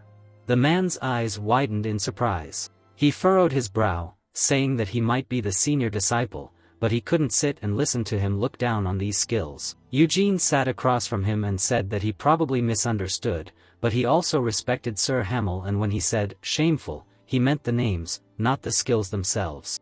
He put his hand on his heart and asked the junior disciple to do the same. He asked him to tell him honestly if he thought all these names were shameful. The man touched his chin. Covering his mouth with his hand, he introduced Carmen and told him that her ultimate attack was called Destiny Destroyer. The boy waved his hand, creating a pen and a piece of paper, saying that the names of the techniques were enough. He asked him to write down the details of these skills in detail, and he would compare them with the secret text in his head and correct the incorrect parts. Genos began to write.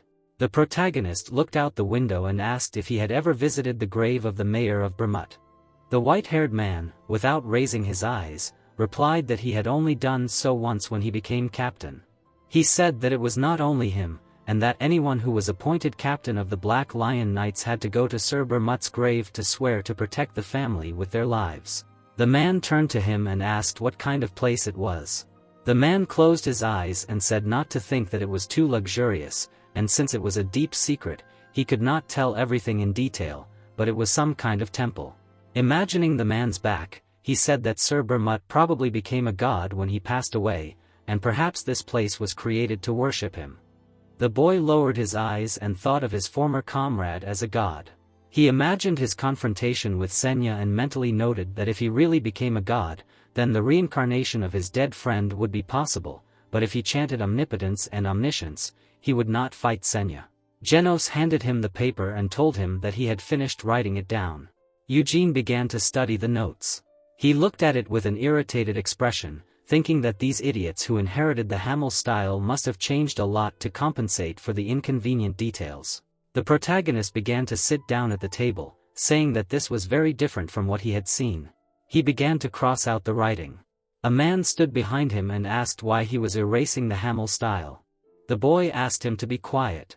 Without looking up, he addressed the younger disciple, saying that the Hamel style was nonsense, and in fact, it was not great enough to have its own name, and limiting it to these techniques would not allow it to surpass its limits. As he continued to make corrections, he said that the distant relative would also have to try to move away from the Hamel style. Genos frowned and said that he was right, and then asked if he had mastered the Hamel style perfectly. Eugene replied that he would not be able to edit if he had not. The man with a gloomy look asked not to misunderstand him, because he simply wanted to make sure that the senior disciple really understood the Hamel style. The white-haired man began to rise. Taking out his sword, he told them to look closely. It burst into a bright blue flame. Energy began to swirl at the tip of the sword. A stream of mana rose to the ceiling. The boy pulled the blade towards it. A bright white light was heard. The energy began to disappear. Genos froze with a shocked face, saying that this was endless purgatory. He noted how easily the senior disciple created a technique that consumed an incredible amount of mana. Putting away his sword, White-haired asked him if he was satisfied. The man asked to show him the divine Kai, permitting him to. The protagonist handed him a sheet of paper and told him not to make him do unnecessary work and to take the scriptures. He abruptly pulled the sheet back and asked him to refuse if Lady Carmen or someone else asked to take him as his disciple. Genos frowned and asked if he really needed it. Eugene handed him the sheet again and asked if he really wanted to order the senior disciple around. The man replied that it was not like that at all, and if someone like him was in the Black Lion Knights. The guy took the sheet back again and said that in that case he would not give it to him. The junior disciple said that he would refuse everyone. White-haired was sitting at the table with Sal. He was eating a piece of meat. The girl watched him with a smile. She put her hands on what and asked what he had been talking about with Ser Genos all day yesterday, after which she asked if he had really decided to join the Black Lion Knights. The protagonist remade the food, giving a negative answer, saying that he taught him a lot. The white-haired girl introduced Hanan and reminded her that he told her that he knew Prince Arof.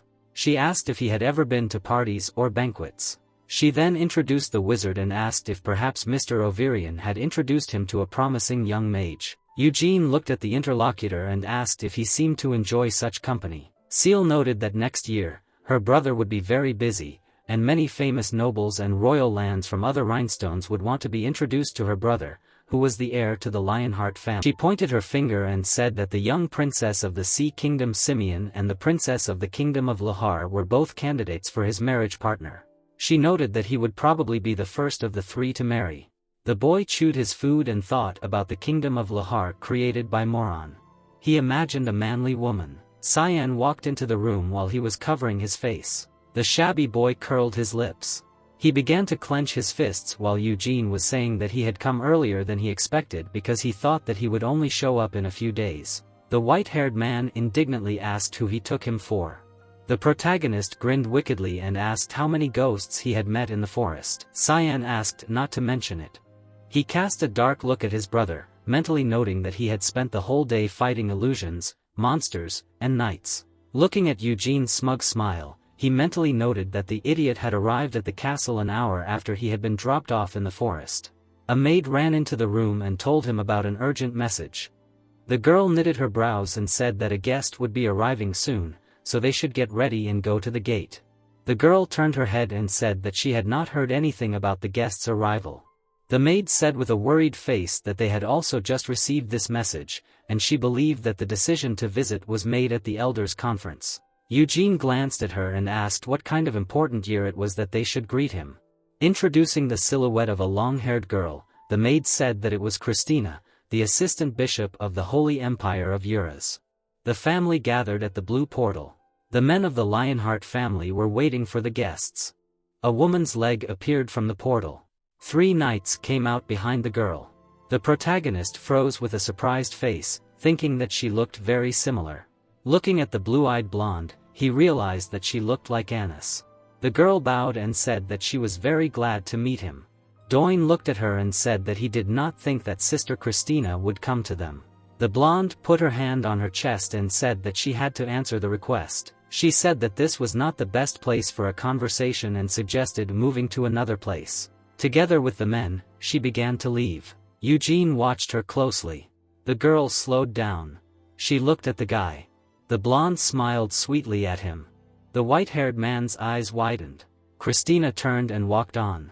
Seal hit him with her elbow and asked if he had seen her before. The protagonist looked ahead and answered negatively, saying that today was the first time he saw her. The girl crossed her arms and asked what kind of a move she had just seen then. Eugene replied that he was simply very attractive. He was sitting in the room and drinking tea. Introducing the girl surrounded by priests, Eugene noted that Christina Rogerus was the only adopted daughter of one of the cardinals of the holy state of Eurus.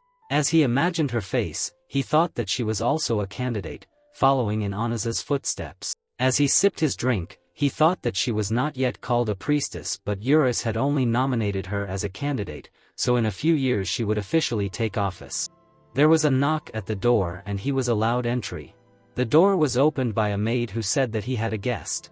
The white-haired man's face was distorted with shock when she said that it was Sister Christina.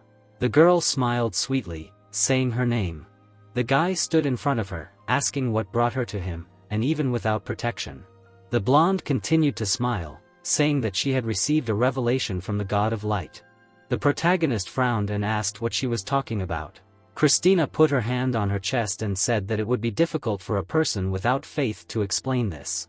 Eugene put his hand on his belt and asked why she was telling him this then. The girl replied that this meeting was blessed by God himself and that was why she was here. The white-haired man asked with a displeased face if this was why she had come and received a negative answer. The blonde smiled broadly, saying that the meeting regarding the assignment was over and the upper chamber had decided to open the passage to the tomb so they would go together. The guy waved his hand and asked if she was going there too. Christina put her hand on her chest and answered in the affirmative. She said that she had come here for this very reason.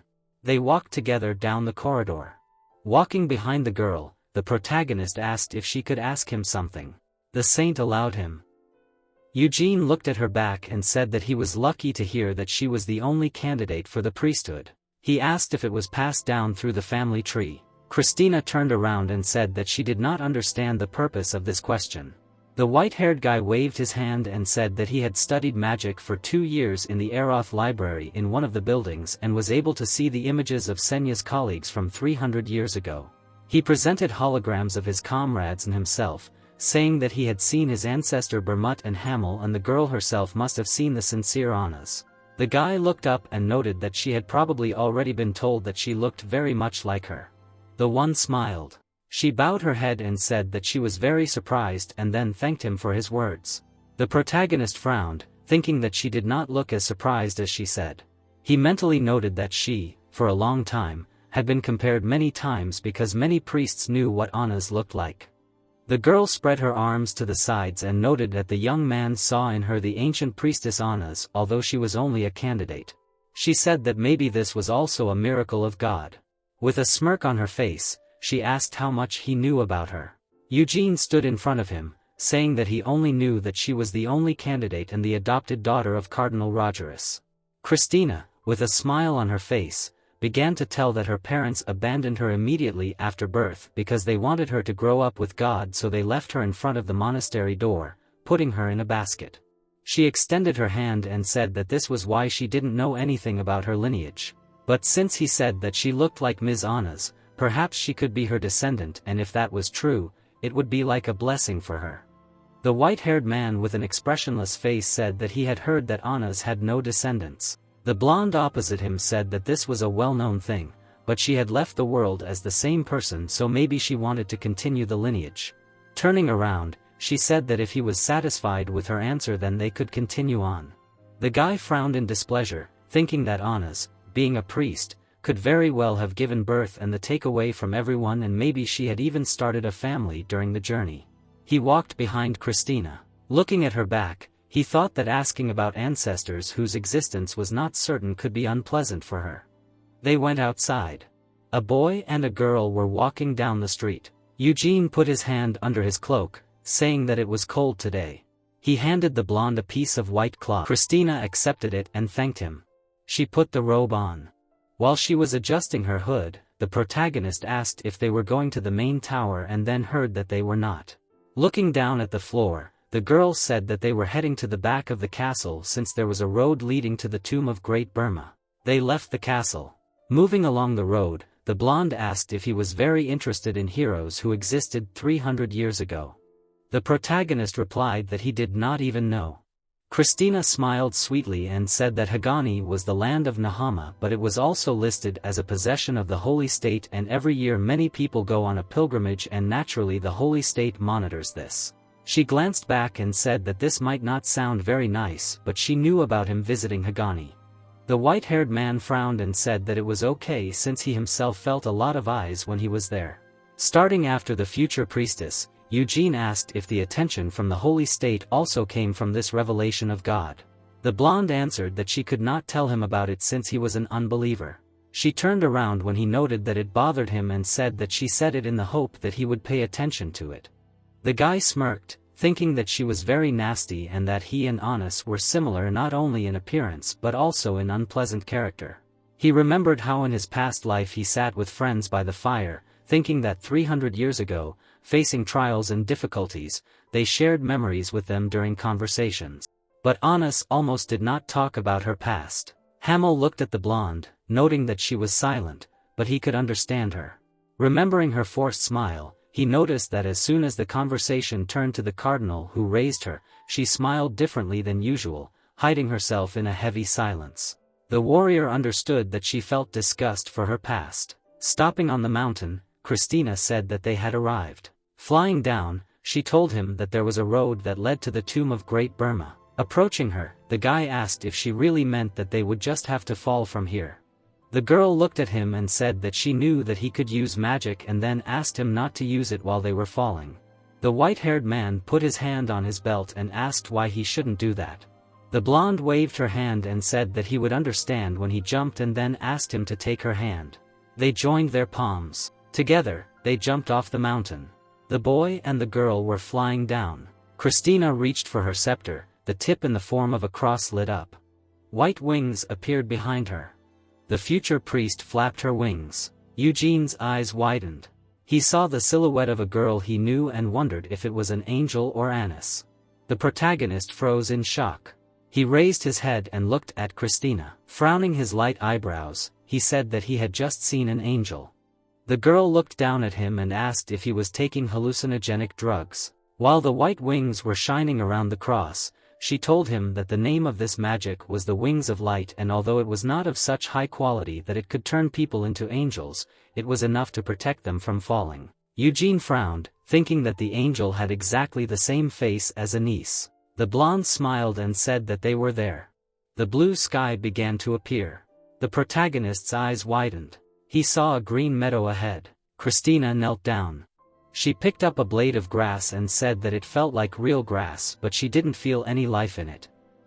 Without turning to her, Eugene said that it was spatial magic. He pursed his lips in displeasure, thinking that it was logically impossible to create such a huge space with a regular spell, and then either Senua or Bermut tried. The couple moved forward. They saw a large statue and a building behind. It was the statue of Bermut. The boy and girl stopped and a voice asked if they thought this place was beautiful. Gilead and Duin came out to them. The old man looked away and said that if this tomb didn't need to be guarded, he would open it so that all Lionheart could worship it. He waved his hand and said that he thought it would be a good idea to put a monument to Hamel right here, since for 300 years there was only a statue of the ancestor here, but leaving the statue of his friend was important. The man looked at the blonde, standing in a flower meadow. He said that in order to open the road leading here, you need to get permission from the head of the family in the highest chamber. Duin frowned and said that these two keys were created by the ancestor himself, forbidding everyone to enter here except for future heads of the family or colonels of the Black Lion Knighthood. The girl smiled sweetly and said that this was an unconventional visit. With a smile on her face, she said that she understood that they wanted to censure his rudeness, but it was also important for her to enter here so they would have to forget about their traditions. Gilead looked at her and said that he thought that now was not the right time. He drew his eyebrows together and noted that Christina insisted on coming here now of all times, accompanying his son. He spread his arms out and said that he, as the head of the family, could have ignored it, but he did not do so out of the thought that their countries had been on friendly terms since the time of their ancestors. Introducing the golem with the face of Hamel, the man said that the girl said that her coming here was a revelation from a god, and just recently, the demon king of the imprisonment left a warning before his death. He clenched his fists and said that in such a situation, revelations really cannot be ignored, but now she must tell what she hides so much. The blonde stepped forward, noting that she would tell them. She grabbed the scepter. Taking it in both hands, she said that she, Christina Rogerus, accepting the daughter of Cardinal Mahali Rogerus, auxiliary bishop, and also the only candidate for the priestess of the state of Eurus, looking at the two men, the girl said that from now on, she represents the interests of the Holy Father and stands here as the official priestess who received the revelation of the God of Light. She frowned her fair brows and asked to open the tomb of the great hero, Bermut, immediately. The men froze in shock. Christina exclaimed with a displeased face that the soul of the great Bermut did not reach heaven. According to the statue, she noted that as the revelation said, the hero's soul did not sing peace and wandered around the world. For this reason, she, as a priest, was obliged to check on it. Dunn looked at the patriarch and told him to decide for himself whether to open the tomb for her, because he, like any member of the upper house, would follow his order and not cause trouble. The man smiled softly and mentally noted that he did not think that he would personally open the tomb of his ancestor. They went inside the building. Walking ahead, the girl said that this subspace is so mysterious, and although it only looks so magnificent, there is nothing in the temple itself. Delayed in front of her said that this was the will, and the ancestor did not want to force the descendants to take care of his tomb and not leave Lionheart decorations, not to worship and not to turn into a symbol. Looking around the bright room, he said that in general, it is not even worth putting a statue of Hamel here, and to be more precise, it is not a thing of Lionheart, it was not taken care of by the ancestors. Christina put her hand on her chest and said that allowing friends to meet after 300 years is a good deed. She smiled broadly and said that the tomb of Hamel is unknown in the world, and even the fact that Mr. Eugene was able to enter it, after all, is God's will. Her eyes widened when the guy behind her asked if she really wanted to say that the permission of Hamel's tomb and the desecration of his corpse by the Death Knight is also God's will. The priestess turned around. She smiled sweetly and said that of course it is not so. She said that, however, he gave him a ray of light that led him to that deep place. The white-haired man smiled tensely, thinking that this was a very stupid logic. He wondered if it turned out that God only wanted the best, and then realized that Annis had not saddled God either. Just like Christina, the man stopped and said that they had arrived. They were standing in front of a stone coffin. Gilead waved his hand and said that he would come and open it and the blonde could come and check. Eugene stood behind them. He thought with a frightened face that he had not expected to get into Bermut's tomb so stupidly. He clenched his teeth tightly, starting to ask his old friend to lie in the coffin, even as a mummy or just bones. The man touched the coffin. The guy clenched his hands into fists, saying that if Bermut really died and was there, then at least he would be calm, and only in this way would he be able to remove suspicion from him. While imagining Bermut and Senya, he thought that he should definitely be blamed somehow due to his reincarnation, but if he forced her to go into seclusion after the battle, memories of the golem with the face of Hamel, he wondered what all his words about friendship meant then. Eugene imagined the white-haired man's back and mentally noted that he could not understand this at all, and his friend could not do this. After all, he was the killer of the Demon King, a knight, a great hero, an atheist, a master of everything, and the great Bermut. The white-haired man clenched his teeth in anger. He asked his comrade to be dead so that he would not suspect him. The lid of the coffin fell. Gilead's eyes widened in shock. The priestess with a gloomy look noted that everything was as she thought. Looking at the empty coffin, she noted that there was no one in it. Veins began to swell on the guy's angry face. He clenched his fists tightly. The man pointed his finger and asked if it meant that he had not died but had hidden his appearance since there was no body inside. The blonde said that she could not know the reason, but now only one conclusion could be drawn. Eugene's expression darkened when she said that he had informed him of the revelation of the God of Light. Putting up a cross, the girl declared that from now on he would declare him a knight continuing under the great Bermut.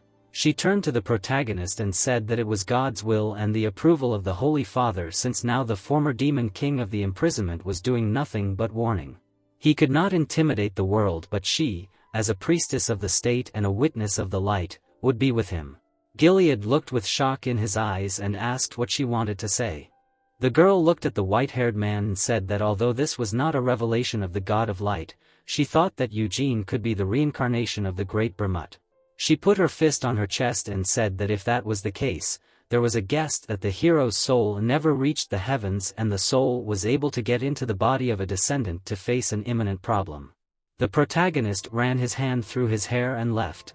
He mentally noted that if the God of Light shared this revelation, they were going to continue such nonsense. He said with an evil look that they should have at least asked for permission first and then called it all nonsense. The man and the girl forgot in shock. Gilead reached out his hand to the local sun, trying to call him.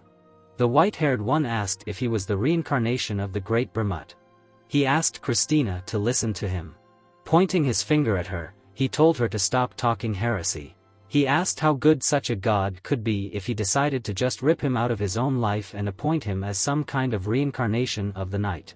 The girl frowned and said that these were just thoughts, and before blaming God, he should at least stop underestimating his revelation.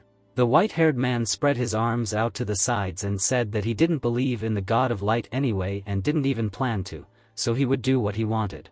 He pointed at himself and said that he was just him, and if they needed to appoint someone to replace the Great Knight, then let them find another candidate.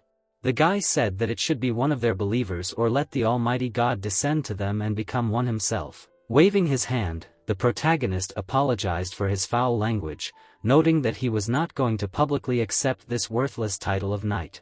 Introducing the twins, he added that he also wanted to say right away that he was not going to become the head of the family instead of Cyan, and did not want to join the knighthood of the Black Lion, like Seal. Eugene frowned and said that despite this, he would not swear at the family or make the patriarch feel bad for his behavior, so he would like him to just support him as before. The man with a shocked face muttered that, of course, he would listen to his opinion. The guy smiled contentedly. He began to rummage under his robe, telling Christina to tell her Almighty God. The protagonist showed her the middle finger. Smiling widely, he asked her to tell God to go somewhere far away. Elade's mouth fell open in horror. The priestess stood there with a puzzled face. The white-haired man turned around. Standing with his back to the others, he noted that he had said everything he wanted to. Besides, it was already late, so he was leaving. The man with a shocked face asked him what about the statue of Hamel.